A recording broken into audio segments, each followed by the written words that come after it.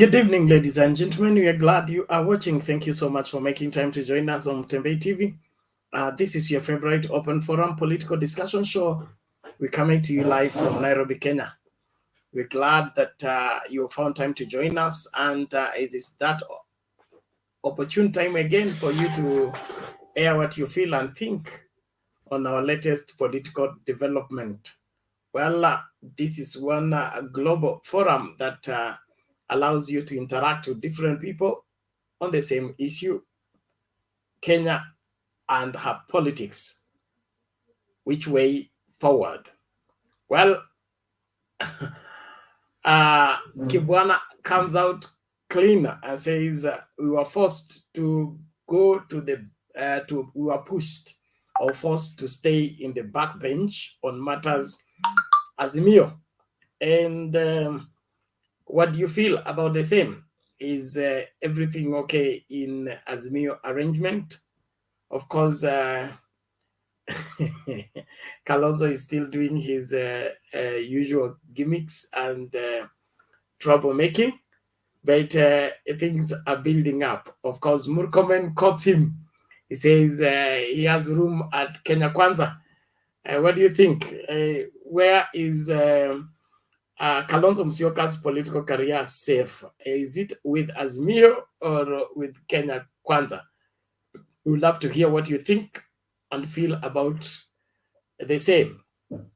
And today, Baba falls short of saying Karua Tosha, both in Kirinyaga, in NANYUKI, and where else? In LAIKIPIA. Is the Karua ticket set? Is that all we are waiting for to confirm by the 16th of this month? We'd love to know what you feel and think about the same. Thank you so much for joining us. The link to use to get into the studio is right now in the comment section. All you need to do is click on it, allow StreamYard to configure your camera as well as your audio, and you will be in this space for us to talk on our politics and how they are forming the look of the future of this great country. Thank you so much for all of you that are coming in fast and furious. I trust all is well. Please, let's keep it right here and keep on talking, lest we start fighting. Salome Mbone, thank you so much for keeping with us. Linet Wabomba, thank you so much. Fred Mobeki, I appreciate you. Thank you so much. Kevin Otieno, asante sana. Of course, Mato, Mark, Dets, thank you so much. We appreciate you. Jimmy KE, asante sana. Karibu kwa show. Kuna nani? Rasta Kanyagi, asante sana. Kuna General Aiza Madenga, karibu kwa show. Kengo Omwangu, we appreciate you on board from Nairobi as usual. We salute you and really appreciate your faithful followership. Kuna Wycliffe Asewe, asante sana. I say I'm on board for the night show. Salutes team night shifts and na wengine wote asante sana. Albert Nyangoya, thank you so much. Joram Ongalo, asante sana, karibu kwa show. Judith Richards, we appreciate you, asante sana. Kuna Favor Akita, karibu kwa show. Kuna boy hiyo ingine sita Kiali, is it Kiali or Kili? Okweyo, asante sana. Let's keep talking. Little Wolf, hello to you, thank you so much. Frank, asante sana. Muluya wa Mwiki KE, Baba Tosha, asante sana. Kevin Kianani, Kiane Angu, asante sana. Kuna Geoffrey K, Kepkwen, asante sana. Kuna Edwin Manyilila, wow. Thank you so much, we appreciate you. This is Timothy Rotich, thank you so much. Elisha Ochola, kuna nani? Erico Recross, thank you so much. Eric Robert, karibu kwa show. Dominic Odida, asante sana. Link ni hiyo hiyo tunashare, tafadhali. Unatumia hiyo link na ukiklik kwa link hakikisha unaruhusu StreamYard ipange kamera yako na ipange audio yako. Kama uta interfere nayo, basi utaweza kuingia kwa screen, hata ukiongezwa hautaweza kuongea. Asante sana kwa kila mmoja anayejiunga nasi katika kipindi cha leo. Tunawakaribisha nyote mahala popote mlipo. Maoni yote yanakubalika, bora tu yakuwe ya ukweli na inayofanikisha na kuifaidi inji hii. Asante. Tuko huyu. Make sure you keep your mic mute, please. When you get into the studio, make sure you keep your mic mute. If your mic cannot be mute, it means your configuration is not right, and so that becomes a problem altogether. James Blue, namna gani? Salama sana rafiki yangu. Tuambie hali ya mvua. Nadhani ni kila mahali. Baraka ya mvua. We thank God. We thank God. Let it sweep away all the problems.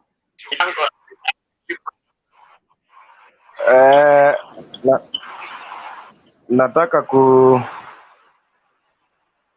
kuchangia mada ya leo kwa ufupi sana kwa sababu ya mvua.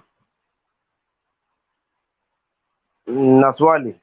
Sasa nyinyi watu wa Kenya Kwanza, mkikaribisha Kalonzo na vile tu mmesema irreducible minimum ya Kenya Kwanza, they must have somebody from the mountain to deputize Dr. William Samoei Ruto. So what is the position of Kalonzo if at all is going to be convinced to join this Kenya Kwanza? Watu wa Kenya Kwanza, hiyo mtanijibu. And a thing I noticed also about our rallies in Mount Kenya. Nimeona baba ameachia is actually is not playing is not playing so much. Ameachia kina Tuju. He was trying to explain the cause of all this drama we are seeing. Somebody was given the responsibility. Instead of ensuring that the track record is clean, then you come back to Kenyans to ask ile yake 10 ilienda wapi? So aliona 5 imekamilika, na hii 5 ingine aliona ni kama ni mingi sana. So he decided to start campaigning, and that is what we actually anticipate to be the beginning of the fallout of the two. So if you are told just walk, things are going to be okay, then instead of walking, you are going the opposite direction. Unaanza sasa kupiga kelele, oh, yangu 10 yake 10. You are reminding people each and every day, mimi ni naibu wa rais. I'm not a madman. You are reminding people that you are holding an office that we already know. So rais nadhani alikasirika akasema, now it's better to have just the junior officers to back him up, actually, to achieve what he saw was very possible to achieve. Sasa pia ikakuwa ngumu, because imagine somebody fighting you from within. Unataka kutimiza ahadi, alafu sasa ule mtu ulienda na yeye kuomba kura is the one fighting. So somebody is antagonizing from within. So you see, the implementation of all this Big Four agenda and many other issues actually became a problem to the president. So unaona Uhuru alikuwa amekasirika akasema, no, I'm not in Ukraine, I'm not the cause of all these things. Ask that person, kama tumekupatia responsibility ya kuchunga kondoo, then you come back, 2 are missing, tomorrow 3 are missing, the other day. So you see, we better have a change of the person in charge of the flock, because tutaamuka siku moja kama kondoo wote wameenda. So unaona kina Rotich walienda nyumbani, watu wa treasury, some people actually reshuffled, iko kina Keter. We were paying much bills, lakini sasa at least tunapata afueni. Ukilipa tokens haiishi haraka kama kitambo. So tukabadilisha maneno, ingawa pia walisema yakimwagika hayazoleki. So I think the two, hata kama unasema sorry boss, I am just a phone call away, sidhani kama Uhuru ni mshenzi sana. He will not actually fall into that kind of a trap. Hakuna kubembelezana, iliisha na ikaisha. So gentlemen, naona Karua fits. Karua actually is the best candidate to deputize Baba. Thank you so much. Okay, asante. Bwana John Mwangi, keep your mic mute until it's your turn to speak. When the mic is on, it provides a feedback that irritates and creates noise instead of communication. That is the reason why. Thank you. Nyateko Alila, habari ya leo? Yes, Bernard, habari ya leo. Fiti fiti. Asante sana. I can see the panel is in order. Yes. And I always thank you for this opportunity. Now to maybe my contribution on today's topics. I want to focus mostly on a specific area. There's this Kenya Kwanzaa team. People like Rigathi Gachagua, Murkomen, William Ruto, Kimani Ichung'wah. You know, I have never seen any kind of hypocrisy that is displayed by people that I've mentioned, mostly led by their core team leader, William Ruto. I have never understood how a ninja would run around telling Kenyans that he is a bottoms-up person. He cares so much about the people down there, wale hawajiwezi. Yet in his doings, in his plans, he trashes all these people. I've looked at what William Ruto has done in the nominations. He has actually made sure that the people at the bottom remained at the bottom, and he has lifted the people that were beat in the average to higher levels, and those who are even at the higher level, he has pushed them even higher. So there's some level of hypocrisy that I don't understand where it's coming from. When you look at what, for example, they have done today during the burial of Johnson Muthama's daughter.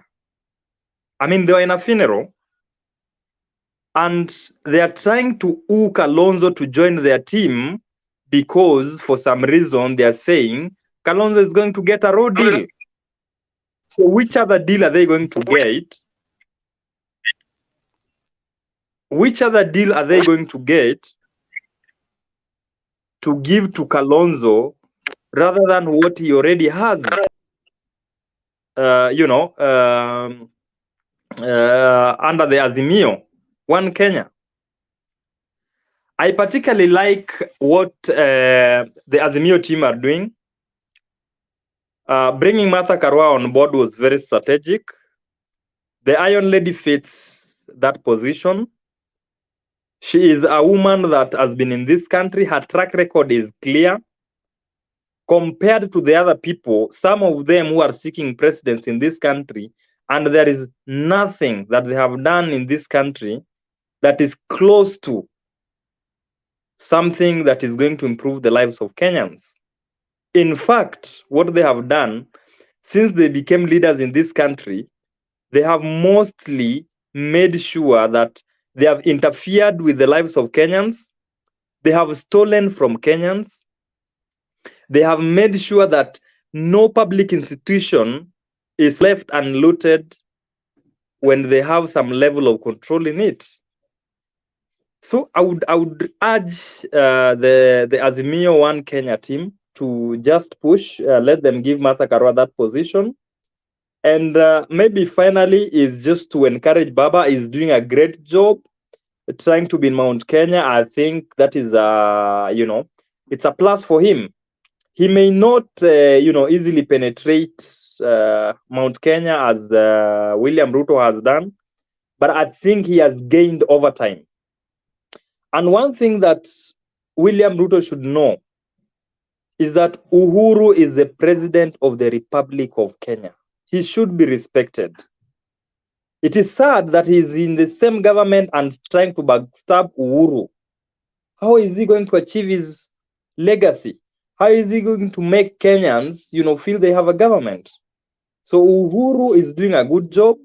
Baba should support him, and William Ruto should just concentrate in what he's doing in the opposition and his lieutenants. Let them continue being where they are. So Bernard, I will not, proceed beyond that, unless there is something that I particularly would like to pick up from maybe a comment from somebody based on the contribution I've received. Other than I'm bringing it back to you, Bernard. Asante sana Bwana Lila, tunashukuru. I think there is no matter rising. Let's get this before Clint comes. Tusikilize hii video, alafu Bwana Mwangi nimekuweka quarantine because you're not keeping your mic mute. If you don't keep your mic mute, you're creating problems, and so you will be helped. And the only way to be helped is to be kept in the quarantine. So stay unmute until it's your turn to speak. Sawa sawa.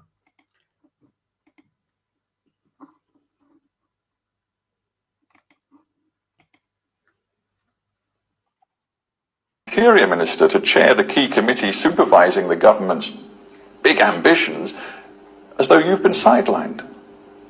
Those sideline stories are stories that have no basis at all. The functions of deputy president, the functions of a deputy president are in the Constitution. But if the president no longer trusts you... The president and I agreed on how we are going to make government much more efficient and to deliver. His committee has been instructed to supervise all the key government projects and ambitions in the Big Four agenda. Not you, him. His committee is a cabinet committee. That committee reports to the president and myself.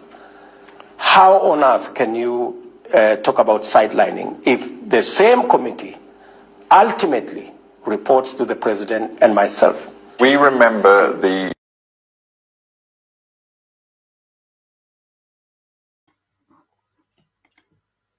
Bwana Clint, utatusaidia kufafanua hilo. Karibu. Bwana, mimi si Bishop Anthony wa kufafanua vitu, Ben, I think William Ruto venye alikuwa anaongea hivyo, amesema mind yake kulingana na venye alikuwa anaelewa the executive order. Because even most of us, it took us time to understand what exactly the president meant by elevating the likes of Matiang'i. And again, Ben, back to story ya Kalonzo. Kuna mtu ameuliza hapo swali nzuri sana kwamba sisi watu wa Kenya kwanza tunamwambia atapewa road deal uko Azimio. Lakini akisema anakuja kwetu tutampa nini? I think siasa bana, the politics is very interesting. Hata kama hatuna kitu cha kumpea, tunataka tu atoke huko. Aseme tu amekasirika, pengine wafuasi wake kama 500,000 hivi pia watakasirika. Waseme kama mbaya tupatie William, na hivyo tutakuwa tumegain. Lakini as an Azimio supporter pia naona kwamba tusipompea running mate itakuwa ngumu kwetu, because the 100 days Martha Karua cannot marshal Mount Kenya to deliver the highest number of votes compared to what William will get. Again, Ben, kwa hiyo hizo cheche za maneno hapa na pale za jana I'm an Azimio supporter, lakini on this I'm with William. Kwa sababu William has been lying low for too long. And the president is in public saying kwamba ilibidi amtafute Raila kumsaidia. Na Raila alitafutwa 2018 March. Election tulikuwa nayo 2017 October kama 26th hivi. So that is a period of less than a year. Ashapata rafiki wa kumsaidia. All this long, Ruto hajakuwa kwa serikali azin. Hatujamuona akihusishwa in the decision making table. So why come 3 months to election and you start lamenting that William Ruto atoke saizi upate mtu wa kukusaidia? Msaidizi ulishapata 2018 March. Ben, March ni mwanzo wa mwaka. So Ben, hii ni hasira, and I think ni hasira kwa sababu William made it very clear at Nyayo National Stadium that Kibaki was the best president and the incumbent was present, ambaye pia amejigamba kila mahali kwamba I've done what all presidents never did. So I think hiyo statement ilimfinya, lakini alitafuta place ama mbinu ya kurespond, na pia I don't think he did the right thing by responding kama amekasirika hivyo. He could have done it in a sober way. So Ben, rais amebaki na less than 3 months, amalize aende, tuende kwa uchaguzi, tumchague rais tumpendaye. I do tell you that as an Azimio supporter, I want to vote for William, but it doesn't mean that I have to hate William 100%, even where I can see with my naked eyes that hapa ameonewa, hapa wanasema ukweli. I have to judge him. I have to give him credit where he deserves. Kuna mtu alisema hapa kwa internet kwamba in 2013 walikuwa wanatumia akili ya William kurun the government. Wakati William alitolewa, ndio hizi confusion zikaanza kuonekana. There is no road that can be built in 3 months time. Hata Ruto akisema saizi venye aliambiwa kuja unisaidie sijui uko wapi, waende waanzishe miradi, haiwezi kamalizika in 3 months time. So just like somebody has just said hapa kwa news, aanze kupanga bagi zake, aseme bye kwa watu ambao walikuwa wanamtegemea, wanampenda, na aende nyumbani. Finally, I think there is a very dangerous campaign going on in Mount Kenya. Jana niliona umeplay video ya sijui alikuwa Musa Sirma ama alikuwa Hold on Clint, one moment. John Mutinda, what's your problem? Stop posting the same thing over and over on the channel. Thank you. Clint, go on. Okay, I think there is a very dangerous campaign going on in Mount Kenya because we all know that is William Ruto's stronghold. But when we start incitements, maybe to turn their minds, I think it's not only in Mount Kenya where Kikuyus are staying. I think we should just be sober in our politics, like Baba has been winning without them. Let Baba go without them, you know? But in the issue of inciting them that William hawezi kuja hapa kujenga kanisa, ende ajenge Kiambaa kwanza, sijui nini na nini, hayo matamshi bana, haya make sense. We know we want Mount Kenya to vote for us, but we can't use incitement maybe to make them vote for us, you know? Kama Baba amekuwa kishinda venye tumekuwa tukiambiwa, me I'm not sure. And I've even witnessed Kikuyus come into this show and testify that Baba amekuwa kishinda. I'm waiting for the chairman of the Azimio campaign team to come out and say Baba pia amekuwa kishinda, though mimi ndio rais. Unaelewa? That's when we will all agree that Baba amekuwa kishinda bila hawa watu na asonge mbele bila hawa watu. Finally, Ben, William Ruto has a right to respond to His Excellency the President, but the manner of the response ndio sielewi vizuri. Lakini president akikuja kama chairman ama campaign manager wa Azimio, then Ruto ashikane tu na yeye masharti, I support. Akikuja kama president, maybe Ruto anyenyekee kidogo, lakini kama campaign manager apewe zake. Na hii siasa ya kurushiana maneno, we know who will win when it comes to exchanging those terms. On that, I beg to rest my point from there. Thank you.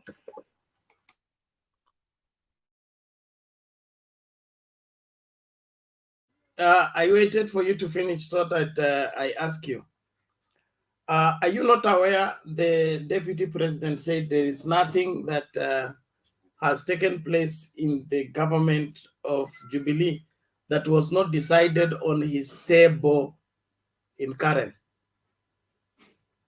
So which part, when is he sidelined, and when is he making decisions for Jubilee on his table in Karen? That one I would love you to explain for me. Okay, when those decisions were being made, let me answer this first. When those decisions were being made in Karen, when Ruto anasema, of which you now want to take that as the truth, maybe he was just defending himself that maybe I'm still part and parcel of this government. Why is the president now crying that William Ruto has not been there kumsaidia kazi? So ni 50-50. Moja analia huku eti nimekuwa peke yangu, mwingine pia anatudanganya huku eti nimekuwa na yeye, venye tu hawaambii ukweli. So do we believe the president kwamba Ruto hajakuwa, or we believe Ruto kwamba amekuwa na amekuwa akifanya kazi kwa ofisi yake Karen? They should tell us the truth. And Mwaso, the symbol of national unity, this is the person responsible for everything. Alivyotuambia akiwa Malulu. By then he was responsible for everything, and hakuwa anataka mtu yeyote wa kumlecture. Leo hii anatafuta marafiki aliyewapiga teke 2018 March. So bana, Clint, unajua, I try so hard to understand you guys and you don't help me. Yeah. What the president said is not what you people are saying. Okay? The president said very well, if you knew that you cannot function and follow the leadership of one Uhuru Kenyatta, why couldn't you resign? Not why can't you resign? That means whether you resign now or not, it makes no difference. Okay? He said, when I needed somebody to help, you are not there to help. You are not there. That means the help I needed, I got it elsewhere, because instead of you helping, you became the sabotage of the government projects and government programs. So Uhuru Kenyatta is not asking for William Ruto to come and help him. If you listen to that statement properly in its context without trying to twist it to suit a particular line of thought. But Ben, when did the president realize that William Ruto was missing in action? No, 4 years, 367 times 4. The president is talking about William Ruto attempting to sabotage the government from within through his sycophants in parliament that he had planted strategically in parliament committees, so that whatever matter is brought up by the president is thwarted. That's why there was a purging. Kwani mbona angalia maneno kwa nini kwa spectacles zingine tu za ajabu. Then the government came into place. The government came into place in 2018. The government does not function like you think. The government is not. Wait, just wait. I explain my point. There are systems that are put in place that make the government function. One of it is there are bills that must be passed in parliament. And if you get in parliament and there are stumbling blocks, you are always threatened. There are 160 members of parliament on our side. And if you dare bring this, we will thwart it down and all that. And then they do press conference. Wanapiga picha kutisha rais. That is what the president is talking about. Hizo vitu zote na vituko zote. But Simba alisema eti tusione amenyeshewa tukadhani ni paka. Then on the same note, let me finish with you because nakujua wewe tutamalizana inbox. Then the government came into place in 2018. The same 2018 March tukakuwa na handshake. These people have the majority in parliament. If it comes to passing of the useless bills like hii yenye imefunga Kalonzo sijui inaitwaje. Hii yenye imefunga maparty leaders ndio wanatoa kichwa lakini hawana manguo. Hiyo walikuwa na numbers. Ikifika time ya kuimpeach Waititu, those useless things they have numbers. But you want to tell me, ikikuja to implement government projects, Azimio or the so-called ODM and Jubilee could not afford to put rules in place, ndio mafuta isiende 300 shillings. Hapo mnatuchezea. You had numbers in parliament. Anything that came to voting, mmeshinda William Ruto. Now 150 MPs alipiga nao picha. Mlimshinda kwa kila kitu. So haiwezi kuwa kwamba passing of useless bills, you have numbers. Making sure that petrol haijapanda, William Ruto is sabotaging me. Then finally, Ben, the president. Ben, one last statement. No. Hold on, time up. Thank you. One last one, 30 seconds, please. Ngoja utarudi baadaye. Wewe mbona unataka kuleta kizaza? Ben, kwa sababu nimekushika vibaya, usinitoe. Just 30 seconds, I beg. I won't talk again. 30 seconds. What is it? Ben, right now, kwa sababu tulimjibu rais jana, watu wakakasirika eti hatujamheshimu. Next time akiongea, tuambiwe ameongea kama campaign manager ama ameongea kama rais, because we can't differentiate ameongea kama rais ama campaign manager.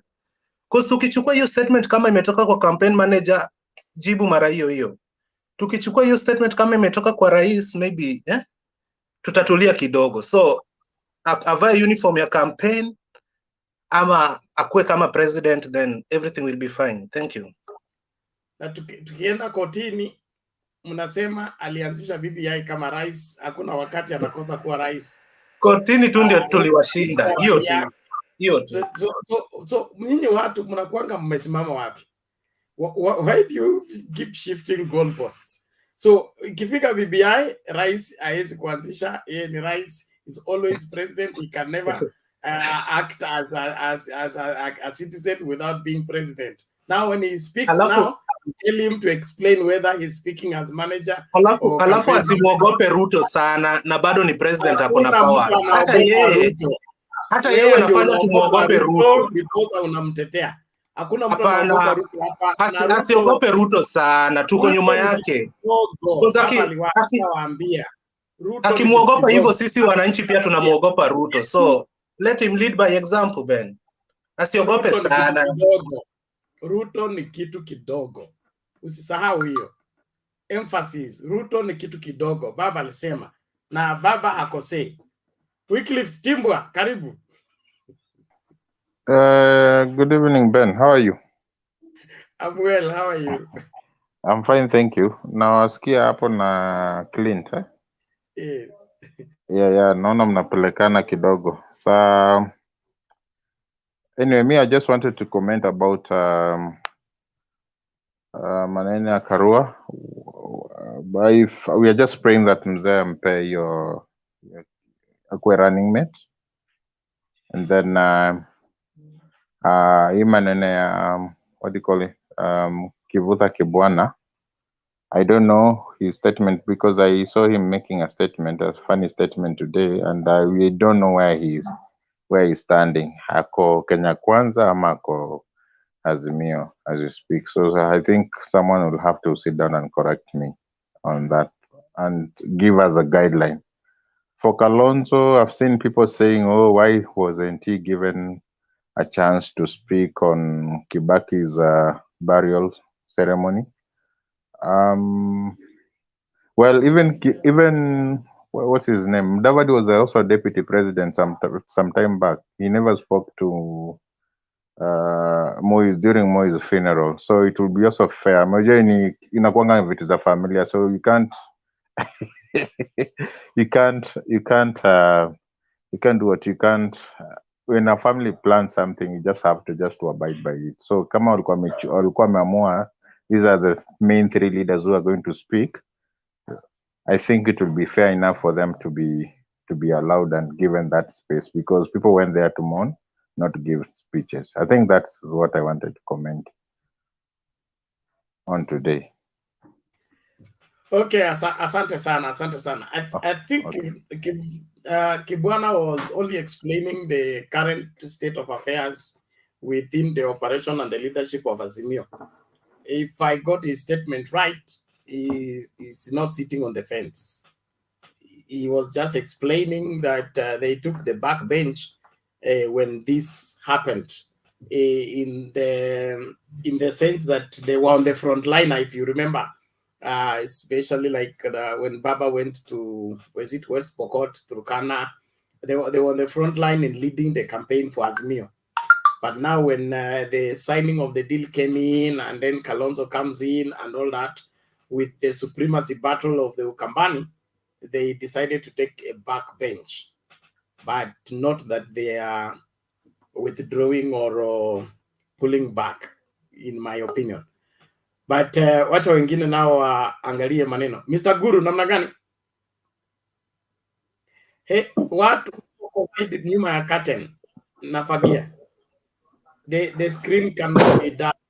Please, Mr. Wycliffe and the rest. So if you must hide, tunakupeleka quarantine.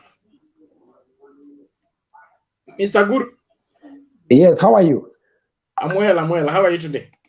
I'm fine. How is the Eid Fitri? Nilingoja kuitiwa mbuzi, sijaitiwa. Wewe ulienda kusherehekea? Nimepita tu karibu na mlango wako nikasahau. Ama kanisa yenu haikubali hiyo? Mimi nisherekeangi siku, nasherekea Yesu Kristo. Okay. Sawa. Tulitolewa kwa siku. Tuko pamoja. Asante. So now there is a hypocrisy that is there in the Kenyan politics. And that hypocrisy is very well articulated by the politicians on the Kenya Kwanzaa political side. When they go talking of how Kalonzo is being undermined, disrespected, they forget just the other day, the same people walikuwa na mkenjeri kwamba anaketi kwa tamak, hata nywele imeisha kwa kichwa, and so on and so forth.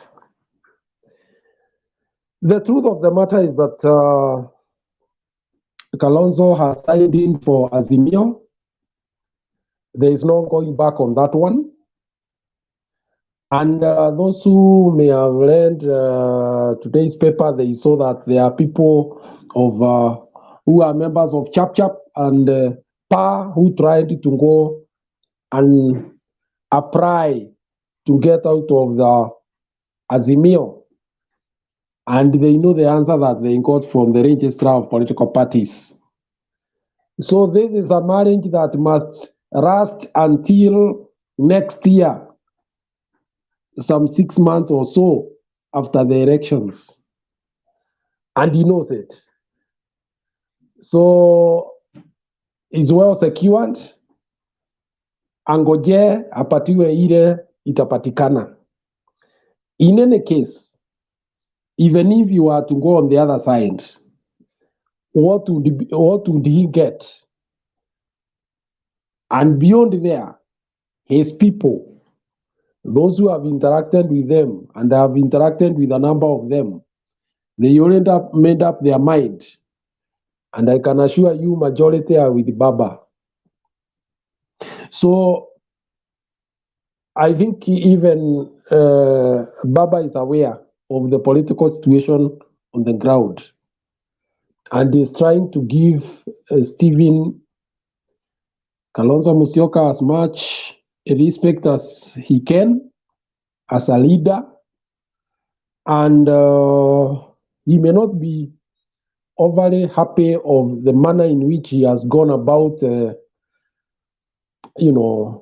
negotiating, because I think even negotiations have decorum.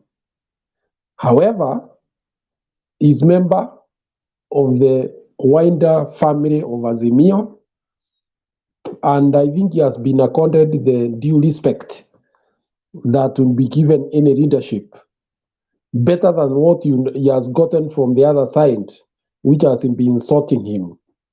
I don't think Stephen is stupid enough to make any other move other than negotiate his position within Azimio. So let me stop on that topic at that stage. Mother Karua is fast approaching as the possible presidential deputy, and I think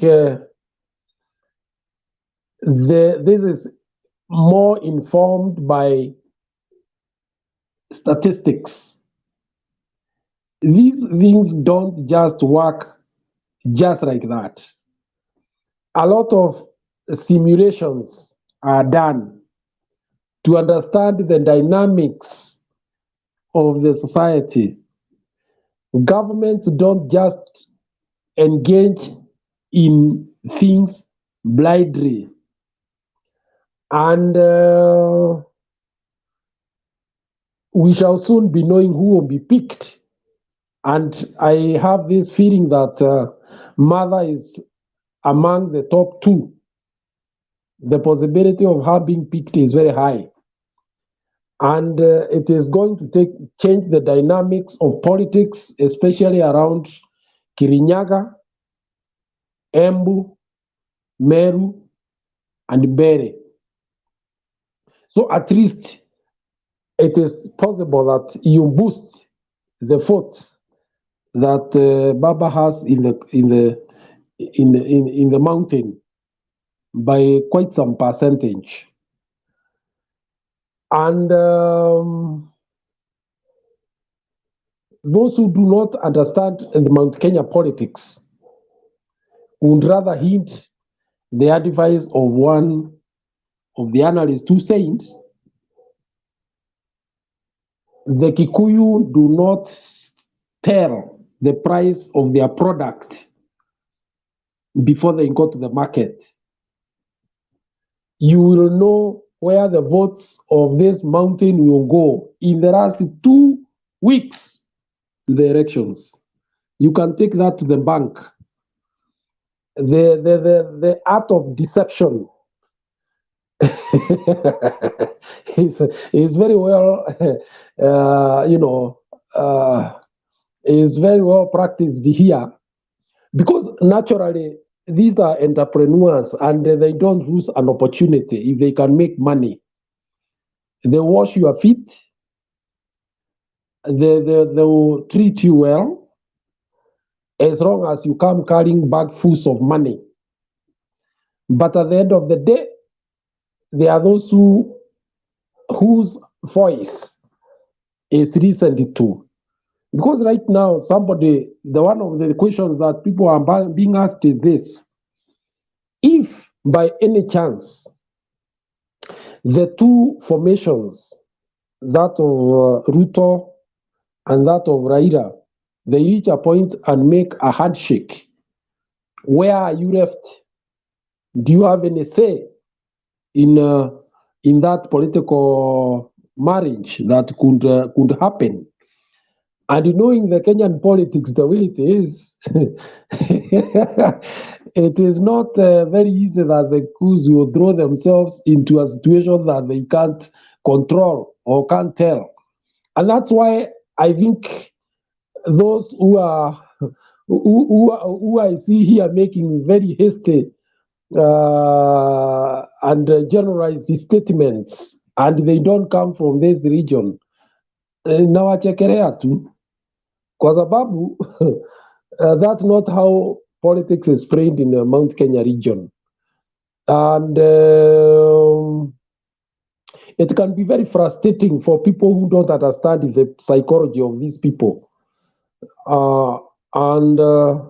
So it is good to bid your time and don't be over enthusiastic when you see a few hecklers here and there, and excitement there and there. You just have to wait for the last 2 weeks to the elections. That's when you know which direction mlima inaenda. Lakini vile naangalia ni kwamba mzee anaendelea kupenya polepole anapenya na itakuwa hivyo. Can you imagine the other day, can you imagine today people are wearing attire that is bearing Raila Amolo Odinga proudly in Mount Kenya region? The cap, the t-shirts, and any other paraphernalia, something that has never been seen. So let's be careful when we make generalized statements. Otherwise, let's not also vile mzee Atwoli alisema, I would hate to hear any of our persons who have been in this forum amenjitia kitanzi. Otherwise, hatungetaka miti ikatwe. Asante. Thank you Panaguru. Nashukuru sana kwa maoni yako. Wenye kukata miti waendelee kukata miti, lakini ukikata unapanda ili wawezi tumia mti ule mchanga kujitia kitanzi. So ukikata ile mkubwa unapanda ile ndogo ili kusikweza mmomonyoko udongo na kuharibu mazingira. Lakini ningesema hivi, kulingana na vile siasa zinachezwa sasa hivi, ni kama mrengo wa Kenya Kwanza ushakubali kushindwa, kwa sababu uko tayari kuchukua chochote ambacho Azimio inawacha. Kwanza wanamlilia Kalonzo ili Azimio ukimwacha wamchukue, na wanaona tu hawezi kupokea chochote isipokuwa Raila akataliwe ndio wakubaliwe ama wakubalike. Raila akikataliwa mlimani watakubalika, lakini akipokelewa mlimani hawana chao. Kwa hivyo they are already playing the second fiddle, and I think they are preparing themselves psychologically.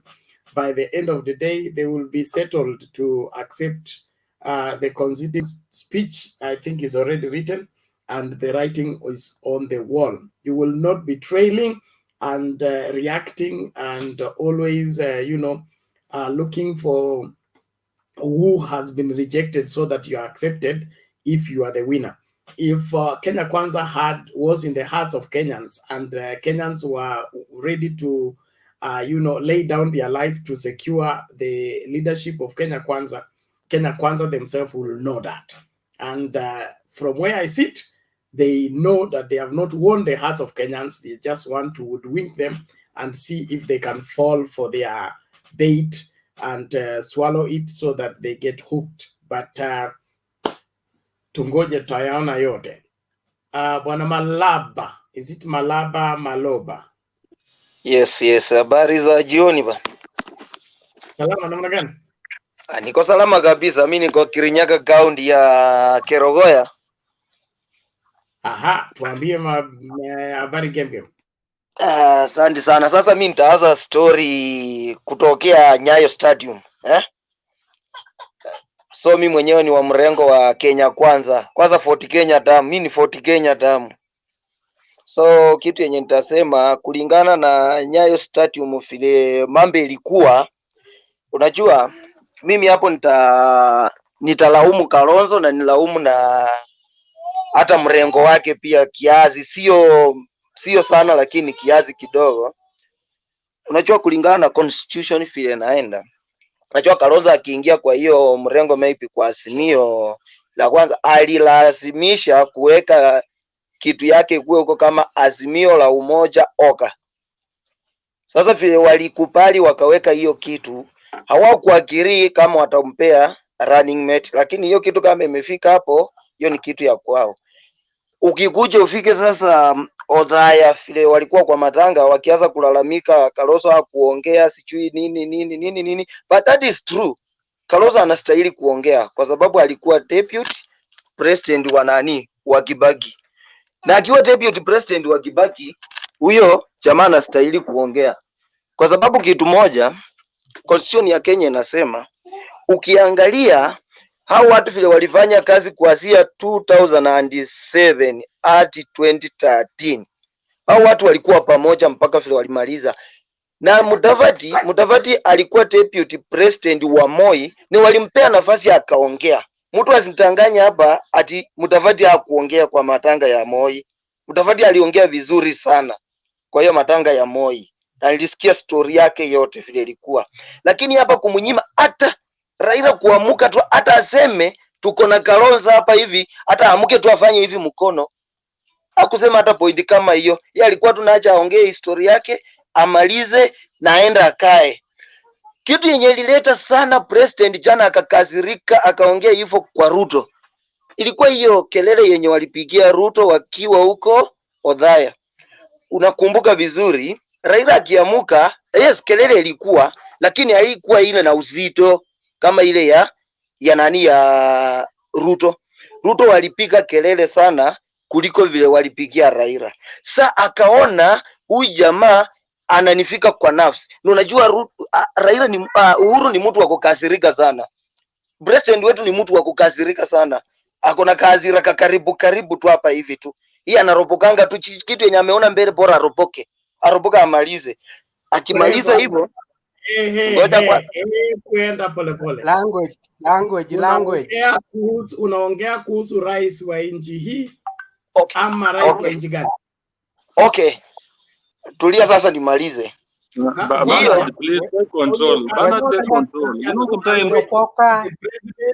Na ukisema president anaroboka, what do you mean by that? Bernard, suspend the guy. You don't have to allow these people to beat up. Aende kabisa. Head of state, you cannot let the guy go. Order everybody. Watch aende. Please Bernard, ngojeni kwanza, acheni hiyo maneno tafadhali. Don't forget. This platform does not exist for us to we also exist to educate and help people understand. Okay, so relax. If nikishindwa control Malaba, nitawaomba msaada tafadhali, lakini maneno ya wewe kwa mute na kuanza kushout, that is out of order first and foremost. Okay, so wana Malaba, ningependa first and foremost, you must withdraw that statement and understand you're talking about a president of a country, and this president has not come yesterday. He's been in power since 2013, okay, to date. So we know who is Uhuru Kenyatta. We know when Uhuru Kenyatta gets angry, and we know what he does. So I don't think you're in a capacity to introduce to us who Uhuru Kenyatta is and how he talks. So begin by withdrawing those statements, President Arapoki. Okay, sawa. Okay, sasa ilikuwa sasa nimefika kwa story. So kulingana na story vile iko, withdraw the statement. You usio kufika kwa story and apologize. Okay, basi sawa. Tuendelee basi. You have not apologized. Tuendelee goes. So how can I withdraw the statement and yet I was not finishing my statement? Alex, Bernard, huyu jamaa kwa nini unabembeleza? You know, we must have decorum here, please. President. Stop shouting, okay? Thank you very much. But you people are also running down this channel by shouting. We don't want to shout. We are trying to guide the young man. And you are the elders. You are supposed to hold his hand and help him. But mnataka kuua yeye. Sasa nyinyi, you are supposed to circumcise him and help him find direction in life. But you are the first one to throw the stone. Relaxing tafadhali wazee. Lazima tuokoe vizazi vijavyo. Na njia moja ya kuokoa ni kuwafundisha nidhamu. Sawa sawa? Thank you. Wanamat. Yes, Mr. Guru. What do you do when you take a young man to circumcise and he refuses to get into the water?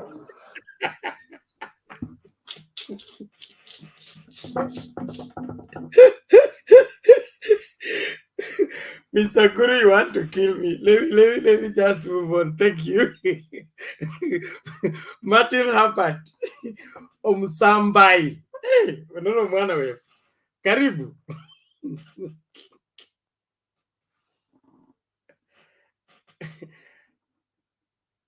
Omsambai, unmute. The mic is beside your name.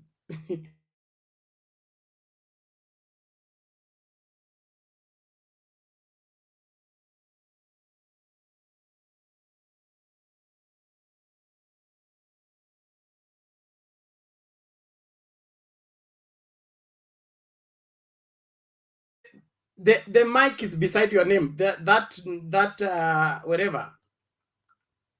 Just beside, you click on the screen beside your name, you unmute, then we can hear you when you speak. If it's not responding, then hapo kuna ngoma.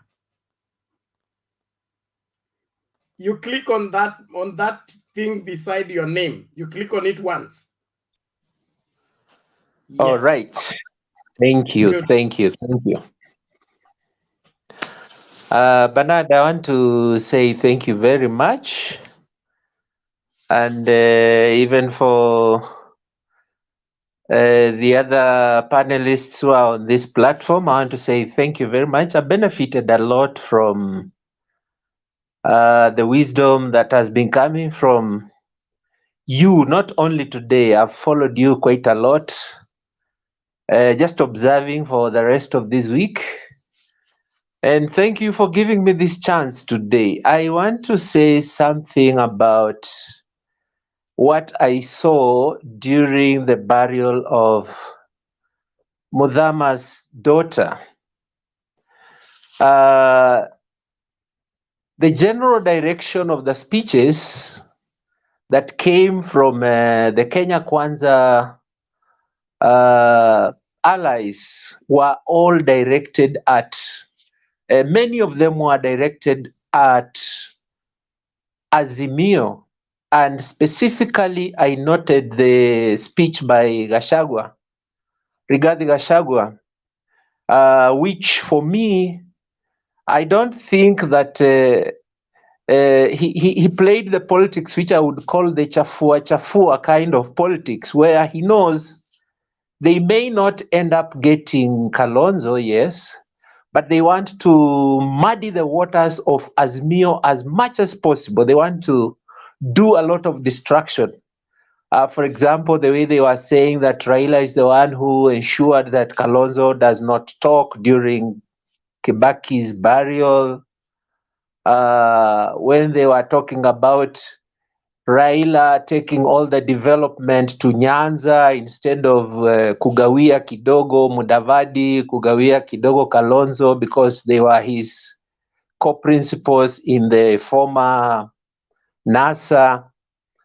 And we know that the development which he was talking about, the roads in Kisumu, for example, if you go to Kisumu town, those roads were there even before the handshake.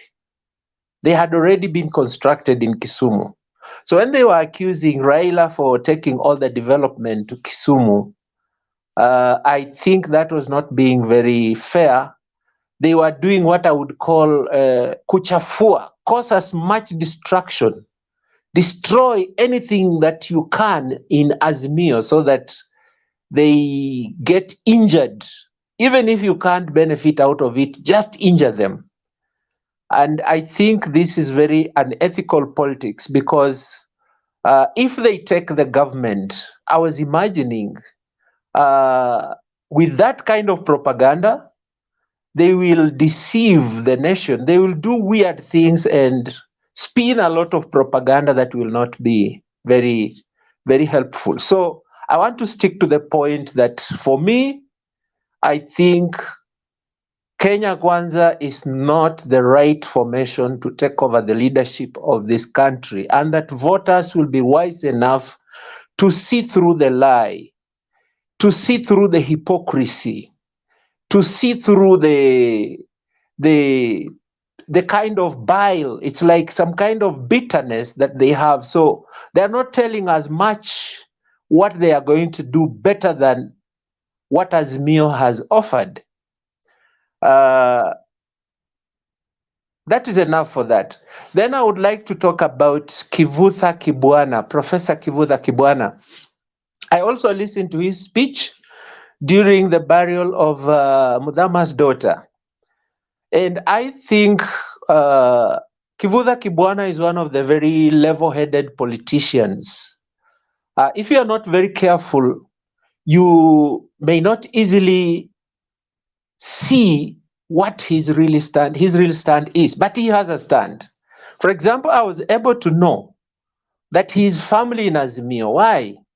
Because when he stood, he was saying, he was congratulating the Kenya Kwanzaa group that thank you because in Ukambani you have taken Mudhama to be your chairman. But you should also remember that Kivutha Kibwana is playing in Azimio FC while Mudhama is playing for Kenya Kwanzaa FC. He was coming out to identify himself with Azimio. Then there is that statement where he said that when Kalonzo came to Kenya Kwanzaa, it forced them to go to the bench. I understood him to mean that being a gentleman, if you look at, my understanding is if you look at Kivutha Kibwana's politics, it's like the Kibaki kind of politics. This is a guy who will not come out to do very weird things. He remains himself, but he holds on his stand. For example, he said that when he was giving his speech, you could see him come out and talk about the funeral the way you would talk about the funeral of a bereaved family without going into the political extremities. And he said that when Kalonzo came to Azimio, Kivutha Kibwana and his colleagues, without mentioning them, I think he was referring to Ngilu, he was referring to Governor Mutua. They were forced to take a back seat. It forced them to take a back seat. And he was trying to say they humbled themselves. But the way things are turning out, and also the way Kalonzo played when he came into Azimio, although he has signed into Azimio, but at some point he was causing more harm. For example, I have not understood why he still insists that Sonko should be a gubernatorial candidate in Mombasa when Azimio already has a candidate. And then look at how he has been advancing his wish to be the running mate to Raila. I think he has uttered some things which were not in the interest of Azimio's unity as a coalition. And he was trying to edge out his Ukambani political colleagues, specifically Kivutha, Kibwana, Ngilu, and Chapchap, Governor Mutua. And I think that was not very good of Kalonzo. He was not a very good team player. And at some point I was like, if Kalonzo is taken to deputize Raila, he would start presenting the same problems that Ruto is giving to these are my views. The same problems that Ruto is giving to Uhuru Kenyatta, for example. We want a deputy president who will be a good team player with his boss, a deputy president who will not start advancing his own ambition even before his time comes, who can serve with grace, decorum, and collaborating to the optimum with his boss. I think Ruto has been a very bad example in that. And then finally, I would want to talk about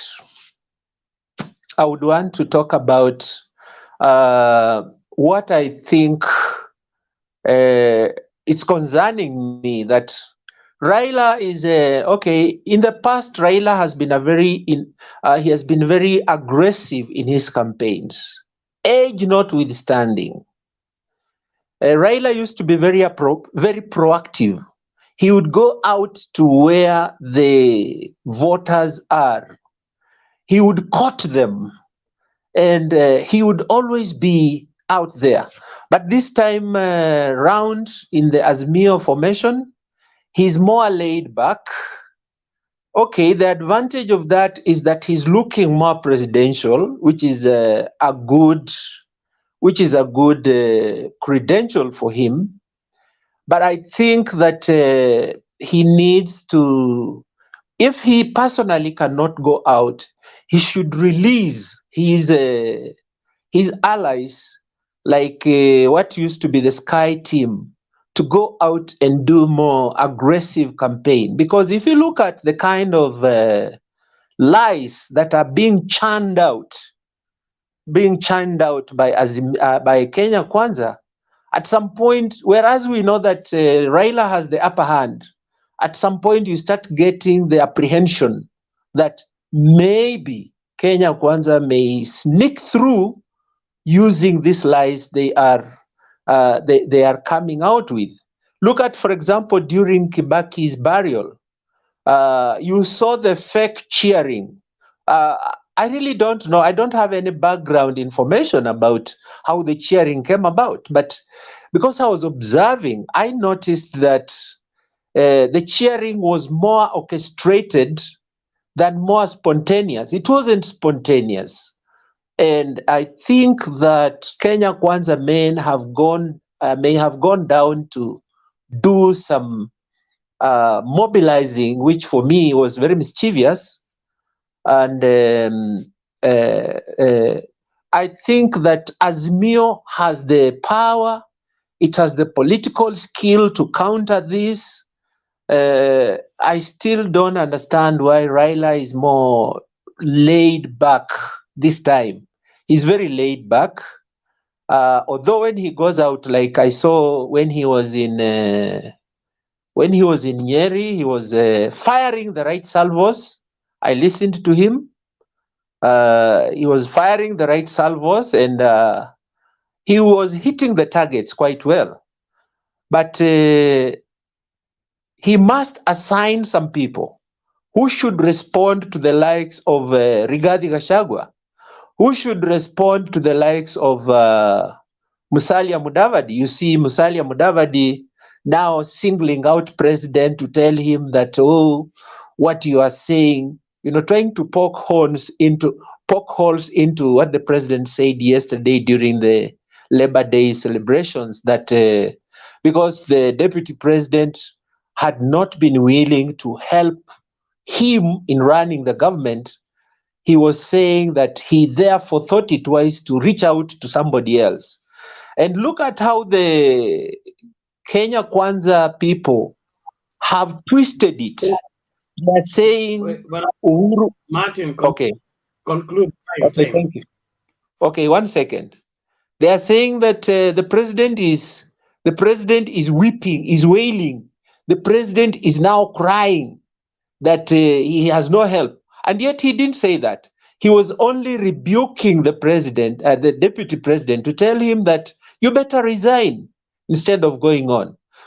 Otherwise, Bernard, I think this platform is good because I can see there is a lot of very honest conversation going on. And I think the conversations that are coming in are very, very informed. Although I might say the majority of people here seem to belong to Azimio, which is not bad, which is good. Thank you. Okay, asante sana Bwana Martin, tunashukuru kwa mchango wako, maoni yako, na mwelekeo ambao umechagua kusaidia Wakenya. Probably on Raila layback strategy is part and parcel of strategy. Right now, it has been a season of nominations, and now they are being cleared.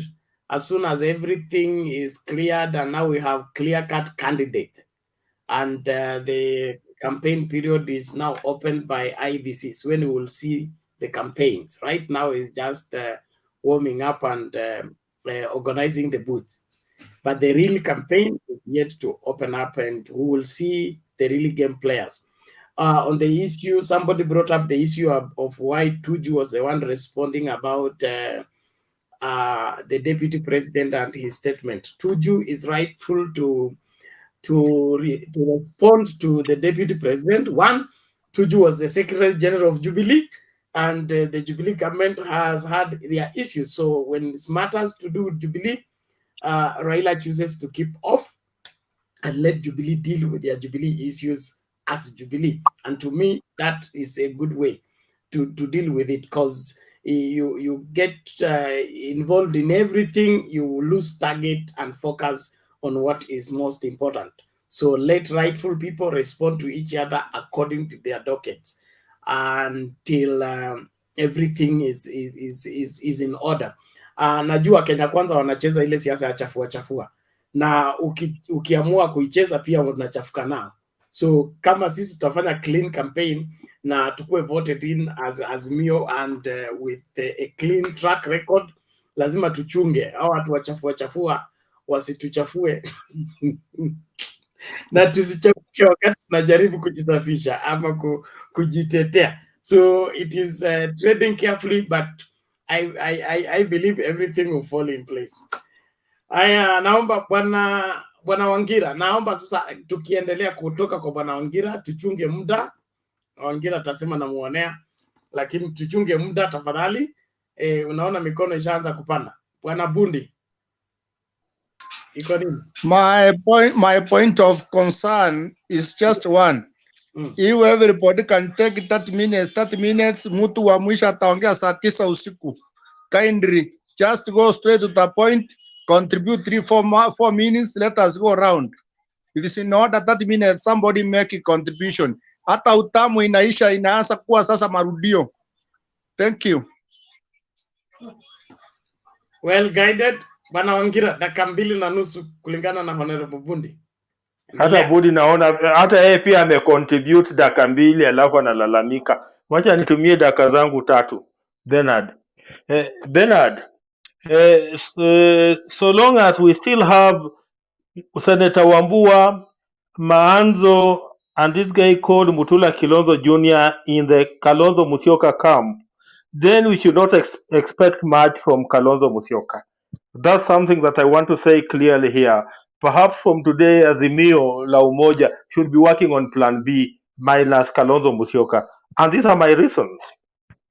You know, if people become so petty to even now start blaming what they claim as state operatives for denying Kalonzo Musyoka a chance to speak in a funeral, then I wonder where we are going to, my brother Bernard.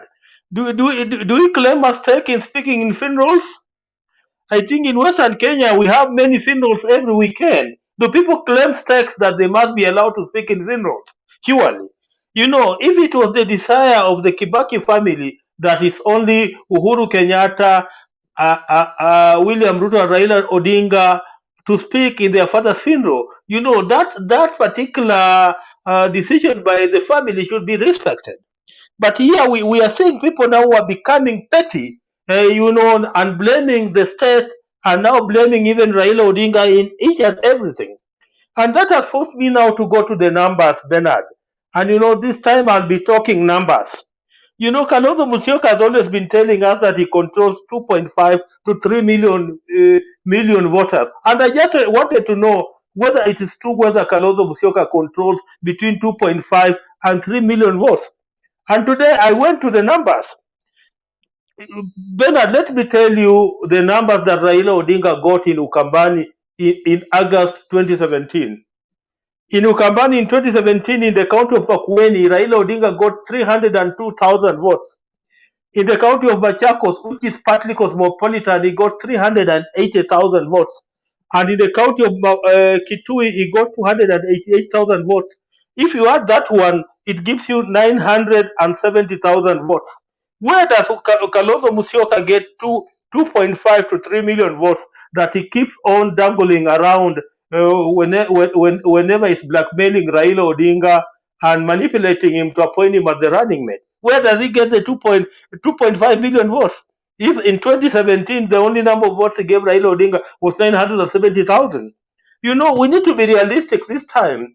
And you know, Raila Odinga must just now go for plan B, hoping and assuming that Kalonzo will not be part and parcel to him.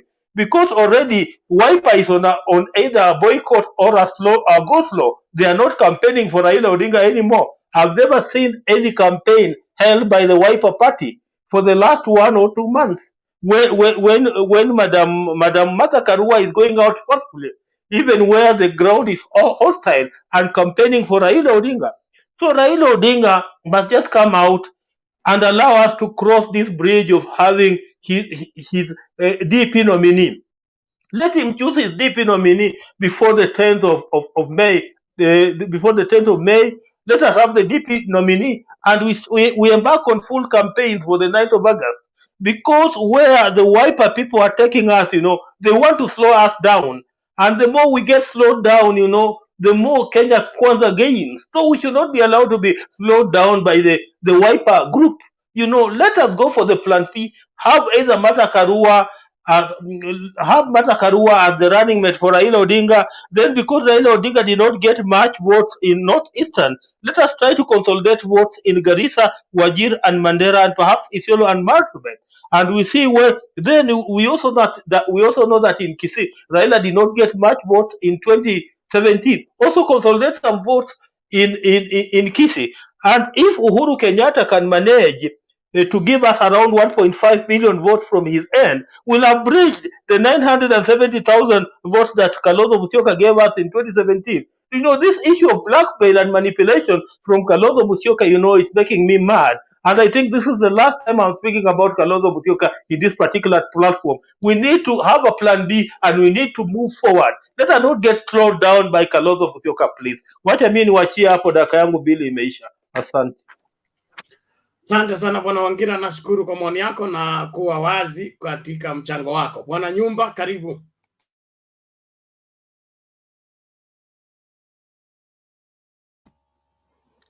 Thank you, Bernard.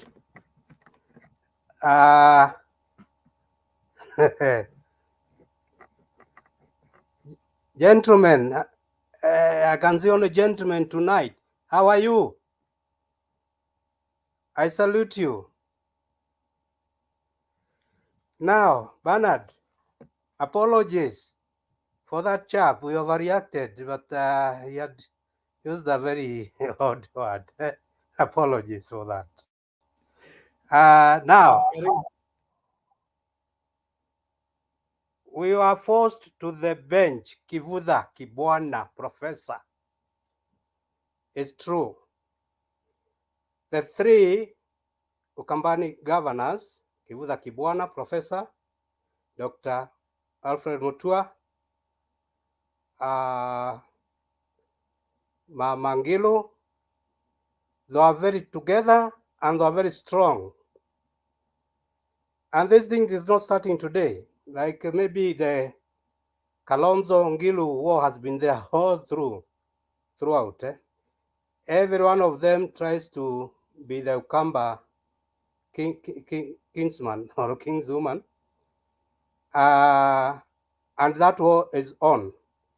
But when Kalonzo came on board of Azimio, it's like they didn't like it and they were frozen. They kept quiet. And that's what Professor Kivutha was saying. They went to the bench. But Ngilu was still acting. You can see even how she mobilized women for support of Mother Karua as the deputy president. So, as Mr. Wangira have said, and also I've said quite often, although the moderators, I congratulate you, Bernard. I congratulate Themba. I congratulate Wekesa. You are not very aggressive. You can coordinate and cool down things. Some of us have been insisting Kalonzo should go. And now, I think should go because he has no maneuvering space. He's cornered.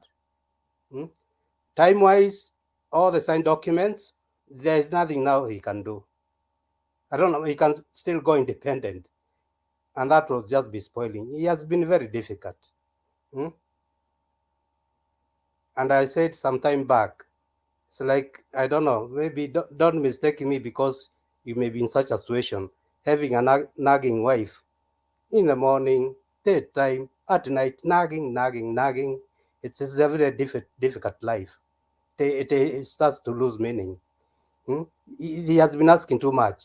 Mr. Angira has said about his henchmen, Kalonzo Jr., Blood, and the others.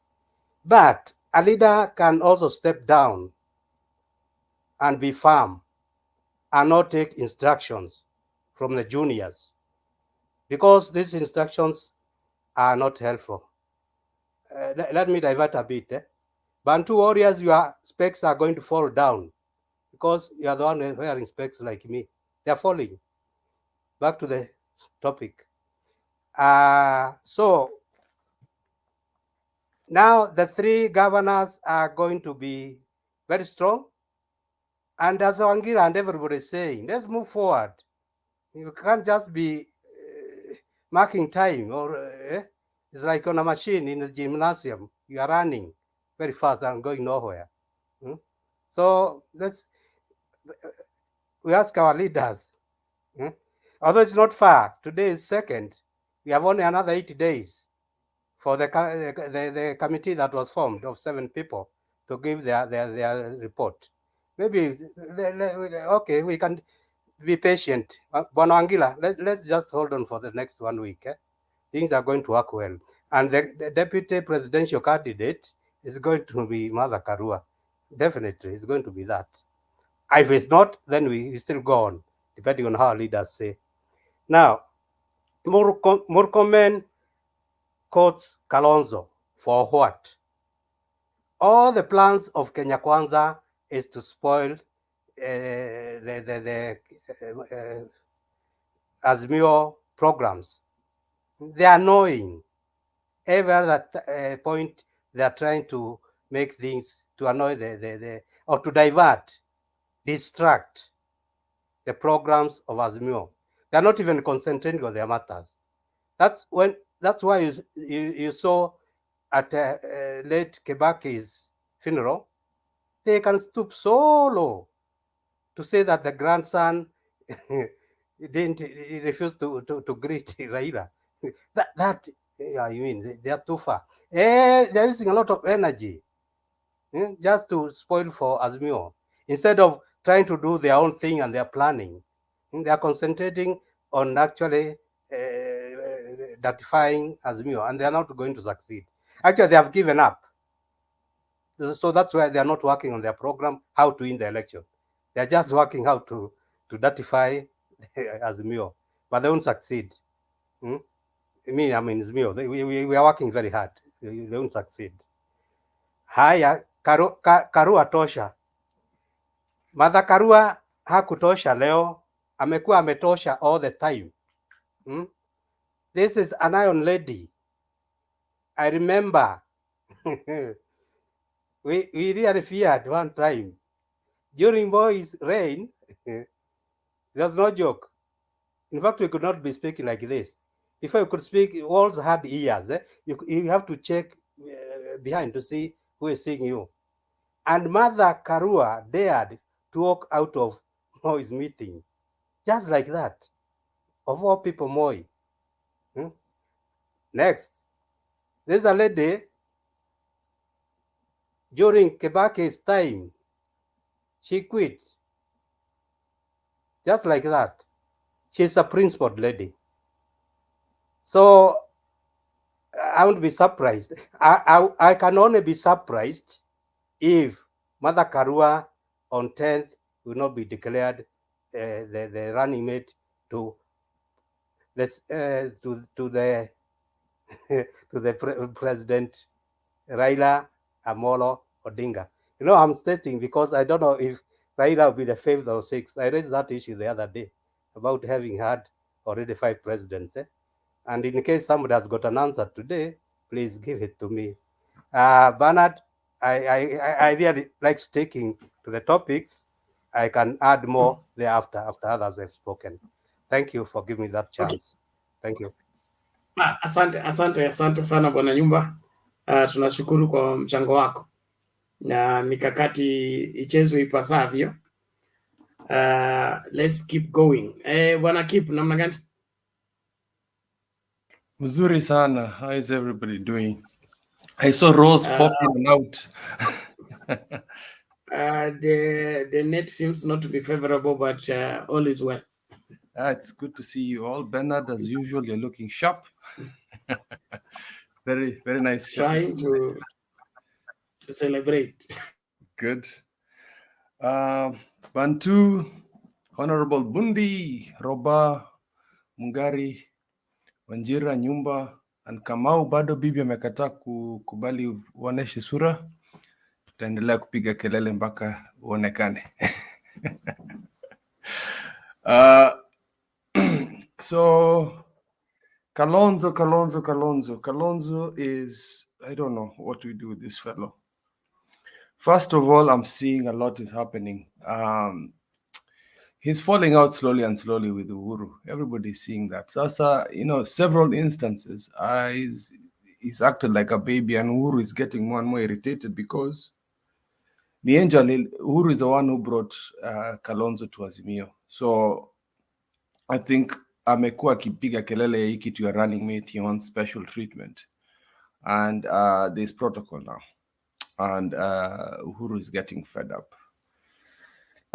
Moving down to Wetangula, having these comments about pushing this running mate issue to the public domain, saying that a senior person like Kalonzo should not be going through the vetting process. I get why he's doing that. He's doing that because these guys are boys. They're friends. Kalonzo once said that this is my political best friend. So they're pushing and pulling between each other. Unaona mwingine anavuta huyu mwingine akuje huku, it's like that. And it's not that, again, we're coming back to Uhuru. It's not that Uhuru doesn't know that this guy is talking to Wetangula or is talking to Ruto. We all know that Kalonzo anaendanga huko Kenya Kwanzaa akiongea. There's a picture that was there in the media when the important dignitaries were going to view Kibaki's body when it was in parliament. You could see there was a moment after. The big story was obviously how Uhuru had snubbed Ruto, but you could see the body language between Kalonzo and Ruto was suspect to me. So I know the state knows that these guys are talking. It doesn't matter if you think that there's a deep state or whatever it is. When you're that important, there are always eyes on you. So it's not like Raila and Uhuru do not know this guy is talking to Kenya Kwanzaa, So hata misi, I really don't care. I understand where he's coming from, honestly, that he's a senior politician. Attend up. Have you ever gone on to a job interview? Like a bench, mnangojanga mkiwa watu 10 mnangoja for the same job. Attack you. And I think Kenya Kwanzaa is throwing some. They need to stick to their own business. I think in the young lady's funeral the other day, Rigathi Murkomen added a few comments about it, and I think it's none of their business. But I think they're trying to put a little oil on the fire, trying to egg Kalonzo in. And there's also another objective. They're trying to egg the Kamba community. They're trying to show the Kamba community, look, Mtuwenu is being mistreated. The risk for that is the fact that, okay, we've got Kalonzo locked at the moment because of the bill we signed. So he can't do anything.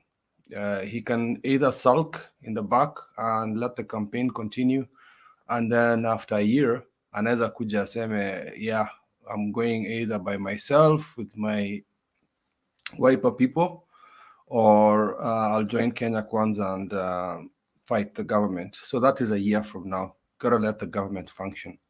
So I think that is his closest move. That's the closest thing he can do. He can frustrate the government if the government needs them for a majority. So for me, huyu mjamaa tu tumwache tu. We are exhausted, we are tired, because as far as I'm concerned, if somebody was really fighting for his people, he shouldn't be fighting. Hata mambo ya cabinet positions, hata mambo ya sijui ambassadorship, parastatals should not be in their mind. It should be more like, what are you bringing for the Kamba community? Why is it the deputy president position is so important for him? What is it in him that he's desperate to get it? But politically, the wheels are turning. Kalonzo, the only thing that I see is going to happen is in 2 weeks, we'll have Martha Karua, and then atanyamaza. He'll be quiet. I think he'll sulk. He'll not come into the campaigns. Labda wakimpatia pesa campaign hivi, alionyesha hiyo document ya campaign, the previous agreements. He's also a greedy man. He wants money. The day that I lost respect for Kalonzo is the day he brought Sonko back in. How do you vet somebody who's Sonko? Honestly, guys, now we have Sonko in Azimio. How does that look for us? It looks very bad. Tulitoa Anne Waiguru. There's a lot of baggage that left. Mudavadi has gone, but now we have Sonko. It's really looking bad for all of us. I would add a little bit more, but because of fairness and kwa sababu Honorable Bundi ameshika kalamu hapo, ana hamu sana ya kusema kitu. Nitaacha hapo.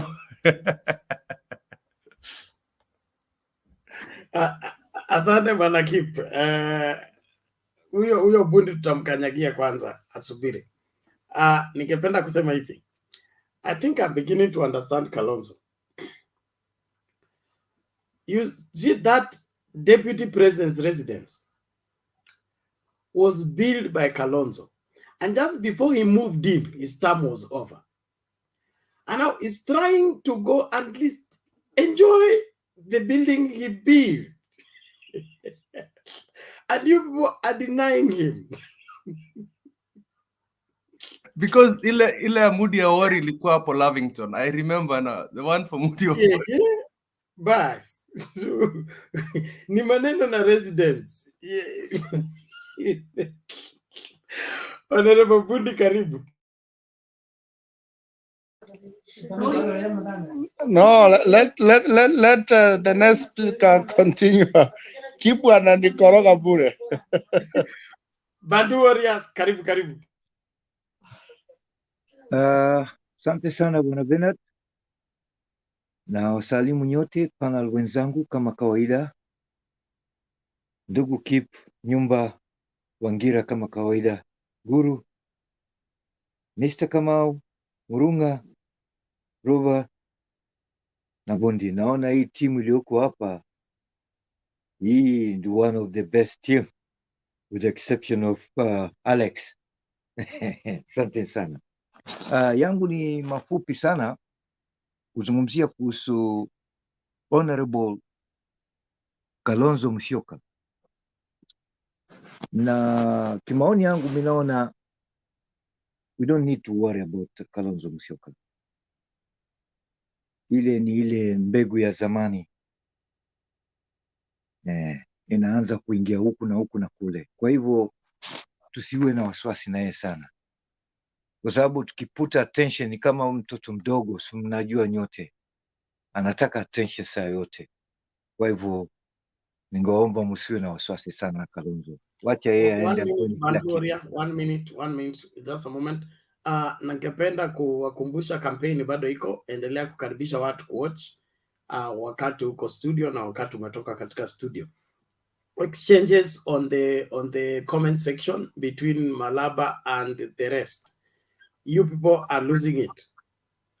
Forget about the derailing of the debate. Let's debate the debate, not this side shows ya kutusiana na kuitana majina. That Malaba has been here. He did not withdraw the statement. We kicked him out of the screen. Now he's there to distract you people to continue answering him. Forget the guy, okay? And concentrate. You are the leaders. Kina David, kina Martin, kina nini ndio wenyeji. Tafadhali guide that wherever department of the debate. Don't follow into the trail that you are being invited into. Thank you very much. Lakini ulimchoma vibaya sana. Wewe keep wache maneno. Bantu ya karibu. Asante sana. Ningeomba tu hawa wanaokuja sasa, mnaona ni kama sasa wameanza kushika makali, kwa hivyo wako organized. Kuna mtu ana organize ama group wana organize hao watu waje watusumbue hapo. Kwa hivyo we have to stand firm,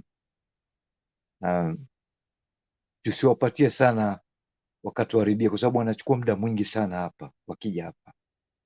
Nikirudi tena kwa mazungumzo yetu, ni kulingamana na baba navyoona mimi na nimeona mambo mengi katika life yangu. Baba ataingia kwa kiti, kwa hivyo msiwe na wasiwasi sana.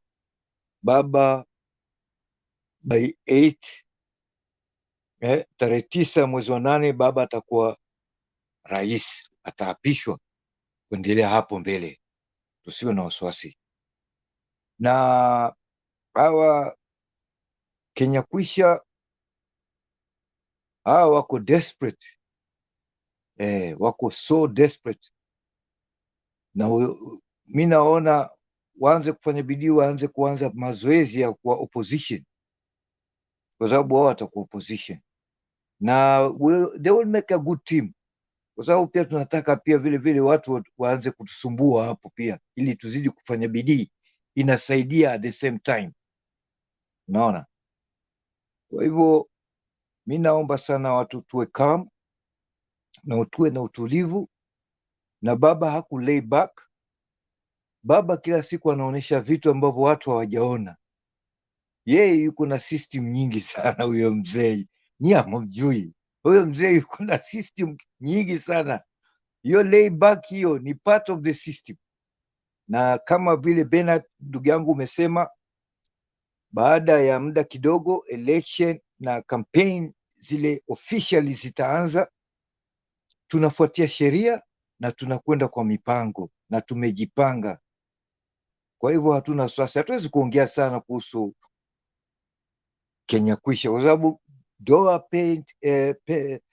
paying attention kwa watu wa Kenya kwisha, kwa sababu wale tukianza kuwafikiria sana pia sisi tunajiumiza. Kwa hivyo tuwe makini, let's focus on what we are doing and put more effort.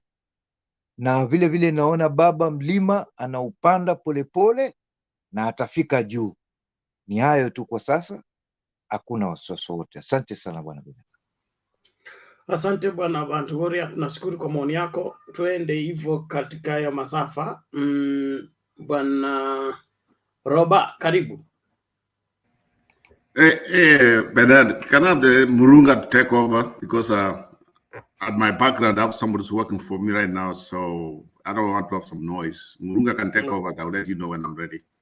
Okay, thank you. Captain Bayebi, there is something amiss with you. Baba Ikulu, Baba Care, Baba what? You are spamming the channel. Just put together your thoughts and post. Don't post one thing over and over again. YouTube is going to penalize us for the same. If you insist, we'll have to block you because we don't want to get into trouble with the YouTube community. Thank you. Wanamurunga, are you set? Yes, I'm very much set, Omwami. Haya, karibu. Ninyi amtaki Khalwale afanye campaign. Kwa nini? Na Khalwale ndio Khalwale n'omulwale. Kwanza wa Kakamega. Khalwale n'omulwale. Khalwale is a sick person, you know. Khalwale means a sick person. A small sick person. Sawa bwana Bernard. Sasa is sick doctor. Sasa leo ni geologist bwana. Achana na geologist. Sasa sisi leo watu wa Azimio, naona baba ameshika doria mzuri upande wa mlima, na nimesikia watu wakiongea hapo kuhusu mambo ya wale viongozi ambao tuko nao wenye wako ndani ya Azimio na miguu moja iko ndani ya Kenya Kwanza. Vile niliwaambia hapo mbeleni, Bernard, and I keep on talking about this. It's either Kalonzo Musyoka is with us ama apotee, because Kalonzo Musyoka alitupata tumejipanga. Yes, tunamuhitaji, lakini asikuje na vikwazo sana.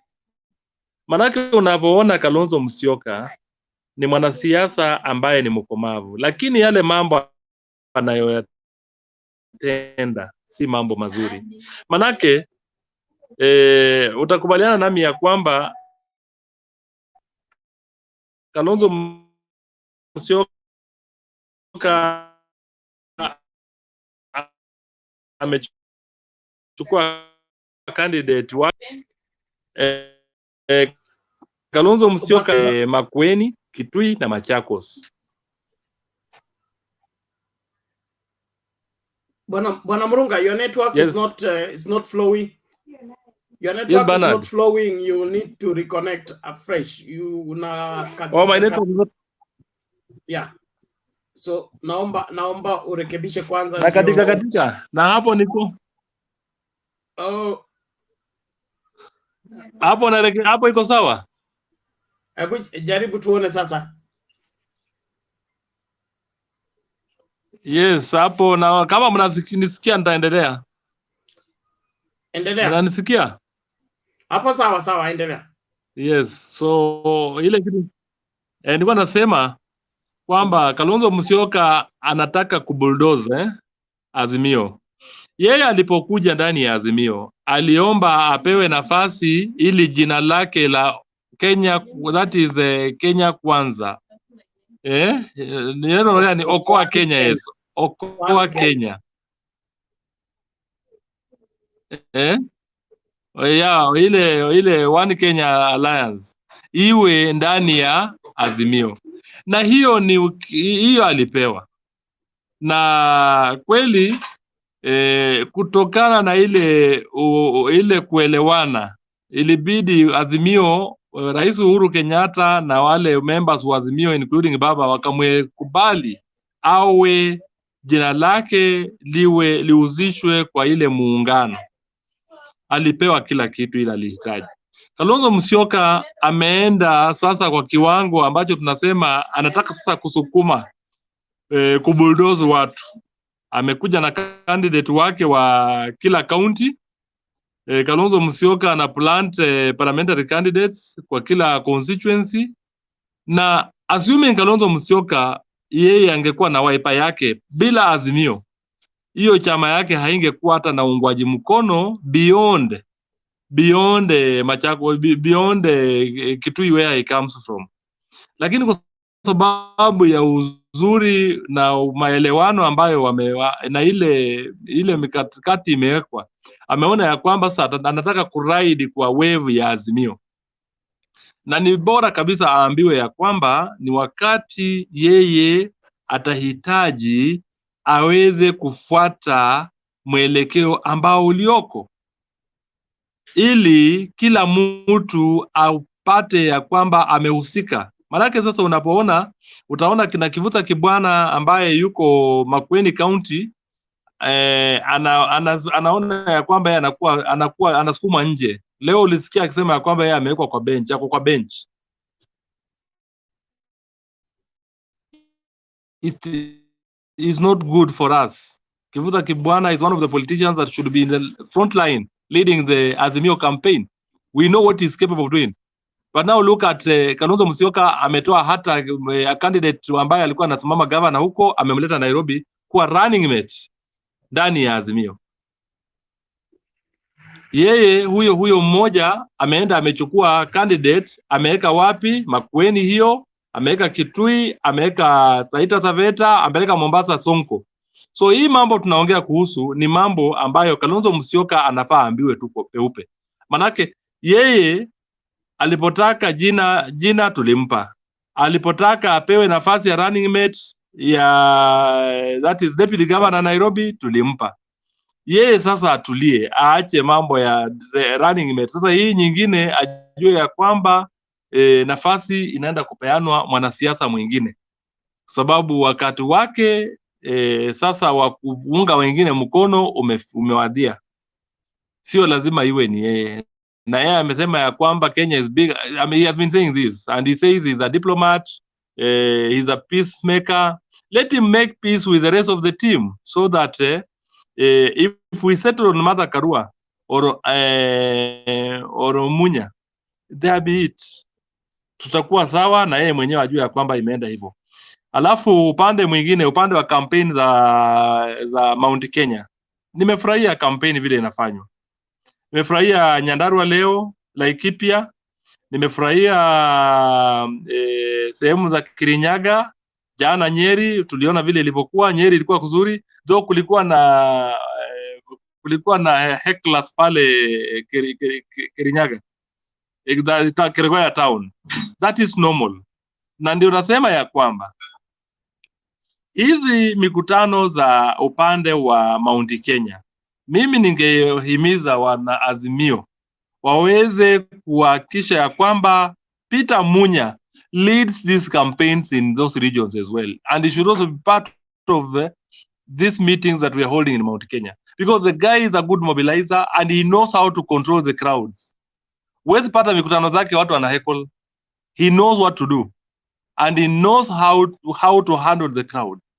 Lakini hawa wengine, yes, ni wanasiasa waliobobea, lakini hawana ile uwezo wa kuweza kuweka watu katika hali ya kusherekea. Now, mambo ya najua haijawekwa hapa, lakini mambo ya running mate naona inazidi kuwa kizungumkuti. Kila mtu naona hata Coast leo Coast wanasema wanataka Joho. Wanasema tupatie wale watu wanataka kuwa interviewed for deputy president. Kalonzo Musyoka amesema yeye hataenda interview ya deputy president, which is okay, but now this is the new criteria. There is no way utaingia bila kwenda katika mahojiano. Lazima uingie katika mahojiano. Finally, on the issue of the burial, Mdama's daughter's burial today, niliona wanasiasa wakiwa wamejumuika pale, lakini kuna kitu lazima tusemezane bana. Tuko na Kalonzo Musyoka kama mwakilishi wetu. Kalonzo Musyoka kwa miezi miwili sijamuona akifanya siasa kampeni ya Raila Odinga. He has not been campaigning. Kalonzo Musyoka, when you talk of loyalty, hapo kwanza ataanguka technically, kwa sababu ako na watu wenye wanapigania yeye wenye hawawezi, na hatutaki mtu atakuja kutusumbua wakati serikali imekuwa formed. So watu wake, unless he tempts his people, then we can also continue actually think about him. But if he doesn't, then it means we are going to do away with him. So yeye kuangalia wanasiasa wa One Kenya, inaitwa not One Kenya, the Kenya kwisha, waki attack Raila Odinga kwa uso wake peupe pale Machakos. That was wrong. Ilikuwa ni makosa kabisa, manake wale walikuwa pale wakikejeli na kumtusi Raila Odinga, walikuwa na mtusi mbele, na hiyo ni ngome ya Kalonzo Musyoka. Assuming it was in Nyanza where Raila controls, assuming there was it was in Western Kenya where kina Oparanya, huwezi fanya kitu kama hiyo. people should speak with decorum. So there is no way you can tell me you're the kingpin of this region, and yet people are talking so ill. Kina Rigathi Gachagua coming all the way from Mount Kenya, wanakuja kutukana watu ambaye ni kiongozi wako wa ile muungano wako na huko na kwako nyumbani. Bana, that is unacceptable. It cannot work. It can't work and it can never work. Hata mimi mwenyewe ukikuja kwa ngome yangu na wewe niko na wewe na mimi wewe ni running mate wangu, uweze control watu kwenu, then it means hakuna kitu tutakuwa tunafanya na wewe. So Kalonzo Musyoka, mambo ya kunyamaza na kusema unless there was something they are planning, unless it's working for William Ruto, who knows? Manake ukiona semi za hawa watu wote na vile walikuwa nena pale, yes, it means there is something that is going on. So let's admit that ni makosa ambayo yamefanyika. Kalonzo Musyoka must style up. If he wants to be in Azimio, let him start campaigning for Raila Odinga, because the candidate here is Raila Odinga. The candidate, our candidate for 2022 election is Raila Odinga. Mambo ya running mate hiyo ni mambo yake, hata tusiwe tunaongea kuhusu. But who is the candidate? If you are in this coalition, then it means you must market the candidate. Mambo ya kutembea kila mahali unatubebea bango unasema ya kwamba it must be me.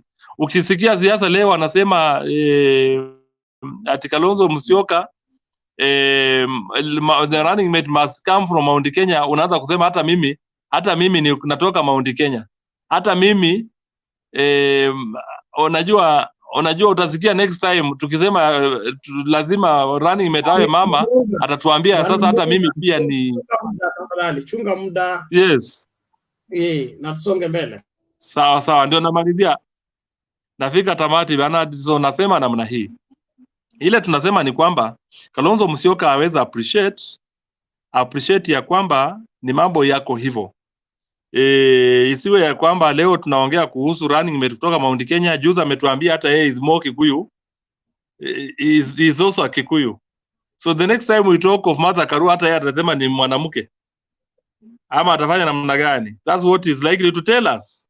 So ile kitu tunaongea kuhusu ni kwamba watu waelewe ya kwamba running mate this time around we must have balance. We have run with Kalonzo on one ticket before, and no, not once, twice. So this time around, very well we're going to form that government. Thank you. Okay, asante Bwana Mrunga. Let's take a short break to Rudy.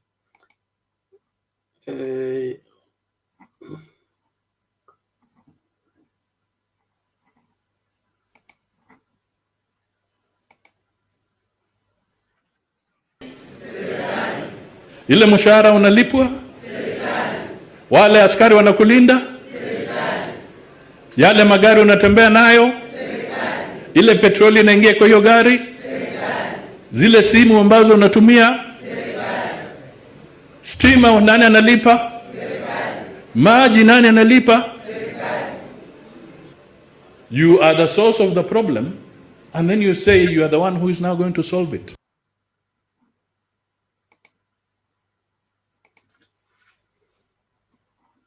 Madharau. Serikali.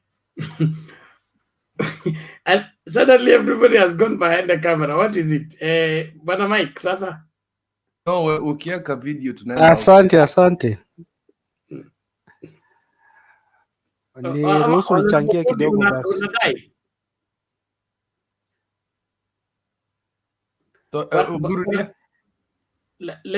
Let Mike go, then we'll go to collect Honorable Bude baadaye. Oga Mike, go ahead. Bernard.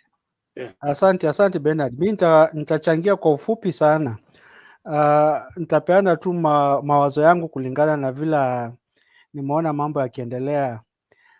Kitu ambacho kinanishangaza kwa siasa, sijawahi ona mpinzani wako akikutetea sana ni kama anataka kusaidia ushinde.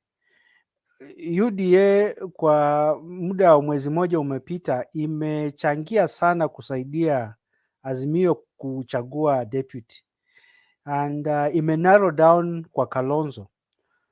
They have even gone further kutusaidia kutupatia CV ya Kalonzo, kutuonesha vile yeye ni mwanasiasa mkakamavu ambaye amekomaa, ambaye anatakiwa kuheshimiwa, which is all true. But kitu ambacho kinanishangaza, nashangaa kwa nini wana haja sana ya front Kalonzo awe deputy wao, which means kuna nafasi na hiyo nafasi haijafunguka leo. Hiyo nafasi imekuwekwa kutoka kitambo. Kama walikuwa na mdhamini sana vile wanasema, wangefanya mazungumzo vile wamefanya mazungumzo na Mudavadi wakamchukua, ingawaje Mudavadi hawajamwambia pia ni mtu wa muhimu sana, sababu sifikiri kama Mudavadi atakuwa deputy, itakuwa by accident kama wamekosa pengine 1 2 3 apatikane number 4 huko. So ule ujanja ambao unaendelea wa kusukuma sana Kalonzo awe deputy kwa Azimio, inamaanisha wamefanya hesabu, na hesabu yao inaonyesha kwamba Raila akichagua Kalonzo kuwa deputy, hesabu yao itaingia.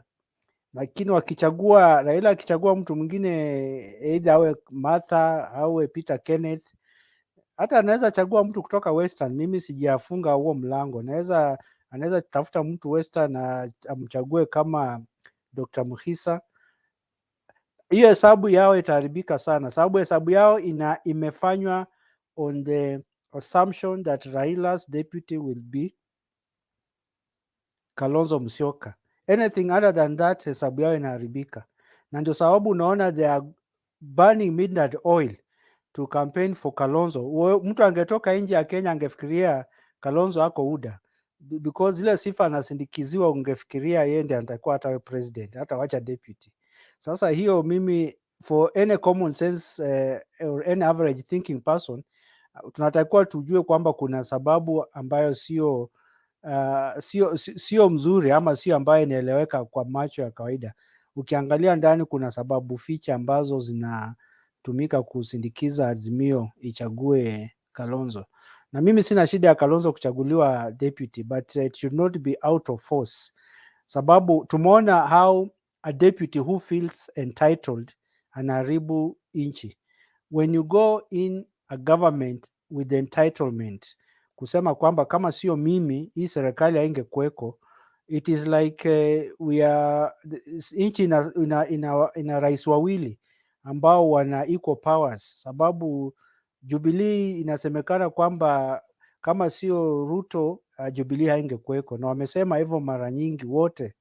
Sasa hatutaki Azimio ingie na president ambaye atakuwa na deputy ambaye anasema kama sio yeye Azimio haingekuweko. A deputy is a support system. He is not a master on his own. It's just a support system ambayo kwa constitution ni mtu ambaye kazi yake inapatikana mara chache sana. Pengine rais amekuwa indisposed, ama by God forbid amefariki, hapo ndio kazi yake inapatikana. Ukiangalia hizi nchi za hapa karibuni, nikiuliza hii panel makamu wa rais wa Tanzania ni nani, hakuna hapa mtu, na wale wanajua ni wale ambao wamekuwa very keen kuchambua siasa za eneo letu. Lakini ukiuliza mtu yote, hata Venezuela deputy president wa Kenya wanamjua. Sasa hiyo sio kazi ya deputy kutafuta maarufu kuliko hata rais wa nchi. Naona mambo ya kupanda mlima, mambo ya kupanda mlima ni kupanda polepole. Siasa, kura zitafuti kwa fujo, na kile Raila anafanya kwa umakini. He has lowered himself down to speak to the people and speak his mind. Wale ambao watamkubali wamkubali, wale ambao kutokana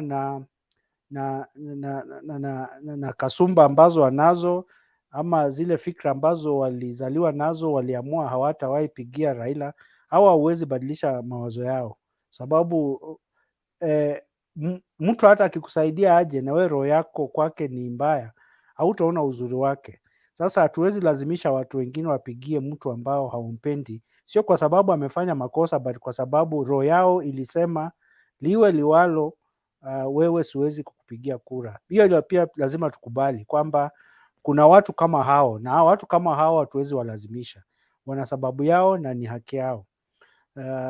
Kwa mambo ya Kalonzo hapo leo nitasema sitaongea sana, sababu nimefika mahali ambapo nasema ikifika mahali I think what Kalonzo is doing is working on what you call exit strategy. Na exit strategy ni kutafuta sindikizo ama sababu, kijisababu cha kufanya utoke, so that usitoke bila kujieleza kwamba ulikuwa unaniefiche. Na hiyo exit strategy ni kudemand kitu ambacho sio lazima uwe nacho. Constitution haisemi rais lazima achague mtu fulani, inasema ana uhuru wa kuchagua mtu fulani. Hakuna mahali wewe unaweza sema kama sio mimi haiwezi. So hiyo mimi sijaelewa, lakini nitaachia hapo. Asante sana bwana Mike. It's good observation, and Kenyans needs to begin to read through political statements. It is becoming clearer that Kalonzo is Kenya Kwanza's choice for deputy president for Azimio, and he seems to be playing into those particular cards. So either he's been sponsored, sent, or appointed. And then anasema haizi kwenda interview. But if you don't send application and you don't attend interview, how do you expect to be shortlisted? Will you even feature on the list of people that will be considered for the job? So as good as he is and as he claims to be, he doesn't even fit the job requirements, the initial stages that result into somebody getting a job. He can't go for interview. He can't apply. He can't be shortlisted. So yeah, ashapoteza tu mapema na ni vizuri amekubali. Yes, bwana Kip. Kuna point moja hapo Mike amesema very interesting na sitaki ipotee. Kalonzo does not want to go for the interview so that atakuwa kwa list, and then once he's not in the list atakuja kupiga kelele last time that he was not considered for VP position. So that is a very good point, Mike. I'm surprised. I should have thought about that. That's very clever. Anataka kusema baadaye I was not in the list, na hata Wetangula atachangia hiyo aseme you see Raila is unfair, and that's how they start slinging mud in future. Okay, thank you, Kip. And Wetangula and Mudavadi, we are used to them. They come from Western Kenya, where I come from, and I don't appreciate what they are doing at all, because they are blaming everybody. They are blaming Raila for everything that has ever befallen them.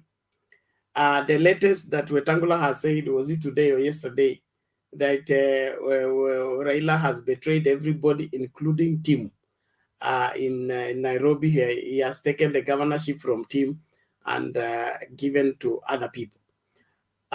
These are sick people who think that somebody has to lose for them to gain. They don't have anything that they can stand on by themselves and get it. So such people, we don't need them in where leadership is being mentioned. They should be kept away from that leadership position. And when Kalonzo talks about a nation being greater than an individual, I don't think he thinks about himself. Just before I bring in Honorable, hii story at Kalonzo alinyimwa nafasi ya kuongea kwa matanga. Of all places, is there anybody who should be fighting to speak in somebody's funeral? For example, how do we understand the presidency? Okay, for example, Mudaura was a senior official in the Kibaki government. Okay, And when Mudhaura spoke, he spoke on behalf of all the people that served in the Kibaki government. And he was so elaborate and represented the views of everybody. Being a vice president, you should see yourself in the presidency, that when this information is given, my views have been given through this person, and I'm satisfied that I've been represented through this particular person. But if you have to make the submission by yourself and be seen by yourself, that means you don't even understand the system and the operation of how the president works. And Kalonzo, being a diplomat that he claims to be, he needs to understand that. But when he begins to send his boys to go and cry on his behalf, it is disappointing. Honorable Bundi, karibu. Habari zenu. Let me start by saying wale mashabiki wa Red Devils mko 3-0. Arsenal ilishinda jana. Mumejaribu sana. I go on with the debate by saying, ukiona mwanaume yoyote anaongea soprano, that is the genesis of a problem. Any man, anywhere in the country, in the society, and I'm sorry if you are among this panel who is speaking soprano, I think you should try to kukasa roho kidogo, hata kama nakuja jaribu kunini kama mwenye ako naoma, because that is a serious problem. Soprano are for women, and women are always are for noises. Hii panel leo ni madharau bana. No, Kim. Anyway, that was my point number one, and everybody knows who normally spoke soprano. Another thing, wanasemanga malipo ni hapa, and I'm sorry, I don't advocate for anybody to die. I don't advocate for anybody to apate musipa, but I can remember and recall how Sangok. I'm going out of topic kidogo 1 second. Like I remember what happened when Fidel Odinga died. Alisema kwamba Raila ametoa mtoto wake Fakari ili apate urais. And I'm so sorry for what happened. Mtoto wake amejipiga risasi, so I don't know kama amejipiga risasi ndio Ruto ashinde. I really don't know. I'm sorry for that family. But pia malipo inakuanga ni hapa pia ni vizuri pia. I don't know vile amesikia uchungu. That is the same uchungu Raila alisikia when Turosa kupoteza mtoto is not an easy thing. Let him rest in peace, but I think we should lazima watu tuchunge ndimi zetu, tujue mahali pa kusitumika. Kama sasa kifo ni vibaya sana, kutumika kifo vibaya, kwamba huyu ametoa mtoto wake kafari, and that you are celebrating that this son blah blah blah. So I don't know how he's feeling now. And again, politics is not all about dead alive. It is coming. It's already around 90 something days now. It's not 100 days. Itaisha na Kenya itaendelea. Maybe the person ulikuwa natukana kesho, you may need it tomorrow. I think it's an order for Sangok, and I am sorry for him. Let the son rest in peace. I go back to Kalonzo. Kalonzo has season. Somebody, I think there's somebody who said he's coming from Ukambani here. Kalonzo was amekuwa kwa serikali. Bila nilikuwa primary huko chini, nimekuwa nikisikia Kalonzo mpaka leo nimeseka, niko na kibara bado nasikia Kalonzo. Juzi tu wakati Ngiru amekuwa Minister of Water, amepewa na ile, ndio maneipa wake walipata maji. And I think I don't know whether it's Mike or what to say is coming from Ukambani. Can I affirm that? What does that mean? That means not everybody who is talking of Kalonzo, kila mtu anasema Kalonzo ni king bee. So kama ni wa kutoka atoke. And again, I'm not advocating the government of Kenya kusema ni nani atachukua urais, lakini ni kwamba hii ndio ukweli wa mambo. We are not in a democratic country whereby tutapiga kura na iende vile tumepanga. Serikali ya Kenya inachukumu 70% kujua ni nani anakuwa rais wa Kenya, kwa sababu wanajua ni nani anaweza chunga rasilimali za Wakenya. Hiyo ni ukweli, tupende tusipende. Tuko na miaka ngine 50 kwenda mbele for us to one front count, ile kura yangu ihesabiwe vile nimepiga. We are not yet there. Tuko miaka mingi sana ndio tufika hapo. So with all Kalonzo, with all everybody, me I'm telling you today, na tutakuwa kwa hii panel pato, mtaniambia Raila will be the next president of Kenya. And again, even if Kalonzo go independent, mahali ataenda, he will be the first person to go to Karen to ask Raila, nimekuja ile ilikuwa ni mchezo pale, so you understand how Sprano will come. Ilikuwa pale, mimi sina maneno, tungewachanganya. And that's all. And then we accommodate him, and for us to have the number we want.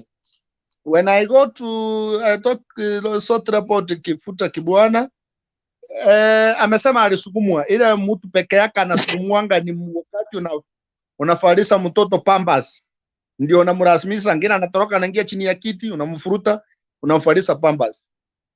So kama yeye alifurutwa, maybe alikuwa anafariswa Pampers, I don't know, and I'm shocked on that when such a kind of respected person anasema.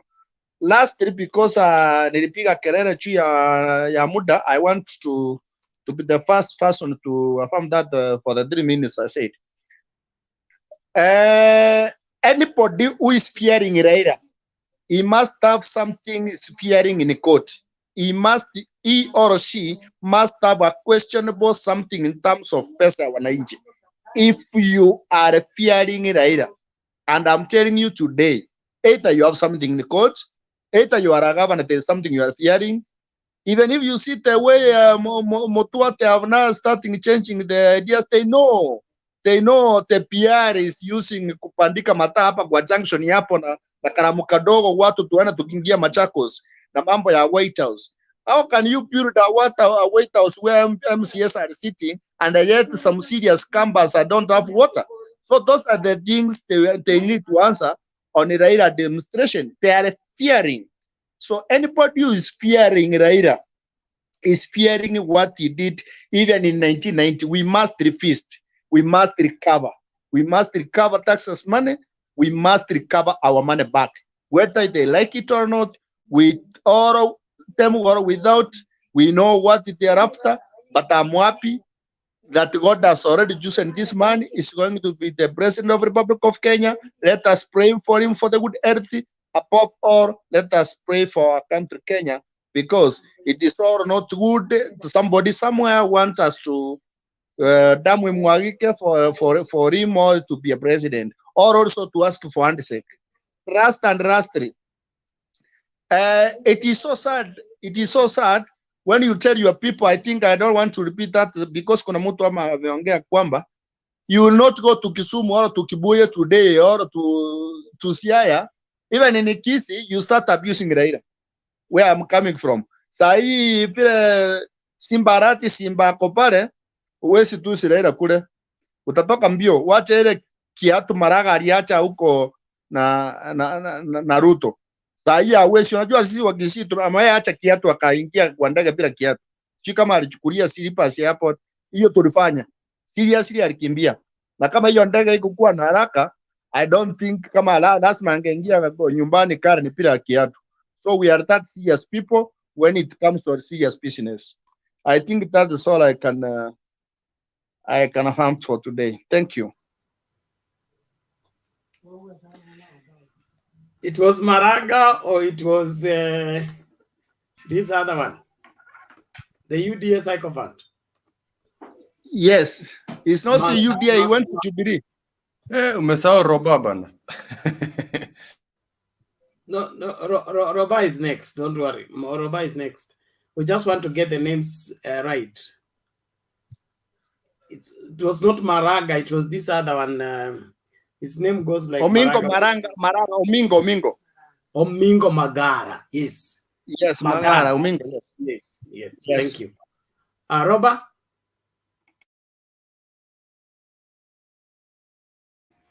Hey, thank you, everybody.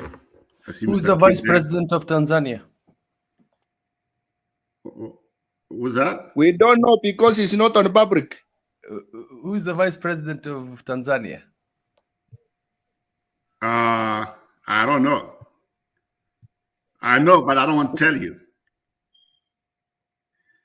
Yeah. Go ahead, make your submission, please. Yes, Kiba, I know it's the Vice President of Tanzania, but it's okay. You can attack me, whatever you see.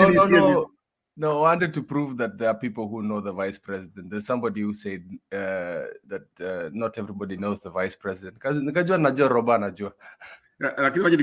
what he said is the truth of the matter, and maybe you've just started my talking. Most people don't know the Vice President of other countries. But here comes is another man who thinks is above the president. Anyway, let me just, okay, thank you, everybody. Good morning, good afternoon, good evening, whatever you are.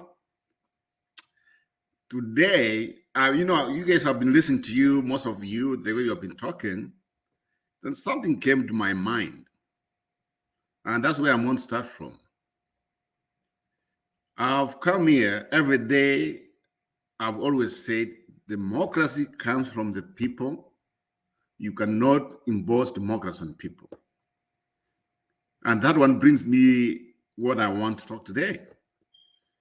So I've seen all these things in the media, online, everything. But there's one thing which caught me and where I want to start from. Now, Kwanzaa is coming up and saying Kalonzo was not given, because Raila never gave Kalonzo a chance to speak at Mr. Kibaki's funeral. So I keep on asking myself, so was Raila the MCA? Was Raila the one who was just giving people time to speak? That's how now we have come. Blame our people. When you look at these politicians, more especially from the Kwanzaa side, what comes from their mouth? They are liars. See, the problem with we Kenya, we are not holding accountable these people. We are not. Musalia Mudavadi cannot come here, test Uhuru, oh, you cannot blame your vice president for your problems. He's forgetting what he said a few months ago. And that's the problem with our media.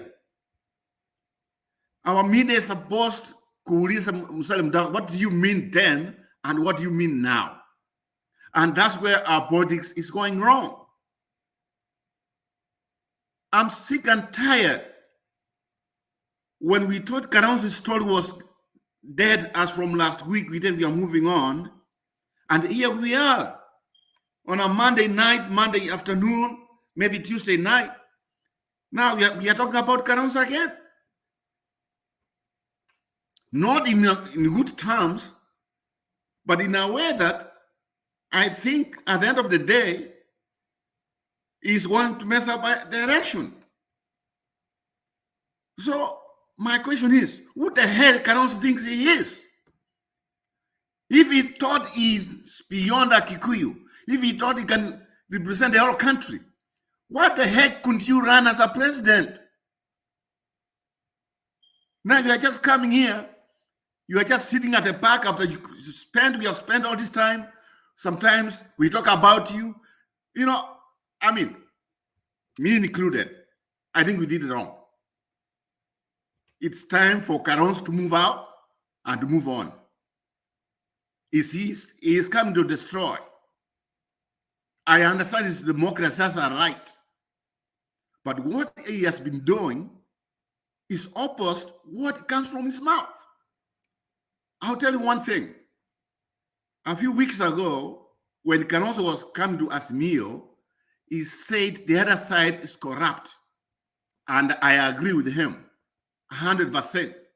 Most people in Kwanzaa, they are corrupt. From Ruto all the way to the governor of Kirinyaga, or the way I don't know some other names there, they are all corrupt.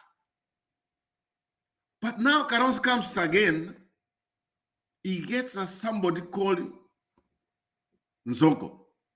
I hope I'm pronouncing it properly. Somebody who has been accused of, not even accused, it's the truth, who has done money laundering, he has been involved in corruption.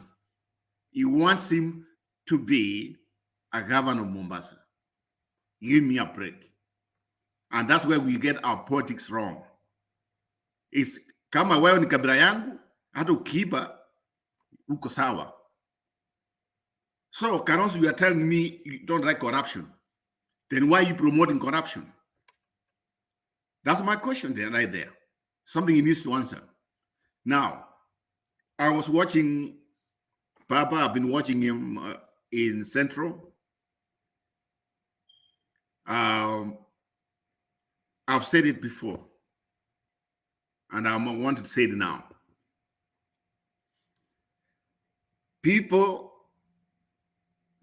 Some people don't understand the Kikuyu for the way it will go.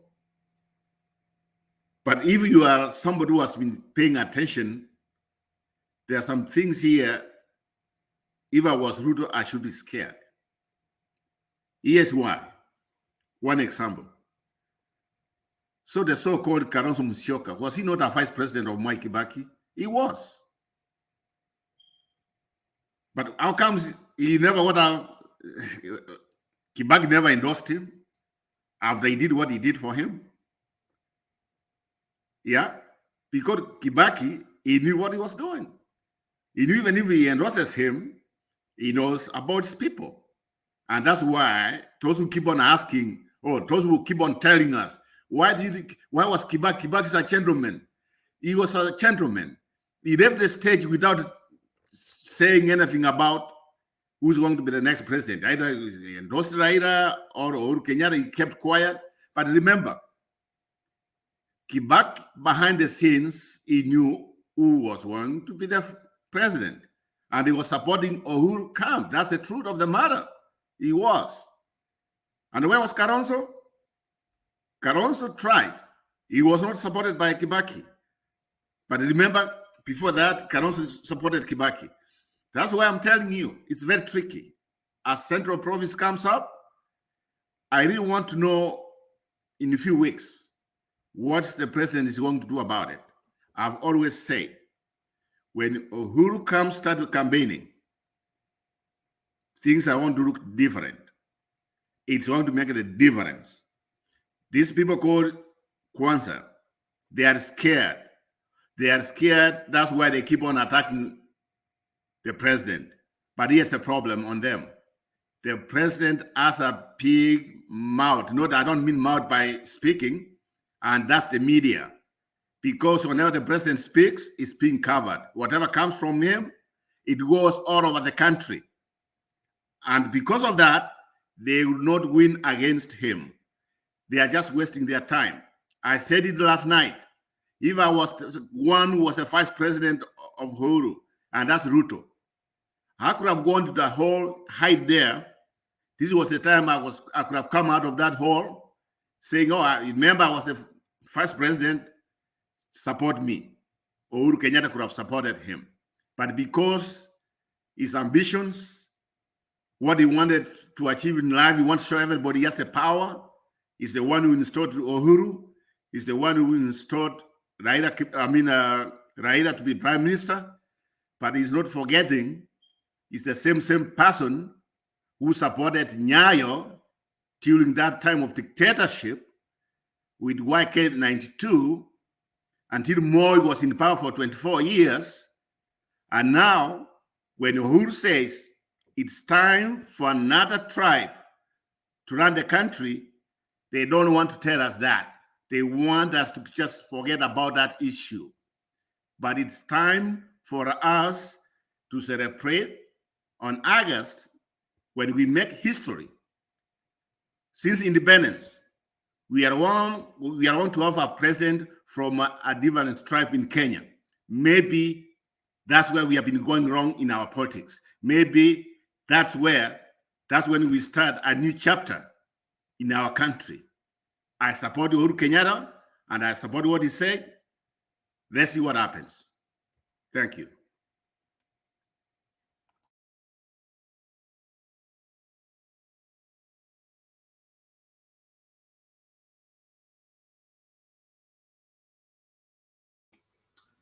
Okay, sorry about that.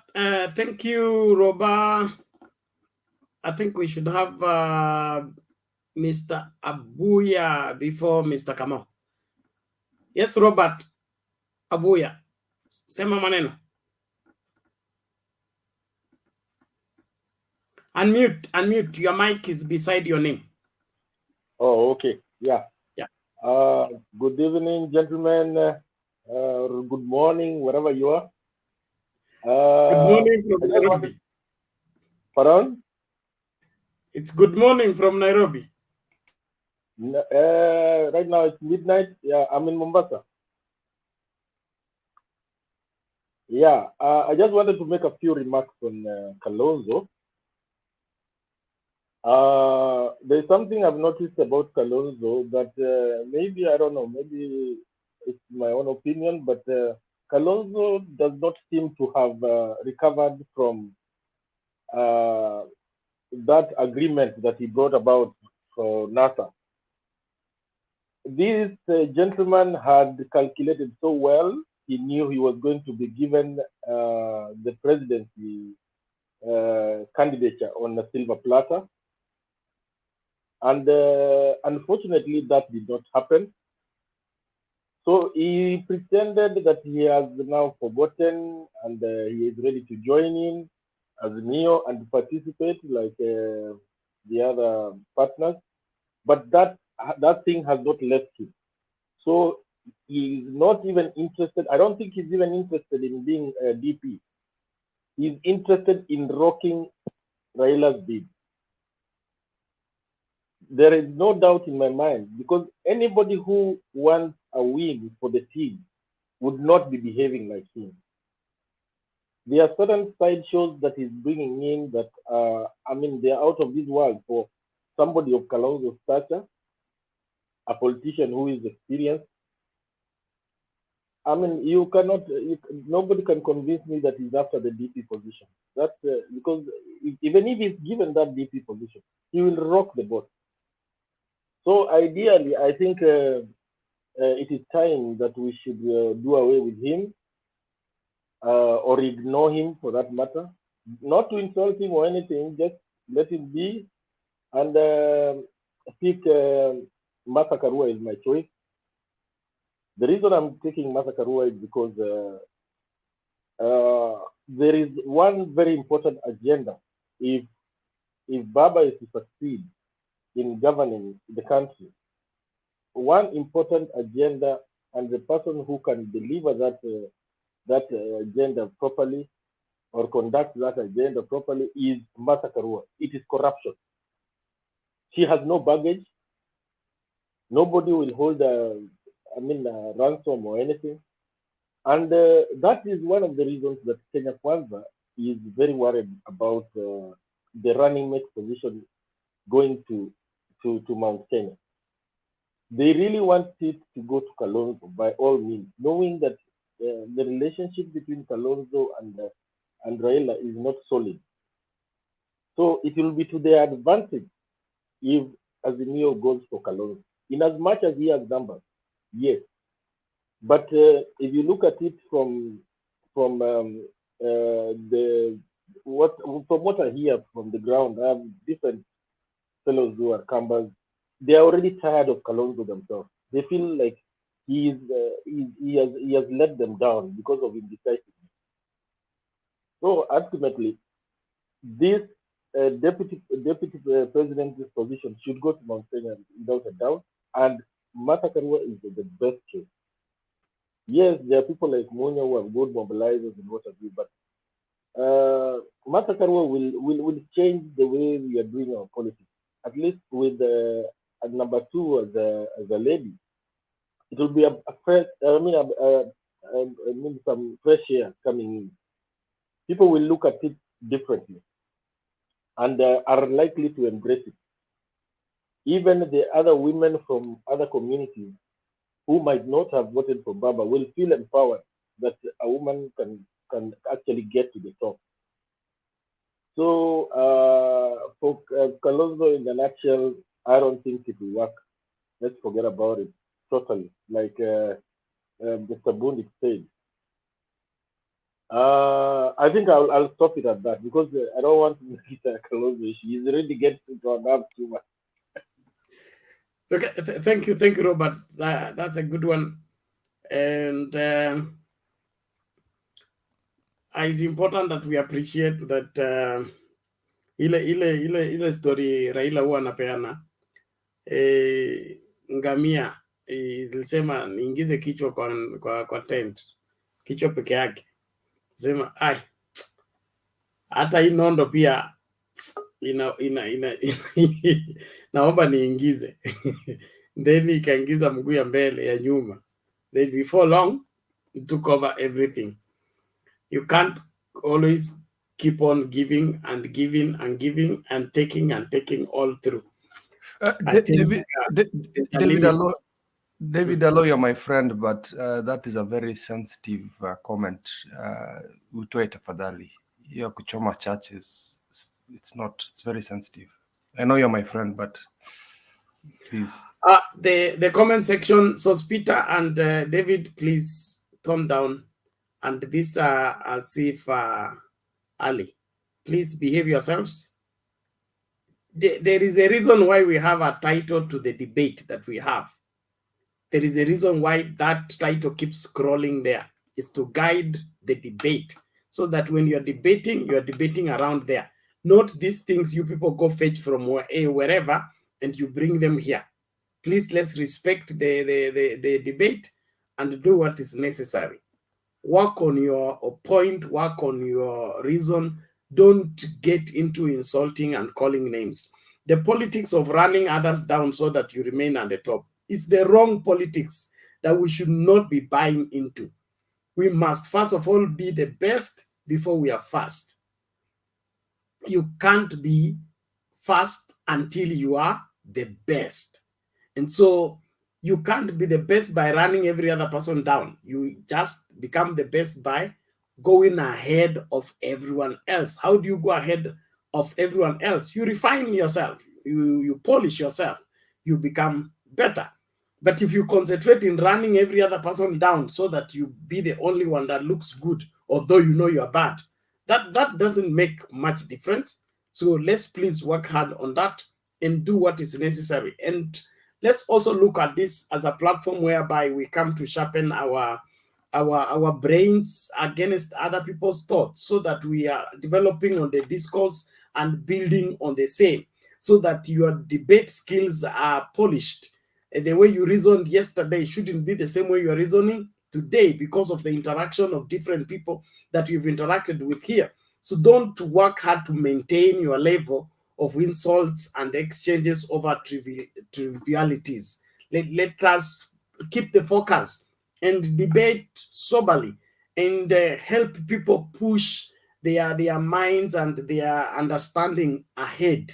Not hii maneno ya maintain you insulted the same way last year, the same thing. No, that's not helping much. Pole kama nimekukwaza, lakini ni muhimu tusonge mbele, na kusonga mbele inamaanisha we improve. The invention of yesterday must be improved on for it to be relevant tomorrow. That goes with the way we reason, the way we look at things at different perspectives. And Kenya as a country is very dynamic, very diverse. The unity of this country, it's not easy to put it together. And so let us not think like somebody becoming president will solve everything. In fact, the wrong person to be president of this country is the one who recommends himself. Let us move forward. Robai Konini, ni wakati wa Mr. Kamau. No, I just wanted Mr. Abuya a question. Can you allow me to do that? Go ahead quickly, please. Hey, Abuya. Yes, sir. Yeah, do you think the one reason why Kalonzo is saying he's not going for the interview is an escape goat because he knows who's going to be the vice president? Yeah, I want to believe so. Okay. Yeah. Kalonzo should not be answering an interview he has not been invited for. No, he's like Robert said, he's looking for an escape route. And I want to reiterate, he's not interested in being the DP. For me, the genesis started with the agreement he brought up about NAS. And the fact that he was not given the presidential candidature, it has never left his heart. I mean, he's pretending. That should not... Kalonzo's disease and Kalonzo's problem is one, the Ukambani supremacy battle. He wants to lord over Ngilu, lord over Kivutha, lord over Mutua. They have refused. Okay, now he wants to use Azimio to help him reduce these people for him, which is also not going to work. And if he wants, he is behaving like an agent of Kwanzaa in Azimio. But I am sure that wherever the Azimio leadership is fully aware of what that is, and they have a cure to the same. At the end of the day, Kalonzo walking away, remaining, or trying to rock the thing from within, he will be the victim. And the greatest victim of the same, no matter what he does now. So whether he campaigns for Azimio or tries to sink it from within, he will be the victim. You see the way Mudavadi and Weta are running around with no portfolio. That is how it's going to end up. When Ngilu and Kibwana and Nini are fortified and he gets thrown into a pavilion. That's how we'll be, running around claiming we are the bona fide leader. It is Raila who has reduced us. It's Raila who has denied us that. It's Raila who has done. Blaming another man for your own woes makes you unfit to be a man. Sorry for that. Just before you introduce Mr. Kamau, I want to just add that I'm here in Mombasa. I'm a voter in Mombasa. I've been here for 20 years. In as much as Kalonzo introduced, I was really upset, introduced Sonko to Mombasa politics, but that should not worry you, because majority of the voters here, the votes that Sonko is going to get are majorly Kamba and a few in Kisauni constituency. And it will not make a difference, because ODM has a very strong grassroots support. And majorly the people who are going to ensure that the governorship goes back to ODM or Azimio are majorly going to come from Likoni. And Likoni, we have a very strong lady. Nishimboko is extremely strong. And because of the break, I think because of the break, Ramadan break, Joe had taken it slow. Once Joe hits the ground running, I don't think there's going to be any problem. Sonko is a non-starter in Mombasa. He's using a lot of money. He has actually, it's like he has paid the Facebook adverts, business adverts. Actually, business adverts have been turned into a Sonko thing, but it's not going to work. He's really spreading a lot of money in the clubs all over. But that should not worry you. The real voters on the ground are not going to give him a chance.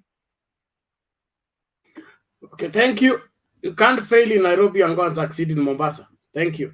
Naomba Mr. Kamau kuje tafadhali.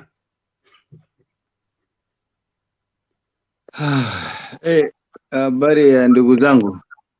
Salama. Pole sana kwa kuweka wewe kwa waiting list, lakini ni vile Kalonzo pia kwa waiting list. Sinanga shida ya kugojea kwa sababu najua tuko na masaa 8 ya kujadili, na sisi kama wanasiasa wa grassroots, we are ready to burn the midnight oil and interpret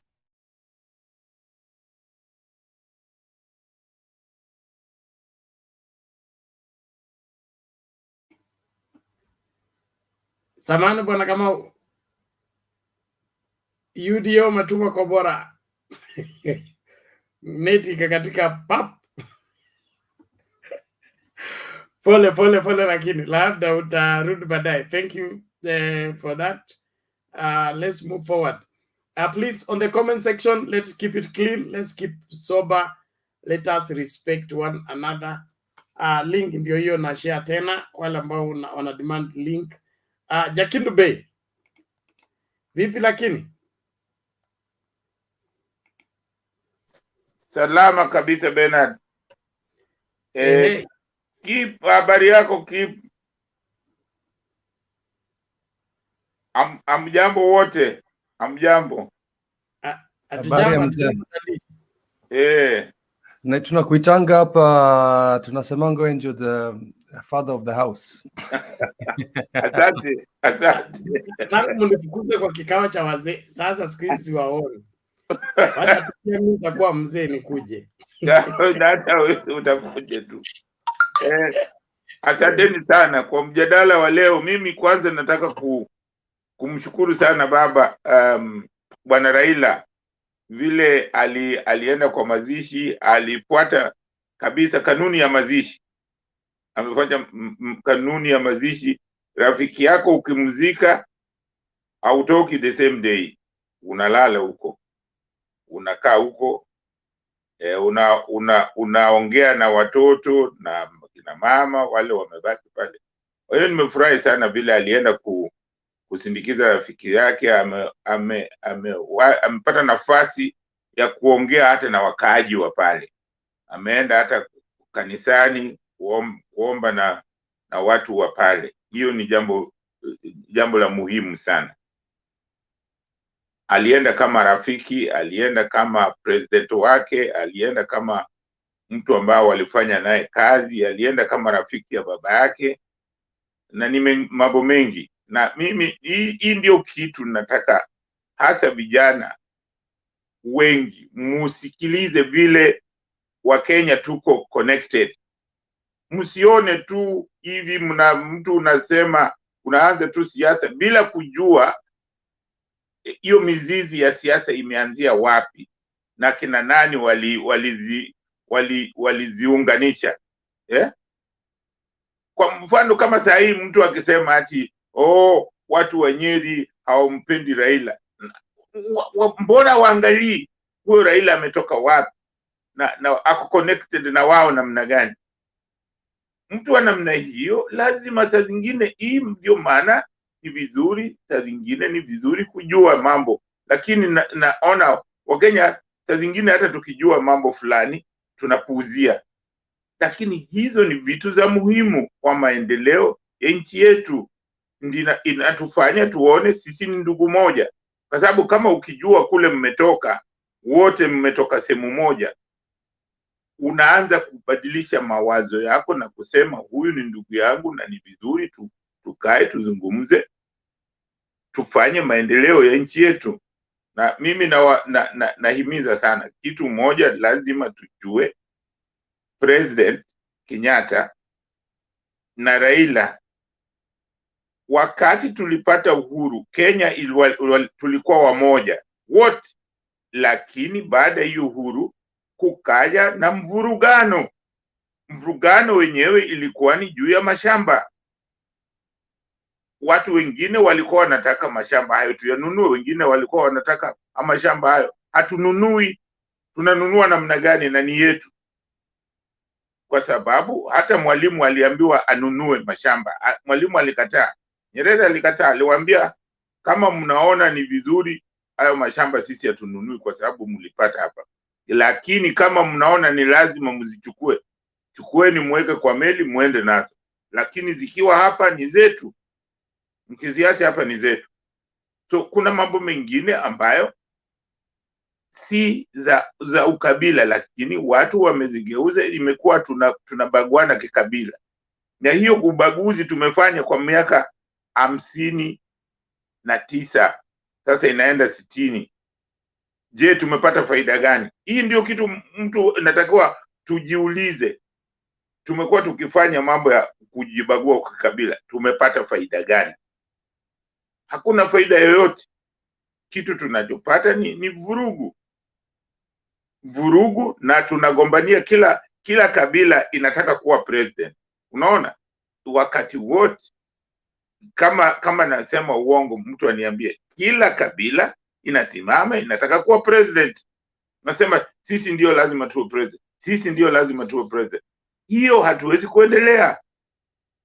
So ni lazima, mimi nasema President Uhuru, mnaweza kusema amefanya makosa hapa na pale na nini, lakini kuna kitu kimoja itakuwa kwa historia yake, ni kwamba ndio president alikaa chini akaona nchi inaelekea the wrong side, akasema hapana, mimi natafuta umoja wa Wakenya, na hiyo umoja ni ndio kujenga nchi. Lazima ujenge taifa alafu ujenge nchi. Kuna kujenga taifa na kujenga nchi. Ukijenga nchi bila kujenga taifa, hautaenda popote. Lazima tujue hiyo. Lazima ujenge taifa. Taifa ni kwamba lazima taifa lako liwe la umoja. Ndio maana unaona Amerika wameendelea, Wajerumani wameendelea, Waingereza wameendelea, kwa sababu wamejenga taifa alafu wanajenga nchi. Kuna hiyo tofauti. Lazima tujue kwamba lazima tujenge taifa na tujenge nchi vile vile. Hizi ni vitu mbili ambazo lazima ziende. Tukijenga tu nchi, angalia zile nchi ambazo zimejenga nchi na hazijajenga taifa, zinaporomoka. Kukiwa na msukosuko kidogo zinaporomoka. Tunataka tujenge taifa vile Mwalimu alijenga taifa lake, ameijenga, na ni vigumu sana msukosuko. Kumekuwa na msukosuko nyingi, lakini Tanzania imebaki thabiti kabisa kwenye msingi bora, kwa sababu hata hiyo muungano ingekuwa imeporomoka, lakini kwa sababu aliweka misingi ambayo hata ikija dhoruba ya namna gani haizibomoi. Sisi tu juzi tu kumekuwa na, hata wakati wa 92 kila uchaguzi kulikuwa na vita huko, sijui Mombasa, sijui huko Rift Valley, kila mara wakati tumeanza multiparty. Hata wakati wa KANU peke yake kulikuwa na vita wakati wote, wakati wa uchaguzi. Hatutaki kitu kama hiyo. Ndio maana wakati huu ni vizuri, mimi naomba tupige kura kwa kuangalia kwamba lazima tujenge taifa alafu tujenge nchi yetu, kwa sababu hata uchumi, tukitaka uchumi bora, hiyo uchumi bora tunaweza tu kuipata kama tuko na taifa ambalo lina msingi uliothabiti. Kwa hiyo mimi naomba sisi wote wa Kenya tufanye kazi kwa kujaribu kwa kumsaidia president pamoja na Raila, kwa sababu hao ndio wamejitoa mbele kusema wanataka kujenga taifa. Kujenga taifa ni lazima Wakenya wote tuwe na njia ya kuweza kuzungumza pamoja. Zile sehemu mbaya tunarekebisha. Leo tena president amewaambia kwamba ni lazima turudi katika zile sehemu zinatuletea matatizo katika katiba yetu, zinatuletea tabu kwa kuongoza nchi. Kwa hiyo ni jambo la muhimu sana. Mimi bwana Bernard nalalamika sana na bwana Kalonzo, hata kama unasema kwamba hawezi kufanya chochote katika naona analeta vurugu. Ni mtu ambaye hajui kitu ambacho rais anafanya sahihi na kumleta. Alikuwa na nafasi nzuri ya kuweza kuzungumza na Kivutha, Kibwana, Mutua na Ngilu, kwa sababu ukijaribu ubambe umeshindwa, ni vizuri kuwaita hawa watu kwa boardroom uzungumze nao, alafu utake hiyo ubambe uwe ndio kiongozi, lakini uzungumze nao, kwa sababu hajapata nafasi ya kuzungumza na hawa watu. Yeye anajiona yeye ni king, kwa hiyo hawa wanatakiwa wafuate vile anataka. Sio hivyo. Hata kwa hii platform lazima tuheshimu vijana, wazee, kina mama. Tukiheshimiana tutasikilizana. Tukianza kuzungumza kila mmoja anazungumza, ndio maana Bernard unasemaga hey quiet, ngojeni kwanza. Yeah?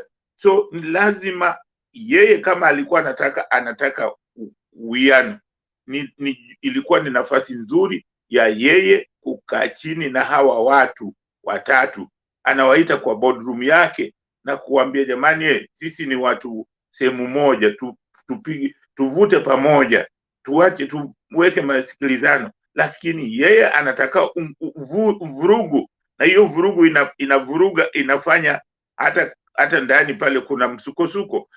Yeye sio mtu ambaye huwa na kauli moja. Unaona Martha Karua aliamua mara moja kwamba amekuja kwa Azimio na ametulia. Lazima kila mara tuwe na mabadiliko. Asante sana Bwana Bernard. Nitazungumza tena baadaye. Asante Jakindu Bey, tunashukuru kwa wasia wako, maoni yako na mchango wako. Wale watu wote mko nyuma ya curtain mnavunja sheria. Okay, so if you are not brightening up the screen, we clear the screen. Mr. Kamau, neti imerudi kwako? Network inanisumbua hapa. Pole, tumepitisha ile mvua ilikuwa tumeipitisha sasa. Mvua inanyesha, so stima inapotea, network inapotea. Lakini nimerudi sana. Unajua siku ya KANU zamani, wakati tulikuwa President Moi, gari yake ingeharibika kidogo hivi, angesema hiyo ni kazi ya opposition. Bas, hiyo ni kazi ya opposition. Anaita Kamodho, anamwambia Kamodho, umeona opposition wameharibu gari? Anyway, that is on a light note. So ilikuwaga kazi ya Ngoroko. Mr. Kamau, just hold on one moment. Gigi and Sospita and the rest of the people, why are you guys if Martha Karua is bringing no votes, okay, and you people are UDA supporters, Kenya Kwanzaa supporters, how should that be a problem?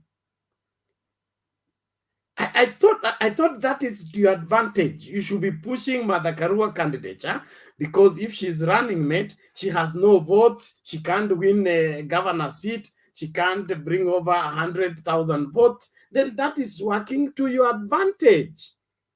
Why should you be advising Azimio to get rid of Martha Karua and take Kalonzo? Because Kalonzo is bringing 2-point-something votes and Martha Karua can only bring 100. Who is working to your advantage? Is it Kalonzo's 2 million or is it Martha Karua's 100,000? Mr. Kamau, karibu. Asante sana. It's good you're clearing the air. You know, these Udaku people, and I know they're listening to me. They are so interested with what is happening in Azimio. In fact, I think they are Azimio in heart. Kwa sababu hata ukiangalia ile mazishi ilikuwa leo huko Ukambani Tala, they are advising Azimio who should be the running mate. They are telling Kalonzo huko utatitiwa vizuri. What they are not telling Kalonzo, ukitoka huko Azimio tutakupea nini huku? Because if they were giving Kalonzo the seat of a deputy president, then I'm sure Kalonzo could have been there tomorrow morning, because he has the egos and he wants to become the deputy president by all means. But you know, UDA, if you look at them on Twitter, on social media, even those commenting on, you find they I don't know, it's a caliber of lack of knowledge. Yeah, they crop pictures, wanapiga picha ya Raila kuwa mzee, and they think that will make me and many educated Kenyans not to vote Raila. You know, it's interesting because they wonder and they are amazed by the energy of this 76-year-old man, that he moves even better. Like today, he has had 3 or 4 lorries, and he was okay. And the kind of memory he has. In fact, Raila reads a speech from a tablet at his age. Can you imagine? And therefore, amazes them that the young man who they support, they purport to be a young but he's not young, because anybody over 50 is not a young person. He is being given a run for his money by this Muse. And that is why they have been, the army of UDA is all over Twitter trying to degrade the presidential candidate. He is old, he is sleeping, Mara, he is fat, some funny comment. And I think they should grow up. That is not democracy. That's not how people argue. I think we should now argue on policies, the issue of age, the issue of how somebody looks, features, yeah, mweupe, mweusi. This not. I don't think it is a beauty contest. It is politics 101. Na tumeanza siasa. Sisi ndio wanasiasa wa ground, na tunawaambia hivi, Kenya Kwanza has no agenda. Bottom up has not been explained. The story of Pesa Mvukoni is a storybook. The deputy president has been he has gone in the Guinness. You go in the Guinness Book of Records as the first ghost worker that has ever been seen in the world. He doesn't enter into his offices. He doesn't know what the government is doing, yet he's drawing salaries each and every morning. And right now, from next week, with the president and the many people in Azimio, we are going to say the truth. Those who are thinking that Uhuru Kenyatta should keep quiet, that he should retire like Kibaki, it's not going to happen. He's not going to let this country be led by people who are full of gluttony, who are full of thievery, and have a history of plundering the nation. And therefore, we are going to say as it is. We want to show them that at the end of the day, we might have many problems, but we are not going to add problems on top of problems. When you tell UDA people that their presidential candidate is one of the biggest thief in Africa, they tell you even Raila has stolen molasses. Then you ask them what happened, where is molasses, who is complaining, who is molasses in court. They try to justify that now because somebody stole there, we should elect a thief. We are not going to allow that. Right now, we are going to speak the truth, and the truth shall set the people of Kenya free. Musikie mbaya, lakini that is a thug, and we are not going to give a thug the country. And I'm not saying a thug because a thug is a person who has stolen things that don't belong to him. We know so many things, and therefore there is no competition here. You either elect good or elect bad. You either elect a corrupt person or non-corrupt person, and that is what is going to happen. And majority of people, and even from where I come from, they know there is you see the problem with our society. And I will say this because it is historical. Even if you go to the pastoral areas, yeah, people grew even in our area. Like for example, many people call Kikuyus thieves. It is because also you'll find that if you are a minister or an MP at one point and you didn't get out with anything, the society condemns you and says, "Huu ni mujinga ya wapi?" Alikuwa minister wa finance kama Masagalia. Unajua Masagalia right now anasukuma gari yake nilipata iko imekwama kwa barabara at one point. So unasikia watu wanasema Masagalia si alikuwa minister of finance. Ni mujinga ya wapi? Do you know what that inataka kuonesha kwamba watu wanataka uibe ndio ujulikane, but that is not the way it's supposed to be. Yeah, even the pastoral elites, communities, you find that sometimes in history they will go to the wazees and be blessed, wanaambiwa sasa endeni muibe ng'ombe tunawabariki. This thing now we have advanced it. And that is why you see some young people glorifying thievery and thinking that now because you're going to elect a thief, he's going to steal on our behalf and bring it down. That is not going to happen. We need to grow as a country and put standards whereby the corruption is fought and there is zero corruption, because the biggest problem in this country is not leadership. We do not have an adequacy of leadership. We don't have deficiency of people who can lead us. There are many people, but the people who can lead us corrupt-free is where we have a problem. Because that is why you see people not going to hospitals, or hospitals not having medicine, and roads not being built, and there's no water and stadiums. And somebody says in his mind, huyo ni mwizi wetu. That one is a stupidity and lack of idea and ideology. Kwa hivyo mimi, kwa maoni yangu, ningependa tujue ya kwamba sasa wakati wa siasa umekuja. Tulikuwa tumenyamaza sana tukijaribu kufanya kazi yetu, na saa hii tunataka kusema kuna wakati ya mzaha na kwa wakati ya kuwa serious. Si wakati tunasemanga ati nini. Hapana, hatuwezi patia inchi mtu ambaye ako na tamaa ya mali ya umma.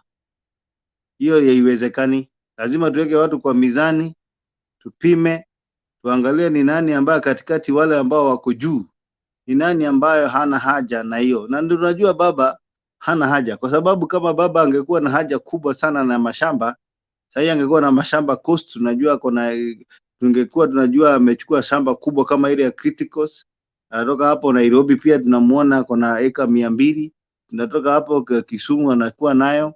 Tunatoka hapo anaenda Eldoret, lakini hana hizo vitu na hana hizo tamaa. Kwa hivyo kwangu mimi nikiangalia wale ambao wanasimama, naona mzee Raila Odinga, yeye ndiye atakuwa Mandela of this country, na ndiye atafungua sasa inchi ili tukaweza kusahau hata wale watu wamekuwa kwa uongozi kutoka 1985. I think it is important, kama mtu mmoja amesema hapo, I think ni bundi, kujua ya kwamba if we have been having people in political circles since 1985. Kalonzo first was elected in 1985. I don't want to tell you where I was then, because it will be a shame. But I want to say this: it is a time we give Raila 5 years, and Raila, Kalonzo, Kibaki, or whoever, all those people. Kibaki is dead now, but all those people leave this country to other generation. But the only person who can help us get to that position is one Raila Amolo Odinga. But the other fellow will continue for 10 years, possibly change the constitution, possibly buy every MP and the judges, possibly hack to be in the presidency, and forever will be in the circles of poverty, circles of complaining, because this country, we have reduced it. And I'm finishing, Bernard. I don't want to talk on whatever you say, dear, because I don't understand it. But I want to say this: we have reduced this country to a talk show. We have the best. Every morning you wake up in the morning in the TV Citizen, people are giving you ideas on how we can make this country. And the people with ideas have no power. And the people with the power have no ideas. And that is what you'll be so surprised. Sometimes even I am so amazed that we still have MPs and MCAs going to benchmark on things. I was even told there were people, MCAs from Rift Valley, who went to benchmark about marathon in Rwanda. You know, it's interesting. And even some MCAs from Kiambu, they went to, this is a very interesting story and it's a true story. People went to Rwanda to benchmark on cows, how to bleed zero grazing. And then they as they were asking questions, the MCA were asking questions. Sasa hapa mlitoa wapi ng'ombe nini? Then the people in Rwanda told them, this farm actually we learned from people from Kiambu, where you come from this and this person. So it is a funny country, and we want these things to be really rectified so that we have a country that makes sense. Because as we speak, nothing makes sense. The issue of Kalonzo is critical.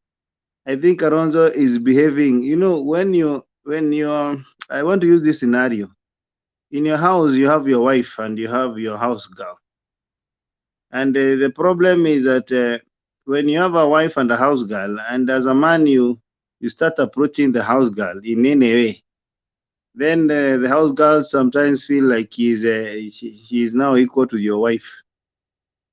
And that is what is happening with Kalonzo. Kalonzo now, after being soothed, being told he has 2 million votes, blah, blah, blah, now he feels like now he is equal to anybody. And that is why he is giving people trouble. But I think he is going to be given the chief minister and Mother Karua the deputy president. Now wengine wakoje tubadilishe katiba in 100 days. Asante sana. Thank you very much, Mr. Kamal. Yes, Kip? I have a quick question for Mr. Kamau. Don't you think that Kalonzo until 2013 was a nobody? Hii mambo ya kingpin ilikuja after CORD na after Wiper. I don't think he's as powerful as we may think, because back in the day, he didn't have as many followings as we may think. I think he ilikuja tu juzi 10 years ago. If I'm wrong, correct me, but I don't believe before 2012 he was that powerful. He's just riding on Raila's strength, and he's been doing that for the last 9 to 10 years. You cannot underrate the influence of Kalonzo. That one you can take it to the bank, and I'll tell you why. In the reason why I'm saying that these things should be dismantled by Raila once he becomes president is because at one point there was a person called Mboro Mutisia in Ukambani, and you know the makeup of this country is that unlike countries in the Western world, the Scandinavian country, we have many tribes, but these tribes, for them to be heard and to be felt, they kind of identify themselves with a personality, and that is why Raila is very powerful in Nyanza, and Uhuru and very few individuals like Karua are powerful in Mount Kenya, and Ruto in Rift Valley. The reason we have this is because people feel like they want to be part and parcel of government, and it is a unique situation, and that is why I think it was important to create these positions in the constitution so that we have harmony for the rest of. So Kalonzo has always been powerful after the multi-party elections. So the advent of the multi-party, and particularly NAC, he became very strong. Asante. Thank you. Yes, Roba. Yeah, I just wanted to tell Kip, man, before 2013, remember Kalonzo was the vice president. It's from 2007 to 2008 election. So I know, but alipitia katikati na tukumuona. Yeah, hukumuona, lakini wenye walimuona, so that's a powerful man. The other thing I can agree with all this debate we have been doing this since morning, maybe they could have given Kalonzo a chance to speak at the funeral. But that one has nothing to do with Raila. It has nothing to do with Uhuru. It's just making up stories. Let them ask whoever was in charge, or whoever was in charge of the, the MC, you can call the MCA for the funeral or whatever it was. So, but for them to say it's because of Raila who refused Kalonzo to speak at the funeral, that's propaganda. Okay, thank you, Raila. You know, it's very difficult to be Raila. Raila is blamed for everything. Your wife leaves you, you blame Raila. Your wife doesn't conceive, you blame Raila. Your party disintegrates, you blame Raila. Your party joins another party, you blame Raila. May he live long to help us get beyond where we are right now. But some of these people who are always blaming Raila needs to be taught a lesson. Just to weigh on something small before Njiru comes in. The narrative that we reduce the price of fertilizer, we reduce the price of this, we reduce the price of this, we reduce the price of this. In my opinion, it should not be considered. In fact, what was the use of reducing the price in 2007? And now the price is 3 times right now. So the solution to the fertilizer issue is not reducing the price. It's making the fertilizer available in the market. And the price will balance. It's demand, supply. So are they telling us that they oversupplied fertilizer? And then now they are undersupplying it? And so that the prices go up? No, it's the marketplace. I think you're right about the fertilizers not reducing the prices. But I think you're overlooking the fact that these people are not able to sell their goods at a reasonable price. If there's a marketplace for these goods, fertilizer would not be a bother.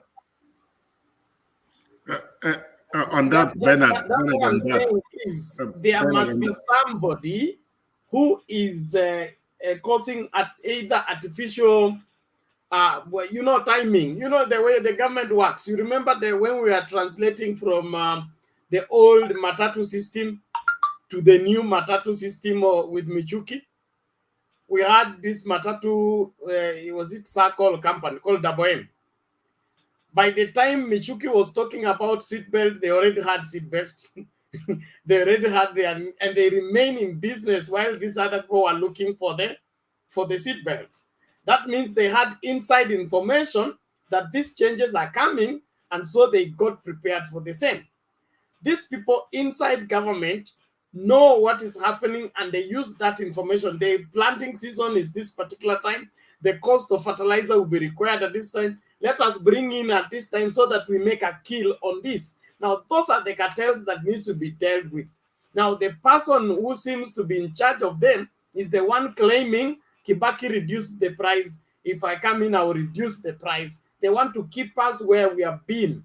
Let us get permanent solution to problems, not seasonal, painkillers for a serious matter like this. If we are an agricultural economy, we should make agriculture profitable, workable, and sustainable in the country as a requirement. Just like when COVID was here, oxygen became a very important commodity that each hospital had to stock oxygen. If we are an agricultural economy, why are we not making available all these things so that they are not accidental and nobody's making a kill from us? Now, if you're running as a president and you're still telling us about reducing the price and balancing this, you are the wrong person. We need a solution to the problem once and for all, that it will not require you. You have set up systems. Those systems will work with or without you. That is the kind of leadership I'm looking out for. And anybody who's talking about I reduced this, those people should be packaged together and be sent away with the old canon. Thank God there is new canon. Bernard, before you say, Bernard, let me say what you just said. You just spoke my mind, Bernard.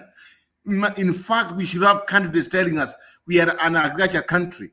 Since independence, we can't even make fertilizer in our own country. That's something by now we should have make fertilizer in Kenya.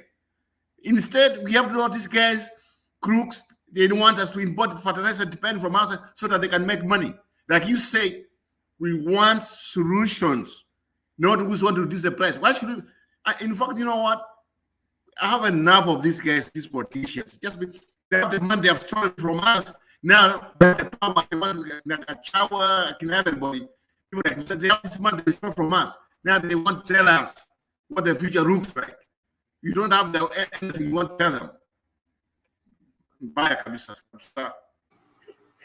So, Banaroba, take it easy. Microphone yako ileta kizaza kiasi. But we got your message. Thank you. Nani huyu? Kuna Joshua Cheptumo, unajaribu kuingia studio lakini you have not configured your gadget rightly.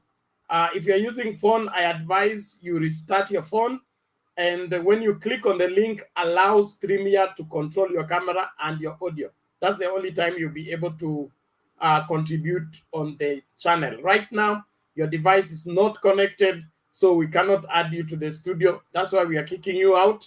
Go and organize and get back. Your space will be available if you find it. Thank you very much. Nani huyu anaitwa nane? Kuna George Maganga anasema weta for DP ama tutoke Kenya Kwanza. Muendelee namna hiyo.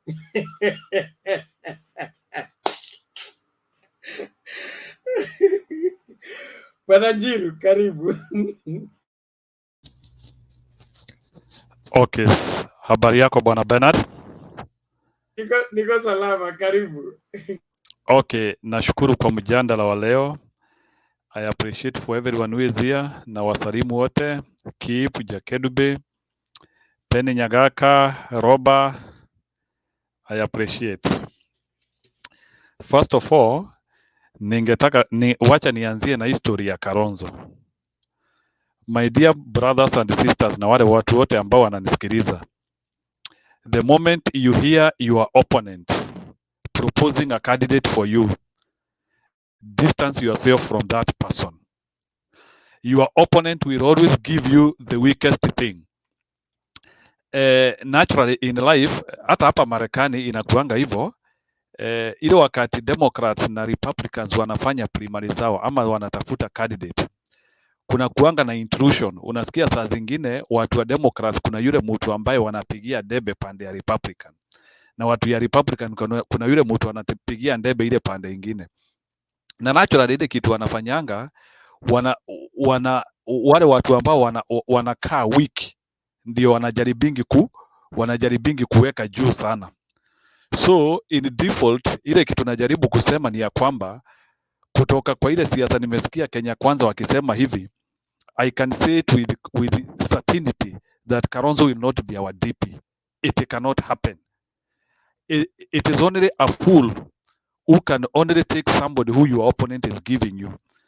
And I think Raila Odinga is not that lame to see below the mirrors na kuona ile kitu iko. Number one, ile kitu ambayo inakosea Kalonzo saa hii. Kalonzo is qualified to be a DP, for your information, let me tell you. Lakini Kalonzo ile kitu alileta wasiwasi. He did not have confidence. Unajua hata student wa A anaweza pata C siku ya mtihani. Inategemea na unaweza kuwa umesoma kila kitu lakini ile siku ya mtihani upate C because ya vile umechukua ile mtihani. So Kalonzo ameleta all the contempt. He has taken Azimio hostage na he is risking even other people who are there. Na kuna kitu ingine nimekuwa nikijiuliza. Kalonzo kwa nini ana concentrate na kiti moja? If Azimio is going to win, we are having head of parastatus, we are having ambassadors. Hata hii kiti Raila ako nayo ya infrastructure ya AU, that one is a position. So why can't he negotiate like for 10 positions for Kamba people and the people who are close to him, instead of just concentrating with one seat, which is not making sense, viable sense? So what is the essence ya Kalonzo akuwe deputy na sisi wote tuanguke? What is the essence? To me, I am not looking at a deputy president. Mimi nataka tuangalie hii kitu like a package. Why can't Kalonzo negotiate for 5 good posts, which he can also share with other people within his party? Why is he so individual that yeye tu ana concentrate tu na kiti moja, deputy? Kama saa hii we are having so many positions, hata wale MP wa East Africa, hata hizo ni positions. Tunaweza weka Mkamba mmoja hapo, alafu kwa board ya gani tuweke Mkamba mwingine hapo. So we have so many places where we can even take 5. So and I believe 5 or 10 positions are even better than this one DP position hii anajitakia yeye mwenyewe. So hiyo ni ile kitu ningetaka kusema. So Kalonzo cannot make it to become a DP, and we are going to lose more if we announce Kalonzo. Na that is the reason na sifikiri hii committee Raila amechagua inaweza leta Kalonzo. This committee cannot bring him because number one, kulingana na ile wave Martha Karua amecreate. Unajua tunasema hapa Martha Karua hana kura, and I can tell you for free, even if Martha Karua ana kura, hiyo watu wanasema kuna kitu inaitwa political leverage. Political leverage is what are the individual gain from somebody apart from bringing your community base. So sababu ile kitu iko by default, hata sahi I am double sure 50% ya Wakamba can still identify with Raila even if Kalonzo went to the other function. That is one thing which I'm sure.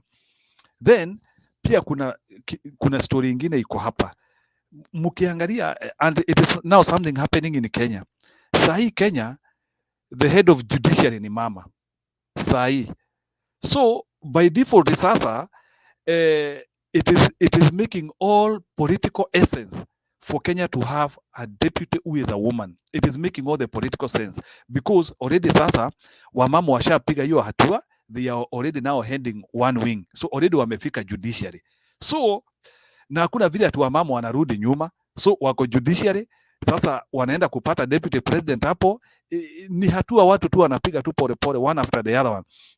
So and then sasa ile kitu ingine sasa ningetaka sasa kusema hapa ni ya kwamba kama umejaribu kuona the amount ya endorsement zile Martha Karua amepewa, hata leo university students wametokezea wamemuendorse, wanawake wenyewe, maendeleo ya wanawake wamemuendorse.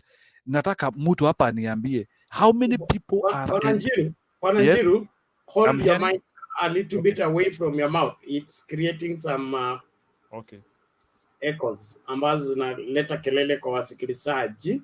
Okay, can you get me now? A distance, a few inches. Okay, nimeacha sasa. Iko sawa sasa? But you raise your voice. You raise your voice so that ichukue vizuri. Unanipata sasa? Hello? Uko sawa, usiweke mbali sana. Just don't put it close to the mouth. Okay. Just close enough. Thank you. Okay. Sasa nilikuwa nikisema kama leo Martha Karua amekuwa endorsed na university students. Martha Karua ameendosiwa na wamama. So people different walks of life. Hata sasa nasikia even people who are not even Kikuyus wanasema kama ni Martha Karua we can board that bus. There is something I want to say here. Ni watu wagani apart from Wakamba na KKA who want us to have a weak candidate? How many people are giving us Kalonzo? So ile kitu iko, mimi nataka kuambia Kalonzo pia saa zingine ni vizuri kuangalia the writing at the wall. Na saa zingine ukiona ile maandishi kwa ukuta inasema mene tekel upasin, saa zingine inabidi una concentrate na eneo ingine. So let's not concentrate with Kalonzo too much. He is bringing distraction, and in Azimio we have too many positions. Even Wakamba wenyewe wanajua. Sasa unaona anadhiriten even the composition ile tumekuwa nayo, akina Ngilu hata siwaone siku hizi, Kivutha, Kibwana, Mutua. There is so much confusion because of one man who has refused to be contented. And in any case, Kenya iko na so many people ambao wako qualified, lakini naona huyu mtu mmoja ndiye anataka sana. Why? Unajua hata Biblia inasema yule mtu ambaye atataka roho yake sana ataipoteza. So it is very good. Saa zingine ukitaka kitu sana you lose it. So even in Kikuyu kuna saying inasema ikitaka sana inapotezanga mama na mtoto if you want too much. So the other thing is ukiangalia what is happening with the Kenya Kwanza sahi, kama sahi ukiangalia unajua Kenya Kwanza wamekuwa wakiconcentrate with on counter attacks. So kazi yao wamekuwa they are waiting for Azimio to counter attack. So and sahi unakuta kama sahi hata mimi nashangaa why kwa nini Ruto anja name deputy wake? Why? Because he has not even named the committee ambayo itafanya hiyo kazi. Yeye tu anangojea pia hii committee ya Azimio imalize kazi yake ili ya name wake. Why he doesn't have a committee, he doesn't have any roadblock, yeye anangojea nini? Yani unakuta yani wao kazi yao tu ni kungojea vile Azimio wanafanya, then after kungojea vile Azimio wanafanya they respond to the extent wanataka sisi to name candidate ili na wao sasa walete yao. So andi unashindwa sasa hii ni agenda gani? So then the other thing maybe nilikuwa nataka kucomment ni history ya bari ya Kibaki na and the way I saw them perceiving issues na kadhalika. There is something I would like to say here, and I was a bit frustrated. You know, when people are mourning, ni vibaya sana to start taking that event to be your own political event. I do not think wale watu walikuwa wanaenda kuzika Kibaki, they were interested in hearing about the bottom up and the bottom down. That was not even a statement which was supposed to be released by a presidential candidate. Hapo ilikuwa inabidi aende hapo, aongee story ya sera zake na aende. But the moment when people are mourning, watu hata wajaweka mtu kwa mchanga na unakuja kusema hapo ati Kibaki believed in bottom up na pia mimi na, how sure is he that Kibaki believed in bottom up? Kibaki's system was not a bottom up system. Kibaki's system was a top down system. So hiyo ilikuwa kuenda kudanganya innocent people in a barrio.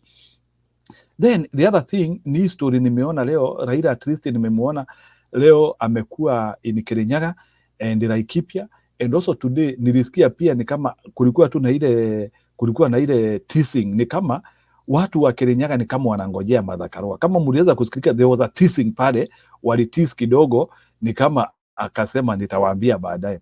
So in other words, zile kitu najaribu kusema, pia sisi Azimio tusikose, ni vizuri pia kusikiliza ground.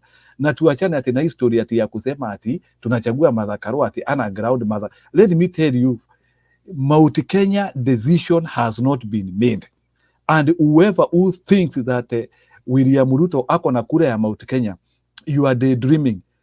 Mount Kenya people will think at the right time. Na ile kitu wanafikiria nayo ni ile kitu itakuwa kwa meza.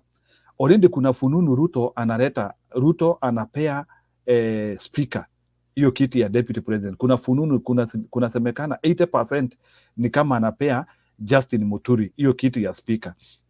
Ile kitu tunajiuliza, what is the reputation ya Justin Muturi apart from being given hiyo post ya kukua speaker bure bwerere, and he has also been a very biased guy. Huyo jamaa si jamaa anaweza simama even in the middle ground, ni jamaa tu anabebwa tu pande moja. So in other words, ukiangalia all this connotation and what is happening is that now we have no rooms for errors. And I would like to communicate even to Azimio team, Raila Odinga, please listen to the people. And I believe Martha Karua, whether akona watu ama ana watu, Martha Karua will gravitate people. Tuko na ile undecided vote. Inakuanga Kenya karibu 10% undecided vote. Raila Odinga on his own, even without a deputy president, he can manage beyond 46%.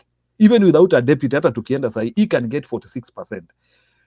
With bringing Martha Karua, ile the determining factor ya 10 to 15%, we can get it.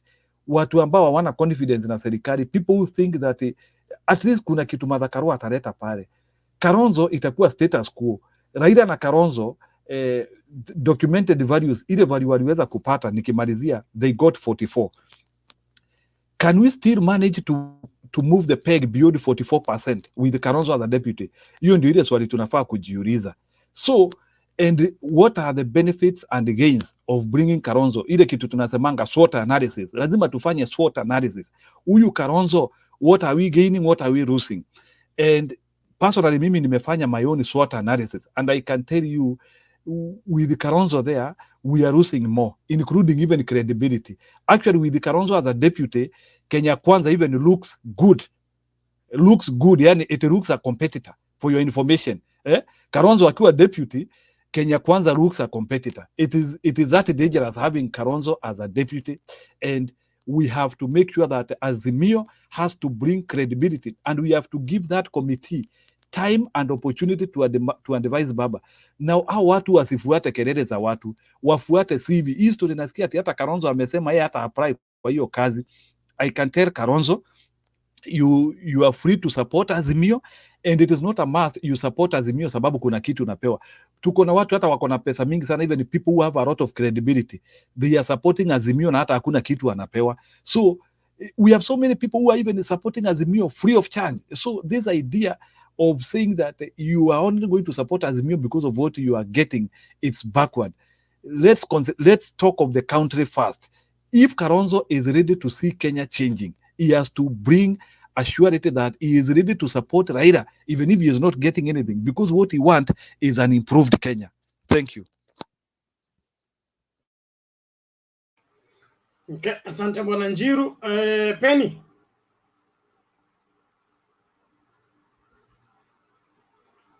Penny, did you arrive? Yeah, I'm good. Nimemaliza 10 miles ya kukimbia. Sasa niko kwa gym na nataka kuingia kwa gym. Niko kwa gym lakini kufuta chuma. Yangu ni kusema tu Bernard, I am very sorry. I apologize. Because when I came to this show, I thought it was a debate, but no. This you have to confirm to Raila's thinking or Azimio. And I am sorry for disturbing you guys and everybody. Hata kipu alikuwa ananiita sana Azimio mkora. Bana mimi si mkora. Nimefanya vitu. Lakini I am sorry. I am the one who came to your place. Kwa hivyo singekuja. Lakini nitatuma sadaka Bernard kwa sababu wewe ni mzuri sana. Nitatuma sadaka. Lakini tarehe 13 August ninataka show niingie hapo 11 o'clock. Hiyo wakati unaanza. Kwa sababu saa hii hakuna kitu nitasema. I will not move you this way, you will not move me that way. Lazima tuwe wa Kenya na tupendane na tuheshimiane. Hiyo Raila na Kenyatta wamemutilate the constitution. How can we follow these people? Hiyo tu ndio nilikuwa nasema. Asante sana Bernard. I appreciate you when you give me a minute. But I am of a different opinion, but I'm not crazy. Thank you. Wewe Penny naona unatoroka Alex. Sawa tu. ni Alex unatoroka, sio show na sio nani. Jakindube ana swali kwako. Jakindube uliza. Mimi simuulize, lakini nataka kumwambia aache propaganda. Aache kusema mambo ya ati usijui president na nini wanataka kugeuza constitution. Hawafanyi hivyo bwana. Constitution huwa ni kurekebishwa, sio kugeuzwa. No, yangu ndio nilisema Jakindube nitakuja on August 13. Sitaki hiyo propaganda unasema, sitaki hiyo. Hii ni my opinion. You can call it propaganda. Jakindube, ukiuliza mzee Koditi huko kwenu atakwambia mimi ni nani. Koditi. Sikiza. Unajua Kenya ni nchi yako kama vile ni nchi yangu. Lazima tuseme tu vitu vya ukweli. Huyo president Kenyatta ni Mkenya kama wewe. Odinga ni Mkenya kama wewe. Kwa hiyo ni vizuri tuseme tu vitu vya haki. Unaona handshake haiko kwa constitution, PBI haiko kwa constitution, handshake haiko kwa constitution. Sikiza. Ati even brushing teeth is not in the constitution. So no. These guys one is a powerful president with the military. Bwana Penny, Jakindube, hold on. Bwana Penny, mi na ngoja hiyo date umesema August 13th, eh? August 13th 11 o'clock. Mimi nitaingia hapo. Otherwise from now on nitakuwa nasikiza tu plan. Ningependa kukumbuka kwamba Ndeto alituambia tutaonana baada ya nominations za UDA. Hatujawahi muona, hatujui kule yuko. Na sasa huyu ni Ndeto, sio mimi. Alianguzwa. Ndeto alibaki. Inaonekana pia utapotea kama Ndeto baada ya Abana mimi nitakuja hapa niseme Jakindube. What do you matter? You know, we've been good. Hakuna tabu. Sawa, thank you. Jakindube, sema moja mbili kabla tulete huyo enterprises kabla ya Raquel. Kuna nani huyu jamaa alikuwa anasema juu ya mtu ambaye anafaa kuwa makamu wa rais ni Martha Karua, ndio anafaa na hiyo kitu. Kalonzo aliharibu wakati aliitwa, unaona vile watu hawana mipango. Kuna wakati walisema wanataka kuwa president, wanataka kuwa interviewed, na walienda kwa hiyo interview. Raila alienda kwa hiyo interview, Kalonzo alienda, Mudavadi alienda, Wetangula alienda,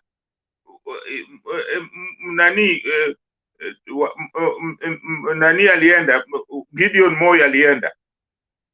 Wakati hao watu waliwaambia, sisi katika interview mtu ambaye tunamuona anafaa ni Raila. Sasa Kalonzo kama angekuwa mtu mwenye wote wangekuwa watu wenye kufikiria, ungesema okay, sasa ni Raila, tunamsupport. Raila hangeweza kuchagua mtu mwingine bila kuchagua Kalonzo kuwa makamu wake. Lakini sasa wao hawakufanya hivyo, hawakufuata, walikubali kwenda kwa mtihani, kwa mtihani. Wakishindwa tena ni mbaya. Sasa saa hii mimi nasikia, sijui, lakini nimesikia mtu akisema hapa kwamba wanahitajika, yule mtu ambaye anatakiwa kuwa makamu wanahitajika kuwa interviewed. Hiyo ni jambo nzuri. Kama wewe mtu unataka kuwa makamu wa rais, kwa nini unakataa interview? Kwa nini unakataa interview? Ujielezee, kwa sababu hiyo ni kazi ya nchi yako. Kuna ubaya gani? Wakati tunataka president, mbona tunawaweka kwa debate, tunawa interview ndio tujue huyu ana nani namna gani? Ni vizuri, kwa sababu unataka kuongoza nchi wenzako. So wakikwambia uende kwa interview, ujieleze, wakuone, wajue unataka kufanya nini, unakataa.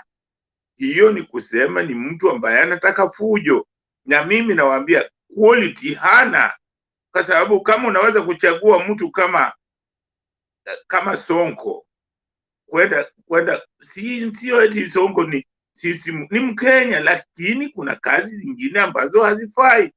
Hata mimi kuna kazi zingine labda hazifai. Siwezi kujilazimisha tu kwa kazi ambayo hainifai. So hiyo ni jambo ambalo kama yeye anakubalia, anasema anachagua Sonko, hiyo tayari tunajua uongozi wake ni uongozi wa namna gani. Yeye ni mtu anaangalia vitu kwa njia gani. Kwa hiyo ni mtu ambaye hafai, kwa maoni yangu hafai, na niliwaambia hii kitu hafai kwa sababu haangalii Kenya kwa ujumla. Tunataka tuangalie Kenya kwa ujumla. Kenya ni kama nchi yetu ya Kenya ni kama mwili, kidole ikiumia mwili yote inaumia. Kwa hiyo haiwezi kuwa eti Wajir kuna watu wengine wanalala njaa na wale wako Migori wanakula wanafurahi. Hapana, haitakikani namna hiyo. Kila sehemu ya Kenya inatakikana tuwe na kwamba kila mtu ana uwezo wa kula, kila mtu ana uwezo wa kwenda hospitali. Kwa mfano ile shilingi 600,000 ambayo Bwana Raila anasema anaweza kuwapatia Wakenya. Unaona watu wengine wanakataa, wanasema itapatikana wapi? Na hiyo kitu inafanya kazi Uingereza, inafanya kazi Ujerumani, inafanya kazi Amerika, na hizi ndizo nchi ambazo tunasema zimeendelea, kwa sababu ni aibu kuona mwenzenu analala njaa. Ni vibaya, it's immoral. Hata kama ninyi ni watu wa dini, si haki kuona wenzako wanalala njaa. Mkenya mmoja analala njaa ama anakufa na njaa na wengine wanakula, wanatupa vyakula. Hiyo ni makosa hata mbele ya Mungu ni makosa. Kwa hiyo ni jambo la busara, sisi kama Wakenya lazima tufanye bidii kuhakikisha kwamba hakuna Mkenya mwenzetu analala njaa. Akilala njaa sisi sote tumelala njaa, lakini kama kuna chakula hata ni kidogo, kila mmoja ashie. Hatuwezi kubali namna hiyo. Hiyo ni jambo ambalo halina nani hata kidogo. Na unaona watu wengine wanaipuzia. Tunatakiwa tutoke kwenye ile kwamba kila Mkenya apate kitu ya kula, kila Mkenya lazima awe na mahali pa kulala. Hiyo ni jambo la busara, hiyo ni jambo la haki ya binadamu. Kila Mkenya lazima atibiwe akiwa mgonjwa, kila Mkenya lazima aelimike. Hiyo ni jambo, hiyo ni human right, lakini watu wanataka kuifanya kwa ni biashara. Hapana, hiyo sio biashara, hiyo ni haki yetu. Kwa hiyo mtu ambaye ana policy kama hiyo, huyo ndio tunataka kumchagua. Hatutaki kuchagua kusema ati sasa ni biashara. Kwanza biashara hiyo bila kujenga taifa, bila kuwa na taifa, hauwezi ukajenga taifa. Hata ukijenga hiyo taifa ambayo unasema tu unajenga na economy, haiwezi kuwa kabla hiyo taifa lako hakuna umoja. Lazima kuwe na umoja katika hilo. Hiyo ndio kitu ya muhimu, number one. So hiyo mambo ya nani, bado mimi ninalalamika, lakini kwa maoni yangu mtu ambaye anafaa kuchaguliwa, mimi mtu ambaye namuunga mkono Martha Karua anafaa, kwa sababu this time itakuwa ni siku ya kwanza kupata wale watu ambao wamepigania haki ya Mkenya, wamepigania katiba, wamepigania hiyo dhuluma ambayo tulikuwa nao wote wawili kwa tiketi moja. Na mimi nasema mtu ambaye akishachaguliwa kama vice president, wakati president anaondoka, waondoke pamoja. Tusifanye hii upuzi ambao wanasema sasa president ametoka, makamo wake. Hapana, hiyo ndio inaleta matatizo. Ndio sasa unaona Ruto anataka lazima akae pale, kwa sababu aliambiwa yeye akitoka, Uhuru akitoka ni yeye. Hapana, hiyo tuliona kwa serikali ya Kenyatta na Moi. Moi alikuwa ameshakaa pale kwa vice president 15 years, alafu tena tunampatia 24 years kwa president. Hakuna kitu unaweza kufanya. Hiyo president unaweza kukaa tu president 10 year maximum, ndio utafanya kazi. Baada hiyo utaharibu. So ni muhimu tujue kwamba ukitaka kuwa vice president, ujue ukitoka vice president unatoka na president wako. Ukitaka kurudi unarudi wakati mwingine, kama umesha refresh, umeona mwanga, umepumuzika. Hauwezi kuwa kama sasa Ruto yuko kwa president for 10 years, alafu tena aongezwe 10 years nyingine. Hiyo miaka 20 kwa presidency, hiyo hakuna kitu atafanya. Ni makosa makubwa sana tukifanya hiyo. Asante sana Bernard. Okay, thank you. Where is this direct? Halo, habari zenu? Salama, namna gani? Niko salama kabisa. Umeficha sura kama kawaida. Unaelewa shida iko wapi? Sasa nilihama na nikakuja Azimio na nafurahi kuwa Azimio, lakini naomboleza kidogo. Naona hata wakichukua Karua kuna mahali Uhuru wanakosea. Uhuru anafaa punguze kuongeza. Wenye anaendelea kuongea zaidi ndivyo anapotezea Raila kura. Anafaa punguze kuongea, mpigie campaign. Hiyo mambo ya kupiga deputy yake, hii si time ya kupiga deputy yake. The more anaendelea kumpiga, the more ana lose kura. So mimi naona kuna mahali kama yanampotezea kura. Na feel as much as tunataka Karua simame, Ruto Uhuru kunyamaza inaweza saidia zaidi, lakini the more he talks, the more wanapea Ruto anapata sympathy. Because now if you tell me for over 9 years wamekuwa pamoja na yeye, so 3 months down the line, miezi 3 nimebaki ndio atoke, ndio anaanza kuongea ubaya wake. What does it help? Haitusaidii saizi. Does not help us, because now it's too late. Na hiyo jamaa na capitalize on that one, because we are getting to know more that we did not know when it's too late.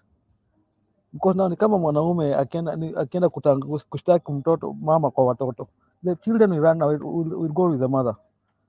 So I feel yeye kuna mahali alifanya makosa. Karua amchague ni sawa, lakini at the same time the team is now getting wounded pole pole, and now it's about time. The 3 principles, Raila, Uhuru na Kalonzo, they sit down. Juzi tumeona Mutua na huyo mwingine anaitwa Kingi wanataka kutoka. So when you are having a team, you are trying to unite the people, and inside mko na wrangles, kutakuwa na issue ya kukua, watu wataanza kuwa na maswali, and then people may decide not to wake up or switch. So I feel now even how I saw Kibwana, it's like he's not even satisfied.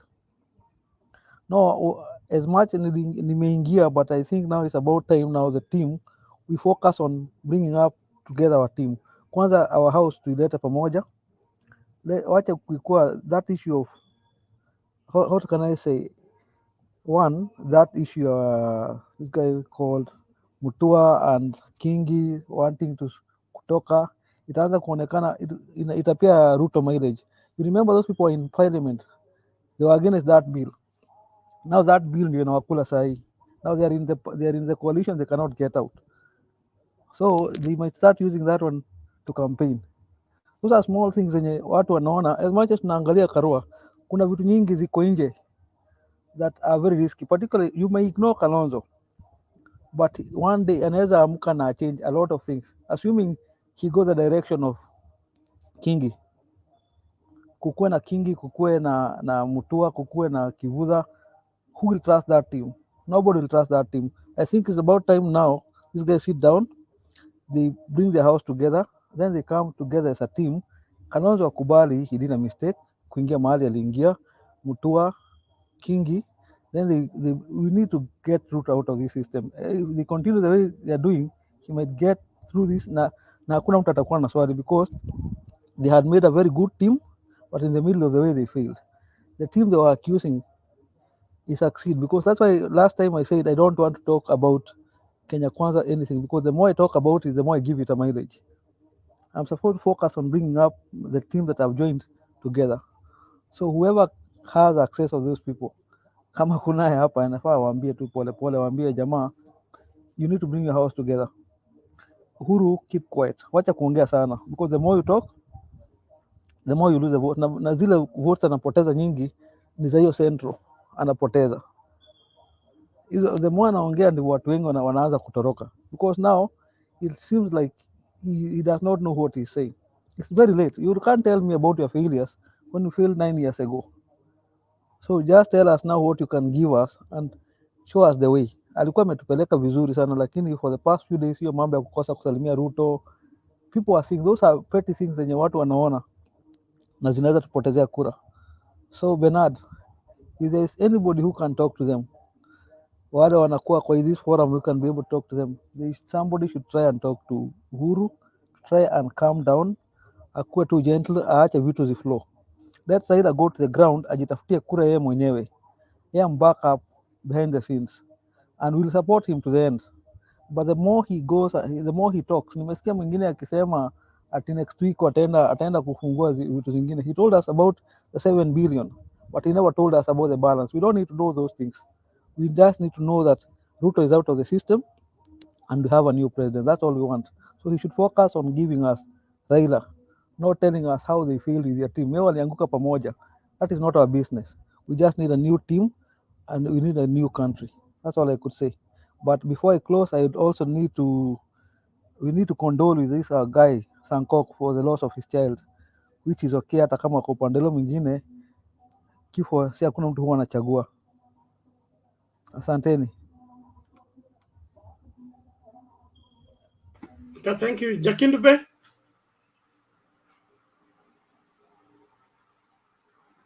Mzaji kwamba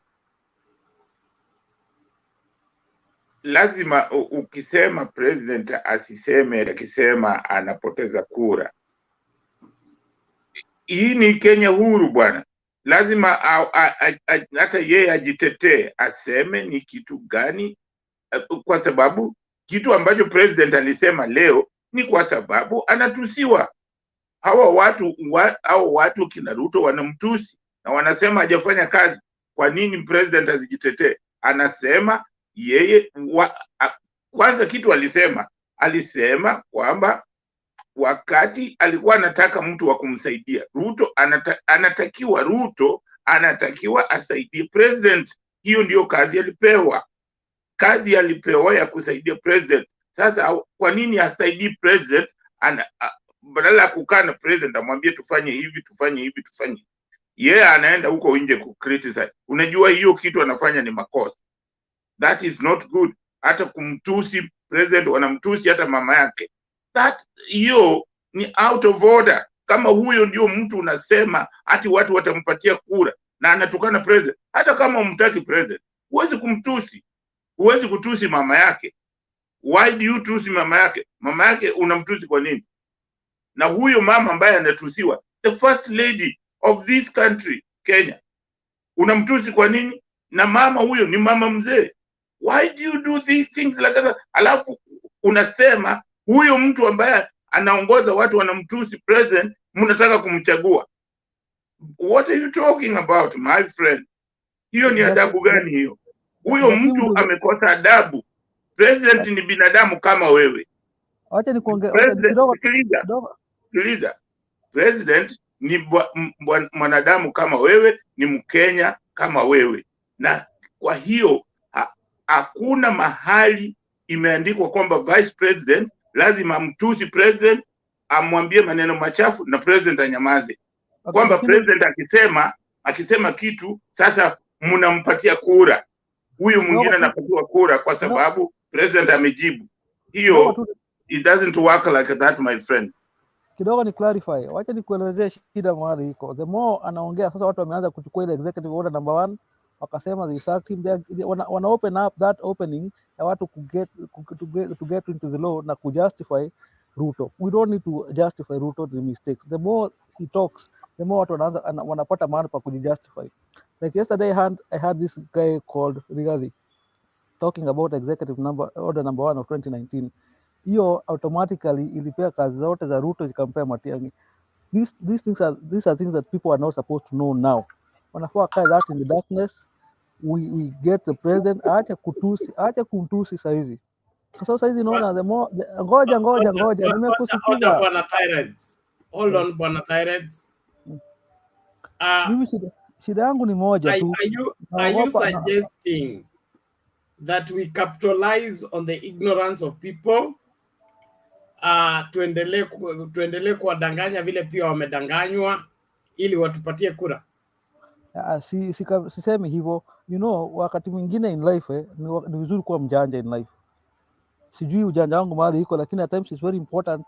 If you know what you will say will make you lose something, why do you talk? You of course unaambia ukweli, but what happens if you tell those people the truth? At times you need to lie to get what you want. Because now the more he talks, the more he enlightens people, and these people ni kusema tu nasema small things watu wanaona mimi I don't want to say I'm not on the other side because nishakuja. What I'm trying to say is I'm fighting for a way that our president now, the 5th Raila, how we can protect his votes, and whoever loses. Okay, thank you.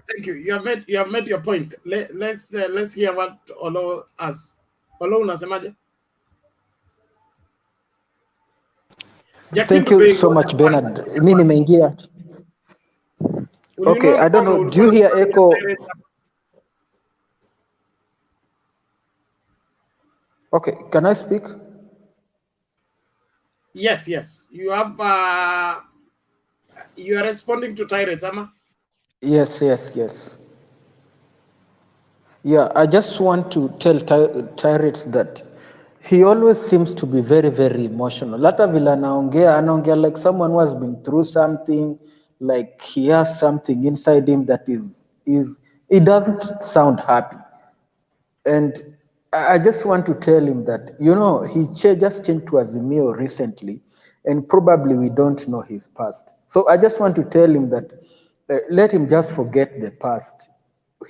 On this side where we are, we believe in what we are doing, and we know that we can achieve whatever we want. So yeye akisema ati Uhuru anafaa tu kunyamaza, Ruto aongee. Unajua Uhuru and Ruto have their own issues, and you must learn how to separate them.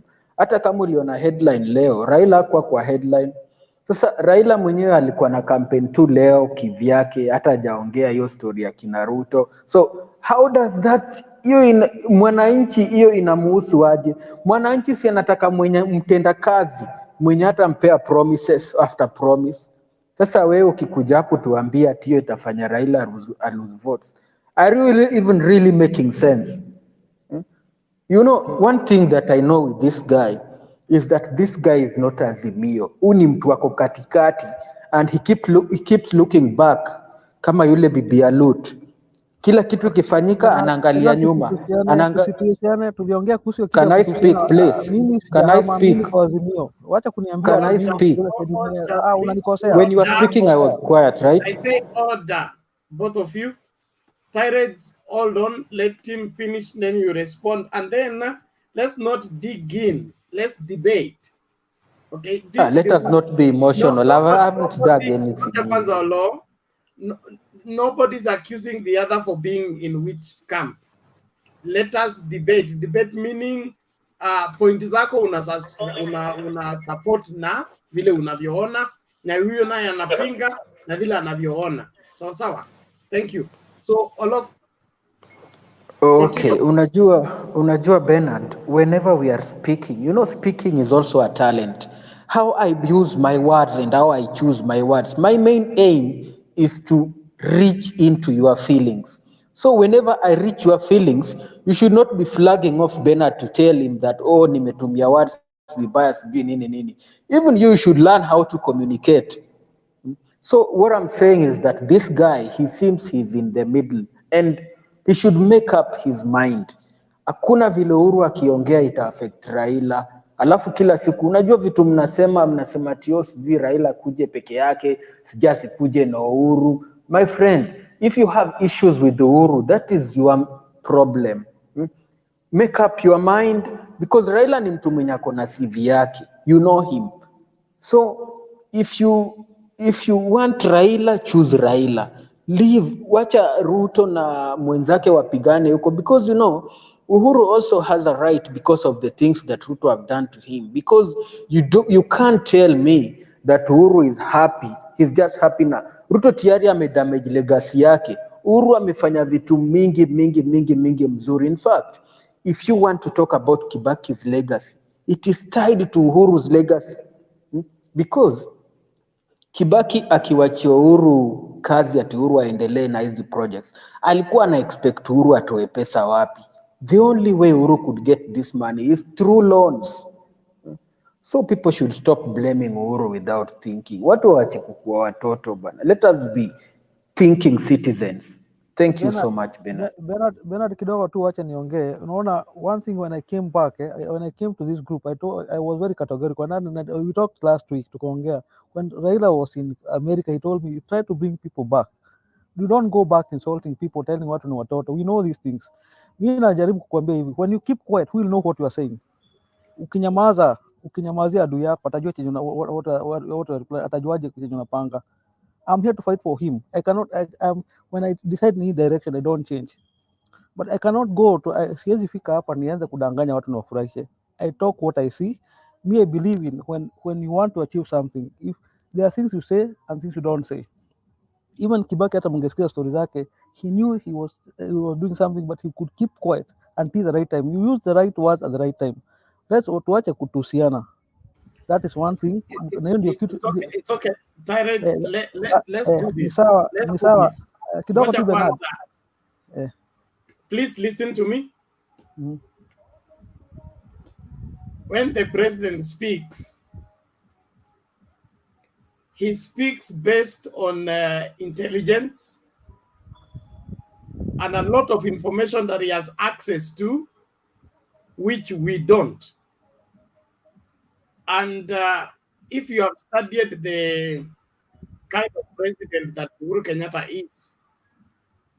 is not a person who talks in response to matters just because they were said. There are a lot of factors that are put in consideration, and I believe what he says is wise. You suggested that he should keep quiet so that he can preserve or protect the votes for one Raila Odinga. Silence can gain in politics, and also silence can cause you to lose. So a balancing between the two is important. Let us not help Uhuru Kenyatta by choosing for him what to say or not, because we will end up infringing on his democratic right and constitutional rights. Let's just be able to help Kenyans make right decision based on right information. Hii siasa ya kuhadaa watu na kuwajaribu kuwaseduce bila kuambia ukweli, hiyo ndio inachangia corruption, kwa sababu mimi nilidanganya nikafanywa. Okay, kwa hivyo nikiingia kwa ofisi napaswa kuendelea kudanganya ili niendelee kuaminiwa, lakini nikitafuta uongozi kwa ukweli na watu wanipigie kura kwa ukweli, sitahitaji kujifanya okay kwa watu. Nitakuja mwambie, hey, mlinipatia hiki kiti na ofisi ni hii, hela zile nimepewa ni hizi, na sitoshi kufanya hiki, tufanyeje? So hii story ya viongozi kujaribu kudanganya na kuhadaa masses so that they win them on lies is wrong. We shouldn't support it.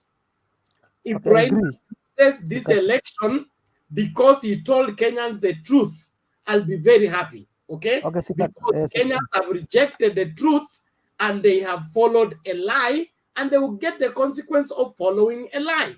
But if this group is lying and then this group is lying and one lie wins against another, we'll end up with a nation built on deception, and that will not help this country. So let's be different, do politics the right way, which is ukweli wa usemwe. The confrontation between the deputy president and his boss is something that we don't have control over. It's something that these two people worked in the same office, they know each other, they know where they went wrong. Is it affecting the country? Yes. Will it have whatever consequences? Yes. But some of those things we don't have control over. We can't tell Uhuru what to say or what not to say. We can only err and say, when he says this, it will have this. When he says this, it will have this. That's the much we can do. But as at now, kama tuna support Azimio, to support Azimio kwa ukweli. Kama tuna support Kenya Kwanza, to support kwa ukweli. Ili Wakenya nafasi ya kufanya nini? Ya kuchagua kulingana na ukweli uliopo, sio uongo. Tuko sawa hapo Bernard, lakini shida yangu sasa, some of the statements inafanya Raila kuwe punching bag. He's purely innocent. You know, Raila was not in the message between Raila, Uhuru, and Ruto. No, you can't defend Raila Odinga. Raila Odinga has been in the trenches from the 80s, the 90s, the 2000s until today. We can't shield him from this, and he did not get into this looking for protection. If he was looking for protection, he has a farm in Bondo. He has a good home here in Nairobi. Rocking chairs are available. He could go there and lead a quiet life. He is in this place because he's fully prepared for it. He has paid enough in terms of sacrifice for this country. I think he can withstand one insult or one punch from here and there. If it's for the good of the country, it's good. Let's go on. Let's not be too protective and too sensitive, because it will not help the rest. In fact, that will distract us from going for the main thing. That's what I think. Naona umesema ukweli, but to conclude, keeping quiet does not mean you're lying. There are some things unanyamaza nazo for your own purposes. I just want to give a brief example. Assuming you are in a relationship and you want to tell somebody, you want to tell your girlfriend you cheated on her, will you go and tell her you cheated on her? You can't go and tell her because you might lose a girlfriend. That's an example. What I'm trying to say is, he needs to choose what to tell the public and what not to tell the public. That's only my only prayer. Because me, I would not wish to have a situation where I'm having a president who is a thief, and now we are opening a Pandora mahali yeye anapata mahali pa kupunch everyone. We want to change this government. I want a new government. I don't want that Ruto. That's given. But I also, mimi pangu I can protect Raila. However, mimi najaribu pangu venye naweza protect Raila. But as for Ruto, right now I'm tired of him. Because nimeona sasa ameanza kuwa mtu wa kuchafua nchi. Every now and then nchi when we are almost getting that peace, unapata inaanza kuchafuka. So if we are to protect Sawa Raila, Tyrants. Naomba yes, hivi tafadhali. I've sawa, gotten your namaliza. point and I understand where you're coming from. I'm only advising you that uh, let's accept our limits and appreciate our possibilities and look for what best can we do in our current situation to improve on the matter. Because choosing for the president what to say is not in our prerogative, it's not in our capacity to do that. Can we advise him in public like we are doing? Yes, we are free to talk about it. But the president says what he says based on the information he has. Some of that information we don't have. So let us allow them to sort out what they want to sort out.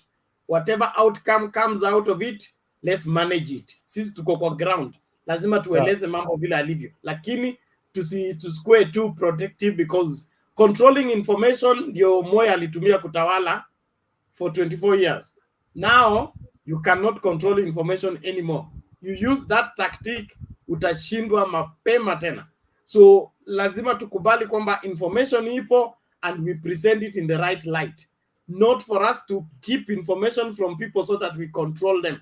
That way tutapoteza mapema. Now naomba nisiongee sana. Hey, Jakindu Bey, mkono yako iko juu. Roba, Jakindu Bey, nusu ya dakika tafadhali. Mzungumzaji anasema juu ya president.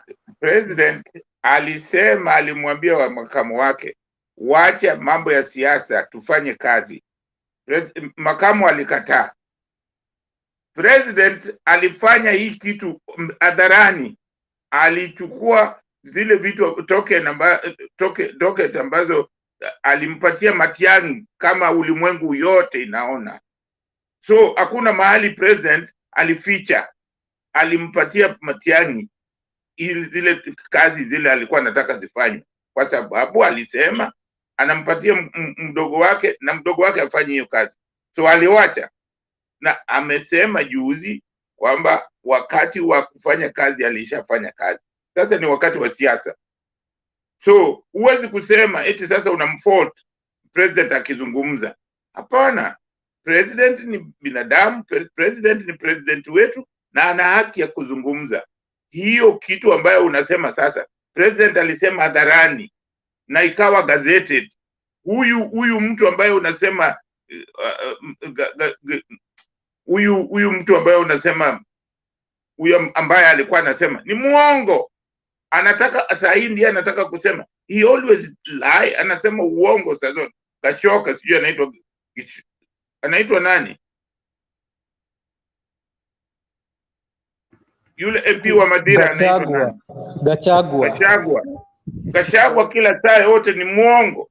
Sasa anasema saa hii na president alifanya mambo ya kumpatia Matiang'i kufanya hiyo kazi, alitangaza hadharani na akaweka kwa gazeti. So unataka kusema hakuna mtu anajua hiyo? Kila mtu anajua. So hiyo sio mambo ya kusema kama Gachagua anasema, ni kwa sababu ni muongo.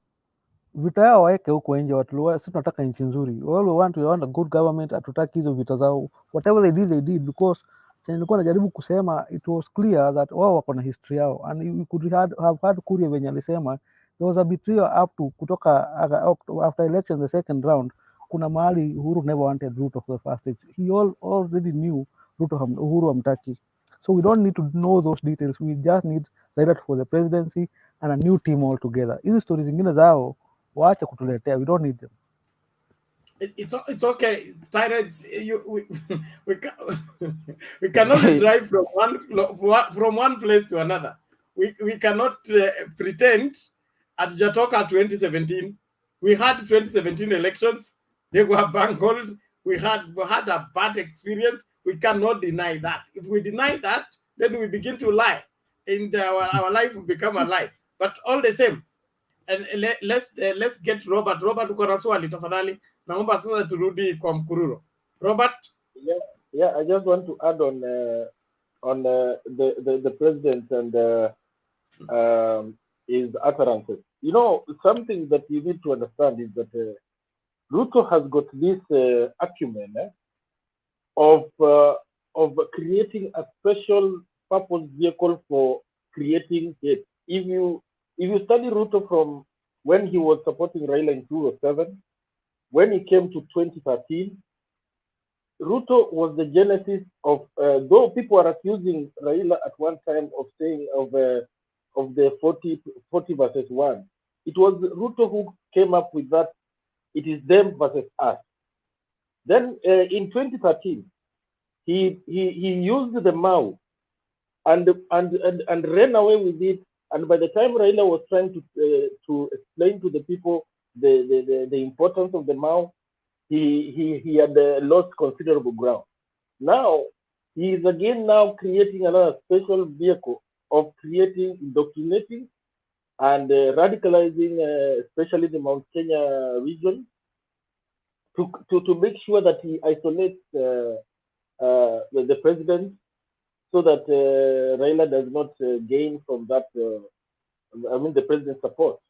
But now Uhuru seems to have noticed that this man, if he is left unchecked, he will create more damage, and people need to be told the truth. So I want to emphasize that for me it is okay. Uhuru should just make sure that he checks the DP's utterances, because if he is left to continue, he will create the same hate that will be repairable. So he must be checked at all times. That's all I wanted to add. Okay, asante Bwana Robert. I want us to get back to David. Umemaliza submission? Hata sikuwa nimesubmit. Ulinipatia time ni respond kwa tirades. Please make your submission as fast as possible, please.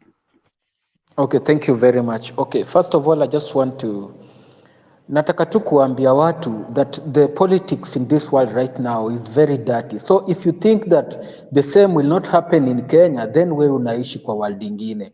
Angalia hata politics za US, vitu zenye Trump alikuwa nasema, ama hata vitu zenye bado nasema hadi sahi. Angalia politics za nini, za France. So let us not think that these things are only happening in Kenya. Politics is very, very competitive now. So ukifikiria ati it happen too peacefully, ati watu watajibiana, then you are living in a wrong world. Alafu acha nichangie mada. Nataka kusema hapo, nimeona umeandika ati Kibwana amesema ati waliwekwa kwa bench.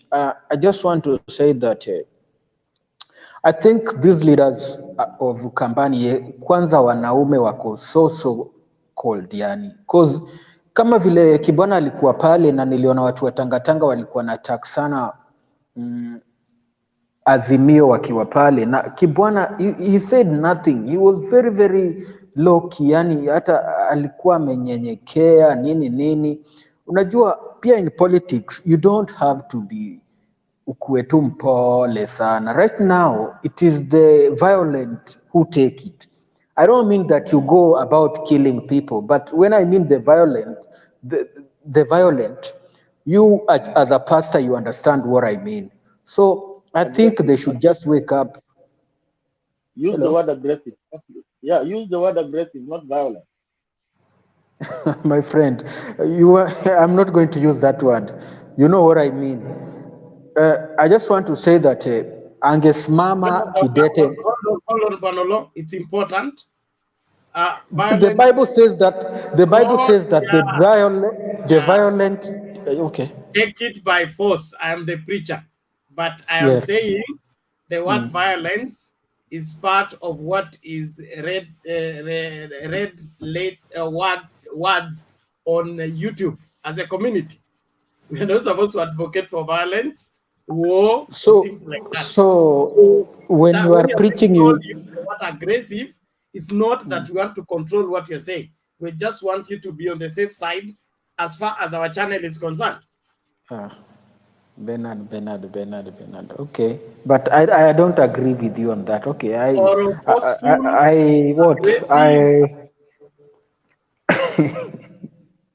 are many options. Okay, let us just forget about it. Let us just forget about it. So I just want to say that angetetea Azimio kidogo at least hata but right now naona Ukambani hatuna mtu wa kututetea, because Kalonzo ndiye huyo sasa, hata tuwezi mtrust. Mwenye tunamtrust hapo sasa ni Ngilu peke yake. So I think Ukambani, they should just align their troops and they should choose if they are in Azimio ama itakuwa vipi, because you know, after all, when they will be bargaining for positions, we will be asking what they've brought in. Yeah, and then Murkomen na Kalonzo, Murkomen na Kalonzo I'm not going to talk about, but I just want to say that Karua is one person who is really, really pleasing me. And ukiangalia Karua na Natembea, they are really, really bringing very, very fresh politics that everyone is just admiring.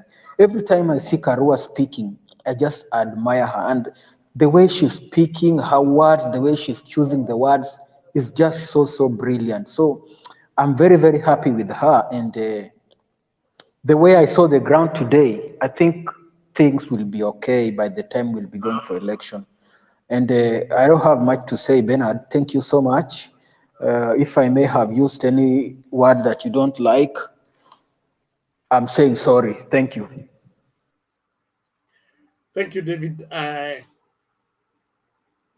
If there's no matter arising from there, naomba tumsikilize Lily on gender matters, and then tutarudi kwa Lara baadaye. Lily, how are you? Hi. I'm fine, thank you. Hey. Hi, everybody. Yeah, long time. Yeah. I want just to say that even me myself, I'm pleased to see Karua now have joined Azimio and going joint rally with Baba. And obviously this weekend they have been in Nyeri.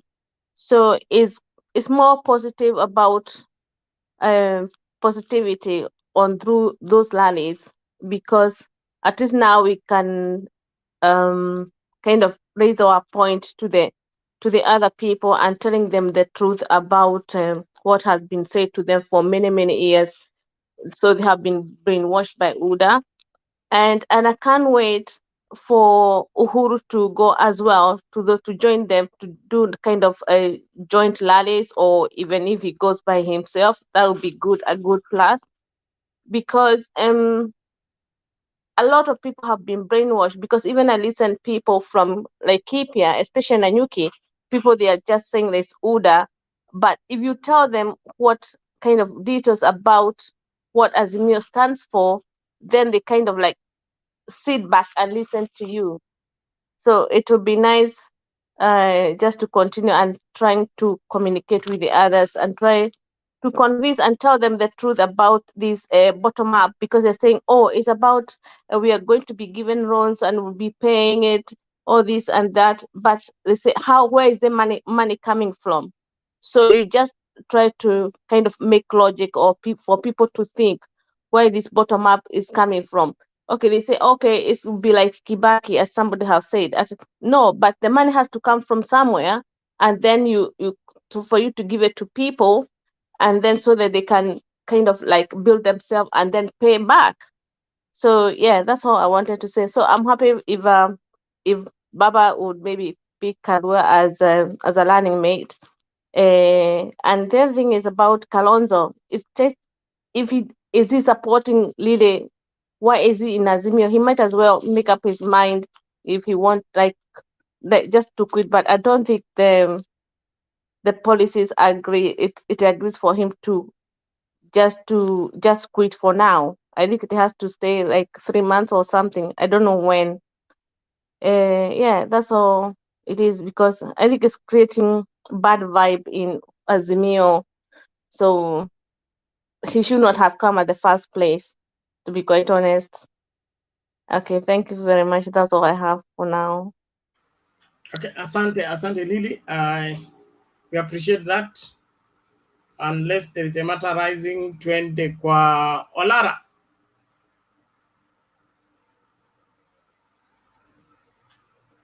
Olara kajitupa nje mwenyewe, hata mimi sikuguza my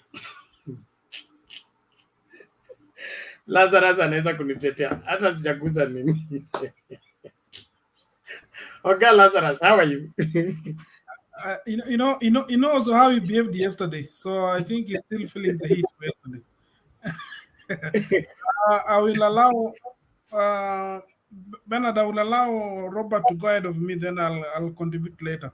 Let me just take the bearing. No, Robert had made submission unless kuna swala lingine anataka You can give Mugeni can go ahead of me as I take the bearing. Aya, Mugeni, namna gani?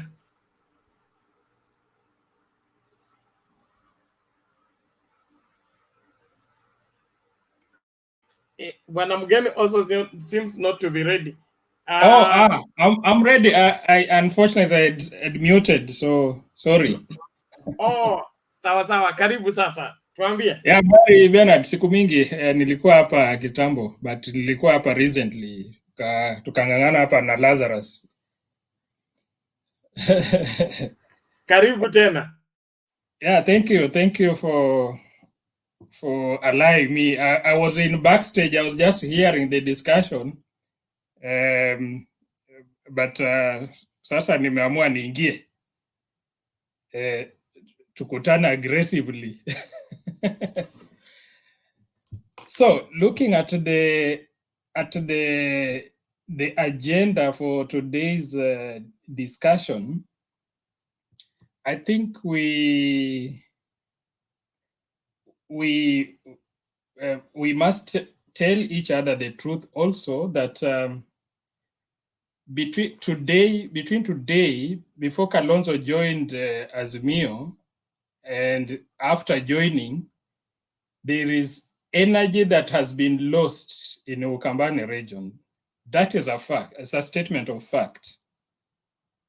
Because initially, when those three governors were there, we had at least popularization rallies within that region.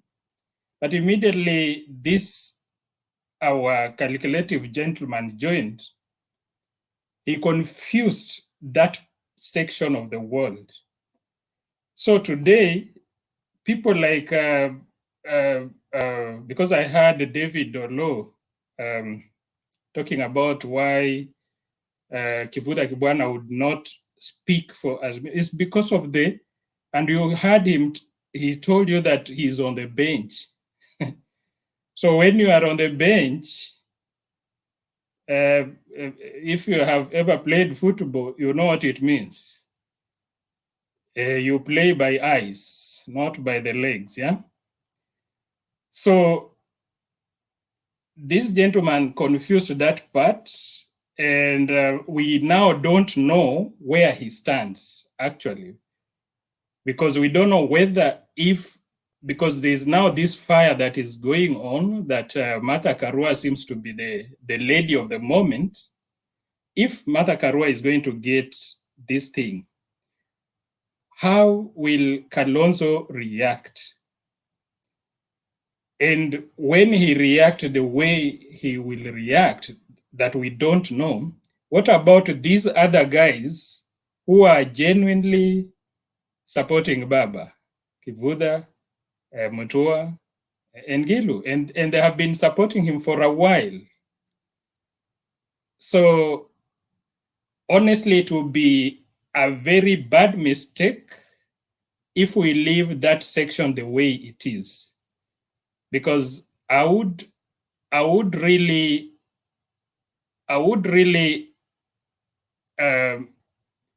want that Azimio put their feet in that part of the world and ensure that people are not left in doubt, because there are those people who say, Kalonzo, if Kalonzo is not there, then we don't know whether we are in Azimio or we will abstain from voting from that part of the world. And that can be very costly, because those are votes that we cannot afford to lose, because they are already there. They have always been the votes of Baba.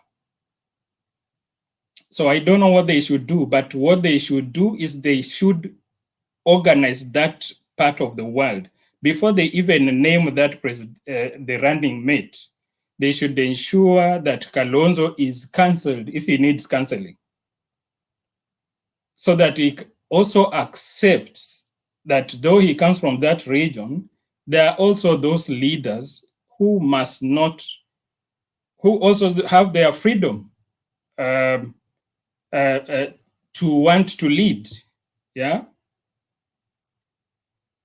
Yeah, so that is that part. But concerning this issue of the exchange between the president and the deputy president, it would be a costly mistake if Uhuru continues to keep quiet. I think he must speak out.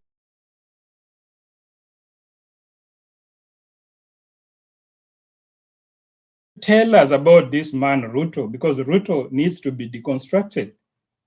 Because every time, and if I was in the place of Uhuru, I'll honestly get annoyed because you are in your own region, you have gone to bury a president who left the reins in your hands, and someone comes and is cheered by everyone.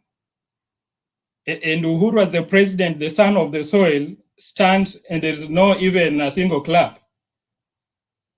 That is the extent to which Ruto has radicalized Mount Kenya in a very bad way. In a very bad way, to the extent he's like a priest. He's like an imam, not a priest, because in Christian people don't get radicalized that much. I think he's like a terrorist imam. Yeah. So Mogani, I want, excuse me. Yes. The cheering has never happened in the history of Mount Kenya. This is a hired crowd. In any case, we loved Matiba more than we love even Uhuru, but we never cheered them, even in funerals. It is something that is premeditated, my brother. Don't create a storm out of a teacup. There was nothing there. It's just people are told when Ruto wakes up, shout, yes. Yeah, and yes, so it is such things that we say that Uhuru must get to the mountain and deconstruct. Even these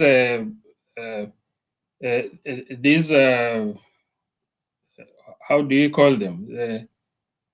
Wafuasi wa Ruto wenye wako pale Mount Kenya, he should go there and deconstruct them, uproot them. Yeah. Yes. So we need Uhuru to continue that trend of exposing this guy. And for that, I differ with the tirades who say that Uhuru just need to keep it. No, Uhuru must go to Central to help his brother to get more votes. If at all there is any Kenyan today who is still undecided. Though what I know is that majority of the undecided voters are in Eastern, Lower Eastern. Okay, thank you, Wananchi. If there's any point of information from any person, I welcome. Thank you, Mugeni. Kamau ameinua mkono. Kamau.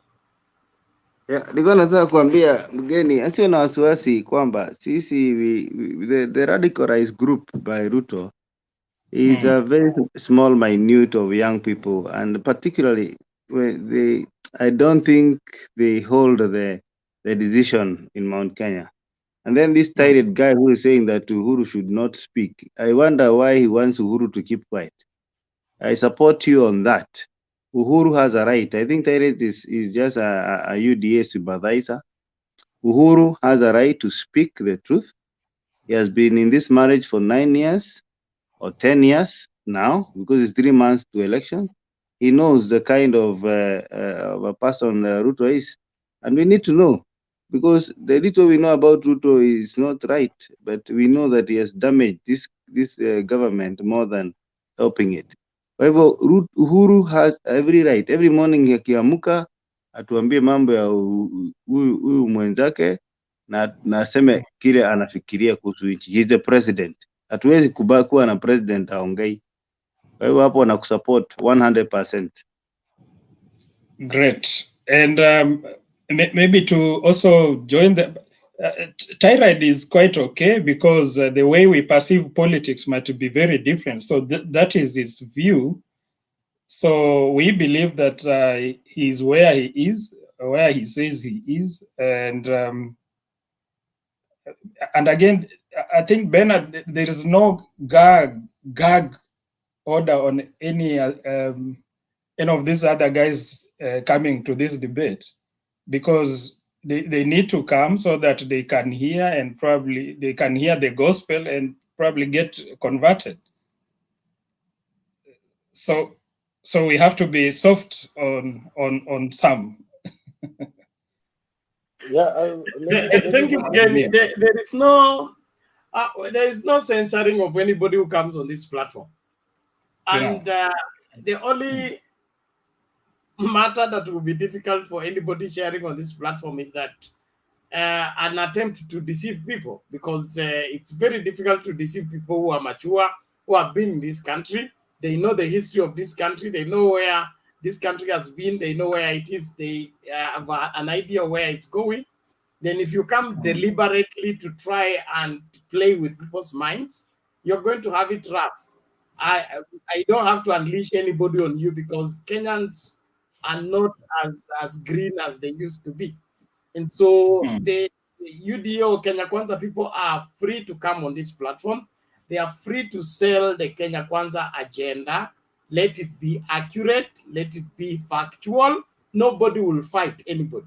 But if you come here to try and twist the truth that the president has now failed to perform, and he's now crying for the deputy to come and help him. Where in the world did the president beg his deputy to come and help him? Is it English problem? Is it grammar problem? Is it understanding problem? So that's all. So just like everybody clicks and the StreamYard allows them to come in, everybody's free to come. And like you said, we are all at different levels in terms of understanding our politics. There are those who are in politics, but we are interpreting politics using our religious background, others interpreting politics using our academic background, others looking at it from the family perspective. So we will interpret at different things at different levels. That's why we need to educate one another and understand. Uhuru is a seasoned politician. In fact, Uhuru has matured politically in his last term in office than he was in his first term and this other time. You see him more as a statesman, making decisions that are more of national interest than personal interest. We didn't see that in Uhuru previously, but now we see him beginning to deal with matters like a father, like an elder. He has that sense of responsibility.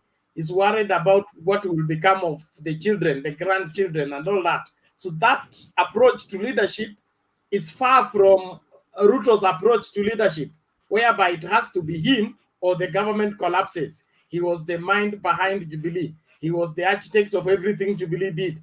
When he walked out, everything collapsed. He is building everything around him, and he thinks it has to be him or nothing will take place. So that, in my opinion, sells William Ruto as immature, childish, irresponsible, and so unfit to be the president of this country.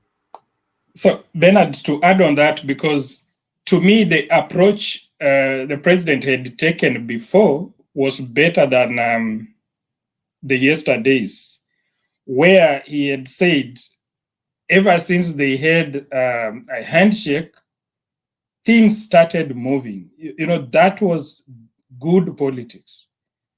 But when he starts saying that Ruto are later ideas, that one is something like indicting himself. I hope he would not do that again, because now these guys are beating themselves their chest. We know they have the ideas, you know. No, so, that is UDA interpretation. The president never said Ruto should bring ideas. He said when there was a crisis in the country, you kept away from work. You did not stand up, step up, and provide a solution. You never suggested this is how to deal with COVID or this is how to deal with this. Then you are the first one to go to the marketplace to incite the public and say Uhuru is the problem. So Uhuru was giving an account of, let's say, somebody missing step for 4 years, okay? And how he has been performing the 4 years. And then if you jump into conclusion, the way UDA are twisting it and turn it, Uhuru ameshindwa kugovern country, wale watu walipatia kazi yangu wameshindwa kufanya, that is Ruto's mind, and he gives it to all his bloggers to go and the space with that same information. In fact, it's very difficult to work. It is very difficult to work in Ruto's office as a blogger, because you will never think anything, you will never create anything. They will think for you, chew for you, give you to swallow. That you cannot develop anything. And Bernard, another thing, the problem with us Kenyans is that we don't seek for information. We rely on majority of Kenyans. They rely on politicians to give them what is happening. So the problem, economic problem, is all over the world. You know, prices are high everywhere in the world. Yeah, because even Kenya, because when you look at petrol in Kenya, actually the much they are selling, I think there must be among the cheapest in the world. But in other countries where people read, actually they do read, they know. So there is no noise because they know what is happening. But in Kenya, once you go to a market, actually those markets, and you say, you see, now in Uganda, people are getting fuel. When actually Uganda, the fuel in Uganda is expensive than Kenya. But a politician has already said that Uganda, the fuel is low. And then people take it. Yeah, it is Uhuru. It's the debt. Oh. It's okay, Mugeni. I think that's where we come in as enlightened people. Let's guide our nation. Let's guide the people so that the propagandists will find it difficult to sell their propaganda. But if we all keep silent with the truth, we help the passage and the continuity of the lies. But all in all, we are not badly off as a people. Our level of literacy is not as bad as it used to be. Right now, there are people who can read, and then there are sources for different news. So don't rely on one source of news. There are those who will give you bad news. So just check and counter check. You will be able to get the information. Naomba tusonge tafadhali. Bwana mgeni, asante sana. Roba, unasemaje? I was just saying that, or rather, I was thinking, you know, yesterday the Uhuru's utterances at on the Labor Day occasion, it was not something that was out of the blue. It was something he was informed, and that's why he decided to actually play politics also, because you can see the effect of his rebuking his deputy. It has kept Kenya Kwanzaa busy the whole day. In fact, they have not stopped talking, and they will talk the whole week. Only just one salvo fired at them, they will keep them busy and running. It is part of political strategy. So I want to say that I really appreciate. Sometimes you need to keep these people busy. They lost focus. They have forgotten that they're supposed to be looking for presidency. They now want to focus on Uhuru. So I mean, it looks like they really don't know what they're doing. Okay, carry on. Let them fight Uhuru as we sell Raila Odinga. At the end of the day, Raila Odinga will win, and they will be complaining about Uhuru. That's a good one. Lazarus, uko ready sasa? Yebo. Aya, endelea. Good evening, everyone. Good afternoon. Good morning.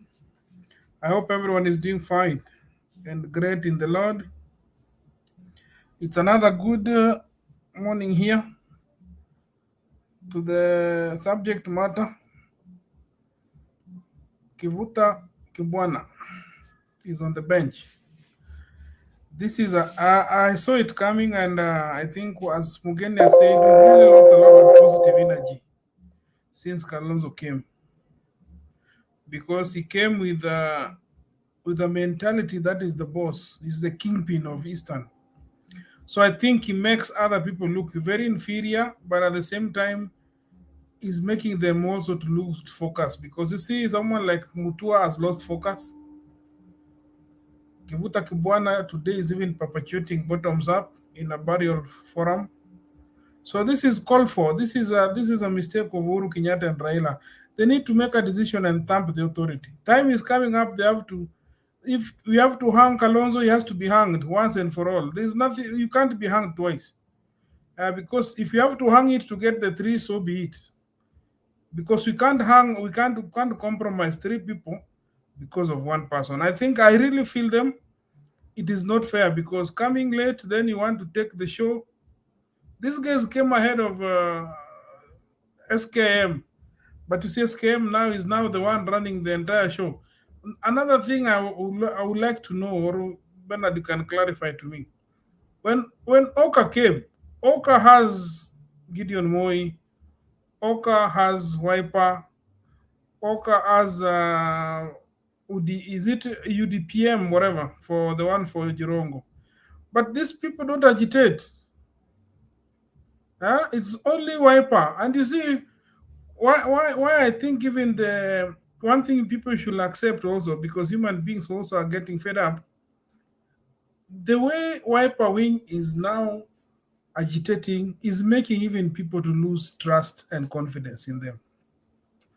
Today, I was so disappointed, and I said it yesterday in this forum, that we were told Wajinga wameisha Kenya. I think the UDA wing, as some of the, I'll use it and I'll not withdraw it, Bernard, we have some of the silly and couth politicians using very wrong forums to present their case. Like today, to be honest, to talk ill about Uhuru Kenyatta in a burial, to say since handshake came, Uhuru has never been to church.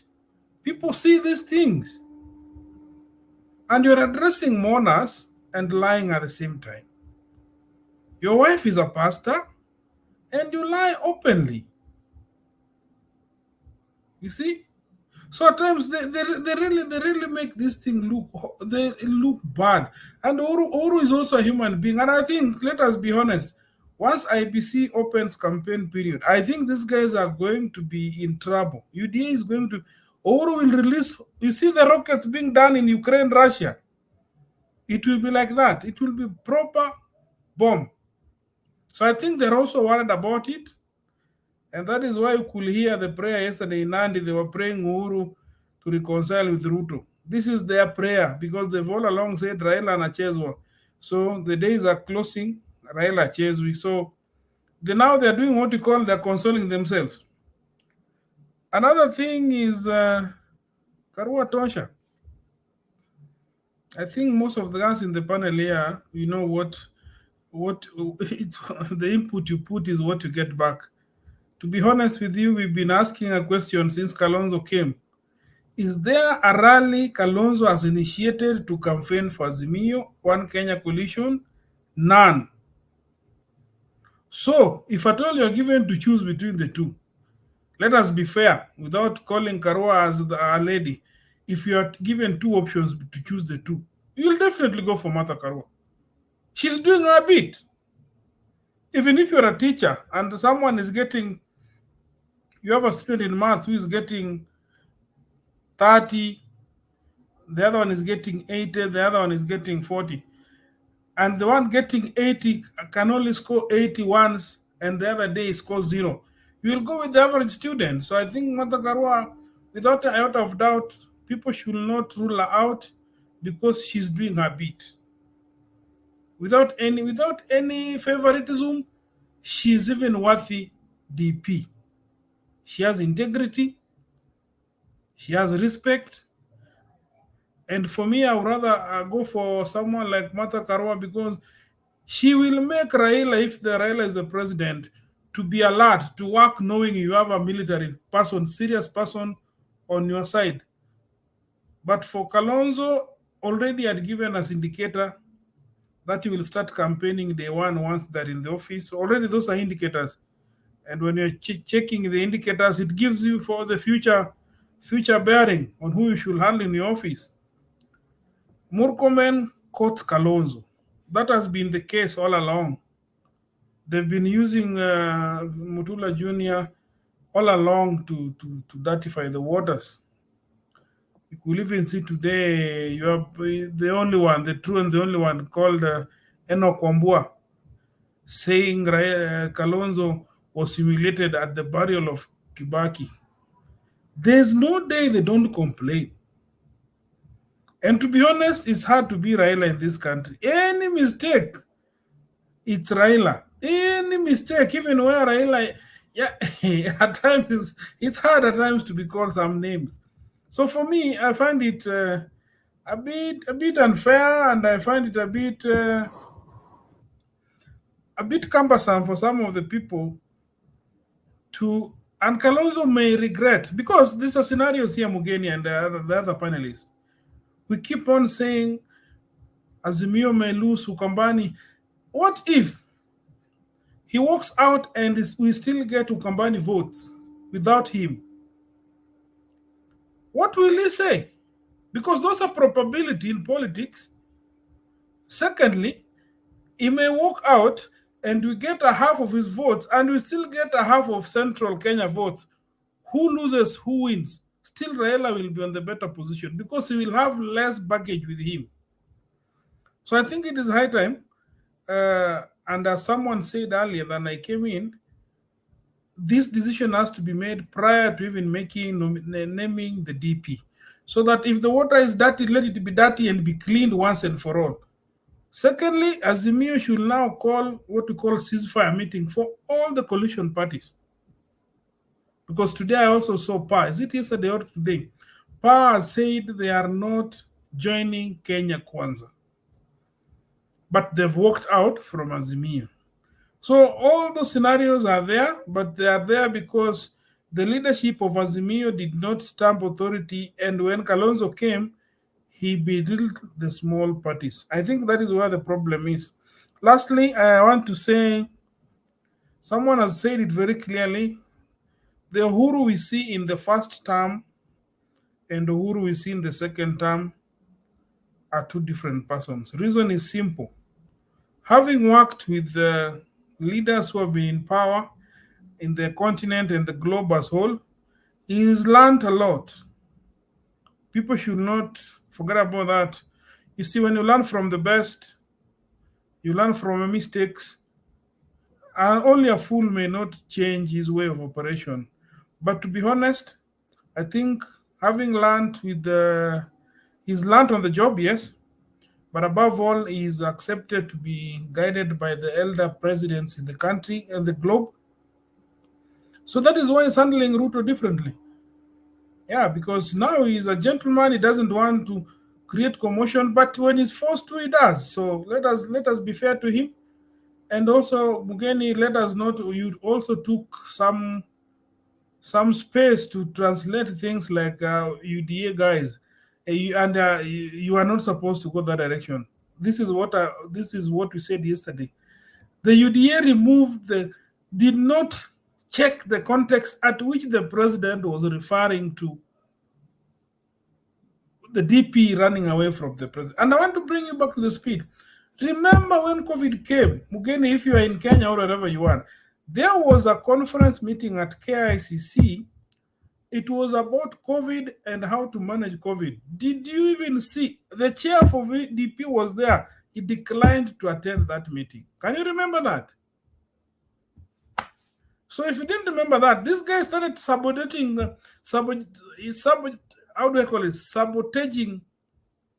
COVID issues from the word go. But at no point did Uhuru say yesterday he wants DPs. Actually, even made it very clear.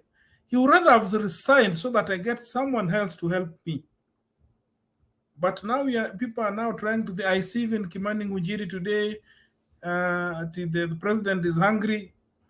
Every day when Uhuru speaks, they're hungry. But one thing I'll finish with saying, it is fire for fire. Uhuru should not get quiet. Ruto is a sniper. A sniper must get a sniper to hit back head on.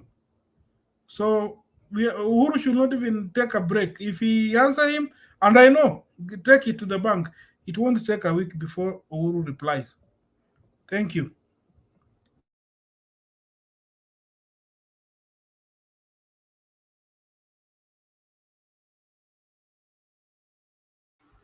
Okay, thank you Bwana Lazarus. Nani mgeni uko na jibu?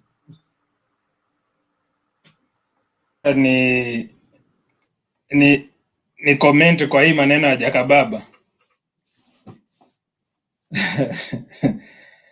Now Jakababa, you know, hii mambo ya Ukambani, just as you say, we need to solve this issue before hii issue ya running mate thing. Ever since Kalonzo joined Azimio, those watu wake, the Senator Wambua, Kalonzo, is there any day they, even in a funeral, they ever called for people in Ukambani to vote for Raila? If you have any video that shows that, then show me. So these are people you don't, we even cannot tell whether they are in Azimio or they came to do what they did in 2007, including Maanzo. Because he says if Kalonzo doesn't get a running mate, then there is no Azimio in Ukambani, you know? You don't hear such kind of things in chama ile ingine. That one, the other one is a one-man show. And as it happens, if Kalonzo today moves to UDA, he would not even have that voice, even playing the games. Just like if Mudavadi today was in Azimio, he could be one of the people causing problems. My position, I'm now a senior, but they are in UDA, they are quiet. So, did you hear what Murkomen said? And bringing us back to what you're saying, he said, "You come to Kenya Kwanzaa where people are respected, people are appreciated." You see those words, and I ask myself, if you are appreciated, you as the owner of ANC, all your members have been swallowed. 40 Kenya members have been swallowed. Then someone tells you we are appreciated and respected, yet someone is oppressing you inwardly. It is not fair. Yeah, and because these guys are just selfish, because for them, I think either when they lose, Raila should also lose. If it's not them, then Raila should not be. That is the problem. So even Kalonzo today, if he's not a running mate, though maybe he will show up on those campaign rallies, but inwardly he will be praying that he loses, Raila loses. That is the thing. This is what these people are. So for me, I think Raila personally needs to speak to Mutua, needs to speak to Kivutha Kibwana, because they have traveled this journey together for a long time. They have not demanded anything at all. Actually, they have not. They only demand to be respected. If you call a meeting, please just call us also, so that we appear that we made the number of attendance. Let them just be in attendance, you know. As for the issue of Kingi, I think the issue of Kingi is withdrawing because of the fight in Kilifi. The fight is tough there in Kilifi. He's trying to look for space that he thought he will get, Unfortunately, ODM for him is still strong in Kilifi. He's not getting that leeway. There is no zoning. So the man has no options, has limited options. UDA is not a go zone. If he go to UDA, then he has to play a second fiddle to the other lady. So for him, I think he will just go that route. Of many politicians who tried to stand against ODM in Kilifi, always went like that, and they have never been known to date, including the one who is standing on ODM governorship seat in that county. He is coming back to save himself, to bring back himself. Otherwise, there is no choice in a county like Kilifi and Mombasa. Sawa sawa, Baba. Let me add on what you have said about Kilifi. I have a home in Kilifi, Malindi, and basically King lost it while he was. First home or second home, Robert? No, that is the state house. That is the state house. Mombasa is just a working area. Now he lost it when he had some corruption issue. The ground itself is very hostile for him, and since he was an outgoing governor, he was trying actually to look for what the people are saying. He's trying to look for space. He wanted to be in government, to get some kind of appointment. But people have already seen what is angling, so that's why he was trying to antagonize Raila, despite the fact that Raila is the one who made him what he is. So in Kilifi County, I don't think he is going to make an impact. Even his own candidate, the PAR candidate, who is another lawyer, just forgotten his name, some other young lawyer. Pardon? Wakili. Well, there's another Wakili who is running on party. Kivi. It's called Kidi. Yes. The ground is very hostile for him. Mungaro is really Mungaro is even a personal friend of mine. He's giving them serious trouble because he had the networks from long time ago. He has been having the network. The only thing, he has been in the wrong party, always. So Kilifi, there is no worry. Our major worry is Mr. Stephen Kalonzo. Okay, that's enough. Take on. Ben, just before someone comes in, did you notice something about Kirinyaga and what I said yesterday? Did you notice today there was a function in Laikipia? There were no hecklers. Then when they hear Raila was coming to Kirinyaga, there was trouble. So these guys, the moment there is a story going on air, they need to look for things to create havoc. So I'm really wondering how they're going to survive, because once the campaign starts, and you see now the painful thing about our guys from UDA, when campaign starts officially, everyone will be left alone. Whereby you can imagine you are one person dealing with an entire crew of Azimio, like 6 of them. And I don't know how they're going to manage it, because it is going to be hot. And for me, I'm seeing something, it is like God's favor to Raila in this way. That is my view. This time around, Raila has more agents in polling stations than ever before in all his elections. Remember 2017, no ODM candidate or representative was allowed in any polling station in central Kenya, the Rift Valley, and part of Upper Eastern. But right now, even if Raila gets 50 votes in Nyeri, someone will be there to look after those 50 votes. So it's another advantage to him. And the trend is doing like today, the Kamau calls it what? The way they're doing campaign in groups. For me, I think it is bearing fruit than buying this group of guys to make noise in a rally. Because I think the mature, you can see in the crowd Raila had today, like Laikipia, Nyeri, Kirinyaga, they're not small boys. The border guys, we are told, the bottom up. So I think there's a big difference in terms of how the sudden team leading for Azimio is operating. I think it's a different approach, and once they can enhance it, but for me, I don't want it to be enhanced before we sort the issue of Kalonzo Musyoka. Bernard, convey our message to your friends in Azimio. They need to sort this mess. You and Wekesa, pass this information. Sawa, thank you. Point noted. And I think, Lazarus, you are right that if we have an impromptu rally in Nyeri or wherever, it has no hecklers. But when it is prearranged, it has.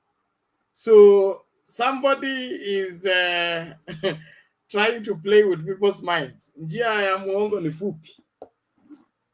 We will eventually overcome. Thank you. Now, naomba Kibicho amesema this is a walkover. Whether they make noise, Kibicho, sorry to say, Kibicho amewambia watashangaa. Hiyo ni kweli. Sisi ndio wenyewe.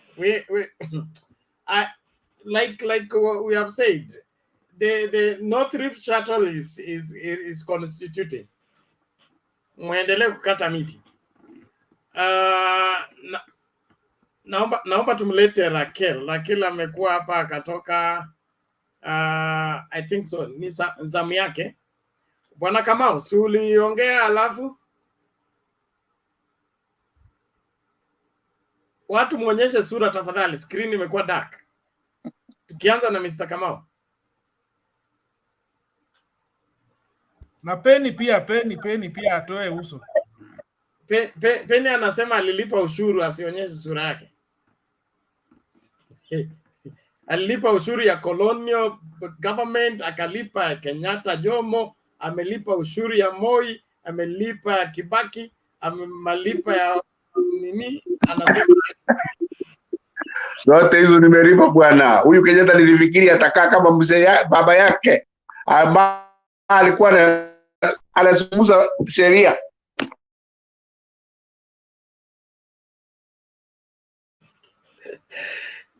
Sawa Peni. Raquel, karibu tafadhali, maoni yako. Okay, hi guys. Can you hear me? We can hear you. Okay.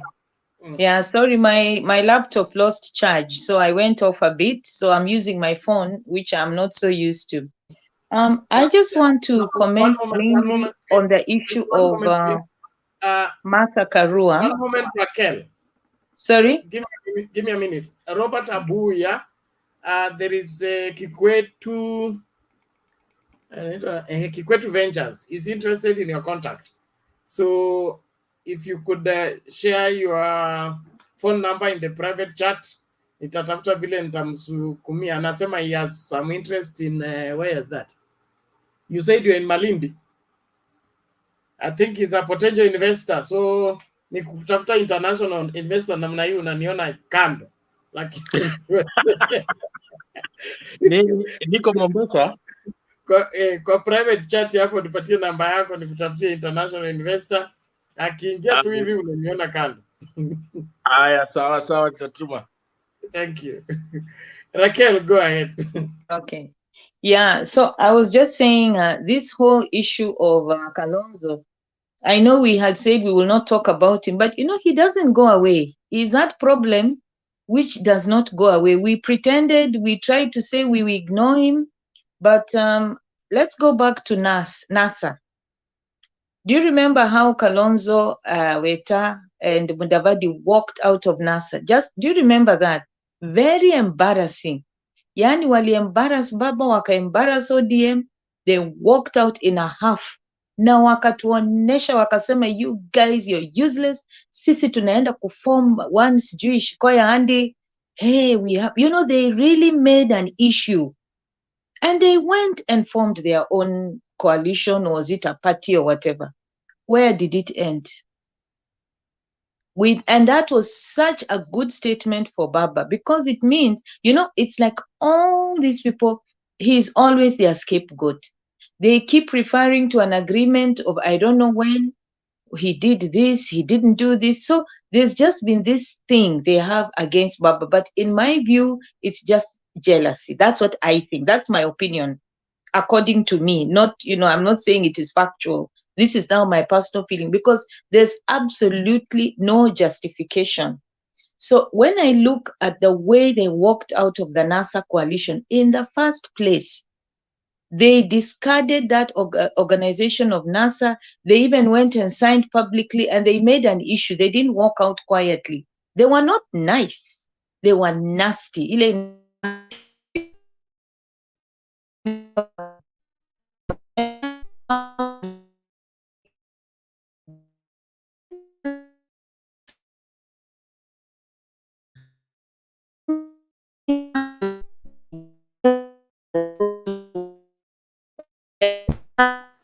Sorry, Raquel, you have a challenge with your network. Please get it sorted out. Pole.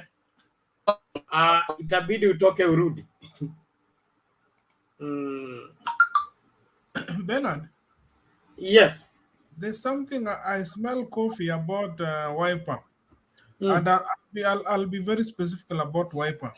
You see, there's this allocation for the political party funding which was released. I think, they were to be paid. The ODM had promised them once some money came in, they were to be paid. So I think for now, they're trying, wako na mugumbili, moja imekanyaga huku, moja imekanyaga huku. So they're in catch 22. So I think those are some of the things they're really trying to balance. Do we want to fight for our money? That is the time they're saying they're not respected. So it is a very tricky scenario for Uhuru Kenyatta and Raila. For me, what I'm seeing, if it persists, Uhuru will leave them to go their way. Because even Uhuru Kenyatta will be tired of this small integrity. It will reach a point he'll tell them, guys, I've done what I can do. You guys chat your own way. It will be so embarrassing to them. They have to choose which side they want to take. If they want support from Uhuru Kenyatta, they have to decide.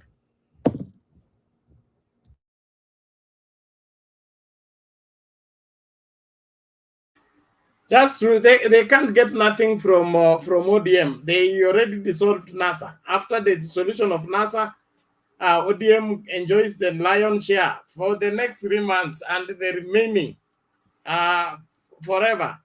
And Kalonzo's problem is one. He wants Ukambani zoned for him, ili akuwe na wabunge wengi ndio apate hiyo allocation. You are right about the allocation.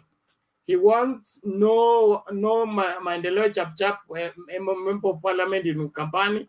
Hataki watu wa NAK or these other parties. He wants uniform, everything Wiper in all of Ukambani, so that he has enough numbers to make him a parliamentary party that is entitled to that funding. In my opinion, hawezi kupata hiyo on a silver platter. If he has a muscle, he should be ready to contest and win, not for him to remove all competitors. What kind of politics does he want to play? Even ODM is challenged in Nyanza. There are people who are running independent, others are running on for the Kenya, others are running on DAP. So why doesn't he want to compete? He wants everybody eliminated. That's bad politics that he wants to reintroduce. Hiyo ni story za KANU, ile KANU ya kale ambayo tulizika, hatuwezi kuirudisha, na kama hataki kuachana na hiyo KANU ajizike nayo, asikurudishe huko. So Bernard, that is the problem. But how does this information get to reach to the table of this Azimio to deal with this situation early? I don't think Azimio are not don't have a solution for Kalonzo. If they did not have a solution for Kalonzo, angekuwa ashafanya nini? Ashaitwa kando, akapewa ile msomo. Lakini kwa sasa hivi there is a permanent solution for Kalonzo and is just waiting. and it will not be good. They wanted to be nice to him, respect him. He's an elder. They wanted to give him that honor of being a senior Nini, so that they don't wrap him up together with the rest of the other governors. Lakini akitaka kama mbaya ni mbaya atapewa. What I know is that even if he flips his wings, the outcome is not in the consequences are not dire in my opinion. Anaweza kuchukua kura kadhaa lakini sio nyingi. Hata kienda Kenya Kwanza aendi nazo. Many Kenyans have already made up their mind. They know where the future of the country is. And Ukambani is not left behind. Yes, Njiru.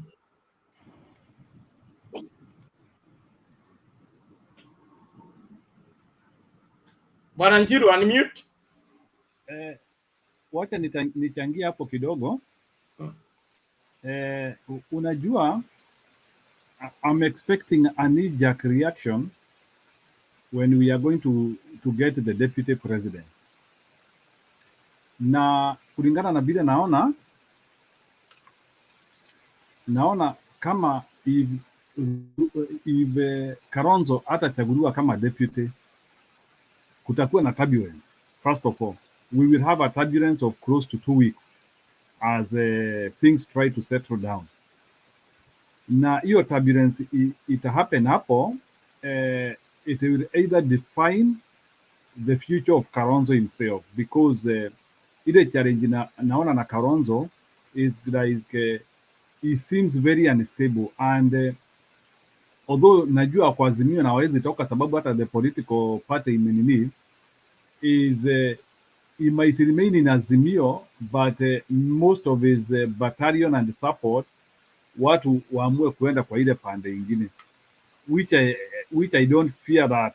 So mimi ile kitu tu najaribu tu kuuliza ni, is Azimio prepared to work with somebody who will be nagging from day one? Because now Kalonzo ameonekana all the proof that he will be nagging, and I can assure you the clearest way to lose this election is to have him as a deputy. Full stop. He will, hata kama Raila ako karibu 46 saa hii, hiyo kitu ataipush to 41. That is the challenge I'm having.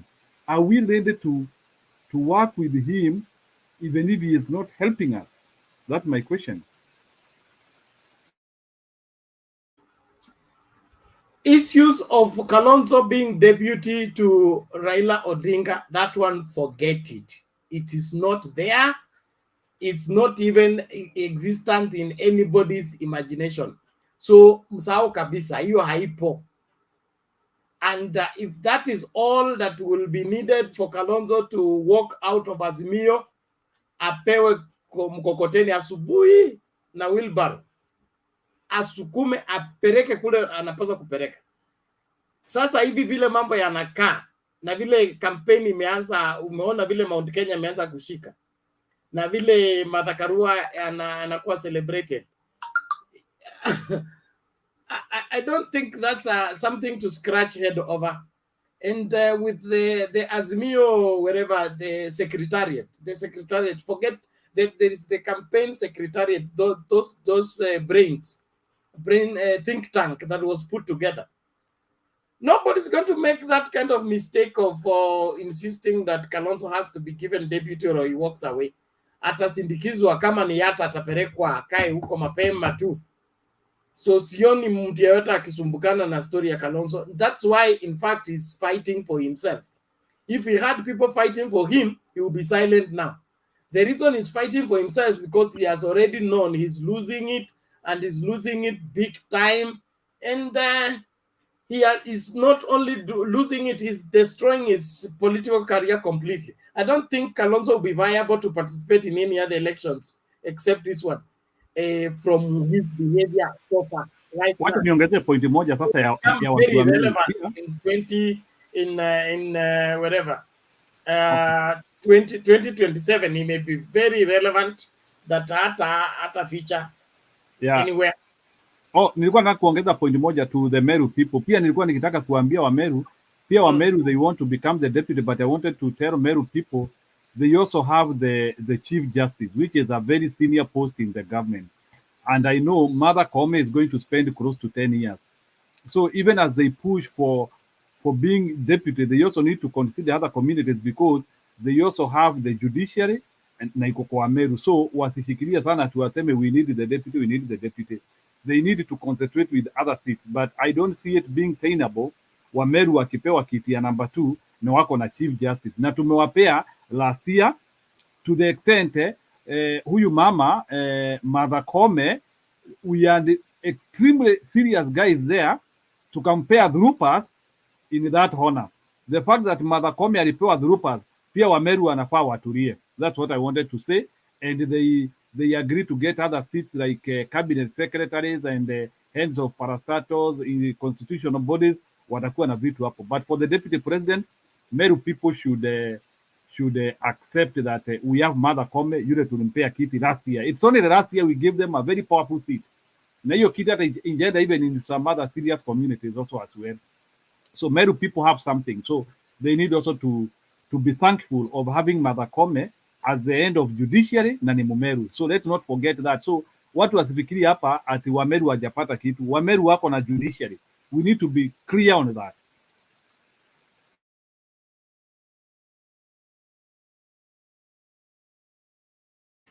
Okay, thank you. Yes, Lazarus. Before I present, welcome Temba. Bernard, there's one question I pose to myself, and I think it is out of experience or a normal life situation. If Kalonzo one day wants to become a president and he behaves the way he does behave today, the question now comes, if somebody will also behave to him the same way he does today, how will he always feel? Secondly, if honestly speaking, Kalonzo is not the one sending his foot soldiers like Akina Enoch Wambua, Akina Mutula Kilonzo Jr., Akina, how do you call him? The other guy who toroka with the certificate for DM Kenya is called who? The other Wakili. Then Kalonzo should now come up and call the shots and tell his guys, we are becoming a nuisance and we are losing it.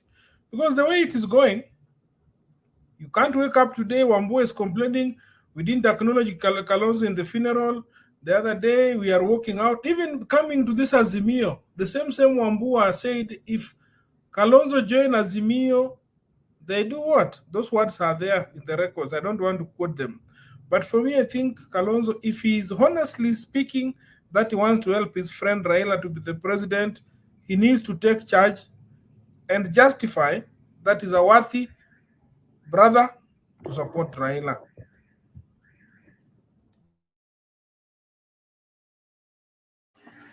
Okay, asante bwana Lazarus na wengine wote, na washukuru kwa kujumuika nasi katika kipindi cha leo. Wakati najianza kujiandaa kung'atuka, bwana Themba, namna gani leo? Iko salama mkubwa, habari gani? Yaani huko kwenu mnanga utirifitri? Nyinyi mnafurahi Kenya bwana, mko na 5 days holiday man. Mnaraha. Nakwambia ni kama hii ni rehearsal ya baba.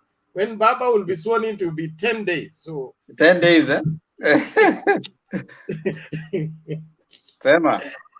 Sawa, karibu mawili matatu kabla ning'atuke mimi ni. Ya, najua ukishaondoka mimi hata sitaongea bwana. Hao watu huwa wananilemea sana. Lazarus hapa ananiita sijui mara mimi ni mall, wengine hapa sijui. Yaani hapa kila mtu tu ananichapa tu. Sasa hata sipati nafasi. Wacha niongee kabla uende.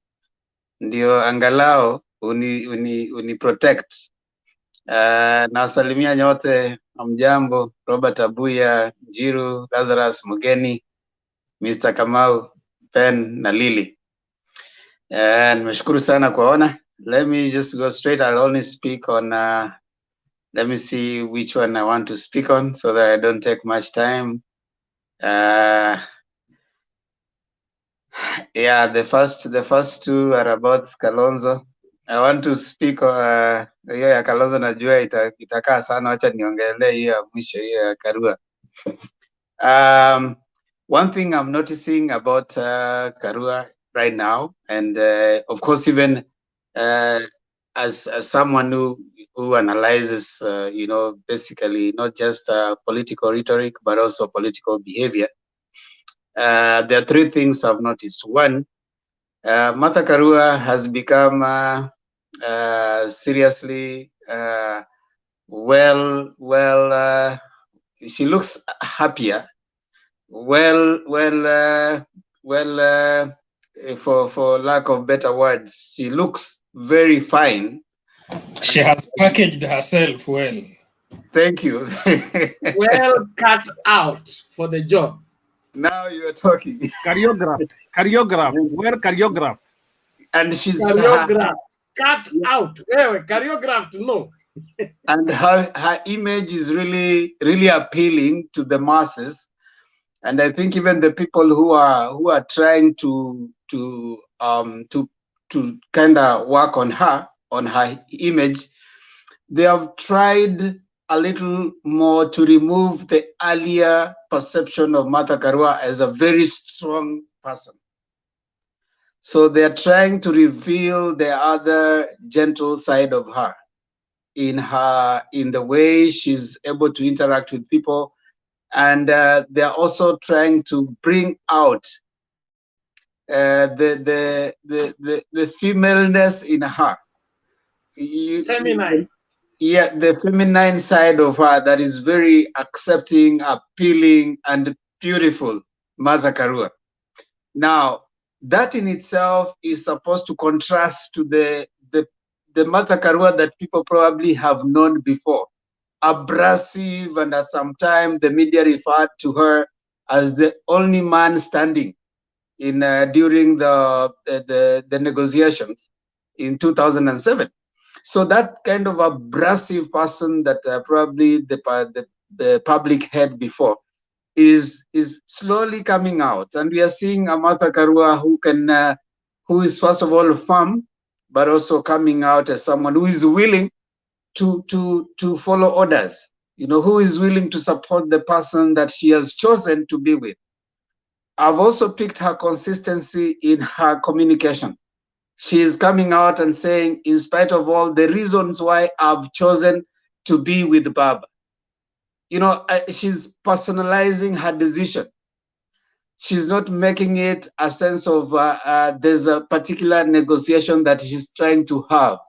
She's trying to say that I've chosen this particular person for this particular reason. And I think that, in my view, communicates someone who is very forthright, someone who is already having a conviction, and someone who is willing to be an understudy of someone else. She's also coming out as someone who is a team player.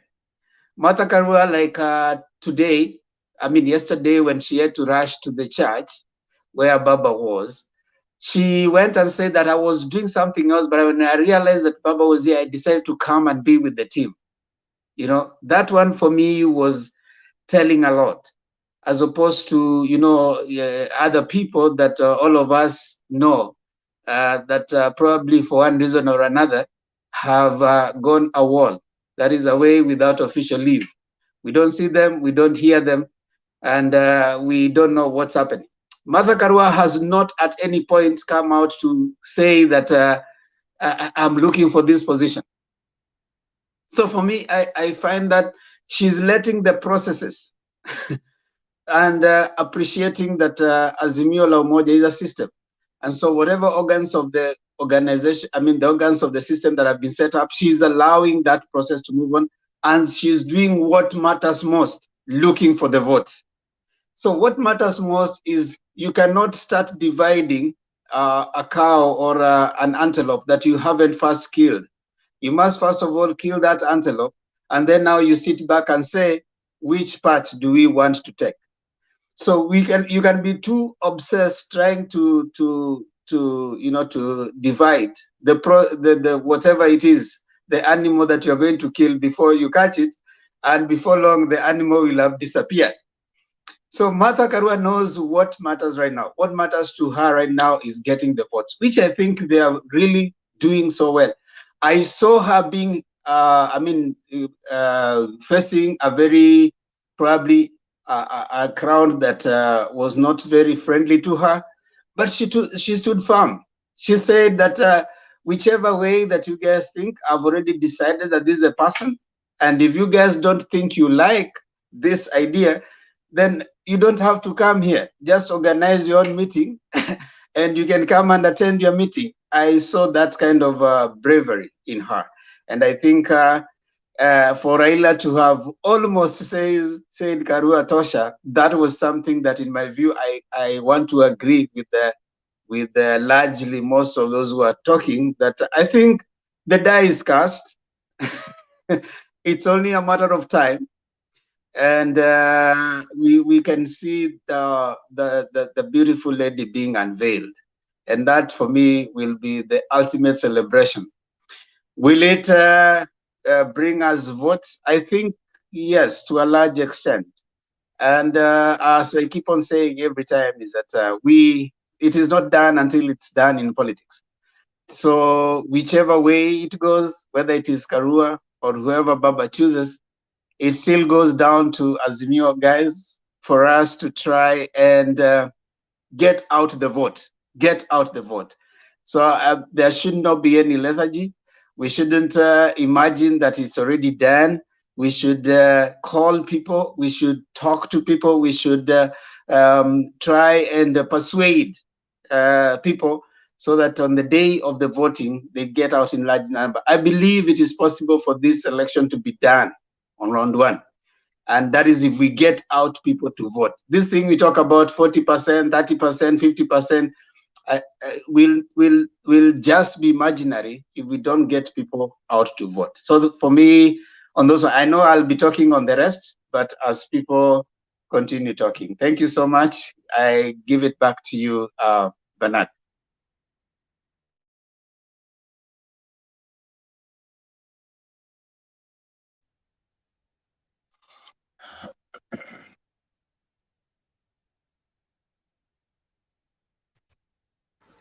Thank you, Bwana.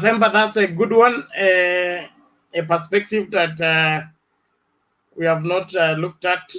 It's a good one, and I think somebody is doing something about being deputy president, other than another one who just want to be given deputy presidency because of his historical and the other things.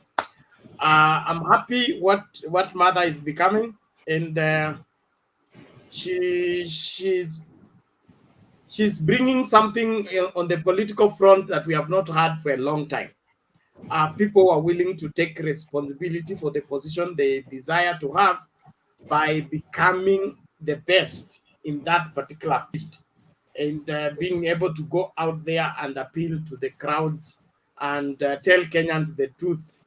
For the first time, I think we'll have a campaign that is not propaganda driven. It will be reality driven versus propaganda, and we may just get it right this time around.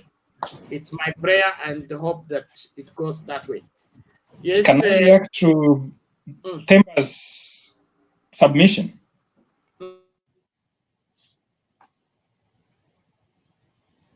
Bernard. Yes, yes. Carry on. Yeah. Temba has just confirmed what was in my heart, but I didn't say it. I had doubts whether it is only me who is seeing it. So I could not voice it out, because initially when Martha was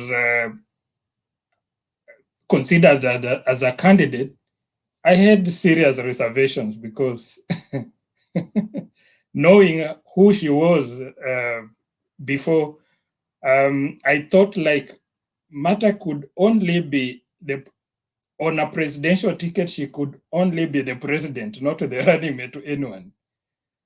Yeah, but But I think with age, people grow.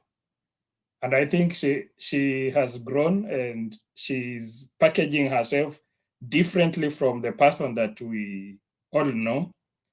And she's giving us confidence that actually she can be compatible with the Baba ticket.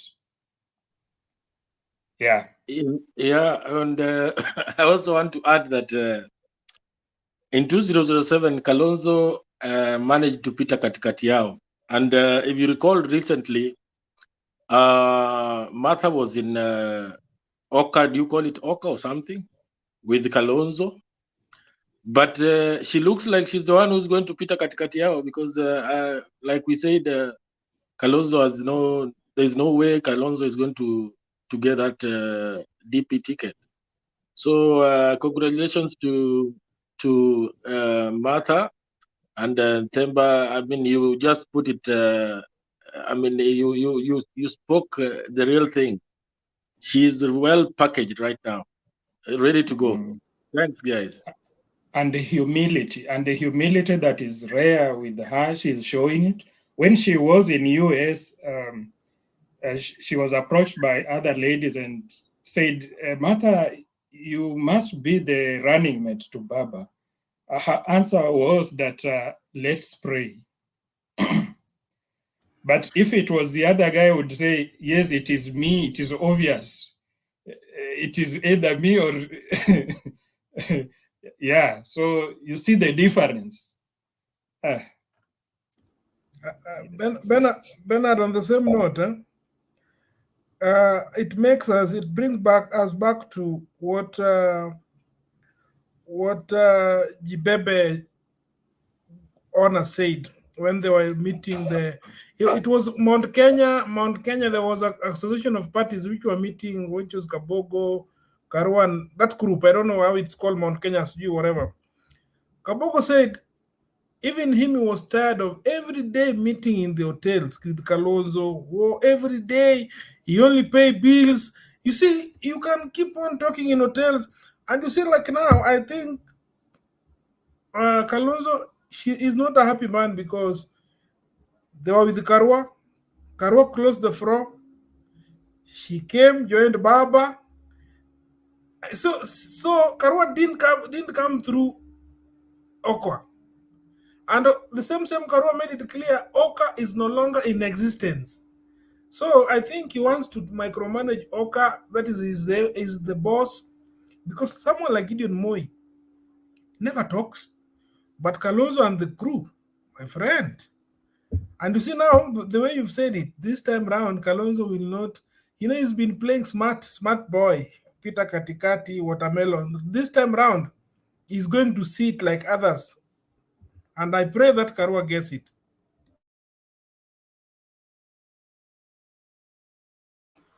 Unajua watu So waili, I appreciate that. Naomba sasa kwa November, take the mantle, move the thing. Abuya alikuwa anasema kitu. Ni Abuya ama Penny? Ni mimi nilikuwa nasema, unajua Waswahili wako wajinga wakisema kibaya ndio kinajitembeza na kizuri kinajiuza. Those are the consequences of Kalonzo wanting to be on the media every other day. And it's a reality. Okay, thank you so much, Abuya. Thank you, Bernard. For those who are still on, and I know Bernard needs to rest. Kenya nasikia holiday ni kama inakuja to an end, so ndio maana mjaona Wekesa hapa leo. Tumekuwa na Wekesa Bernard hapa mpaka asubuhi tunamaliza show. Mimi ni veterans na Yeah. Martin anani arrest ati ningoje mpaka afike. Patia hii link. Hao watu unajua watakuweka hapa, hao wametoka kazini ndio wanakuja na nakwambia ngoja mpaka nifike, na yeye hataki ulale. These people are nimekuja kugundua watu kwa hii platform wako very selfish, na hata ukingojea hata ile kitu anakuja kusema ya maana hakuna. Wewe hata kupreempt wewe. Yes sir. Nasikia ni ulikuwa unaongea, haya sema. No, nilimaliza. Haya, Mr. Kamau karibu. Abuya was not talking, alimaliza. Nilimaliza. Aya. Mimi na nao. Mr. Kamau uko hapo? Niko. Haya, time ni yako. Nashukuru sana. Nilikuwa nimeongea lakini nilikuwa nataka nisikize alafu tujue ni aje.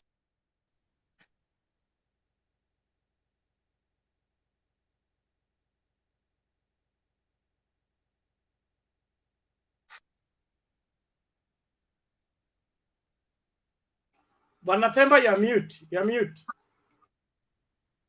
I'm sorry sir. Nilikuwa nasema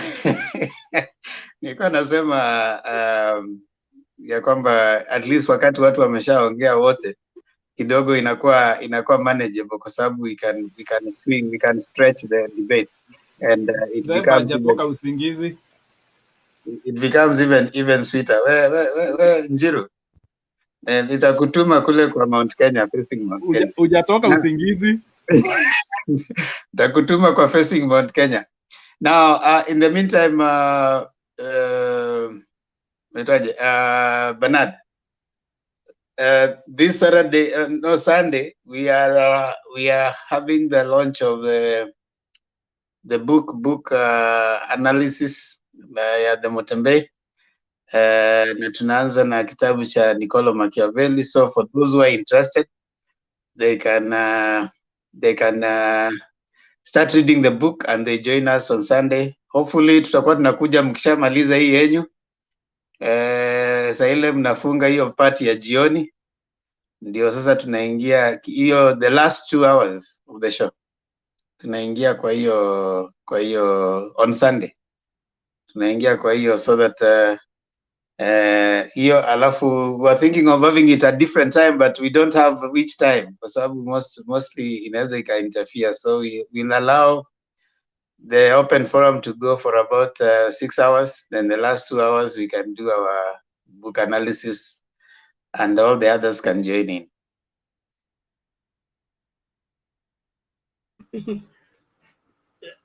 That's a good one, but you're going to create confusion with that. Haya, tutaona hiyo dynamic kwa ile forum yetu. Alafu kuna diaspora diary ambayo pia inakuja, tutaanza kuanzisha a week after that. Tunaanza diaspora diary. Najua saa hizi umekuja umetulia, nilikuwa na ngoja tulio malizane na shughuli zako tuendelee na penzi kona. So najua ulikuwa unazunguka na huo mzunguko najua ingeinterfere na penzi kona. Martin Ndeto karibu. Bernard ndio huyo. Moses Asiago anasema kitabu ni gani? Andika hapo kwa comments. Yeah, kitabu inaitwa The Prince by Niccolo Machiavelli. The Prince by Niccolo Machiavelli. Tunaanza analyze, discuss, kuielewa, kuangalia its applications kuanzia Sunday. Tunasema kukichambua. Asante sana kaka. Tunaanza ukichambua. Martin Ndeto amekifurahia, amekisoma kwa mara ya kwanza. Martin Ndeto, peana synopsis kidogo tu, alafu ndio uendelee. Unataka niharibu nipeane preview. It's a very nice book. Wacha watu wasome wajue. Is the powers of law, how you know, saki kupeana mingi. Wacha watu wasome ndio Sunday is the day tunaangusha sasa. Wacha wenye wanasoma waeke huko. The Prince, very nice book. Teaches you a lot of things. Very interesting book. I was really happy. Thank you, Themba, for bringing it. Actually, I had never read it. Saizi niko chapter 6 and moving on. Very, very nice book. Will teach you a lot of things about power and even some things that you can use in your life, even in your home. Anyway, okay, Martin Ndeto, tunaweza pata PDF ama actually mimi what I do, sijasoma, nasoma ndio niko nenye nasoma PDF, but I only do that at home, maybe on the weekend. But when I'm at work, uko na pia audio online where you can just put it, you just listen to what they're talking about. So it's available in all formats, but you have to get the right one. Don't get the ones that I think there was, if you want to go audio, I think there was one I saw was like 45 minutes. You want to get the 2 hour and something one. That's the original one. It's narrated. Ndeto. Nilipata ingine audio inaenda for 3 hours, lakini chapter 1 sielewi vile wameanza. Chapter 2 ndio sasa nimeanza kushika kidogo, so yeah, I think Chapter 1 ni noma CDF kidogo itakuwa sawa. because they wanafanya introduction, so you have to Chapter listen 1 well kitu sielewi. wanasema. Okay. Yeah, chapter 1 ni noma kidogo kuipata. I mean, lazima kwanza uende chapter, like me, I had to do chapter 1, sikushika sana, and then I went to chapter 2, and then nikaanza kuelewa. Sasa no, I came back again to chapter 1 to understand what they're talking, because that's kind of the introduction of everything. That's when they're starting to talk about France, and they're actually talking about the author more than the whole thing. Awesome. Kikwetu Ventures anasema this channel is turning Kenyans into thinkers. Yeah, we want to make voters who are aware, very aware voters. That is nice. And someone is saying there that there's audiobook. You can get it on YouTube. You can use free to MP3 and add to books for those who like audiobook. You can use audiobook. Someone is recommending the Triad. Yeah, so I mean, we are going to be reading. We are going to be reading torrents and PDF doc can be converted to EPUB for free online. Yeah, thank you. And then tell them the next one we're going to be going to is the law of the garbage truck. So kama kuna mtu ashamaliza hiyo anaweza anzaga the law of the garbage truck. So we are hoping that within this month of May we will have finished analyzing the book of the Prince. You'll have understood several aspects, its applications, and maybe supporting application. We'll have even picked out some of those characters and analyzed them, the players, political players in Kenya, who probably have been Machiavellian by application and what has happened. We'll also have picked the downside of being Machiavellian and how it can maybe hinder your progress politically and even in other areas of leadership. And also know that you can be Machiavellian in relationships. So that is also something that you need to think about. But you want to go straight and ask Ndeto. There's something he said, Bernard has to wait. And Bernard is here before we bring in David. Now, like you said, maybe there's nothing important I wanted to say. I just wanted to laugh at Bernard. I've been waiting for him. Yani, unajua ukoko tu nasema, guy, Bernard, I wanna come. Nitakuacha Bernard. Like, remember say there's nothing important. I just wanted to laugh at you. You know, Bernard, wewe ni mchungaji. Najua ni Kalonzo tu anakusumbua. Najua tu ni Kalonzo. Najua wewe ni mchungaji.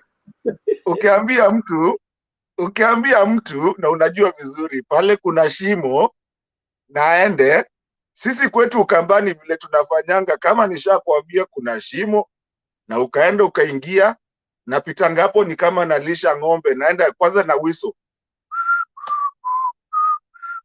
ama naanza kuimba. You know why I'm saying that? Kwa sababu mimi nasikia mkipiga story hapa, mimi nikoko tu nacheka naimba, nimeanza kuimba. Oh, when I saints go machini, go machi. Unajua kwa nini nasema hivyo? Si uliniingilia hapa siku ya kwanza? No, hapana. No, wameenda tu washafanya kazi yao. Leo umesikia Kivutha akisema saizi mumeshinda Kalonzo. Nilisema hapa ni ukanibonda wewe mwenyewe, ndio maana nimekuambia kaa hapa na usijaribu kukimbia. I told you guys and I said it. Na nimesikia mtu leo hata sijui kani Roba alikuwa akisema kuna jamaa Mkamba hapa alikuja akasema. I've told you guys and I'm going to repeat it again. Uzeni Kalonzo for free. Leteni ya governor watatu. Ala? What happened? Oh, kulikuwa glitch hapo kidogo. I think ni ule mtu wa nini.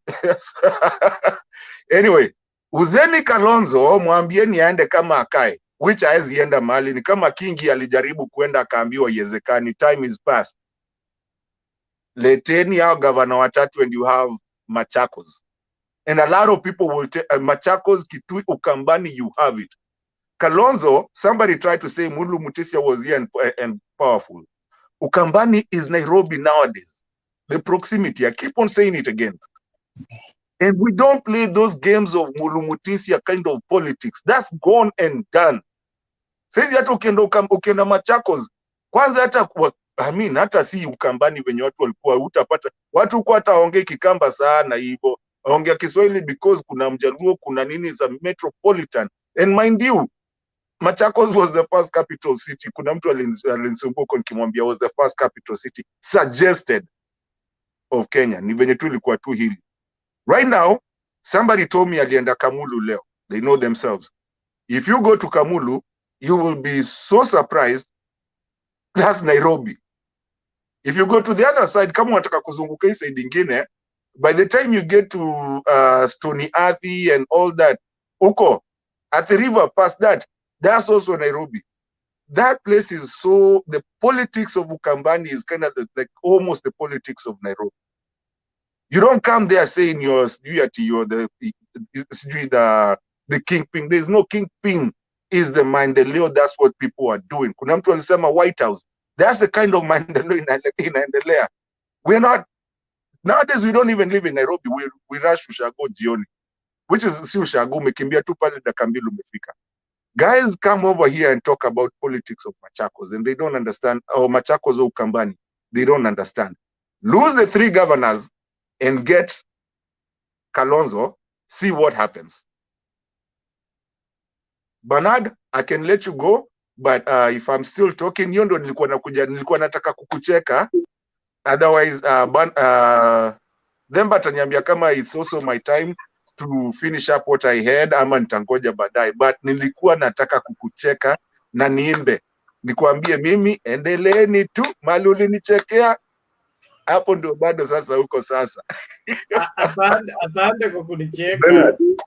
Bernard. Yes.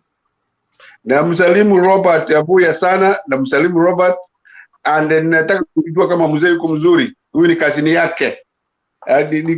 Nikiwa huko Tombe naitwa Abuya kama yeye. Asante Bernard.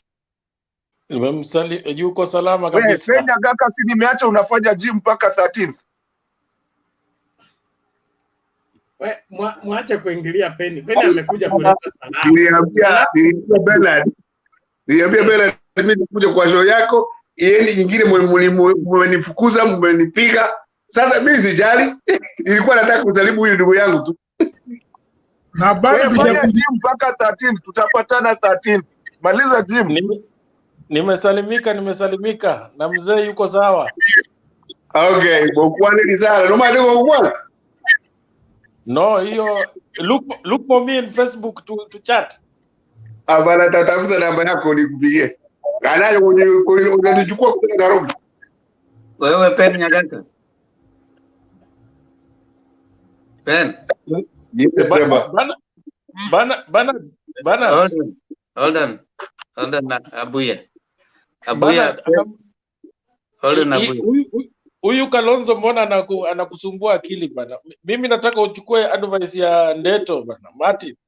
Huyu Kalonzo tunafaa kumuuza mapema sana kabla tarehe 16 Mei. Kama tunataka amani. Mimi naona kesho niende kuona My Men in Black. tutafute mahali hapo Megingo Island. Afungiwe hapo mpaka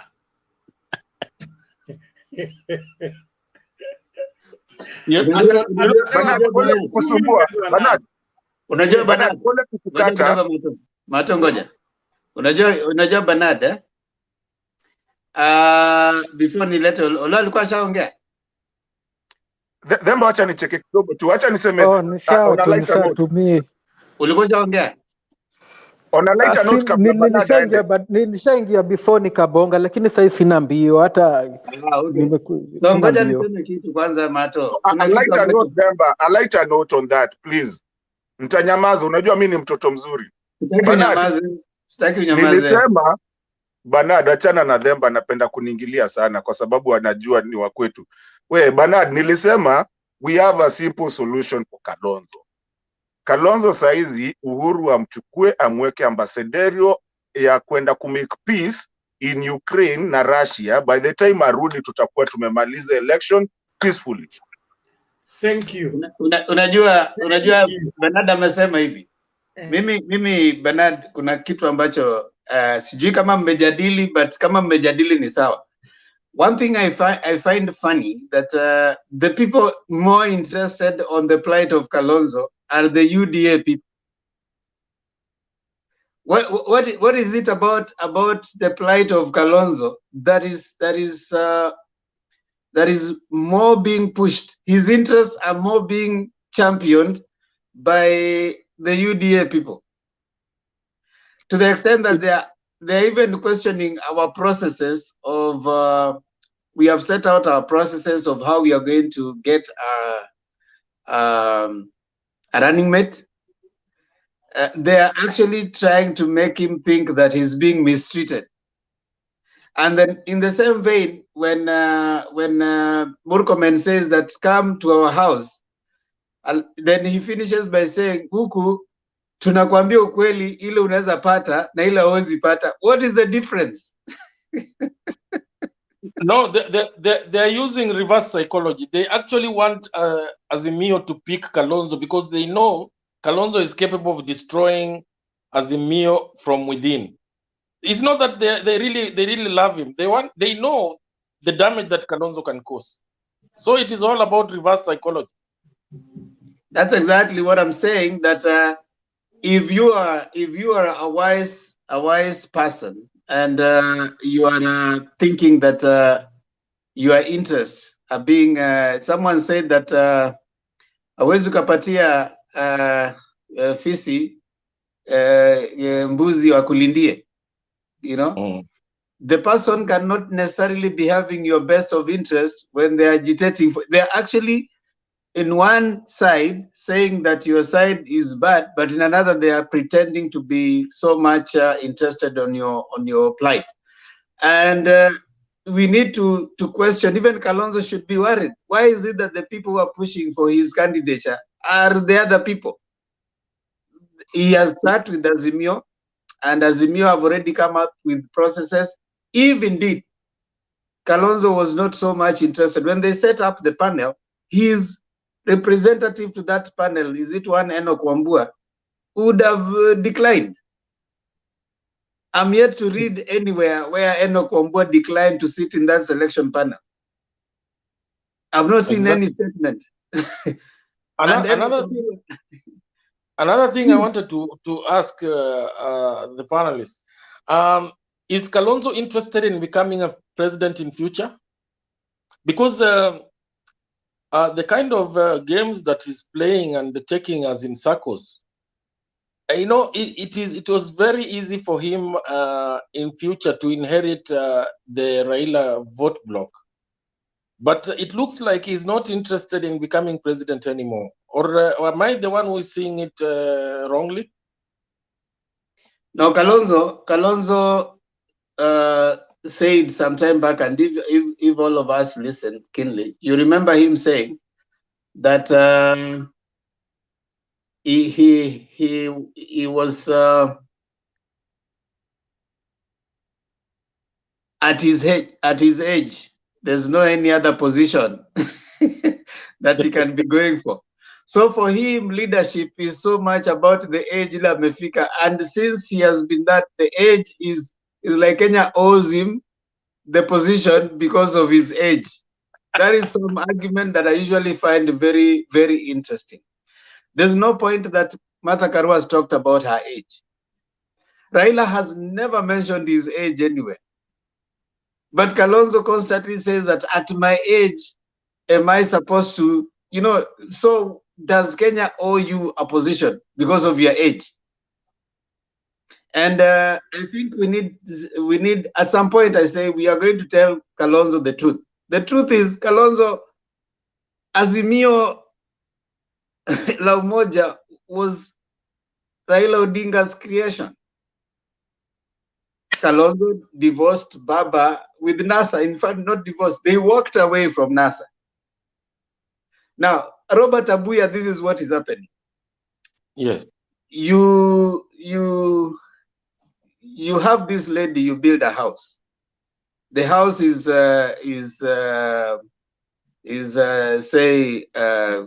has issues. It needs repairs. Okay? Then instead of this lady staying with you to see you make this house, this lady runs away. Okay? Then what happens? You get another lady and you build another house. Then this lady comes back to say that now this house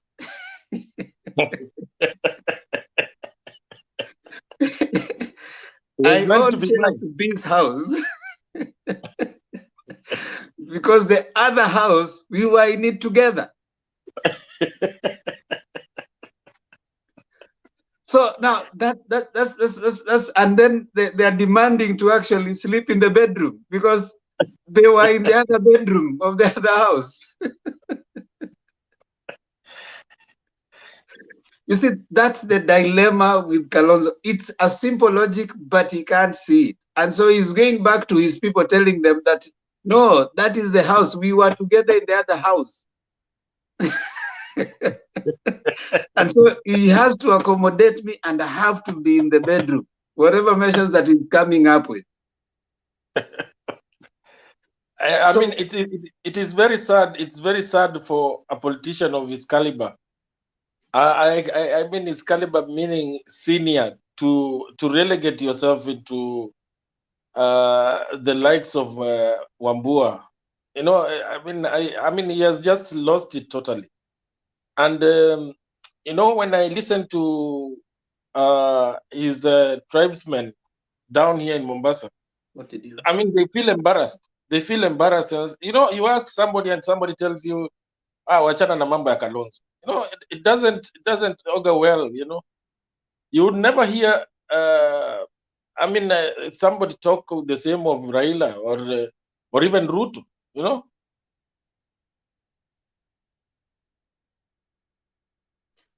Yeah, Kalonzo, and that's why at some point we were trying to say that Kalonzo's fate should be played like a card that you're heading, so that we wait until after 10th. Now on 10th, the panel, because clearly when they set up the panel, they believed. And if Kalonzo has actually applied to the panel and is coming out here to give this statement that how can I go applying to a panel, then he's the most inconsistent politician we can ever find in the country. Because the idea is they probably didn't expect him to go and apply. So those people who want, I'm sure Martha Karua has already applied, and any other person who thinks they can be the deputy president, they have applied. Right? So if Martha Karua has applied and she gets considered, and then we come to realize that Kalonzo was one of the applicants, what will his constituents do? You know, I was in another forum and I was we were just exchanging ideas, and I told them, you know, with all these shenanigans that Kalonzo is bringing up, what if, hypothetically speaking, Raila decides that I don't think I want to make it all the way? Why can't Kalonzo take over? You know, I just told them Kalonzo would, I don't think he would garner 4 million votes. It would be impossible. Even if he's handed over the mantle.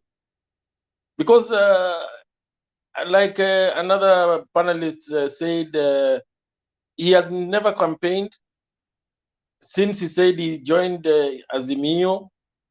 The last time we saw him in public with Raila, I think was in church in Ukambani. And he went ahead and lied to the clergy in front there that he's now joining Azimio with no conditions. And the next day, the man is talking a different language. So this kind of embarrassments, I mean, personally, I just get tired totally. No, you're right. Because one thing that you find in Kalonzo is inconsistency, which Martin has highlighted, and I think even the many times we discuss that, the more we are seeing an inconsistent politician. He was told by Murkomen that, look at these people calling you to go and apply to Eno Kwambua. What is the problem? Party leaders are being given certificates by people they have employed. Ruto was given a certificate. Actually, his papers were being checked by a national election board that he put in place. And he took his papers there. They checked his papers, and then they gave him a certificate. Everybody there, you are never too big to be endorsed, and even to take your papers to be checked by your party members and party leaders, party election board that you are the one who put in place. So this thing, they are trying to make him think that if he goes and faces the selection panel, he's lowering himself. Even presidential candidates take their papers to the party organs. Raila takes all the parties had to meet and endorse him. Those are organs of the party. So once you have created an organ of the party, you subscribe to that. So if they create a selection panel, you subscribe to it if you believe in the party processes. So, but when you are sitting there and you are trying to imagine that you are the same level with Raila, so if Raila didn't face, Raila also, by the way, as it is, because Azimio is a party, and if he's going to vie by Azimio, they have to meet as a delegate, and of course now endorse him. And then now he's going to submit his paperwork. So this thing of Kalonzo always trying to imagine that for him, he should be treated like, actually for him, he thinks they should be having co-presidents. So co-presidency, where nobody's even questioning him on anything. Yes, Mato, before I bring G has come here. I know he's having his paperwork written. Toka asubuhi mpaka saizi, ready to unleash. Yes, Martin. You know, sometimes we come over here, I you know, because I listen in the back and I come and I say, and I'm a joke. I laugh, I love laughing, but I hear a lot of people talking about Ukambani politics, and I laugh and I ask them, do you guys really know who Kalonzo is? Unajua ile madhara ameonesha watu when akiwa kwa hapo juu. Nyinyi mnajua kwa nini Wakamba wapendi Kalonzo? Most of them, this is just what you're being treated on the TV. Do you understand what he did with CDF of Ukambani when he was on that place? Kalonzo, why does he not agree with Ngilu? Why does he not even have one governor? Kalonzo, people think they know Kalonzo just because he was a vice president. And he takes that, and that's why he's feeling it's so hard for him. It's a lot of pride. When you kunile pride, you do it too much. Too much of everything is poisonous. And it's starting to catch up with him. Kalonzo, and I'm not scared. I know they know me. Kalonzo, ametesa Wakamba, my friend. He comes from Sekuru. Go to Sekuru, show me one single road. But go to Kitui, or go to Machakos, or go to Makueni, you will see something. Sekuru is next to Mwingi. That guy ametesa leaders in Ukambani. Na mkisikiaga walikimbia ye na Malombe na tiketi ya ODMK na nini, just know he feels he's too powerful, but he's not. He's lost everything in Ukambani. Umesikia sasa, umeambiwa hapa na Mpusi Mkamba, kwa sababu naogopanga kuongea sana hapa. Umeambiwa hapa hivi tu, mtu wako Mombasa anaenda kuongelesha Mkamba, anamwambia usiniongeleshe story ya Kalonzo. Why do you think there's not many Kambas here when we're talking? And there's Kambas on the background huko kwa chat. Nimepata mwingine anaitwa Makao. Akaniambia, miwaka kama mtu kamenchosha, sipendi kuongea juu yako. And that's the whole thing in Ukambani. This is just PR. The guy does not have the clout that you guys are trying. I've said it here. I've come to be proven right, and I'm gonna be proven right again and again and again. Ndio maana nimeambia Bernard asiende, kwa sababu alinigonga siku ya kwanza nikileteo na nikagongwa na panel mzima, and I was very new in this forum at the time, and it's come to pass. It's just pride. Ndio maana anasema haezi enda kufanyiwa nini interview na nini, watu wamemwekea sijui nini. Come on man, you know, leadership also comes with humility. If you're not humble, you can never lead people, because you will lead a revolt, and that is what is happening in Kalonzo. If Kalonzo was humble enough, he ran last time with Raila. Today kila mtu angekuwa akisema aende na Raila. So why do you find even Kambas telling you tunataka Martha Karua? Think, ask yourself. We should be fighting for one of our own, but we are here telling you guys we need Martha Karua. We are not even supporting that guy. I want you guys to start looking at the Kambas that come over here. If you know them, I think them wengine wanaogopaga. Even Wekesa will come here and tell you the same thing, even though anakuwaga na soft spot kidogo, but he lives in Ukambani. So you find people living in Western and coming and talking about Ukambani politics, and they don't really understand. We understand what the politics of Ukambani is. We are there. We know it. We've been there. And some of these leaders that you know, some of us kind of know them personally, or if not friends, you know, family friend, or know somebody that knows somebody else, and we know where the problem is. Story of Kalonzo will finish if Raila will not get that presidency if you keep on letting Kalonzo go. Put him on the peripheral, go on with the governors. Unakumbuka Azimio ikianza the campaigns that were going on, it was lit up. When he came, Kivutha just told you guys, he's a smart guy.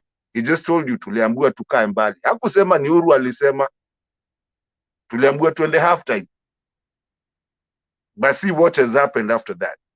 The guy cannot even campaign. I have not seen him campaigning for Raila, and he wants to be there. What are you talking about? Guys, understand politics of Ukambani. Talk to Ukambani people. If you have if you don't understand it, drive. Just take a drive. I think most of us here who are in Kenya, they are not very siwa tu wako chini sana. Just take a drive. Go somewhere to Machakos, or just chukua ka family kako ambie tuende out. I mean, there's sites to see. Go to Machakos People's Park. Go, Kitui or whatever. Just go talk to people there. Ukiwa tu pale unakula, uliza mtu Kalonzo. And then you will understand the politics of Ukambani before you come over here on international media and try to defend that guy. People don't like him out there, but like they always say, Wakamba wanakuwaga watu wapole, hata ukiandikwa na Mwindi unapeana pesa yote. So wengi wataki kupigana story mingi, wanasema tu watu wanasema nini, but in the back we are talking. Thank you, Mato. G. Hello, wazee na wakina mama namna gani? Kwani hawa watu wote ni Azimio? Hakuna okay, sawa. Sasa uko sawa, mtu wa UDA, sema. Yes, I am. Sawa, kina Bernard, Lazarus, Mato, G ni mimi. Ndio na utuambie kwa nini mko na haja sana na Kalonzo kuwa deputy Kalonzo tuko na haja. First of all, you were just talking about the party organs. Do you remember this last year there was a deadline? Anyone wanting to run as a president had an ODM ticket, wakaambia lazima mu-apply by this date. Raila haku apply. So as per the deadline, why? So because you're talking about how sure are you haku apply? Because we know he did it. It was all over. Because they say that the party said nobody had applied by that day. It's only that it was only. He didn't apply. Can we not talk about that?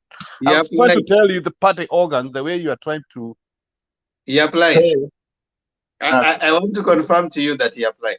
How do you know? Because I'm party member, life member of the party. Okay. Our most in the party said told us he did not apply. But You don't Kalonzo, Your boss is in charge of ODM admissions.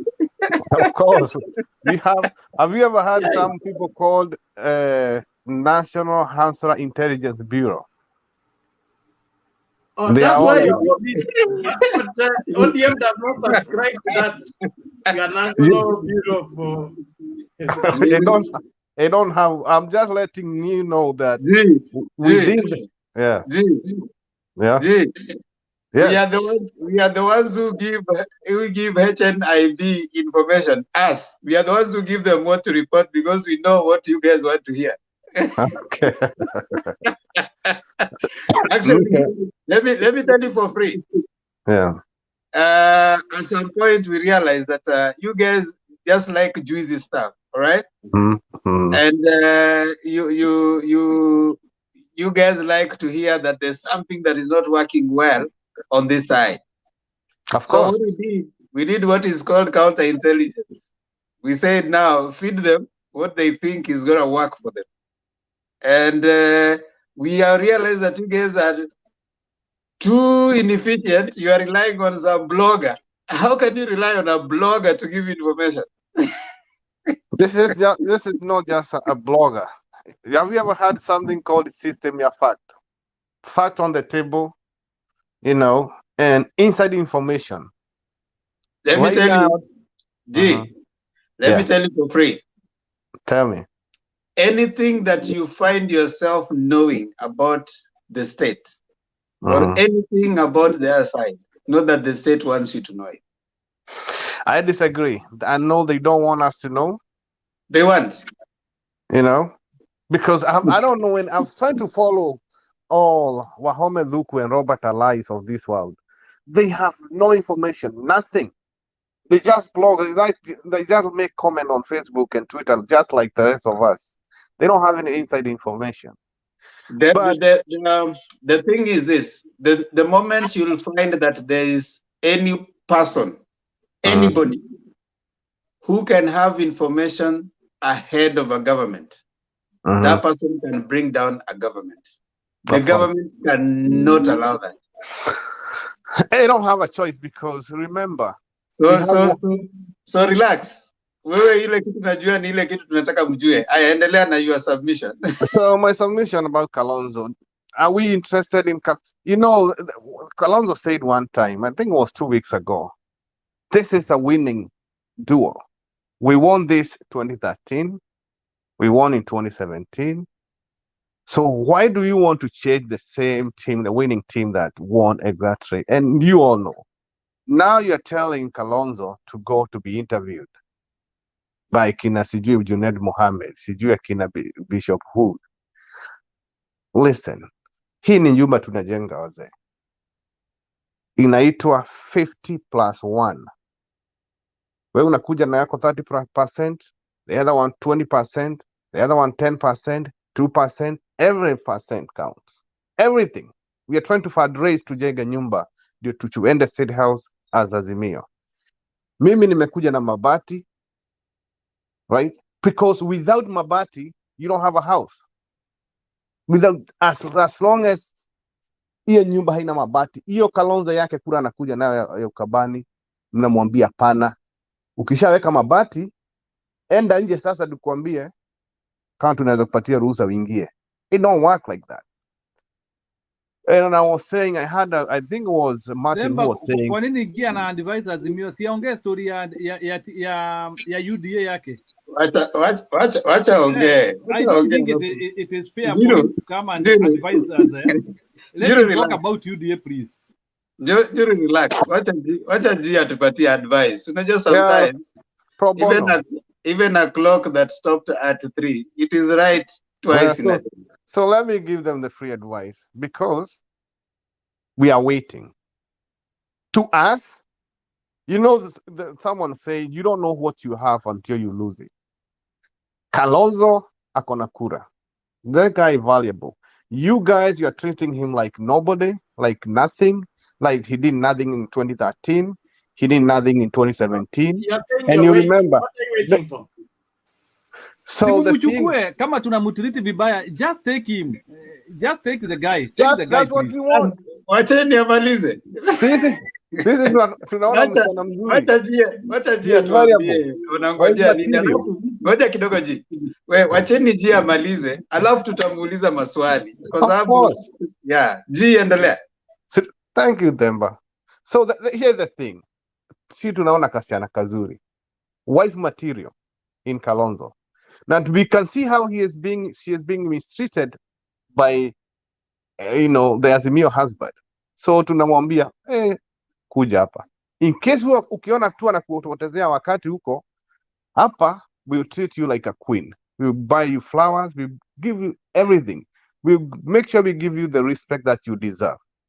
So then this is because it's about his numbers. So the reason why I'm getting to believe that hii kitu tutachukua by 10 a.m. in August, kwa sababu now watu walitoka kwa Peter Kenneth, wakaenda sana ni Kalonzo, sana wametupa sana Martha Karua. So that's the confusion. At one time it was Gideon Moi, at one time sana sijui Joho. So leo I was watching news Kalonzo, so Martha Karua was going to introduce Baba in Kirinyaga. And they were bold. UDA, Ruto. So that made me believe. Because at one time, some people had said, you know what, wakati Uhuru atasimama tu aseme Raila, Mount Kenya wote wataenda. Haikufanyika. I can tell you for a fact, even if Raila was to appoint Martha Karua as the running mate, mlima kupanda itakuwa ngumu. And two, lose kura Ukambani. Martin, sijui umetoka Ukambani gani juice. Wewe unasema umetoka Ukambani, hata sisi tunatembeanga huko na tunajua na watu. They respect Kalonzo way too much and they are feeling so bad the way their son is being treated. So we are just waiting. This is politics. You guys came and wrecked Jubilee in pieces. Nobody can even recognize Jubilee right now. Thanks to you guys. This guy cannot be allowed to pendo propaganda bwana. Jubilee haikuharibiwa. Njiru, learn to listen. Why don't you guys learn to listen? Just learn to listen.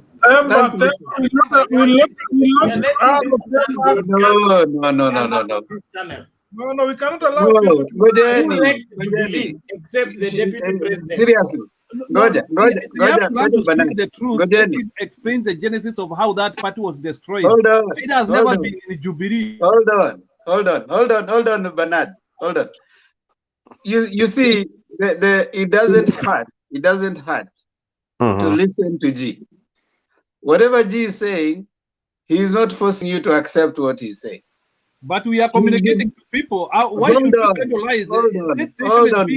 Hold on, Jiru. So many people. We can't allow it. Jiru, you have to allow someone to express his view, and then that is when you can have an opportunity to now go through and interrogate what he's saying. You cannot interrogate what you haven't heard. It is very expensive to undo a lie. It is very expensive to undo a lie. No. You guys now. No, hold on, Bernard. It is me moderating. Even interrogate it. He will disappear as soon as he uses. No, relax, Bernard. Let's relax. Let's relax. I think one thing we need to do is let Njiru express himself. You might not agree with someone, but allow him to express himself. And then from there, a debate. Njiru, please, do not unmute. Let's allow him to express himself. That is according to him what he thinks. And then we can start interrogating him with the facts. And of course, we can allow him to tell us what makes him say that. I think that is the Anyone fairness. Can bring lies here. Anyone No, can bring relax. lies. I think Relax. we are You moving see, in the wrong direction. Let's allow natural conversation, Jiru, calm down. which is not Jiru. full of propaganda. Jiru, I'll put you in the background now. G, kindly, you have 2 minutes to finish. Yeah, and I hope, thank you so much. In fact, if you are talking about looking for a running mate, Usebe Themba, the way you manage things here with Bernard, Makini, Kalonzo, Martha Karua, that's a zero. And I'm hoping we have to come up with a way wenye tutakuwa tunafanya sobriety test, kwa sababu it seems like watu wengine wanakuja wakiwa walevi. Tunakuja kuongea, unakuja na pointi yako, mimi na yako, lakini mtu hata ukiona wakati mnaenda kuongea hata, they cannot let you talk. Those people cannot be sober. So I have said and I said this, I think Kalonzo is being mistreated. Hapewi respect hata kidogo, ako na kura za Ukambani, maybe moja tu ya Martin. If you don't want him, we need him on our side. So we'll do our best. The way we did with Musalia and Weta, we will do it. We did the other week, the same this week, a week ago with Kilifi guy, Kingi, who Mengoka. I'm sure by the time you appoint a running mate, Kalonzo atakuwa east side, chukua Martha Karua, na Martha Karua hana kura hata moja. Yeye mwenyewe hawezi chaguliwa hata MCA kwao. So mko na swali, I can answer. Okay, thank you. You can mute now, G. I think tolerance requires that we allow people to express themselves. And you see, expressing a contrary opinion to what you hold does not mean that someone forces you to accept what they have expressed. Just improve on the argument that you want to give against what they are saying. Give a counter argument to what they have said. And the jury will be out there. People will listen and they'll see who is actually saying what is convincing or who is not saying. Because if you don't listen to them, you might not know what they're thinking. I think decorum requires that we listen to people. Just listen to someone. We cannot say, you see, what G is saying is what has been said in other forums, and that is according to them what they think. So this is an opportunity for you to give a counter argument to what he's saying. I mean, that's the general need and the richness of debate. I mean, if we just start saying, don't listen to this person, let him go. I mean, he's a Kenyan. And he's here because he needs to express, and we need to listen to that too. This is not a choir where we sing one song and the voice, you just give different tones. No, let's listen to people. So I'll start with Ndeto, then Njiru, and then of course Bernard. Yes, Martin. Thank you, Themba, for giving me that, because my name, when the name is mentioned, na siku hizi umekuwa mbaya siku hizi, because unajua mimi ni mvumilivu, unaachaga na mentioniwa alafu unanitupa huko mbali. But I appreciate today, at least umerecognize mkono yangu when I want to recount when people mention me. Njiru, I want to go real quick so that I can bring other people. I mean, I don't need to dwell on this one. It's not Njiru, it's G. Oh, ni G. Are you referring to G or Njiru? No, huo mwenye ameniita saizi akasema sijui nimetoka Ukambani gani. No, that's G. I mean, its name is G. Yeah, so G. Yeah, sorry. G. Yeah. G, let me tell you something, yeah? And I don't know if I want to address Ukambani yenye nimetoka or what, because I think that's it's a low blow. I don't know where you come from, but where you come from is where you come from, There's a day here people laughed a lot when somebody told me hata siko, I'm not where I am. I think people know, and squeeze tukacha kusema kule tunakuaga. Themba knows he was here. And it became a heated thing a little bit. I went off kidogo, but I'm a guy that really loves to talk the truth. Now, when you talk about sijui Martin ametoka Ukambani gani, which Ukambani do you think I came from? Again, we are here and we are grown-up people and we are having a decent conversation. Yes, sometimes we do laugh and make jokes, and there's a lot of people here, they know what jokes they're talking about. I have a huge problem with UDA guys or Kenya Kwanzaa guys, because most of the time, if you really want to have a decent conversation with them, it's either two wrongs make right or something. If you tell them this one, they want to jump onto the other. They want to tell you hata nyinyi mulifanya. If you tell them this one, anataka kuruka kwa ile ingine. They want to just compare. Hold on. No, Najibu. Go straight to the question. Go straight to the question, because there are people who want to ask questions. There's Njiru, there's Bernard waiting. Okay, so let me just tell him that don't go around insulting people or their integrity just because you don't agree with them and they don't agree with you. Probably try and learn something from them the way we try to learn something from you. You want somebody to agree with you.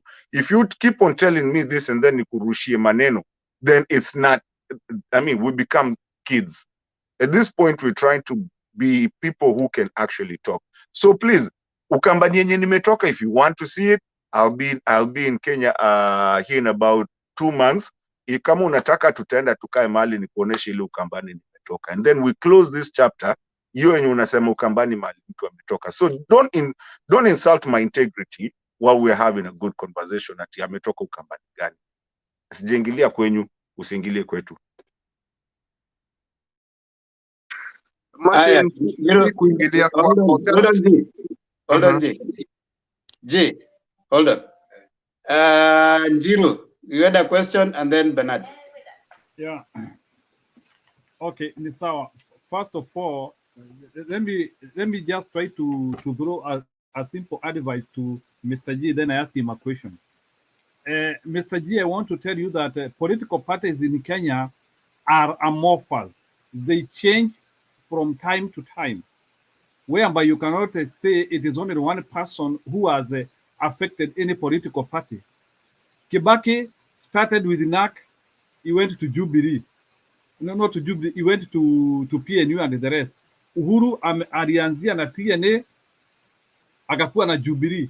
Hata Ruto mwenyewe amorph from KANU going to ODM, from ODM going to URP, from URP. So actually what happened, Ruto alivunja Jubilee atengeneze UDA. For your information, 80% ya membership ya UDA is from Jubilee. So I want you to tell me between Raila Odinga and Ruto, who broke Jubilee, if at all Jubilee is broken. And for your information, Jubilee has got a new membership. Ruto aliiba members wa Jubilee akatengeneza UDA, but the party has been revived. Now we have new membership and the party is arrived and kicking. So Ruto is the party destroyer. Very important for that. Then ile swali nataka kukuuliza, you are claiming that we are tunachukulia Kalonzo vibaya and giving us a lot of advice. Can you tell me what is the shareholding strength of UDA in Azimio to the fact that you want to advise us who can be a deputy president and not? Whereas sisi atuko pande yenyu kuanzia kuadvise. What are the stakes of KKA in Azimio in terms of advising us? Number one. Then number two, why can't you negotiate directly with the Kalonzo na kama munamutaka mumuchukue without having to engage us on a fist match of introducing open enmity? Can you tell us why can't you negotiate with him directly without trying to drag other people on the thing? Answer those two questions. Thank you. Okay, Goja, because the questions that you'll answer might be all of them ujibu mara moja. Bernard.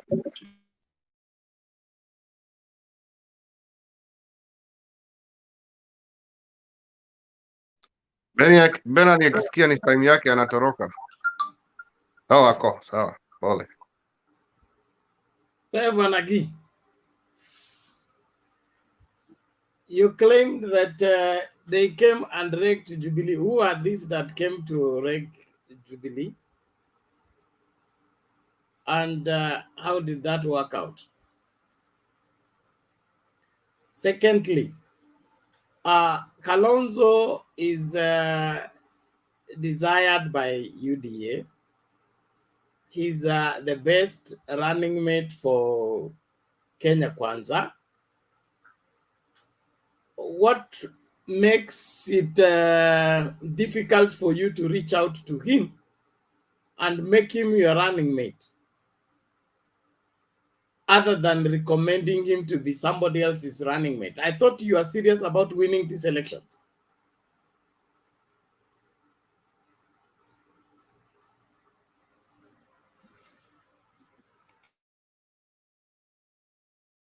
I am done. Okay, jibu maswali yote sasa. nilikuwa nataka kuambia Bwana Martin, first of all, I have nothing personal, and you did put it very well, Timber. We are just here to discuss. Last week I was here with Bernard and I asked him, you know, if you meet me somewhere, like I need your help, I'm stuck. Hata kama tuko na nini tofauti, can you really help me? Because we are not here for hate. We are just exchanging ideas, debating. Where maoni yako ni hii, yangu ni hii. And then at the end of the day, kila mtu decide. Who knows? I might be able to convince one of you guys to come to UDA. I might be able to be, you know, vile understanding yangu ya Raila na ODM. Who knows? I might change. Niende based on vile tuna debate hapa. So when I'm said, I don't believe, when I ask Martin, based ile ukambani mimi nimeongea na ile nimeenda mimi mwenyewe, I think people respect Kalonzo. But according to you, they don't respect Kalonzo. So that's why I doubted, but you confirm at least you're not in Ukambani as we speak. You'll be there in the next 2 months. So you don't know what's going on the ground.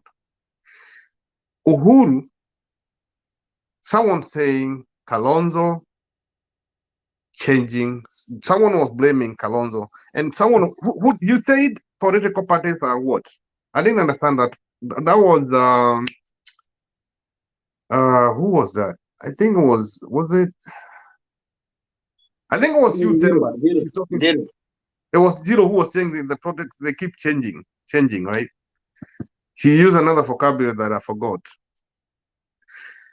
Now, why then keep blaming? They morph. Okay. So why then blame Kalonzo for changing? Kwa sababu watu umesema, oh, Kalonzo mara anasema hivi, mara anasema. So, because even Uhuru came from PNU, akaenda akatengeneza yake TNA, and they won. So there's no problem with Ruto kutoka wakati ona Jubilee vile iko, aende atengeneze UDA. That's that, and they become one of the biggest political party in Kenya, based on when you apply for governors, senators, women members of parliament. There is undisputed based on the numbers. So there was no problem with him, just like Uhuru did, come from PNU, akaenda katengeneza TNA. Is there a problem with us trying to advise you? Yes, of course, we have to try to advise you so that we can weaken you. When was Uhuru in PNU? 2017? My friend, no, 2007, sorry. 07 to 2013. Uhuru has never been to PNU. Uhuru was the chairman of KANU. No, my friend. PNU was a coalition. Remember, hii kililetwa pamoja na mtu anaitwa Noah Wekesa. PNU was a coalition and KANU was one of the one of the whatever. Mbona hakurana hiyo PNU tena kama Kibaki? He could have done that. Right? So we are trying to weaken you the way you came. Yeah. You can hold on. Just for purposes, you're trying to make your argument. Yes, there was a time when Uhuru joined PNU, but he didn't fold up KANU.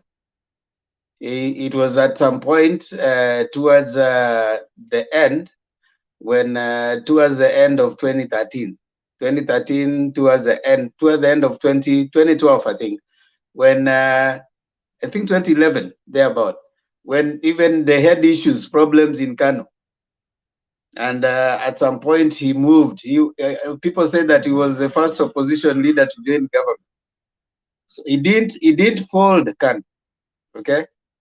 But he joined. He started working with the PNU then. Okay, so you need to get that fact right. He never joined PNU.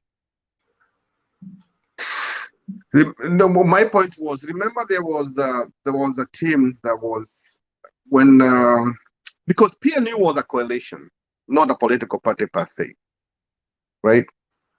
What is PNU in full? Party of National Unity. I could be wrong.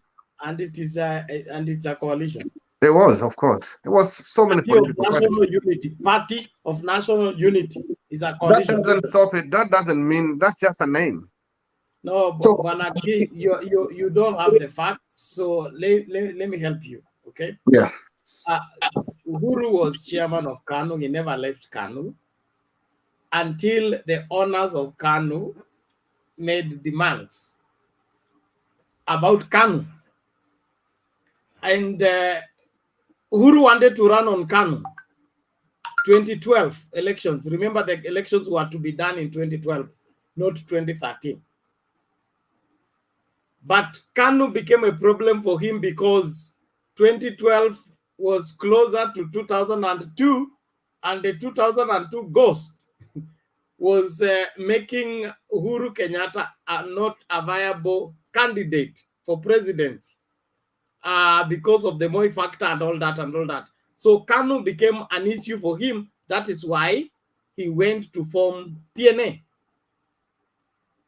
But him being a member of PNU, he was never a member of PNU. He only supported Kibaki's re-election as KANU chairman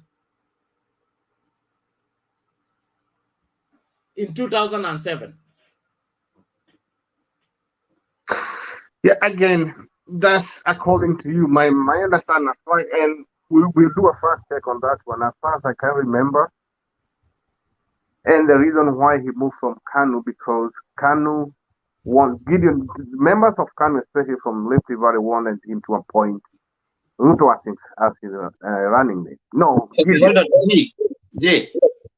Do you know when TNA was formed? Yes. I not the exact year, but I believe it's 2012. And why? Why was it formed? Because conditions. My understanding was these people. There are some people who wanted. First of all, there is a group of people around the president who did not even want Uhuru to run at all. Then when did Uhuru start working with the president as a KANU chairman? When did he start working with President Kibaki? Yeah. That was probably prior to 2007 elections. Because as far I'm trying to remember, during the Madizi Machungwa time, that's when they came together. Kalonzo, Baba, Uhuru, but then along the way, you need to separate issues, yeah. So 2005, the referendum for election constitution referendum happens, and then there's Machungwa and Ndizi. If you remember so well, the Machungwa guys were Akina Uhuru and Akina Raila, if you can remember. And there were those who were pro the whatever, they were pro the constitution. So the constitution falls. When constitution fell, that is when the Orange Democratic Movement was formed, if you can remember so well. Right? When Orange Democratic Movement was formed, it is around the same time when now it crumbled, and ODMK also came out of that, if you can remember. ODMK led by Kalonzo. And that's where the drama of the party, Kalonzo and his friend running with the certificate for ODMK. Now ODM, hold on, G, hold on, when you unmute, there's an echo. So just to give you a hint of generally what happens at that time. Then what happens around that time, the election happens, and of course there's drama. I mean, 2007 issues happen. Then what happens? There's what you're calling the handshake between Raila and But just before the 2005, the 2005 constitution, Uhuru started working with Kibaki. And of course, now that is when the problem, people started singing and saying, how can an opposition, because Uhuru had been defeated in 2002, and he was he was supposed to be the opposition leader. But Bwana Themba, point of information. Yes. After the loss of the Wako draft in 2005, the creation of ODM, all the people that were pro, who opposed the constitution, using the orange against the DZ, that orange team is what formed ODM as a party. Okay. Then when ODM was formed as a party, Uhuru was part of that, and he was still the chairman of KANU. So it necessitated he either dissolves KANU and joins ODM. Okay, that was the demand.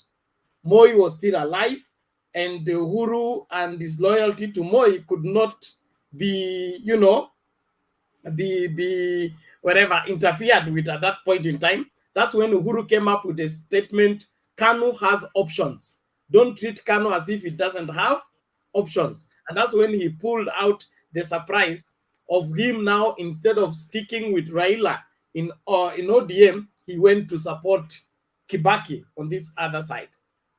And that's how he led the Kibaki campaign for 2007. We know what happened. Then after that, that's when now he began to prepare to inherit Kibaki in 2012. Now, towards 2012 elections, and of course the post-election of 2008 and all the ICC matters, is when now the birth of TNA came up, when the owners of KANU were demanding the control of the party, and it looked like the grip on the party by Uhuru was not as strong as the living Moi. Unajua Moi ndio mwenye chama, okay? So kukawa na hiyo tussle. Then kukawa na suggestion kwamba ukikwamilia hii KANU hautaweza hata kukombea kiti na upate. So Uhuru chose to let go KANU and go and form what? TNA. That's what happened 2012.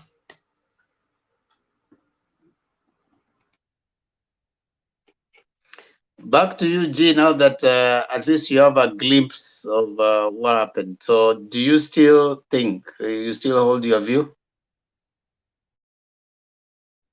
About what?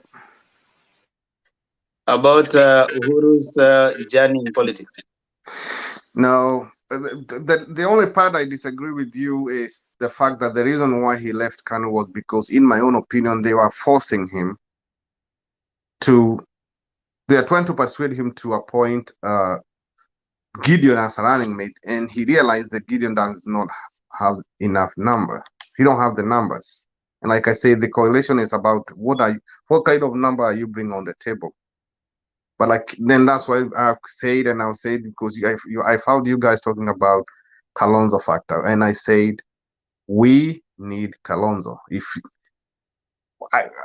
someone told me, can you try to reach out? Yes, we are trying. We have not been successful. He's praying hard to get, but eventually I know that will happen, and we will be on this forum, and I'll remind you. I see Mr. Gee is forcing us to take Kalonzo as running mate, the way the way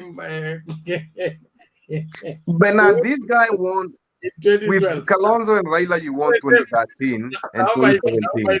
See you later, you guys. Later on in the day, when the Mr. Gee with his side of the... Okay, better. Now, Mr. G. Yeah. I want to be a little. I find you very interesting. I want to give you a scenario. There's a story that is always told.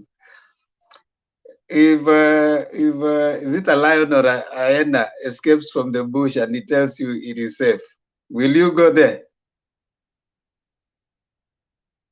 If a lion escapes from the bush and it tells you the bush is safe, will you go there? First of all, lion don't talk. So how is he gonna tell me? Can you use another one? I don't know what you're saying. It is a case scenario, G. It is a case scenario. I'm just giving you a hypothetical situation. If a lion escapes from the bush and it tells you the place is safe, would you go there? Would you trust it in the first place? Would I trust a lion? No. Awesome. Now, number two, there's this story a storybook that we read, I think, some time back in primary, where I think the crocodile was in the river, and the crocodile had its mouth open, and it was telling the monkey that was in the tree, it was telling the monkey that it had a tooth problem, so the monkey should come down and check its tooth. And the story said the monkey did not trust the crocodile, because how can I imagine that I can go check the crocodile tooth, right? So what I'm giving you two case scenarios for you to think about. You are the crocodile who is coming out trying to tell us that the tooth is aching, so let's go there and check it out. And you are the lion who is in the bush and coming to tell us that you guys, that bush is safe. Do you think in all your understanding, we can believe when you tell your competitor that this is the person that will work best for you, and that person will make you win the race? Do you in your imagination, in the strangest of imagination, think that you can advise me on the way that I can beat you? Just think that now you guys, Azimio, and even when you're talking, just imagine that now you're sitting there and you're telling us, but you guys, to be able to win this thing genuinely, you need to pick this person because that is the best ticket. Do you, wherever you sit, do you think we can actually trust what you're telling us? I'm just going by the fact that all NASA say or claim to have won 2013 election and 2017, but it was stolen. So they won with Baba as the candidate and Kalonzo as the running mate. And Oburu at one time said the only thing we were missing is the deep state and the system. Now, because you have the system and the deep state and all those things, and you have the winning team, I don't understand why you are changing player and Bahatisha, because I think, in my own opinion, putting Mother Karua with no number will make the Raila 40% back. We'll do it. Mother Karua who doesn't have numbers. Take Kalonzo, the one who has numbers, please, and win this thing very early in the morning. And it's not like it's not about if, it's when Kalonzo is leaving. We can't hear you. We can't hear you, my friend. What I'm saying is, I do believe your microphone, G. Microphone imefanya nini? I think I haven't changed anything. Okay, sasa nakusikia. Aendelea. So nilikuwa nasema it's not about if Kalonzo is leaving Azimio. It's all about when, because it is going to happen pretty soon. And why aren't you happy? Why don't you look happy that he's leaving to come to you guys? Of course we are happy. Oh, you are? Of course. Okay, thank you. Now let's win. Yeah, that's okay. Thank you, G. Let me bring in Julia. Julia, tafadhali. Asante Vemba. It's good to hear G akitetea Kalonzo. Kalonzo anakaa kama, in Kikuyu we have this saying, kahiũ gacangacangĩ gatigaga kwao gĩthĩnjwo. Kahiũ is another animal there that eats chicken. kanapenda kurandaranda. So it's okay. Gee, we can give Kalonzo for you bought Mudavadi, so and you got Petangula for free. So we can also give another one for free. That is Kalonzo. Because we are not going to contend over Kalonzo. Now, but I want to start with the debate that Kivutha is saying is on the bench. I think he had a point. He must have been thinking kwamba amepewa blackout kidogo while he had been campaigning for Baba for some time. And I want to agree with the panelists who have been talking earlier, the likes of Lazarus and others, that it is high time that the Azimio leaders give the Kivutha and Gilu and Mutua some attention or give them some work, because previously they were really campaigning rigorously for Baba in Azimio. So I hope that we are going to see them back active. But at the same time, I like the attitude of Gilu. Gilu, with or without Kalonzo's tantrums, she's been very active still. She has stood firm. So I admire her unconditional support. Earlier today, I had somebody, one of the bloggers saying, these people who post stuff, I think he's Lee or someone else, that saying that that he thinks that that there was some meeting where some, I think it's a hearsay, it's not anything confirmed, that Baba was given several candidates for running mate. One of them was Peter Munya, the other one was Peter Kenneth, and then there was Mother Karua. And then Baba must have been heard saying that if he must get someone from Mukambani, he would rather go for Ngilu, which he meant that blogger was trying to say, to imply that Baba under all conditions is not going for Kalonzo at Afadhali and Ngilu. So it's not that Ngilu is the person, but that's I think that's a feeling of the people, that they would even rather have Ngilu instead of Kalonzo. Reason because Mr. Gi, Kalonzo may have the numbers, may have 2 million, may have 3 million, whatever you want to call them, but we hate the attitude of Kalonzo. He has as bad attitude as your boss, Mr. William Samoei Ruto. So we cannot, once bitten, twice shy. We cannot jump from a frying pan, into the fire. We cannot cook ourselves now in the fire. We've seen the behavior, the disrespect of Ruto, and how much he has sabotaged everything Kenyatta is doing. And therefore, Kalonzo even said that with all his millions, Mr. G, with all his 2 millions or 3, even 5 millions, even if the other day Kalonzo said yeye ni Mkikuyu, hata kama ingekuwa really yeye ni Mkikuyu, acha akae na Ukikuyu wake, we go and look for a Turkana or a Masai or any other tribe. Hata si Ukikuyu, because I don't know how Baba is going to work with such a person. So I think, Mr. Gi, you're advising us.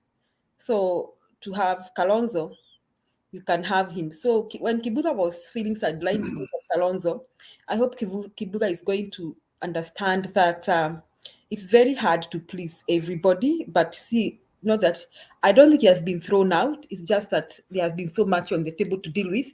So I think that now, with time, Baba and Uhuru are going to put their house in order, and they are going to have the real team that is going to campaign for Baba. Now, looking at the other debate that is there, I'm seeing something about Kalonzo. Murkomen win Kalonzo. That takes me back to what Mr. Gi is saying. Now, Mr. Gi, you are saying that we need Kalonzo, and everyone is telling you here to pass the message to the UDA guys to have Kalonzo for free. Now, what is the worst that can happen? Let us analyze the worst that can happen. The worst that can happen is Kalonzo saying he's not supporting Baba and he's vying for presidency. Because obviously, he will not have room to come to UDA. And if he comes to UDA, UDA is not going to make him the running mate. That's a fact.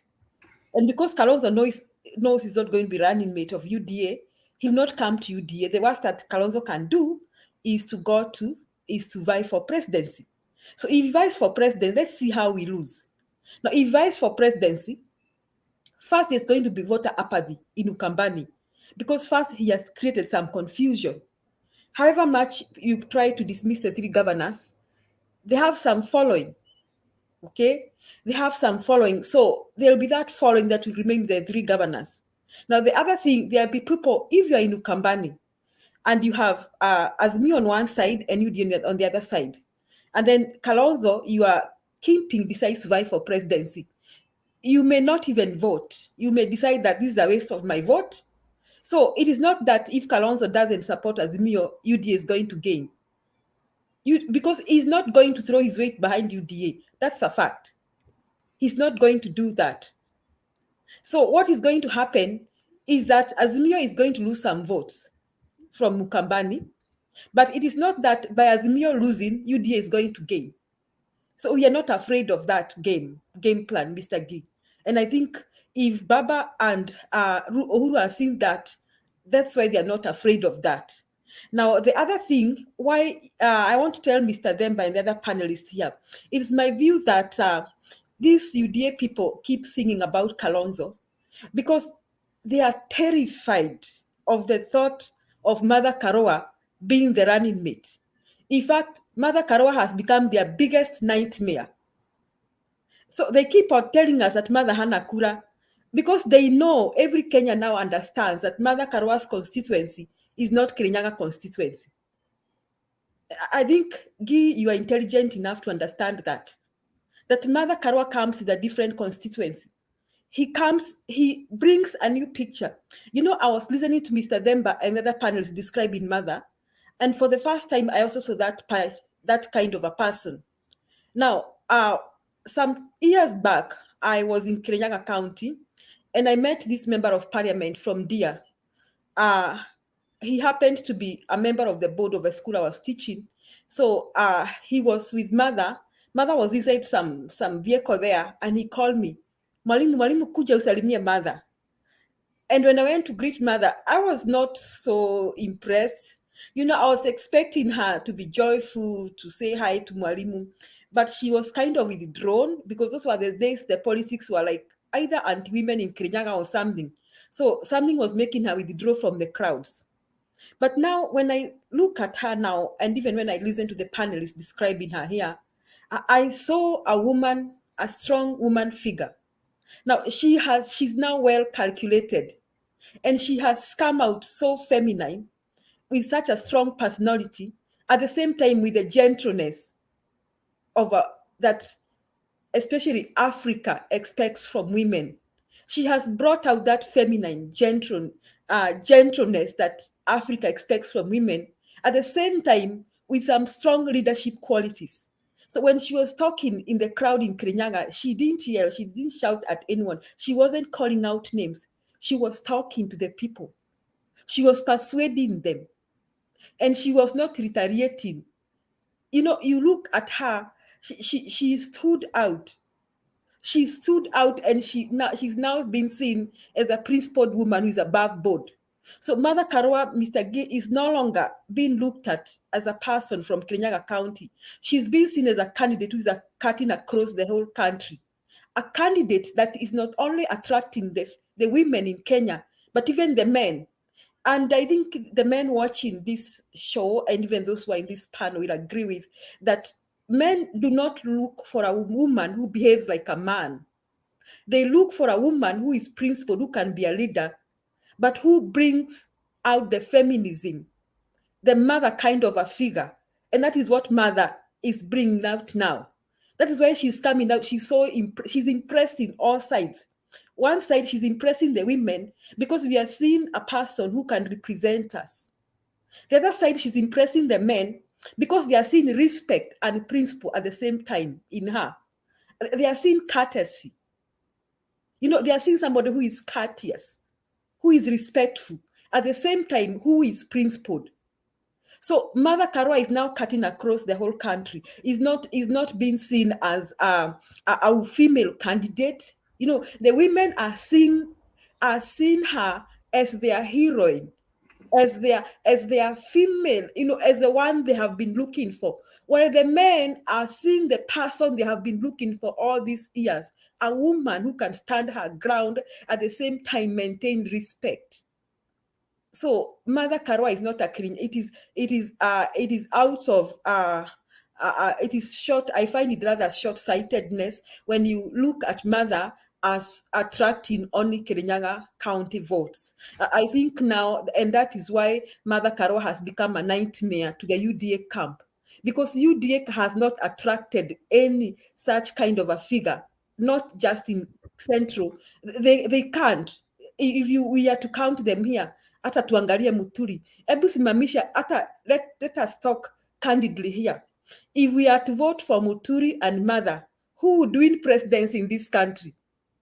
Point me one other person who can defeat Mother Karua right now in presidency. Is it Muturi? Is it Rithinka Ninturi? Ni nani huyo?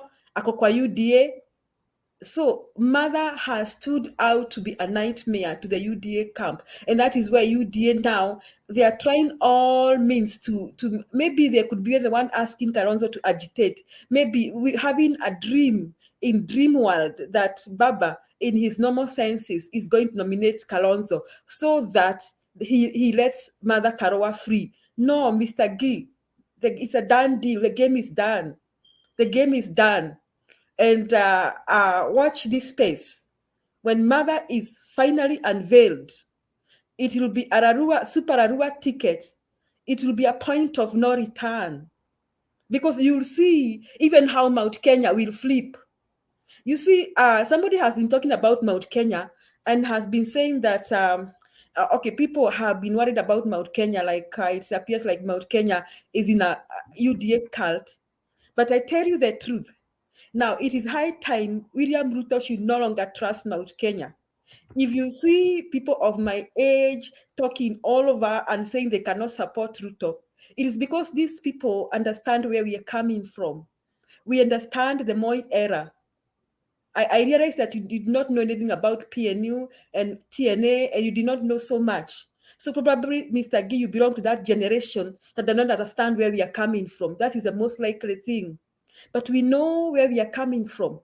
We know even how Kenya came to be multi-party democracy. We know how Moi ruled this country for 24 years. We know how we came to Kibaki Tosha. We know where we are coming from. We understand what we are going through. So people of my age in Mount Kenya region understand clearly where we are coming from, and you cannot hoodwink them. So watch this space, Mr. Gee, and any other UDA person watching this show.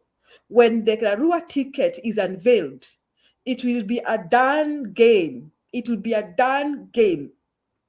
And this time, Baba will get such an overwhelming majority. The other day, we have been talking about Baba getting 30% from Mount Kenya region. Now, I have begun doubting that. In fact, I'll not be surprised if Mount Kenya flips to the side of Baba.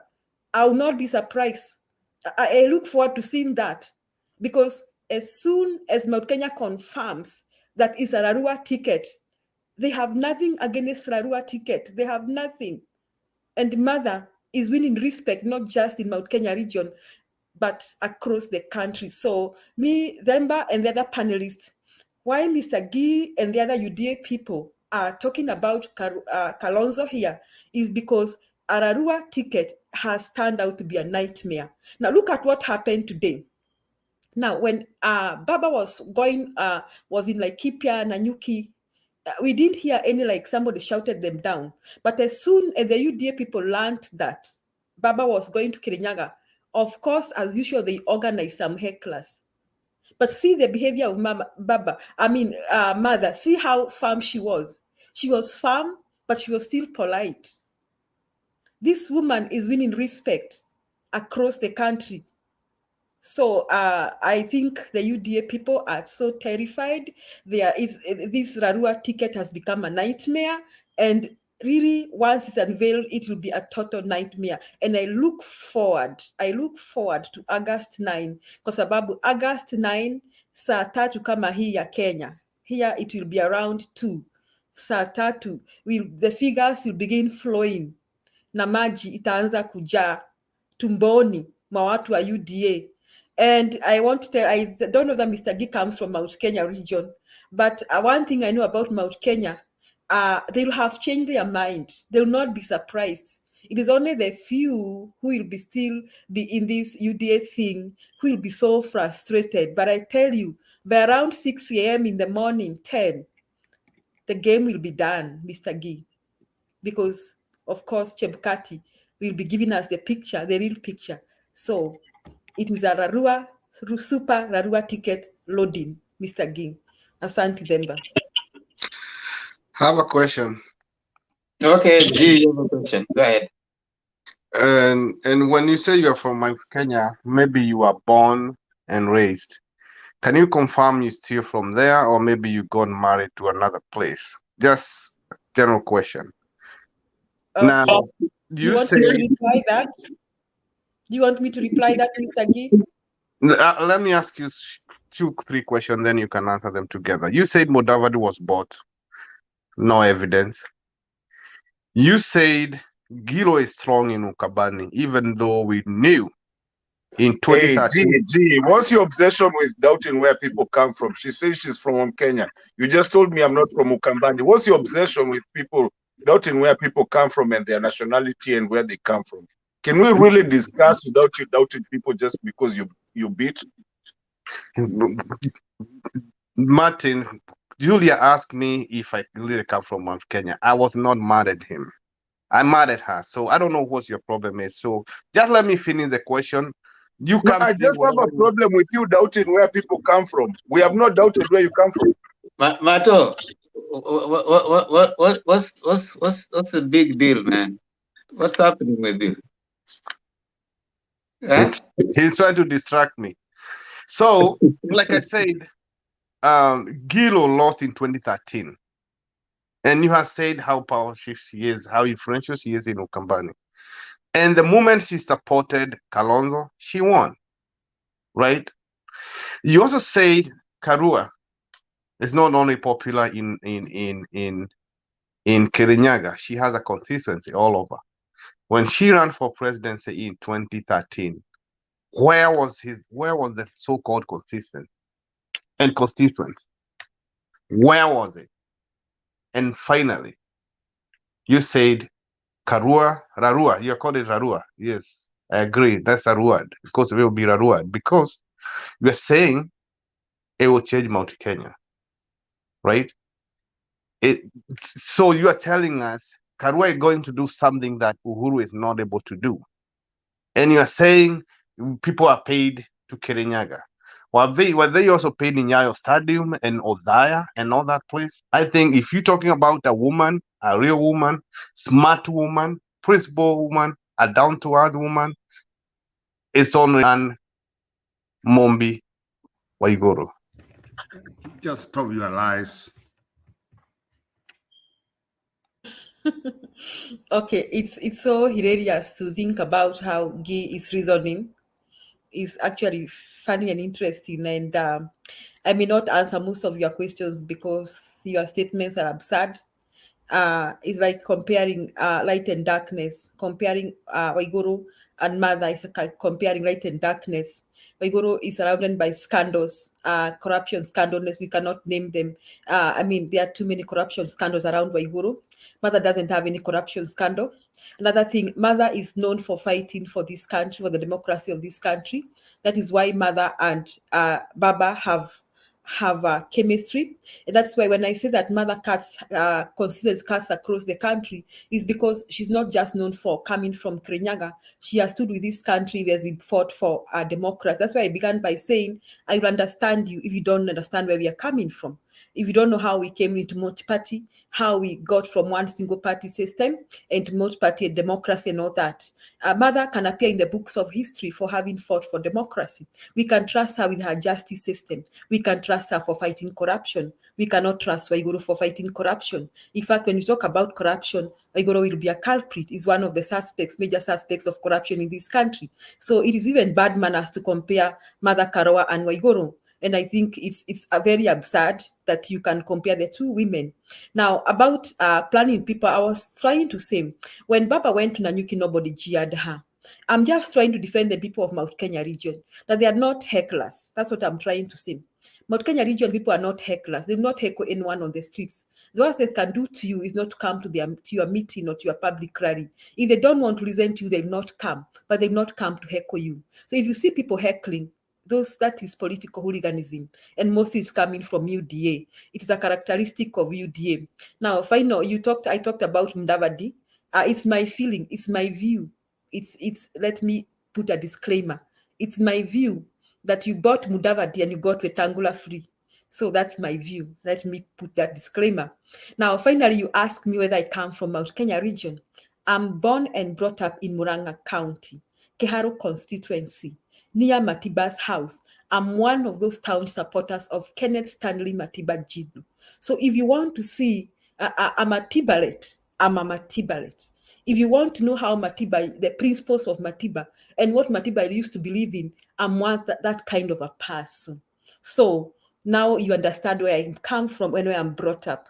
So if that was your very important question, I think you now understand why I have nothing. So I am born and brought up in Murang'a constituency, Keharu, Matiba Damu. I have nothing to do, Mr. Gill, let me finish talking. I have nothing to do with people who are colored with corruption, hate mongers, name them, hecklers. And that is why I'm standing here to say, I look forward to a super Karua ticket. So Mr. Gill, as you go forward, please do not compare Waiguru and Mother Karua. It is like comparing light and darkness, or day and night. And by the way, Thank Waiguru you. beat Karua in 2013 as a governor, or 2017. Hold on, G. I like the debate. You know, I would want us to learn to respond to issues the way you know, G Julia is doing. That, you know, do not. I want us to increase the level of our debating to the extent that you don't hit the person, hit what they're saying, and if you can learn to respond to what the person is saying and not the person generally, you'll find that at some point you discover you can actually dismantle the points without necessarily dismantling the person. And it doesn't matter how loud we are or how emotional we are about a point, you can still be able to address the issues that someone is raising. And again, I said here, and I repeat again, you don't have to respond to everything that someone shares, because we are not here to finalize and provide closure to everything, and we are not here to basically you know, ensure that kila mtu ameokoka na amebatizwa. That's not how it happens here. We are here to continue with the conversation. If at some point you'll understand what G says, understand what the other person says, and how best it is than to get in the mind of the other person who doesn't think like you. You know, it sometimes doesn't make a lot of sense when you're just with the other person who is probably just clapping for you. So sometimes when you get what G is saying and you respond to issues that he's raising, many people, there are 271 people who are watching. Probably there are 100 of them who think like G. So when you are hitting G, you are not necessarily telling G to go. You are telling 100 people who are out there probably listening to go. But when you listen and then you try to, you know, persuade them and also give a counter argument, maybe many other people are likely to listen. Even if G doesn't, someone will listen and someone will hear your point. Target the many people that are probably also listening and are having similar view like G. I'm surprised though, G, that you are you are suggesting that because Waiguru beat Martha Karua in 2017, that she's having better qualities of leadership than Karua. That's an interesting perception. And with you, if you have read about Kenyan politics generally, you know that Waiguru has been impeached. There was a recommendation for impeachment because of her not handling the Kirinyaga financial issues properly. And not only that, she has left the government because of how she handled or mishandled NYS. So for you to again rise up and say that she's a better quality than Mother Karua, who has never been mentioned in any scandal anyway. BAT scandal. Do you know that? Hold on. Temba, I'm requesting, Hold on, David Olo, I'll give it.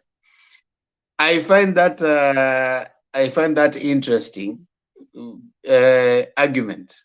But if it's an argument you want to hold, I mean, if it is making sense to you to have that kind of argument, that's okay. I mean, but I found that very interesting. So let's bring in. Let me bring in David Olo had a question, and then Martin also had a question, and then we move on to Roba and Makiadi. They're also here. So let's start with David Olo. Okay, thank you so much, guys. Thank you, Makiadi, Lazarus, Roba, Ndeto, and Guy for giving me this time because I'm in a rush, but I'm hearing Guy saying some things here, and I just want to respond the way I think. I believe that Mata Karua has numbers more than Kalonzo because if you check clearly, someone like Mata Karua is not going to attract numbers from Kirinyaga only. You know, that is something that UDA is thinking that way, but it is wrong because the statistics says that 60% of voters are women. And if 60% of voters are women, I believe that there are women who are supporting UDA now, but when they see a female running mate, they will change their mind. And probably that will propel female numbers who will vote to Azimio to 40%. And if 40% of women can vote for Azimio, that is a win for Azimio. If they get the rest of the numbers from other areas like Kirinyaga and Central. So I believe that Karua's run as a running mate will attract more numbers of women, and that is a win. And again, you know, if you compare it with the way they always say that Uhuru doesn't have numbers, it is the same thing. And you can't tell me that Uhuru, among all 8 million voters from Mount Kenya, Uhuru can't attract 1 million. That one doesn't make sense. Because even when Raila boycotted the election, he got 100,000. So you can tell me what Uhuru can get if he just goes out there and speaks to his people. So that one doesn't make sense, Mr. Gi. You also need to think about that. And then again, if Ruto wants to fail, then let him choose Waiguru, because that one will really, really hit him very bad. The corruption tag will just come back and it will just stick, and Azimio will take advantage of that. So that is what I wanted to say. Thank you very much, guys. Martin, then. Okay, then, Ben, you know, I haven't submitted, but that's fine. I think I've been speaking too much, so that can be called as a submission. No, we are here mpaka mwisho, so I know unanioneaga sana, but that's fine. You will submit after you ask your question, and then I can allow you to submit, and then I bring in Makiadi. Thank you, sir. I appreciate that so much. We are always here, so I think my only thing was just a reminder about G, nothing personally about you. I think you're a good debater. But I think normally what we do in this forum, sometimes we try to be mature and talk about some things. Because when you come here, and I'm going to use two, and Demba, please, just to remind on that, 2 incidences that has happened today. And sometimes I have to come back and say them. And Demba is laughing because he knows I'm about to say something. No, wait, Mato. I'm not laughing at you. I'm laughing because Alex has an obsession with attacking me. Someone is asking him. Alex always wants to attack member. That's his obsession, and he deals with it by coming here to suggest that he's attacking. Alex is a good person. He only sometimes shouts when he has nothing to say, but that's his way of dealing with his obsession. Martin, continue. Mwambie atoke, nimemuona, mwambie atoke huko kwa comment section na kuja ingie. Na kwa hapa amekuwa anasema ati ninawasomea. That is his way of dealing with his obsession. So forgive him, for he doesn't know what he's doing. Even Jesus alisoma kwa nini akasema, I pray that you forgive them, for they do not know what they do. Sa mkiona Alex huko chini akipiga kelele, msameheni. Whatever he says, know that he has a problem and he doesn't know what he's doing. So just forgive him and tumemsamehea. Akikuja hapa juu tutamsikiza. Martin, continue. G siko ubaya, you know, we actually like, especially this team of Gioni, we actually really have a conversation. And I have a big problem with, and I'm not saying you personally, I'm a very respectful person. I have a problem with people where you go to, and like I said, I'm not singling you out, where ikifika mahali mtu anaanza kudoubt statement ya mtu mwingine. You know, since you came over here and you've speculated a lot and you've said a lot, hakuna mtu amekuuliza kwenyu ni wapi na hakuna mtu amedoubt ile kitu unasema. So when you come and ask me, and that's why I said I'll use 2 examples, because this is a decent conversation.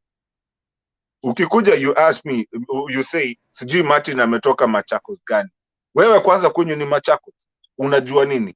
And then you go back and attack Madam Julia with the same thing, and she's telling you exactly where she's come from in the politics that she knows on that side. Then you go back on the same thing, trying to demystify her, not by her points, and not by what she knows, and not by the discussion, but by attacking her. Where are you from? Where were nini? You know, please, G, I think you're a smart person. I respect you a lot. And I like your discussion because you make the discussion. And we have to discuss both sides. But then again, come on, at this point, mali tuko bana. Don't go attacking. Sasa unajua kwetu ni Machakos ama kwa kina na nini wapi? Si amekuambia kule huko, unless unamjua.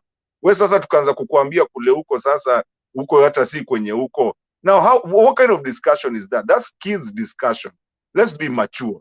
So me, I wanted to say that, na sina ubaya kwako, pole kama nimekosea, but here we try to discuss and learn, because I have to learn your side and you learn my side. I learn your home, you learn my home and everything. And then we discuss so that to make Kenya a better place and make you a better place, make me a better place, a better person, make you a better person, and we move on as brothers. So please, don't try to do that. 2 wrongs make a right. It never does. Wana mnalemea nani G, but G is good people. G is just asking the question so that he can highlight on his point. He has not attacked anyone on the basis of where he comes. And I don't even have problem with your opinion, Martin. Continue, because I know you. It's not like you hate me. You just disagree with me. Yeah. So don't talk on behalf of Julia, because Julia did not complain when I asked her where she come from. Talk on your behalf. And you know, understand understand Mato. Mato is a good guy. He's responding to other issues that has nothing to do with what you have raised right now. There was a day someone else came here, and that person you know, attacked Mato that because he's abroad. And Mato has never forgotten that. So anytime you raise that issue, Mato becomes very defensive. And you see the way he comes out blazing. He comes swinging with the biggest blow because he's responding to other things. Now, Mato, can you give your submission so that we now move on to Makiadi? Okay, my submission, I think, will be small today, because I think... So you tell me to wait, and you know what? That's fine. Go ahead. Right. Roba, go. No, it's okay. Go ahead. I would have more points. Just go ahead. Roba, take it. I'll sacrifice my time. Roba, take it. No, it's okay. It's okay, Martin. Just go ahead. Roger, you see the way Roba wants to finish us. Can you yield that time to Roba so that I have already yielded. I yield my time to Roba. Okay, I'll be. I was here before. Let me just. Msagi, I see you. That's when I decided to come in. When I saw your face, I was just watching my TV. Let me introduce myself so that you will not ask me where I come from. I've introduced myself before, but you never asked me a question from where I come from. Let me introduce myself, my friend. I come from Kisii County. I went to school in Kiambu, Aran's High School, near Kikuyu campus up there. So if you have any questions about Kisii politics, let me know. And I hope you know where I come from, where I'm started. Okay, the thing is this. You know, sometimes you can know a losing campaign. I saw it when Hillary was losing. I was part of the campaign from the West Coast. We knew the night before Trump was going to win, and things went bad. And you know why they lost? And you know, they were talking about the other campaign. They want to know what's going on, the other campaign of Trump campaign. And we knew that was a losing way. Now, this is what the way I see things when it comes to our politics. Yeah, just hold on, guys, just hold on.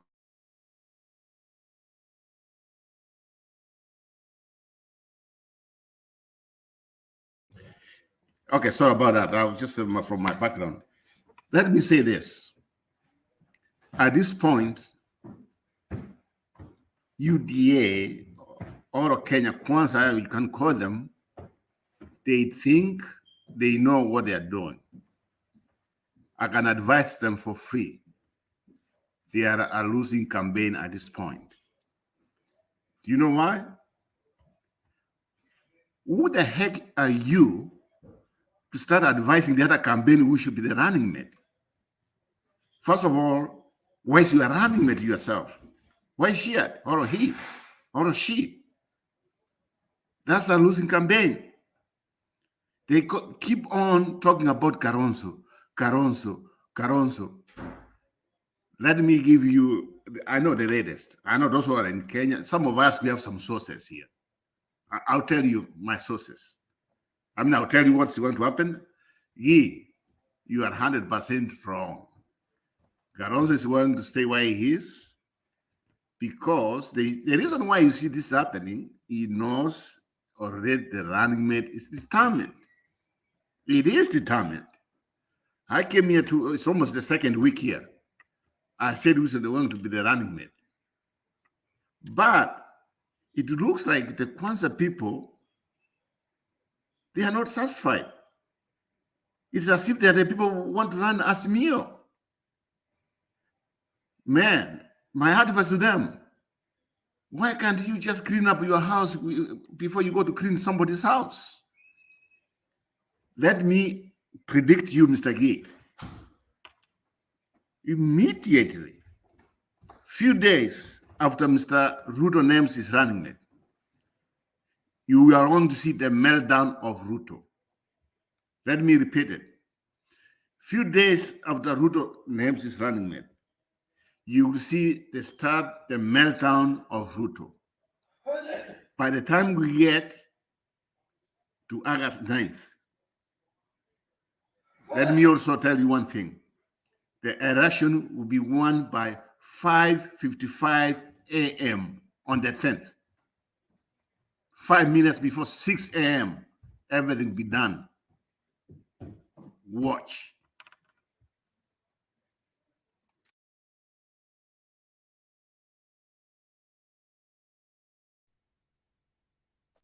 Thank you, Robert, for that information.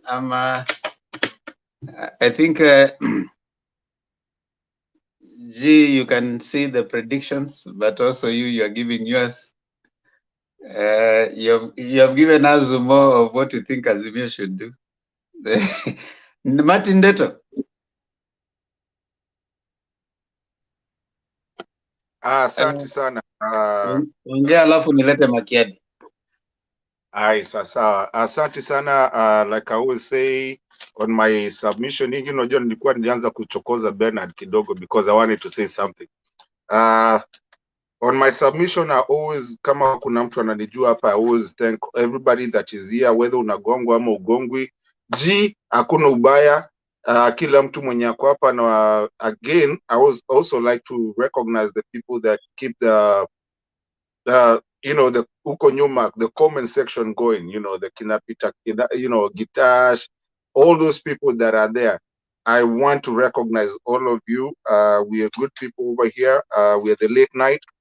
And Themba is a good person. I mean, and Bernard, these guys work and still have time to run this show. So this is we always have to entertain them.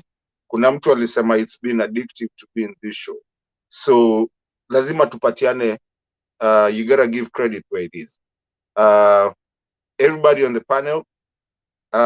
Anyway, I don't think I have a lot today, but I just have a little bit of things that I know and have seen and I can recognize. I think most of the thing, nishamaliza my notes, kuna watu niambianga naandikaga sana.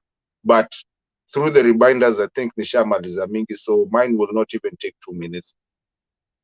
I want people to understand, and you know, sometimes if you've done psychology, you don't have to verbalize everything that you want to say. It's being said by your body language. If you guys recognized or watched it, there was a message being passed today. People say Raila came close to endorsing Mother Karua and then akasimama. But he did not do that. He did actually endorse. If you realize they were in the same car, walikuwa wamesimama kwa the same group. And there's something called body language and unsaid or untold saying, where you can say something without having to verbalize, to use your voice. And if you watched, Mother Karua was the one, hata pale watu wakianza kuweka kidogo tule tulipokuwa kando. She said, wako wapi polisi, toeni wale, ama wakaambia watu. And walitolewa, by the way, it's done. It's over. I said it here last 2 weeks, I mean a week ago. It's over. The only reason this panels or whatever interview thing committee liletwa was that kuna kitu inaitagwa when you go to war, if you're a president, ile kitu unaweza usipointiwe finger useme wende ulisema. It's called collateral damage na pia kuji-isolate. When coming in the next 2 weeks, tushaambiwa nani ni vice president, nani ni running mate, na tumeambiwa leo, kama una macho, ona. Mother Karua is the vice, is going to be the deputy president. The other day, juzi nilisema pia, Sabina Chege alikuwa hapo tu amesimama next na vice president, I mean na Raila. Na watu wakusoma kitu kwa hiyo. There's something called reading, una read over. You don't need to be told everything. If I come with a lady somewhere, you know, nikileta the first day you take your mwenye unataka kuoa kwenyu, uendangi kusema huu ndio atakuwa bibi yangu, unasemanga huu ni rafiki yangu. Lakini kila mtu ashajua. I'll use Mama Selina's words. Kila mtu ashajua. It's already done. It's seen. Wamekaa kwa gari moja. It's over. Kalonzo now, Kalonzo can cry foul however he wants to cry. He's not going to get it. If I was Kalonzo right now, and I'm so sick and tired of talking about this guy, being a Kamba from Machakos, I'm so sick and tired of talking about this guy because he's actually embarrassed us as Kambas. Everybody is talking about Kambas. We used to be very respected people. Angeka, he's gonna be a president. I mean, still he can be a president. I mean, we actually wish Raila could we want Raila to go one term. Angepata. But ukikuja hapo unapigia watu kelele, people are reading you, you're thinking you're in Mulumutisi at times of politics, what was it, total man times of politics. You know, that time is gone, bwana. You're dealing with different kind of generation. Kalonzo has embarrassed us as Kambas so bad that people didn't even understand what Kivutha was saying. Tuliambiwa tukae kando kwa sababu. Read about it. I said it here. All the three governors just walirudi na wakaachana nayo kitu. Yet ando walikuwa wameanzisha Azimio, hapo ndio moto ilikuwa imewaka. I want somebody to tell me, when was the last time you saw Kalonzo, campaign for Azimio? Yeye anangoja apewe.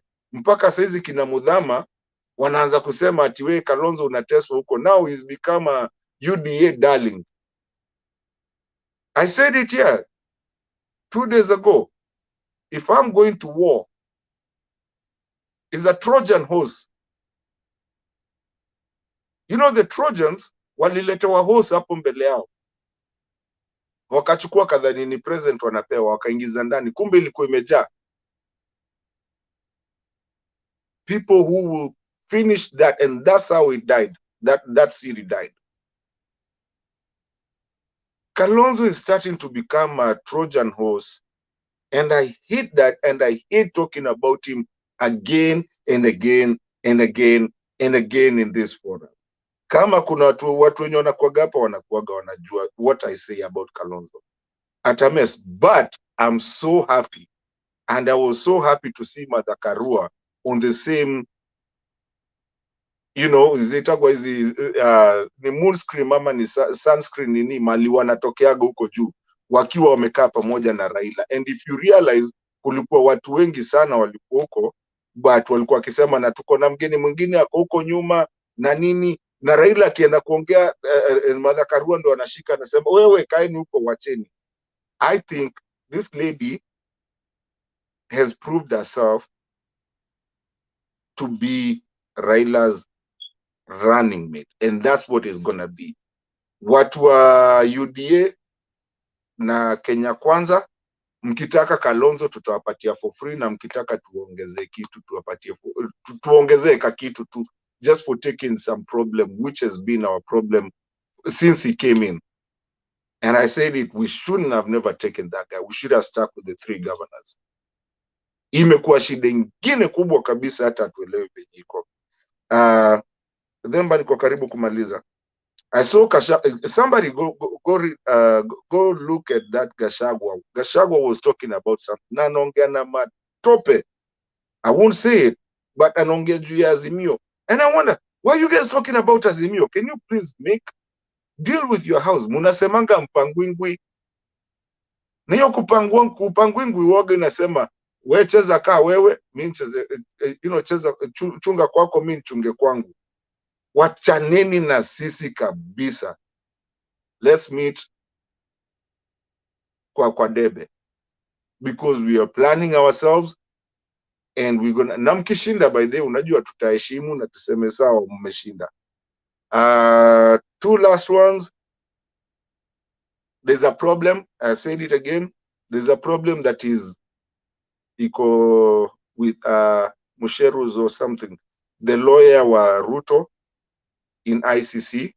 There's a problem going, na msianze kusema sasa Raila cause mnamwekeleaga kila kitu. Ameamua kwenda kuwa, it's confirmed, ameamua kuwa witness. Sijui ni witness ya nani, kama wewe ni mjanja leo amesema witness wa nani. So now, do we want to have a Kenya, go back to 2007, Mali, you have a Kenya where your president indicted somewhere. Na sijui kama Ruto venye aliachiwa president, because I said Ruto is asking for the second term, aliachiwa president. He's been the president of Kenya. One, venye nani alienda akamwachia na akasaini kila kitu. So in the history books of Kenya, Ruto was the president of Kenya. It doesn't matter if he was for 2 days, because that's Apple. President akiwa incapacitated, vice president anakuwa president, na watu wawili wakiwa speaker anakuwa. And then nataka sasa now to finish on a lighter note. Kenyatta amepotea. I think a lot of people know him. Amenichekesha leo akisema yeye atarudi August 13th. Na Bernard akamwambia wewe kuja hiyo time tutaongea.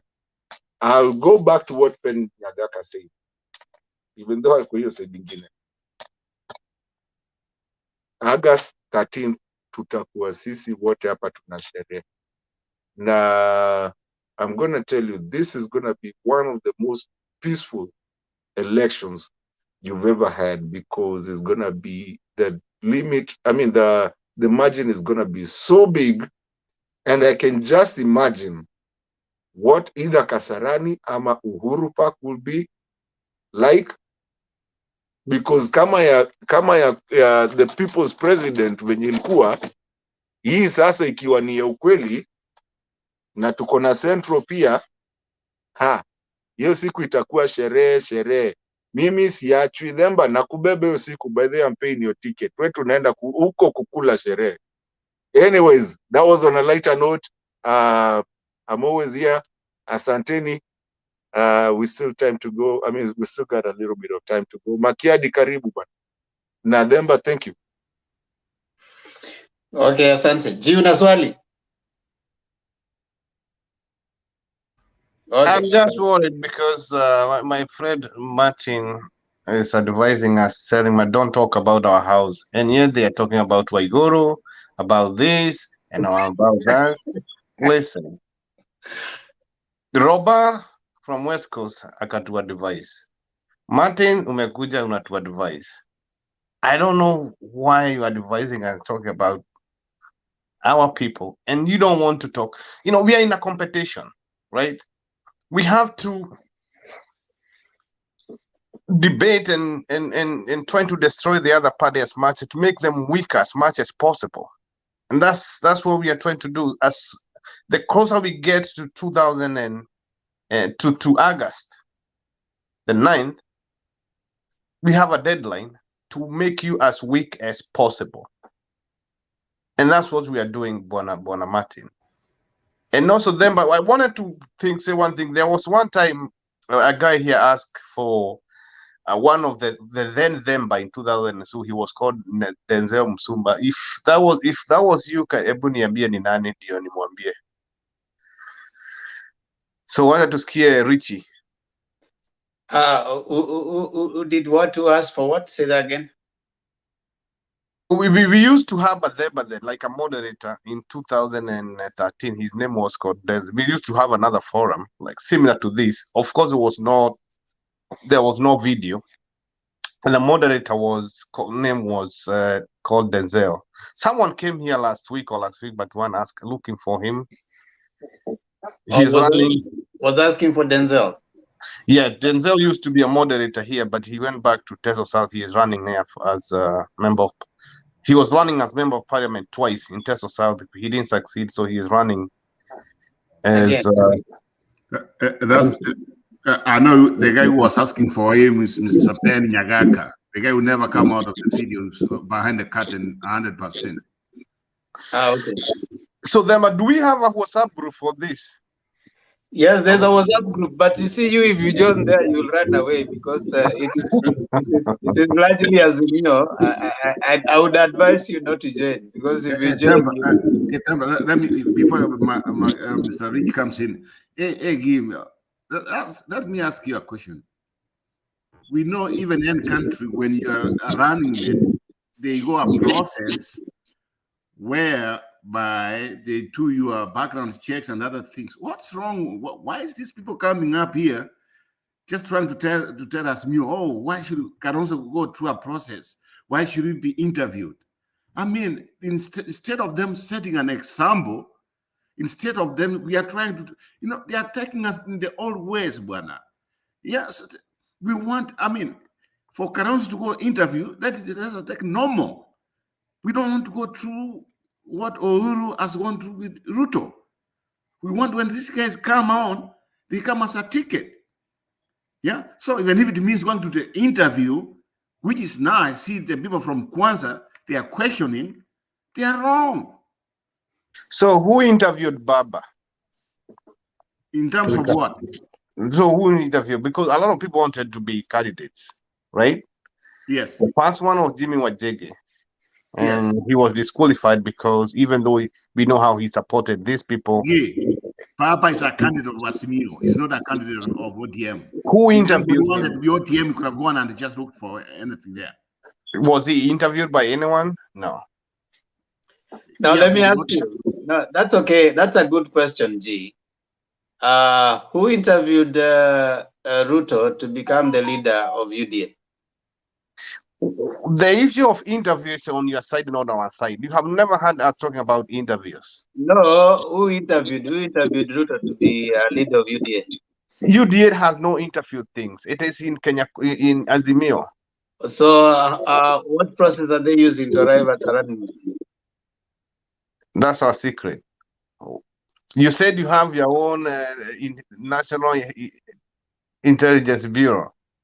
Yeah, we do. Hustler's Intelligence Bureau. So now this is what happened. G, this is what happened. Huh?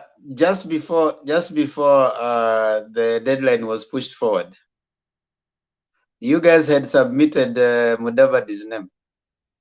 Then you withdrew it.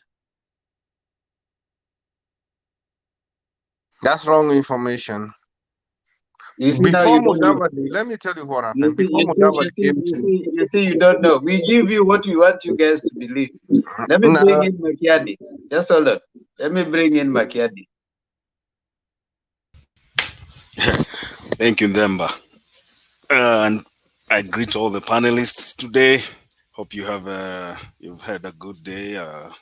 Those who are waking up, a good morning. Gee, I'm happy to see you here finally.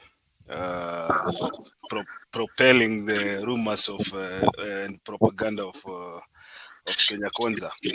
Now, I think Ndemba, you asked G a very good question, and he gave you a really good answer when he compared it to the leadership of Martha Karua and Minji as the standard to which they hold their leadership in high esteem.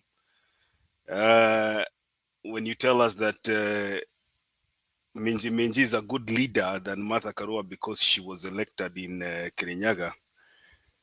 And I remember we also had a conversation one time and you told me here, that's in our other forum, that Waitito was a good leader than Kabogo.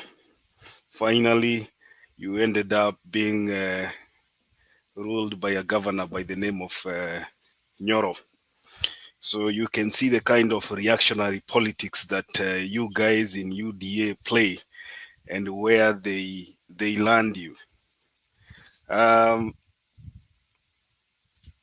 I want to speak today briefly because Roba has spoken before me and he took all my points away. Martin Deto spoke before me, he took all my points away, and now I don't have anything to say because I don't want to repeat what they said. They just spoke everything that I had prepared myself to speak. But then I want to ask ourselves here, where is Ukambani leadership at this time? Where is Ukambani leadership? I was looking at a clip where Kivutha Kibwana was giving a speech today. And he was talking about bottoms up. Na anasema hii bottoms up kama ingekuwa ya ukweli ingesaidia watu. I mean, Ukambani leadership looks like imepotea kabisa, and I'm sorry to say that. Because when you look at a person like Kalonzo Musyoka, who has been in politics for over 25 years, being advised by people in political diapers like Murkomen, it's because they have realized that this guy has no political stand. And now everybody, the Tom, Dick, and Harry is coming from everywhere to advise Kalonzo what to do. It's such a shame. It's such a shame that even such a person might think that he's fit to be a running mate of Raila Odinga. The Kalonzo Musyoka of 2017 was firm behind Baba. We knew his stand. Recently, the character traits that he has been portraying simply shows us that amepitwa na wakati. I think it's time to move on to another person. You know, G, when you come to tell us here that you guys can, you know, can appreciate having Kalonzo on your side, I want to ask you here, what is Kalonzo going to gain by joining Kenya Kwanzaa Alliance, that which he cannot gain in Azimio? He's not going to be the deputy president, because already mumegawia Western 30%, 15 ya Wetangula na 15 ya Mudavadi. That is 30%. The 60%, I think umepatia Central 10%, na hiyo ingine unajua mahali inaenda. So you should be objective when you tell us here that we are treating Kalonzo Musyoka vibaya, and so he should jump over and come to Kenya Kwanzaa Alliance. You should be telling us atapata nini akikuja huko, because I'm very sure Kalonzo Musyoka akikuja Kenya Kwanzaa Alliance hatapata hata deputy presidential slot. What are you going to give him that we can't offer him in Azimio? So you have to be honest with us here. Kenya Kwanzaa Alliance has divided all the positions. People have been promised CS. I heard even this senator for Kakamega, Malala, saying wameaidiwa 30%, wameaidiwa minister sijui 7, wameaidiwa CAS.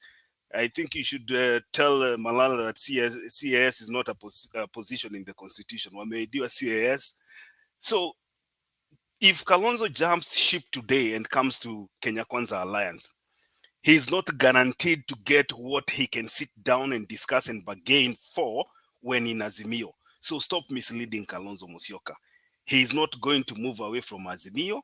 He's bounded by the law that they deposited at the registrar of political parties, and no kind of swinging or sweet words can take Kalonzo Musyoka out of Azimio. I know Kalonzo Musyoka knows what he wants, and he knows that he's not going to get it from UDA. I want to talk about the reactional politics that we are seeing right now. UDA came out and said that they are going to do politics of selling policies and ideas. You, today on this forum, you've told us here that Raila Odinga and Martha Karua were heckled in Kirinyaga. We saw the clips. The other day, Black was here. He was very happy that Ruto was being cheered in the funeral of Mwai Kibaki. So my question to you guys is this. Is this the kind of politics that you want to play? I mean, why should you be happy when your opponent is being cheered and your opponent, when your opponent is being heckled, sorry, not cheered?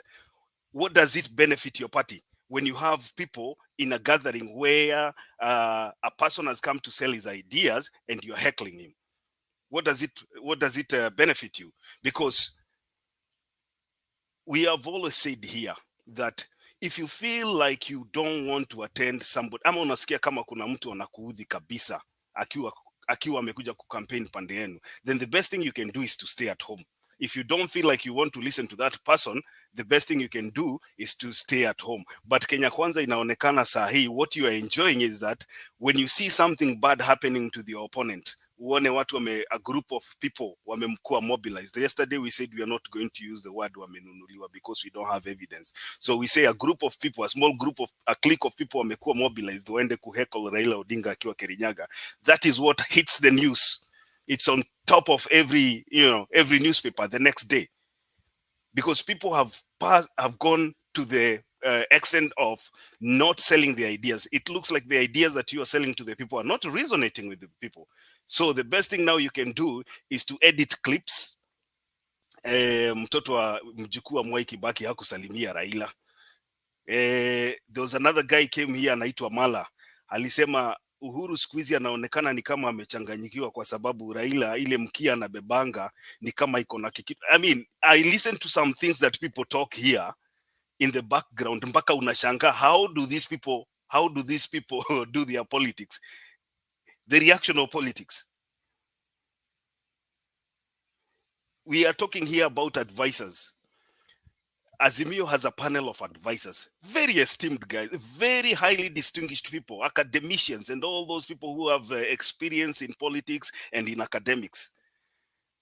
I do not think if Raila was a person who intended to get an advisor, he would go for the likes of Rigathi Gachagua. I don't think Rigathi Gachagua has the credential to advise Raila Odinga on who to choose as a running mate. I don't think Raila Odinga needs Murkomen to advise. In fact, let me tell you something here today now, Ujue. The education in Murkomen now is through Raila Odinga's foundation. I don't think Raila Odinga needs any advice from Kipchumba Murkomen. I don't think Raila Odinga needs any advice from Ndindi Nyoro. I mean, you guys should put your house in order. What you are doing every day is to project. Munatuambia chagueni Kalonzo. Mukipatia Martha Karua hamutapata kura Central. Where is your deputy president? If you guys know that you have a lineup that is concrete, a lineup that is going to win the election, where is your deputy president? You cannot be telling us here kila siku Martha Karua atawapotezea kura. Munafuatana na Uhuru Kenyatta huko Central hakuna kitu mtaona. Sijui huyu mkimpatia Kalonzo, msipopatia Kalonzo Eastern imeenda yote. Now you guys, you have a party leader who is the chairman. He's the chairperson of the party. He's the one who leads the elections board. He's the person who decides who is going to get a nomination paper.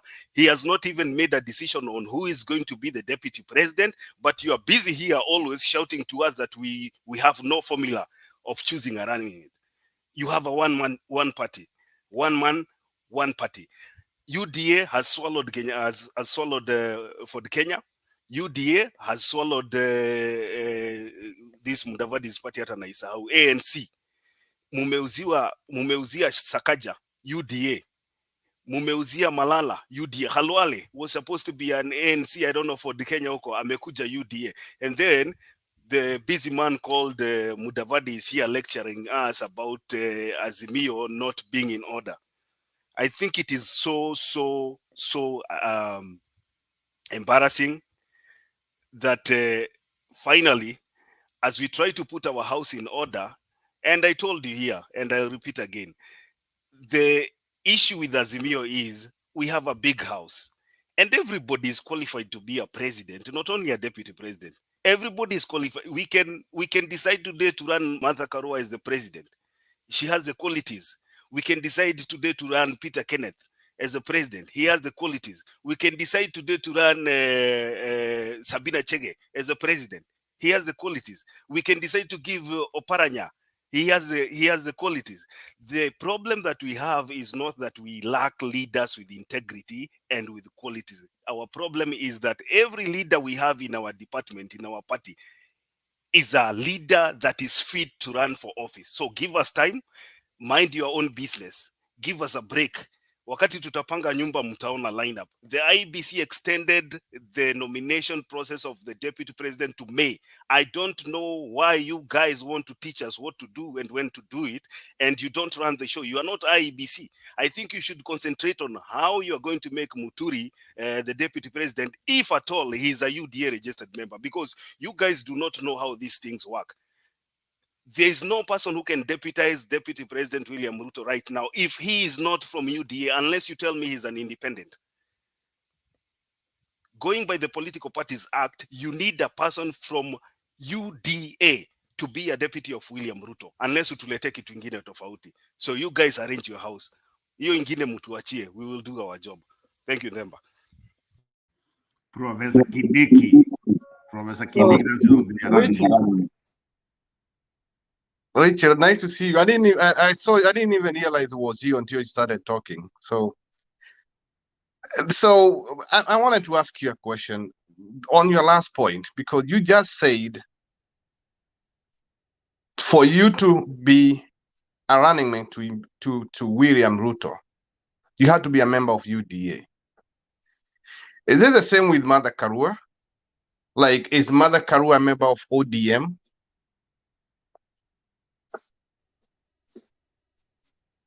Ndemba, I think you can answer that question for me. No, there's no. I don't think he suggested that. For you to be a running mate of Ruto, Ruto has to choose you. So that is the only qualification.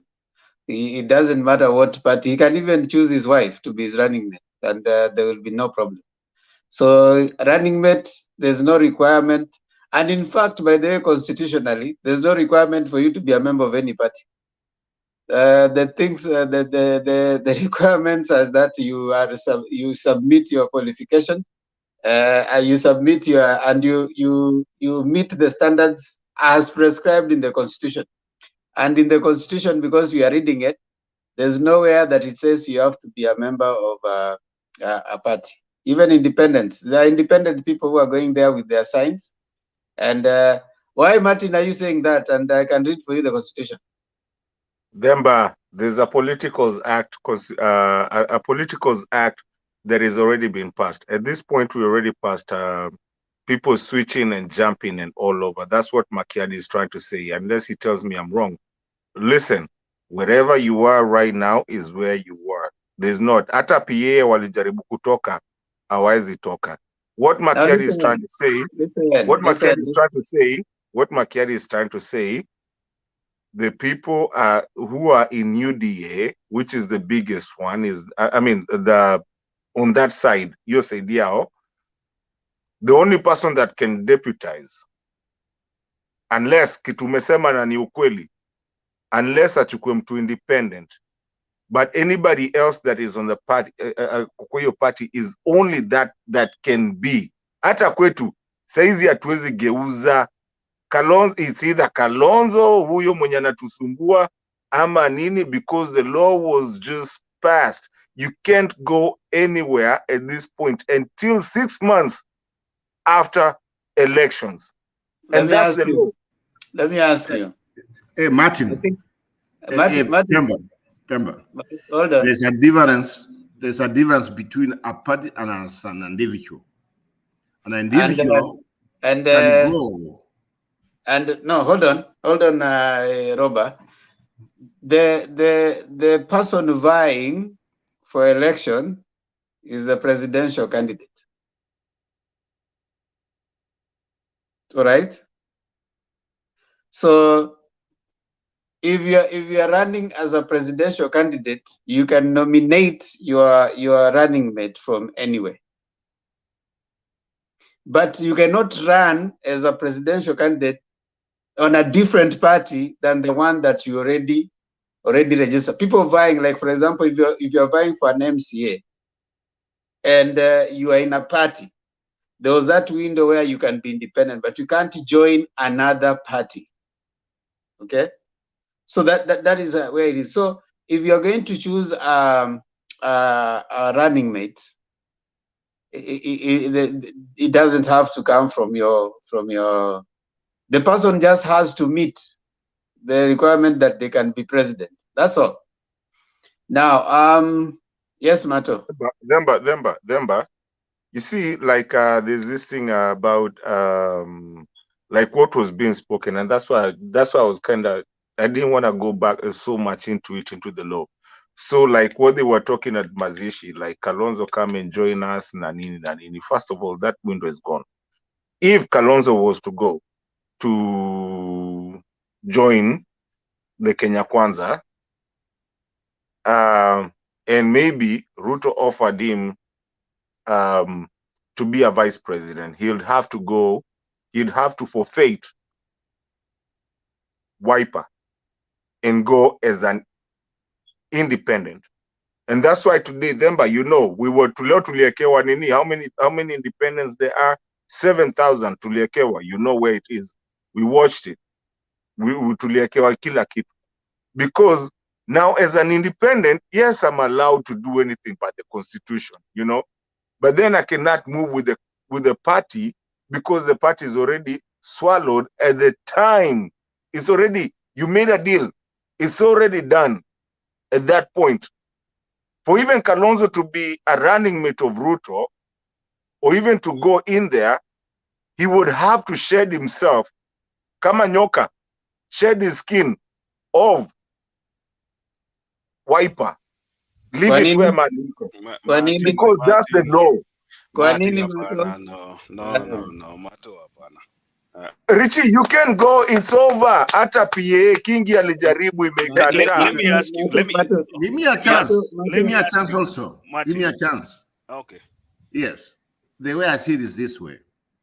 The only Kalonzo can do what he can go, but the only thing which can hold him if he's part of the people who signed the documents and his name's there. Now he has a problem. No, you see, Roba, Kalonzo can go. Kalonzo can go.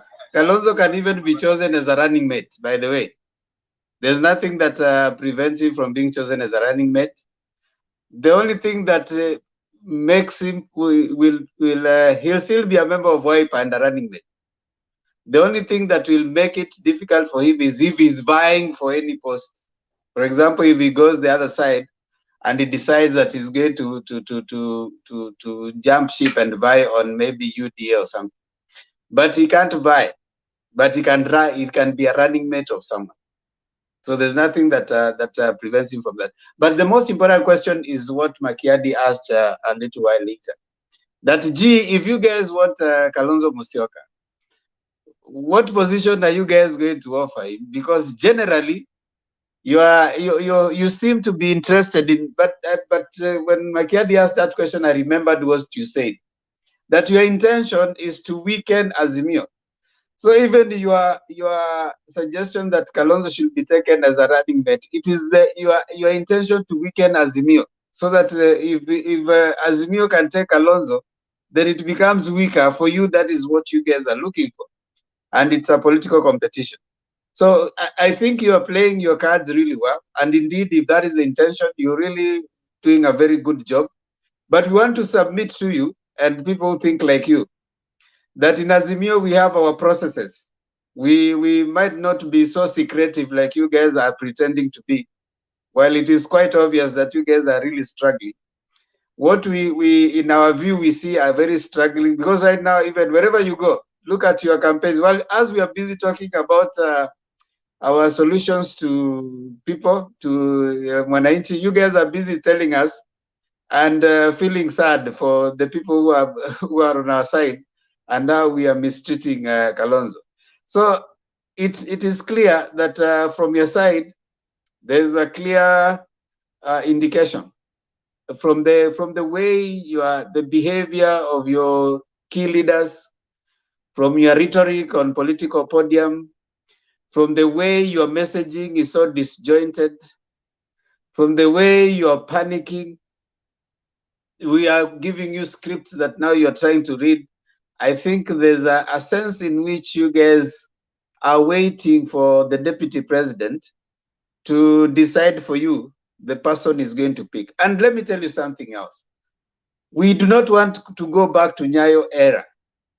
Nyayo era is where an individual would sit in an office somewhere and decide what is it that he wants. He would decide that now today, you'd hear that someone has been fired while he's in a bus, and that is what the leader of your team is suffering from.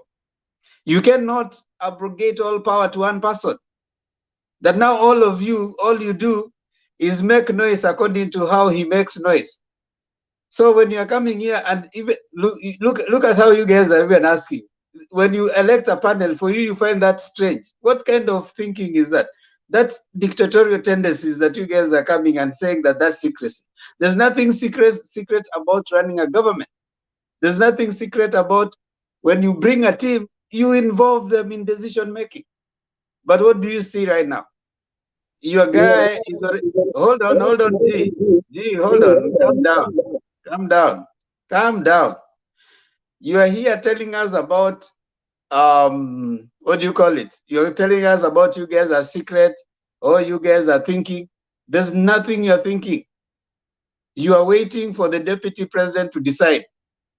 You call him chairman, at least as we have Baba. You call him chairman, but there's nothing he chairs. He wakes up and he decides what is it. Now you are waiting for him to decide who who among the many that we are providing there is going to choose as his running mate. That is dictatorial. We do not want Kenya to be ruled by a dictatorship.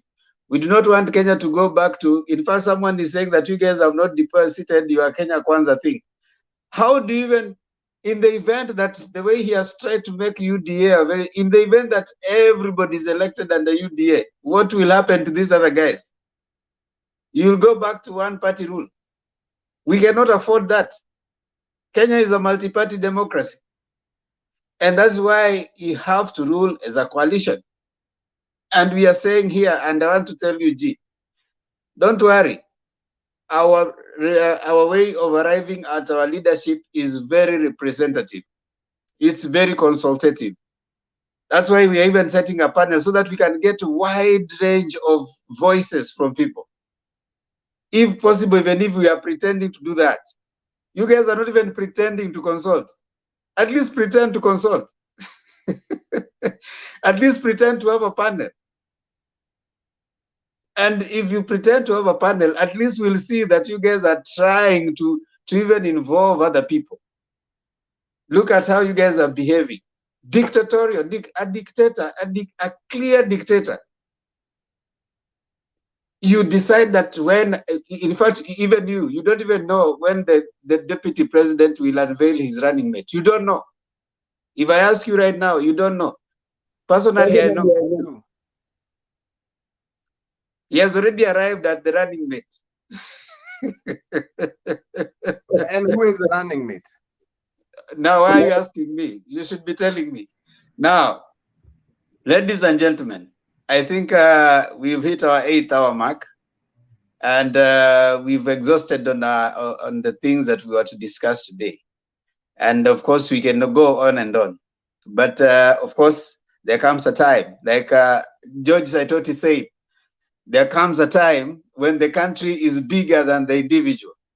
So there comes a time when our sleep is bigger than our talk here. So therefore, I want to matoeka mkono chini before I allow you guys to give your closing remarks. Remember, the panel has 2 from Baba and 2 from Munye. That's 4 out of 7 panel members. Of course, the outcome is predetermined. No, here we are not voting, so it doesn't matter. You can be one person and your views overshadow everything. Demba, usinikate, wacha niseme ni kamoja tu kadogo. Hold on, I'll give you time. I'll give you time, Mato. Let me acknowledge some of you guys down here. David Olo, Sante, Moses Nanje, Aurora Rapmashamba, Kenyaga Kathemba. America has 2 parties. Is that a dictatorship? America doesn't have 2 parties. Why are you lying to people? Masio Menge, Democrats and Republicans are a coalition of parties. They are not 2 parties. So you can do that. Yeah. A dictatorship called UDA. We don't want that. Remember, Ruto is a god in UDA. Yes, supreme leader. People can't even talk, can't even say anything. Ruto, you can't even ask him a question. You ask him a question, tell you, my friend, you should have asked. What kind of a leader is that? No, G, pun intended, so you don't take it personally. Black, the way I view the reason for advocating for it's not because we want a weak running mate, it's contrary to that. Yes, you want a weak running mate. G has said here, you want to weaken Azimio. Also, as we say, can you guys give one Waiguru? Waiguru is a qualified candidate. So that is what I recommend here. Duke Moses. Sospita Asante, Kenyagaka, Black, the same suspect down there. Masio Menge. This committee is to sanitize the DP and prevent a fallout, which means Kalonzo will not be one. So of course, that's politics. Politics in lazima ichezwe bana. Politics haichezwi si kanisa. Don't put all your cards on the table. Yufin Otieno, thank you. Elikana Shivashi, rafiki ya Makiadi.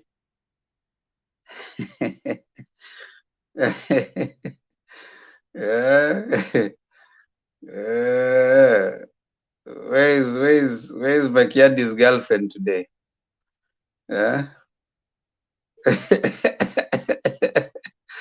Makiadi, ulimwambia sikuje leo kwa platform? Nani huyo Ndemba? Yule crush wako bwana. Mimi sijui kama kuna crush wangu hapa.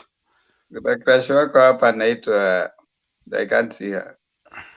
Kuna madam anaitwa Makiadi aliogopa kupendeka. Kuna Kikwetu Ventures, asante.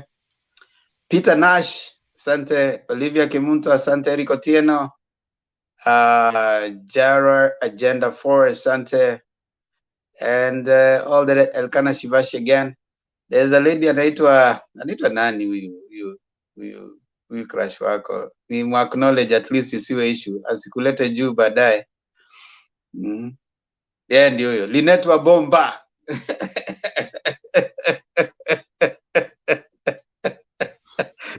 Linet wa Bomba. Nilikwambia huyo ni mtu wa Texas huko.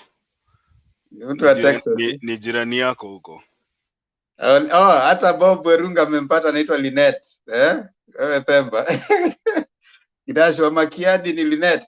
Unasikia hata wanajua huko Makiadi ni Linet. Linet amevotiwa tayari huko chini.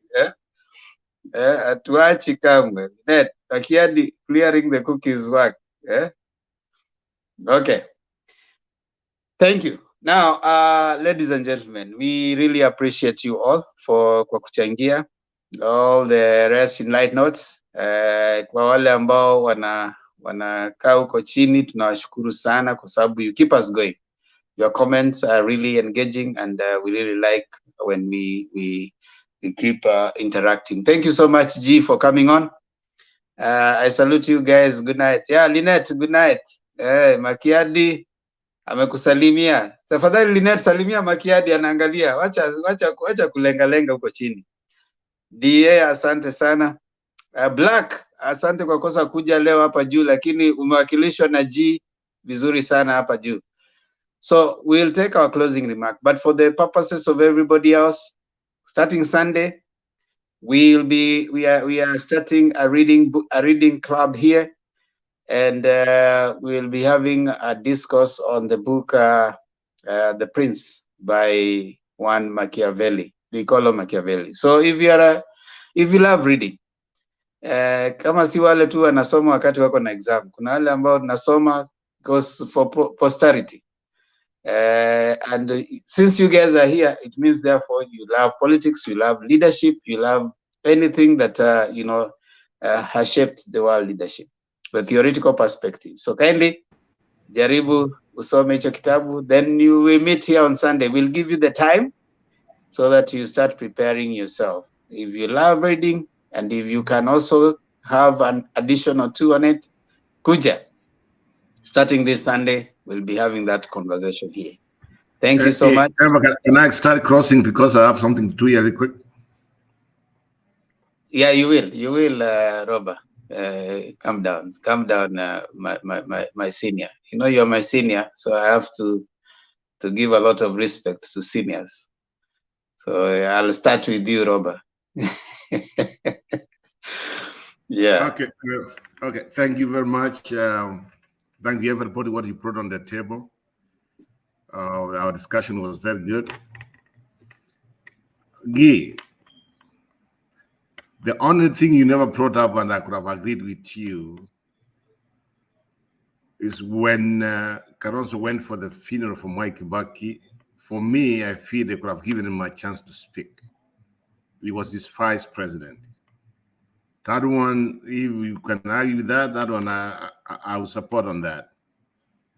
So, gentlemen and ladies, as we cross now, today is how many days left? About 100 days left before election? Somewhere there. It's our country. Let us wake up. Let us choose people who we feel will do the job. But some of our people, some of our politicians, because they have money, they think every day when we wake up, we should talk about them. Look at UTA. Every time it's a reaction, something small, they just react. We want to talk ideas. We want to talk issues. Like now, I don't want to hear someone telling me about fertilizer or anything. Tell me how to solve the issue of fertilizer in our country. After all these years, we can't even make fertilizer in Kenya. Where did we go wrong? Why should we rely on people to import things like fertilizer? We want politicians to come with solutions, not to come and just lie to us. As we move forward, let's be careful what we wish. At the end of the day, these people will make money. These people will never sleep hungry. They never lack anything. They have taken the money. So, whatever you choose, from the county government to the governorship, to member of parliament, or the way the president, it matters. It matters. So it's our responsibility as Kenyans to make sure we choose people who we think can get the job done. At this point, let us just have all the candidates come forward. We want to see debates. They could have even started debates right now. We want to hear from counties. We want to see debates on counties. We want to see senator debates, governor debates. We want to see what they want to do. Instead, you know what we get? It's all the time. It's all about Ruto.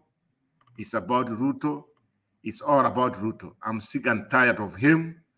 He could have resigned. And right now, I don't call him as the vice president of Kenya. He's just like a phony. He's a crook. In fact, if he continues, he should even be arrested for stealing from us. He's a criminal. Ruto is a criminal. And that's why I want to end the day. Ruto is a criminal who needs to be arrested. Thank you.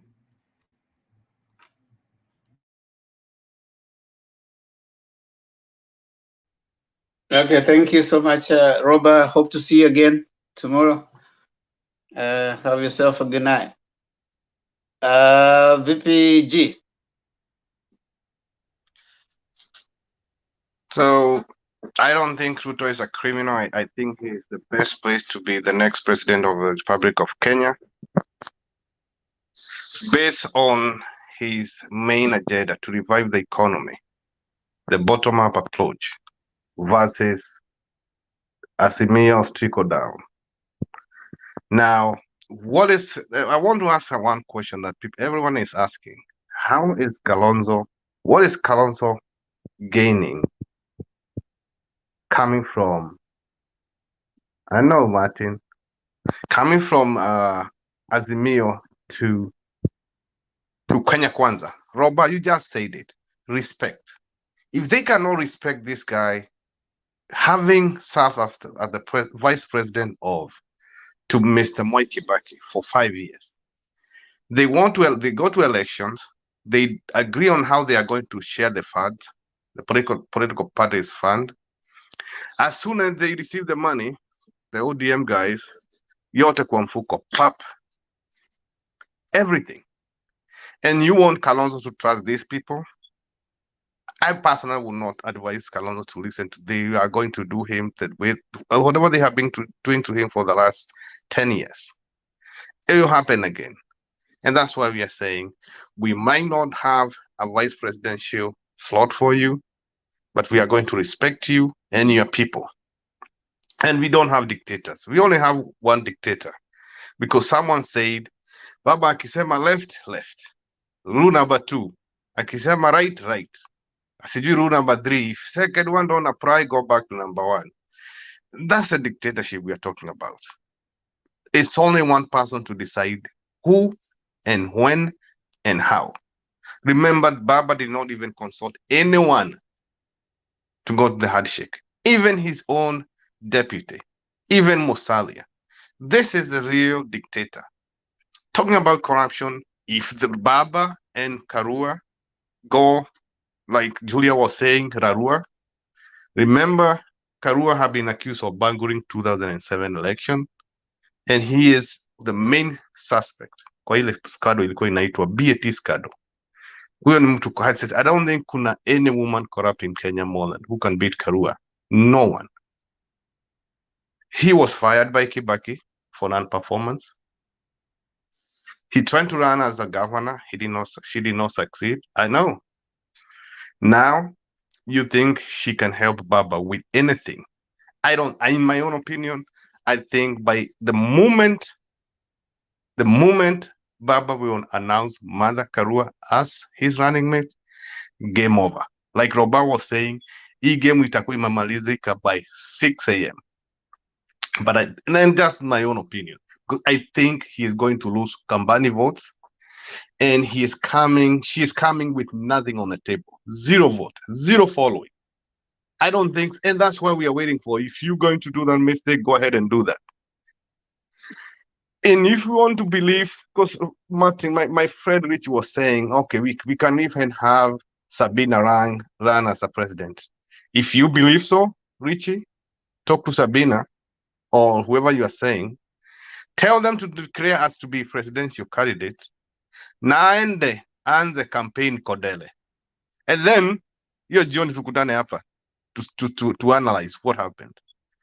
And if you want to know more, ask Jimmy Wajeke, someone who supported Baba for all those years.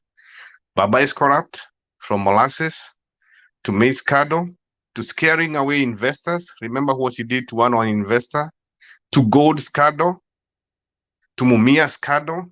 And you are telling me this is the guy who is going to fix the economy of this country. One of the main, and this is my last point, the main problem we have with the revolution today is the corrupt governors. All of them. When what happened? He used to have a laundromat in Karen, sanitizing. Enda fanya whatever you're gonna do, enda ufanye. Kuja hapa, we are going to sanitize you, and then go back to work. This is the person you want to trust with the revolution. I don't think we're gonna happen. Other than that, Temba, thank you so much, members. It's always good time to be here, listen to other people, ndio tusikie vile mnasema. Sasa hii report yote nataka kupeleka huko, and I will tell them who are real enemies. Of course, Martin moja, Julia number 2.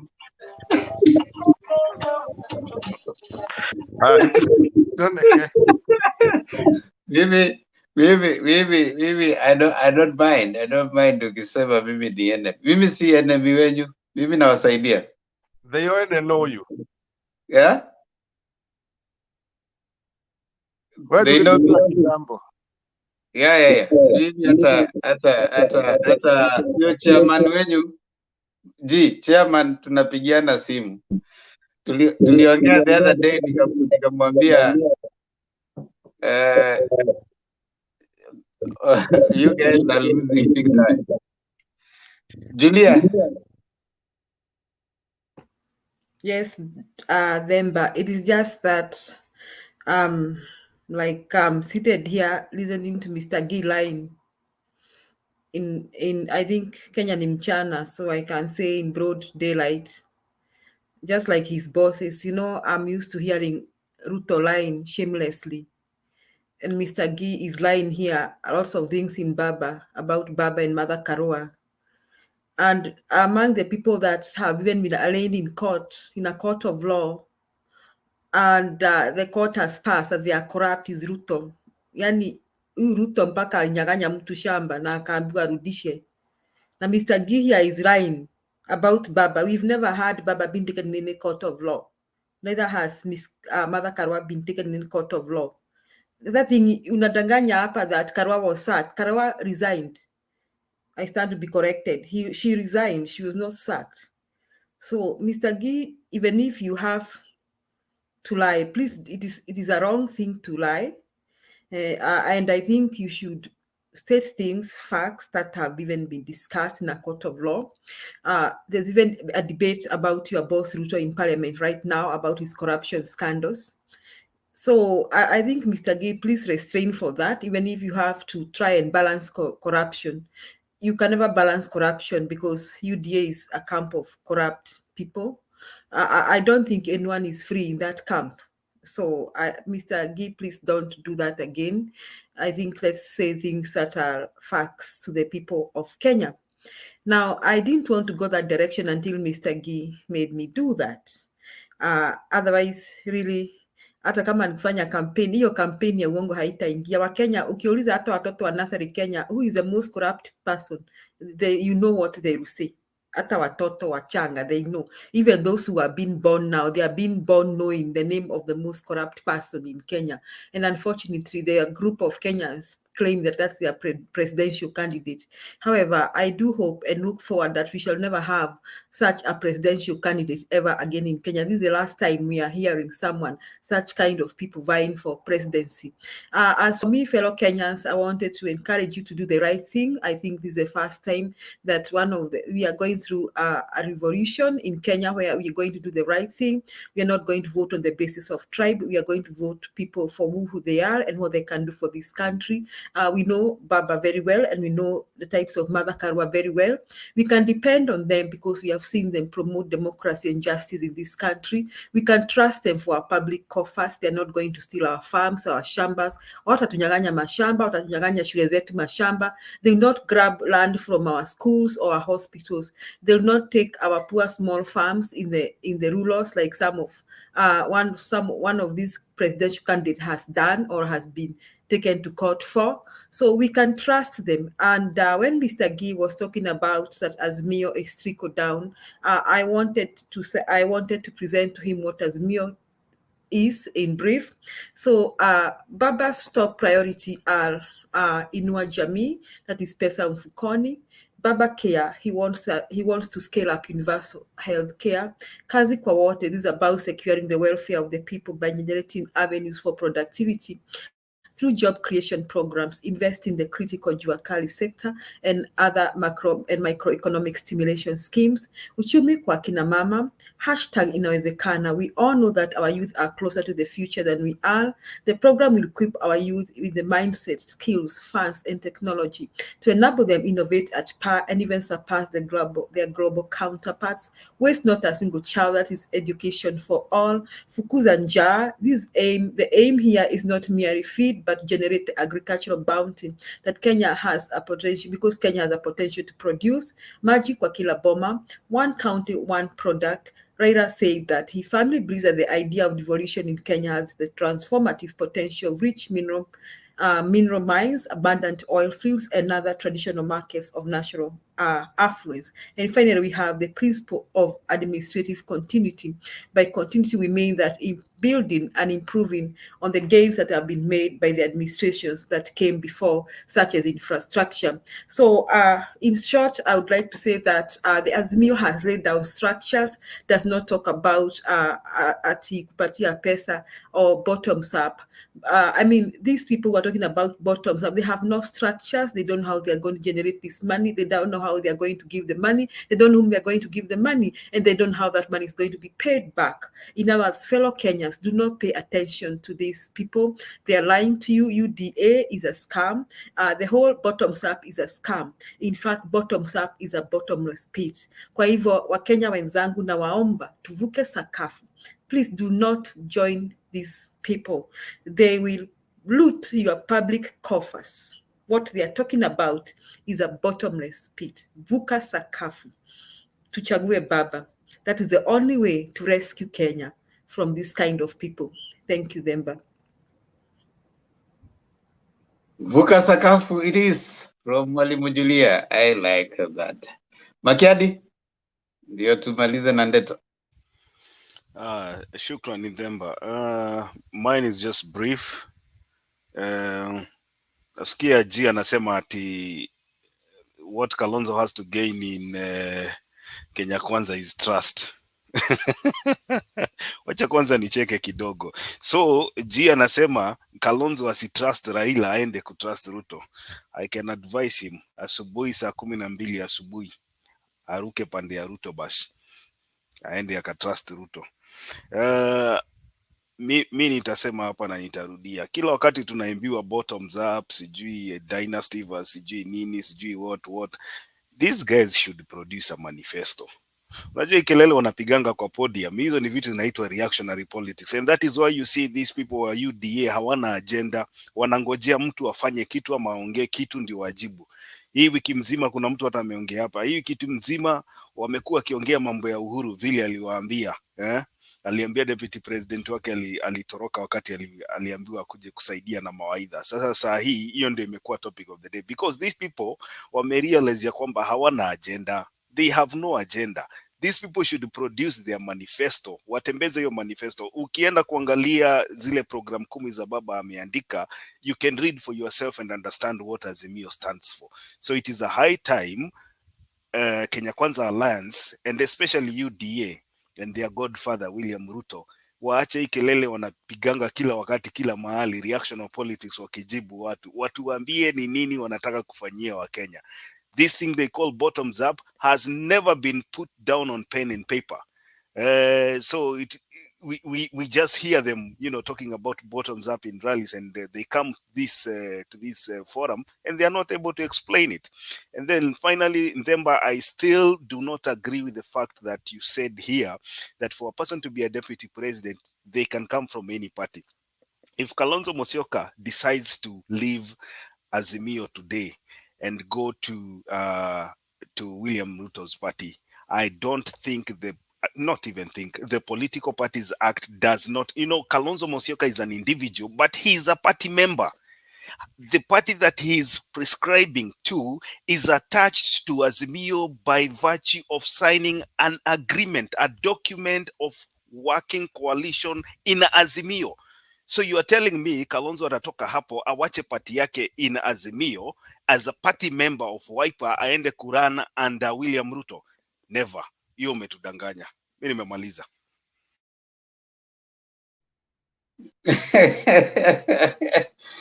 Listen, Makiadi.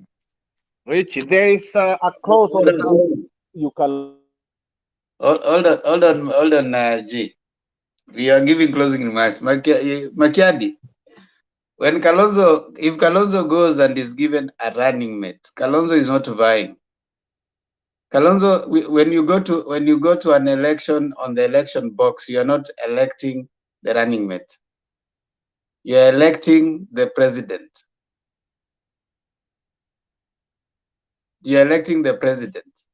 So even when you go there and you find that there will be the name of say Governor Nairobi County will be one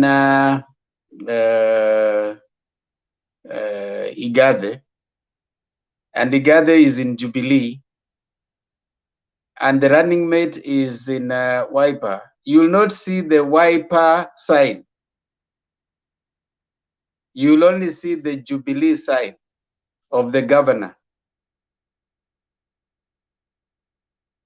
In 2013, Ruto was in URP. Uhuru was in Jubilee. I mean TNA. Did you see the ticket of TNA and URP in the presidential? Did you see the two signs? You want me to respond? Yeah. Do you know there's a political act that was a political party? No, hold on. Hold on. Do you know there's a new political parties act that was passed recently? Now, the Political Parties Act, this is what it says. When you lose in a nomination, you cannot run in another political party. You have to leave your political party. You run as an independent if you want to run. Okay? When Kalonzo goes and becomes a running mate, is he running? There's another person who is running. He's just a running mate. By the way, even when Ruto gets that ticket, the law does not compel him to get someone who is in any political party to be his running mate. The running mate doesn't have to be in any political party. Ndemba, you are The looking. running mate just has to. We can. No, Mato, listen. Mato.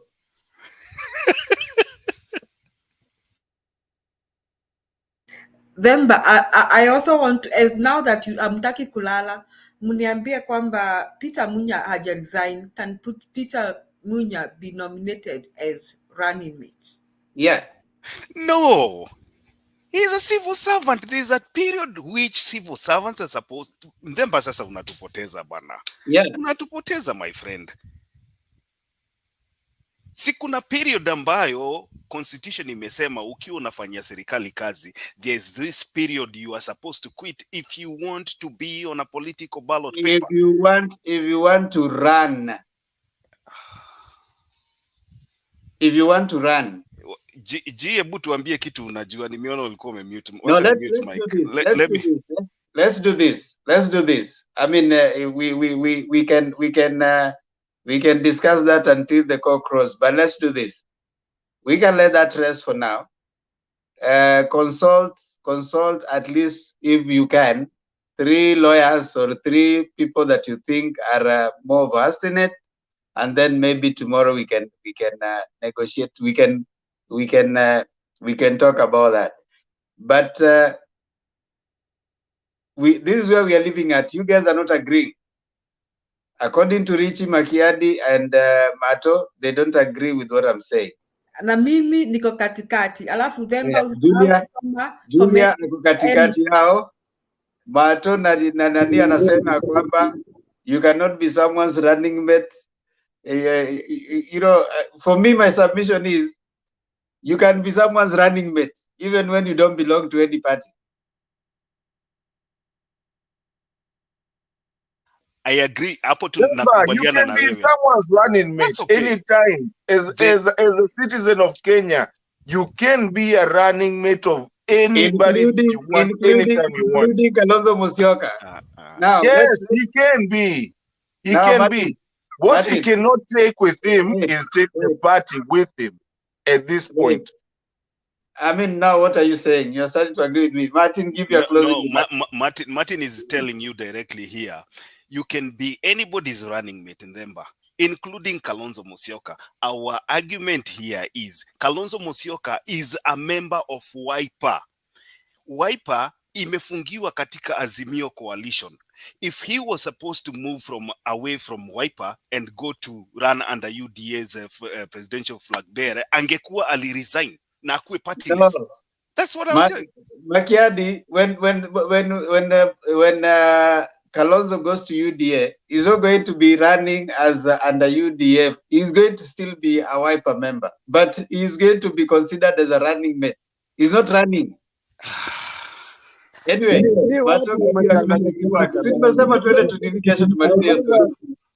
I'll rather be your Kasudi in Kenya Kwanza badala kukua professor in Azimio course. Mmechanganyikiwa nyinyi wote.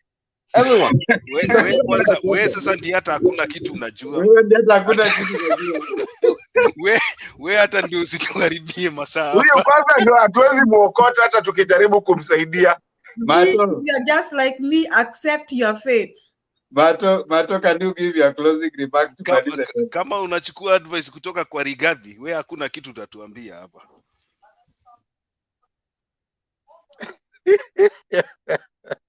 Anyway, nimesikia unapeleka reports, juu unapeleka kwa nani? Umesema utaenda kutureport si wote. But it's good to have you here, man. Tunapenda kucheka hapa, but we also talk about reality, and sometimes hata si hata the UDA wanatusumbua. Go straight to your closing remark. Wewe ndio hata kuniharakisha, nilikuharakisha kwa watu wengine. Ndio unapenda kuniharakisha hivyo. Ala? Relax. It's my time, not yours. Kaa hapo. Themba pole.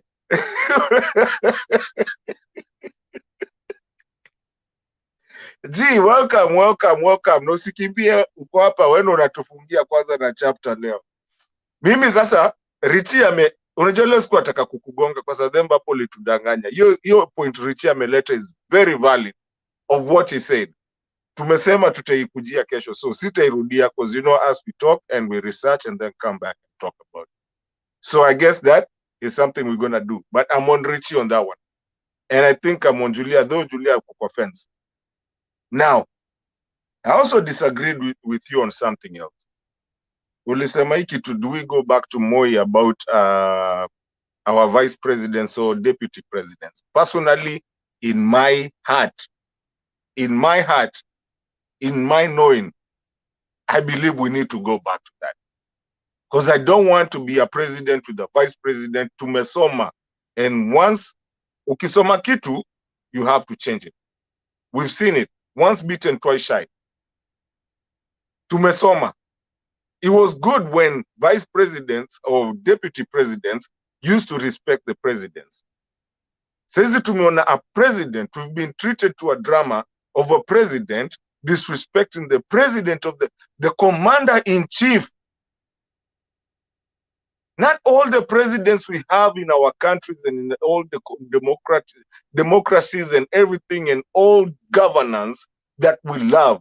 Sometimes you have a president that you really don't even like. Si watu wengi wanapenda Uhuru. Nizi kupigia Uhuru, by the way. Na si kila mtu alipigia Uhuru. We didn't. But at the end of the day, he is the president of Kenya. If you have a deputy president that feels like you're equal, you're not equal. Si kila mtu alipenda Moi. In fact, tulikuwa tunapigana huko tukisema Moi ni dictator. But what? At the end of the day, Moi was the president of Kenya. There's no boss. Then if you're my boss na nianze kukuja nikusumbue, there's no way you can tell me that I'm there na siwezi kufuta. Me personally on that one, I want to go back to Moi's era, where the president could be fired on the road. Ndio ati na ajue. I'm not going to have somebody who's below me in a job or in a country, something big like a country, not even a job, that undermines me. No, it's not going to happen. So what I'm trying to say, I think we need to go. Then, but we have to go back to Moi's time so that vice presidents start respecting their bosses. Ntagongwa sana, but that one, I feel we need to go back. We need to revisit that one. Hakuna kitu ya kuwa tumewekewa wapi viku, I'm your boss, you know, and whatever. So I guess I've already said that. Nimesema stenda sana leo. Now, I hate talking about what you said ingine. Mimi, for me, I know and I feel Mother Karua it is done, is Rarua. And today Raila told us without telling us they were in the same car na kila kitu. Sijui ya watu wengine wanaogopea Mother Karua nini. She's never done anything. It is Mother Karua. Sisi Wakamba wengine tushakubali, the people that know the politics of it. And anyway, si ati tutakuwa tumeachwa nje. It is Mother Karua. So when kina G wanakuja kutuambia ati sijui wote kweni Mother Karua, man,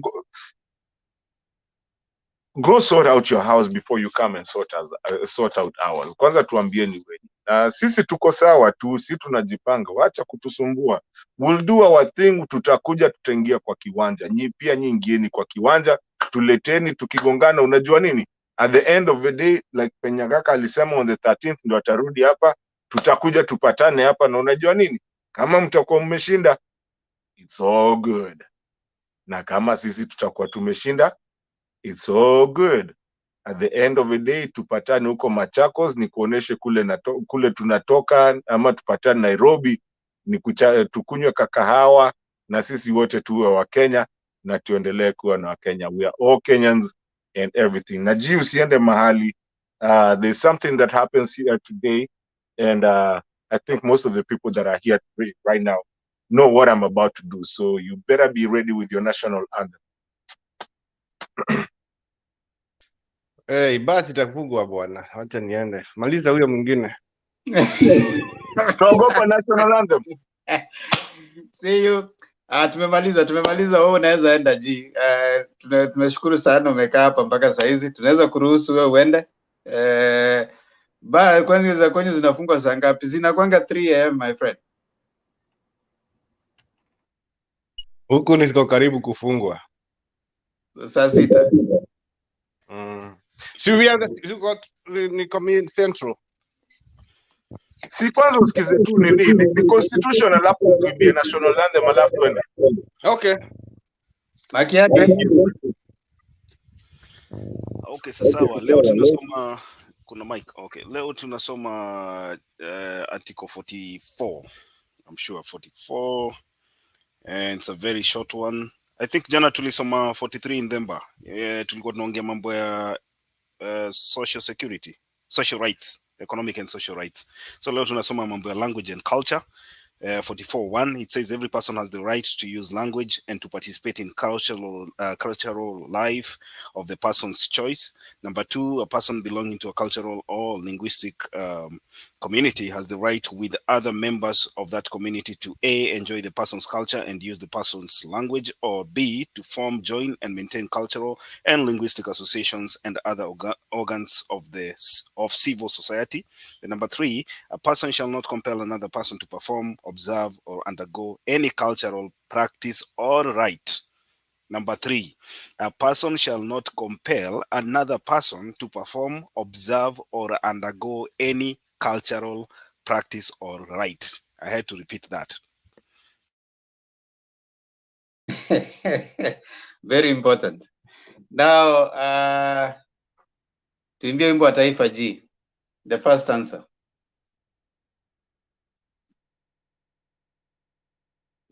G.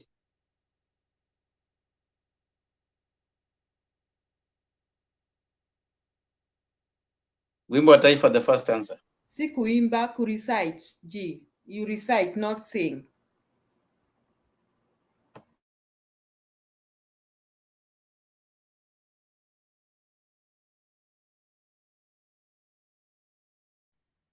G, unmute bwana.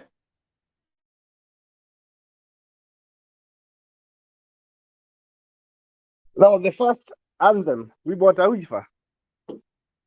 Mungu nguvu yetu.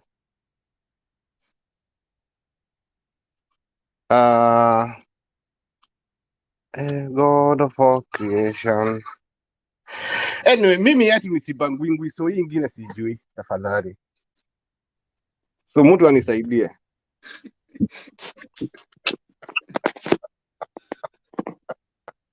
Sasa hii kuongea yote na ujui hata symbols of national unity, bure kabisa. Hiyo ndio bottoms up, sasa unasikianga hiyo. Bure kabisa. Yaani bottoms up. Tunaamini Ruto, sijui Ruto mpaka national anthem imepotea. Wewe hata ujui ni Kenya. Mato tumalizie hii kitu. Alafu natuambia upangwingi. G, alafu natuambia upangwingi. What do you know? You know, you've just been letting me down throughout this show tonight. Na ni modo wa nyumba. Ni modo wa nyumba.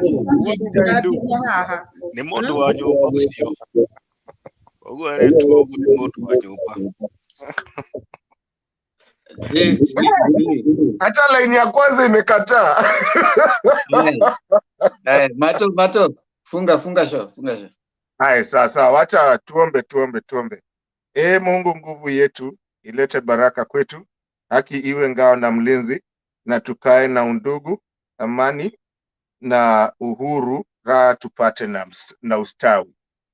Number 2, amkeni ndugu zetu, tufanye zote bidii, nasi tujitoe kwa undugu, nchi yetu ya Kenya tunayoipenda, tuwe tayari kuilinda. Number 3, na tujenge taifa letu, ndio wajibu wetu, Kenya istahili heshima, tuungane mikono pamoja kazini, kila siku tuwe na shukrani. That tells you like protect your country, love your country and defend your country. Thank you so much, ladies and gentlemen. Kindly remember to subscribe to Mutembe TV. Let me put it right there. And Vemba and Lulu Show. Thank you, Mwalimu. Na tafadhali ukisikia ukiambiwa vuka sakafu, ujue ya kwamba sakafu inavukwa. Vuka sakafu kwa mwendo wa aste. Weze kuingia upande huu ambao unasema ya kwamba Azimio la Umoja ni bora kuliko Kenya Kwanza. Hivyo ndio tunafunga debate ya leo. Kama unaona ya kwamba watu wa Kenya Kwanza hata hawajui wimbo wa taifa, they don't know nothing about symbols of national unity, nothing.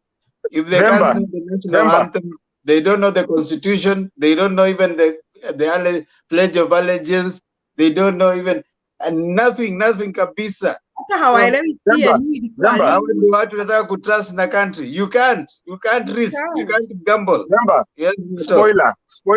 Spoiler alert. Unajua Kenya Kwanza inamaanisha ni kama venye Trump alikuja na make America great again. So that's wanajaribu kuimitate hiyo. So that's what it is. They don't know nothing about Kenya. Hata hiyo unaona kama anakuja kusema Pangungi ati mpaka national anthem ambayo is a symbol of national unity. They do not know. And he's saying ati kujua national anthem ni kupangwa. Seriously, Mr. G, you've let me down. Huyu ndiye anatetea Kenya. Umeangusha watu wako, walikutuma wewe. Tell them to send other people. Ladies and gentlemen, thank you so much. I can assure you one thing. Julia was born and raised in Murang'a, no doubt. I can guarantee you mzee wake ni wa either Kisumu, Siaya ama Kuisero. Nani amekwambia siko Machakos, misi wa Machakos, nini sasa ameingilia Julia mpaka kwao? Now Guy is concerned about mzee wangu. Wewe nani anakuambia niko na mzee? Wewe unataka no, Julia huyu ni kama kuna vile akona mpango yake hapa. Sasa Ndemba mwambie iko private chat hapo. Aweke hapo maswali mengine. Julia kwa private. Julia pendeka. Napenda round. Wewe Rich, si nimesikia uko na mtu hapa sasa, usinyamaza wengine wakiongea. Iko private chat hapo, unaweza peleka mahusia yako hapo. Unaona, kumbe tumejua leo kipendwa pendeka. Kumbe tumejua nia ya G ilikuwa ni kutaka kujua Julia arespond hivi amerespond hapo mwisho. Unajua tunajua anapitia mbali. Ajue kama kuna mzee ama hakuna. Ajue kama kuna mtu ama hakuna. Nasikia amepita njia mrefu sana. Thank you Bob Werunga for subscribing to Themba and Lulu Show. Kindly you guys push us at least to fika hata kama ni 1000 before the end of this month. Mjatufikisha hata 600. Tufikishe 600. Wewe G, enda kwa channel yangu and my daughter tafadhali. Subscribe. Tufikishe hata kama ni tumebakisha kama 60 hivi tufike 600. Inaitwa what's the name? Themba and Lulu Show. Okay, right on. Yeah, it is. Angalia kwa comment section ishawekwa. Okay, see you guys. See you tomorrow. God bless you.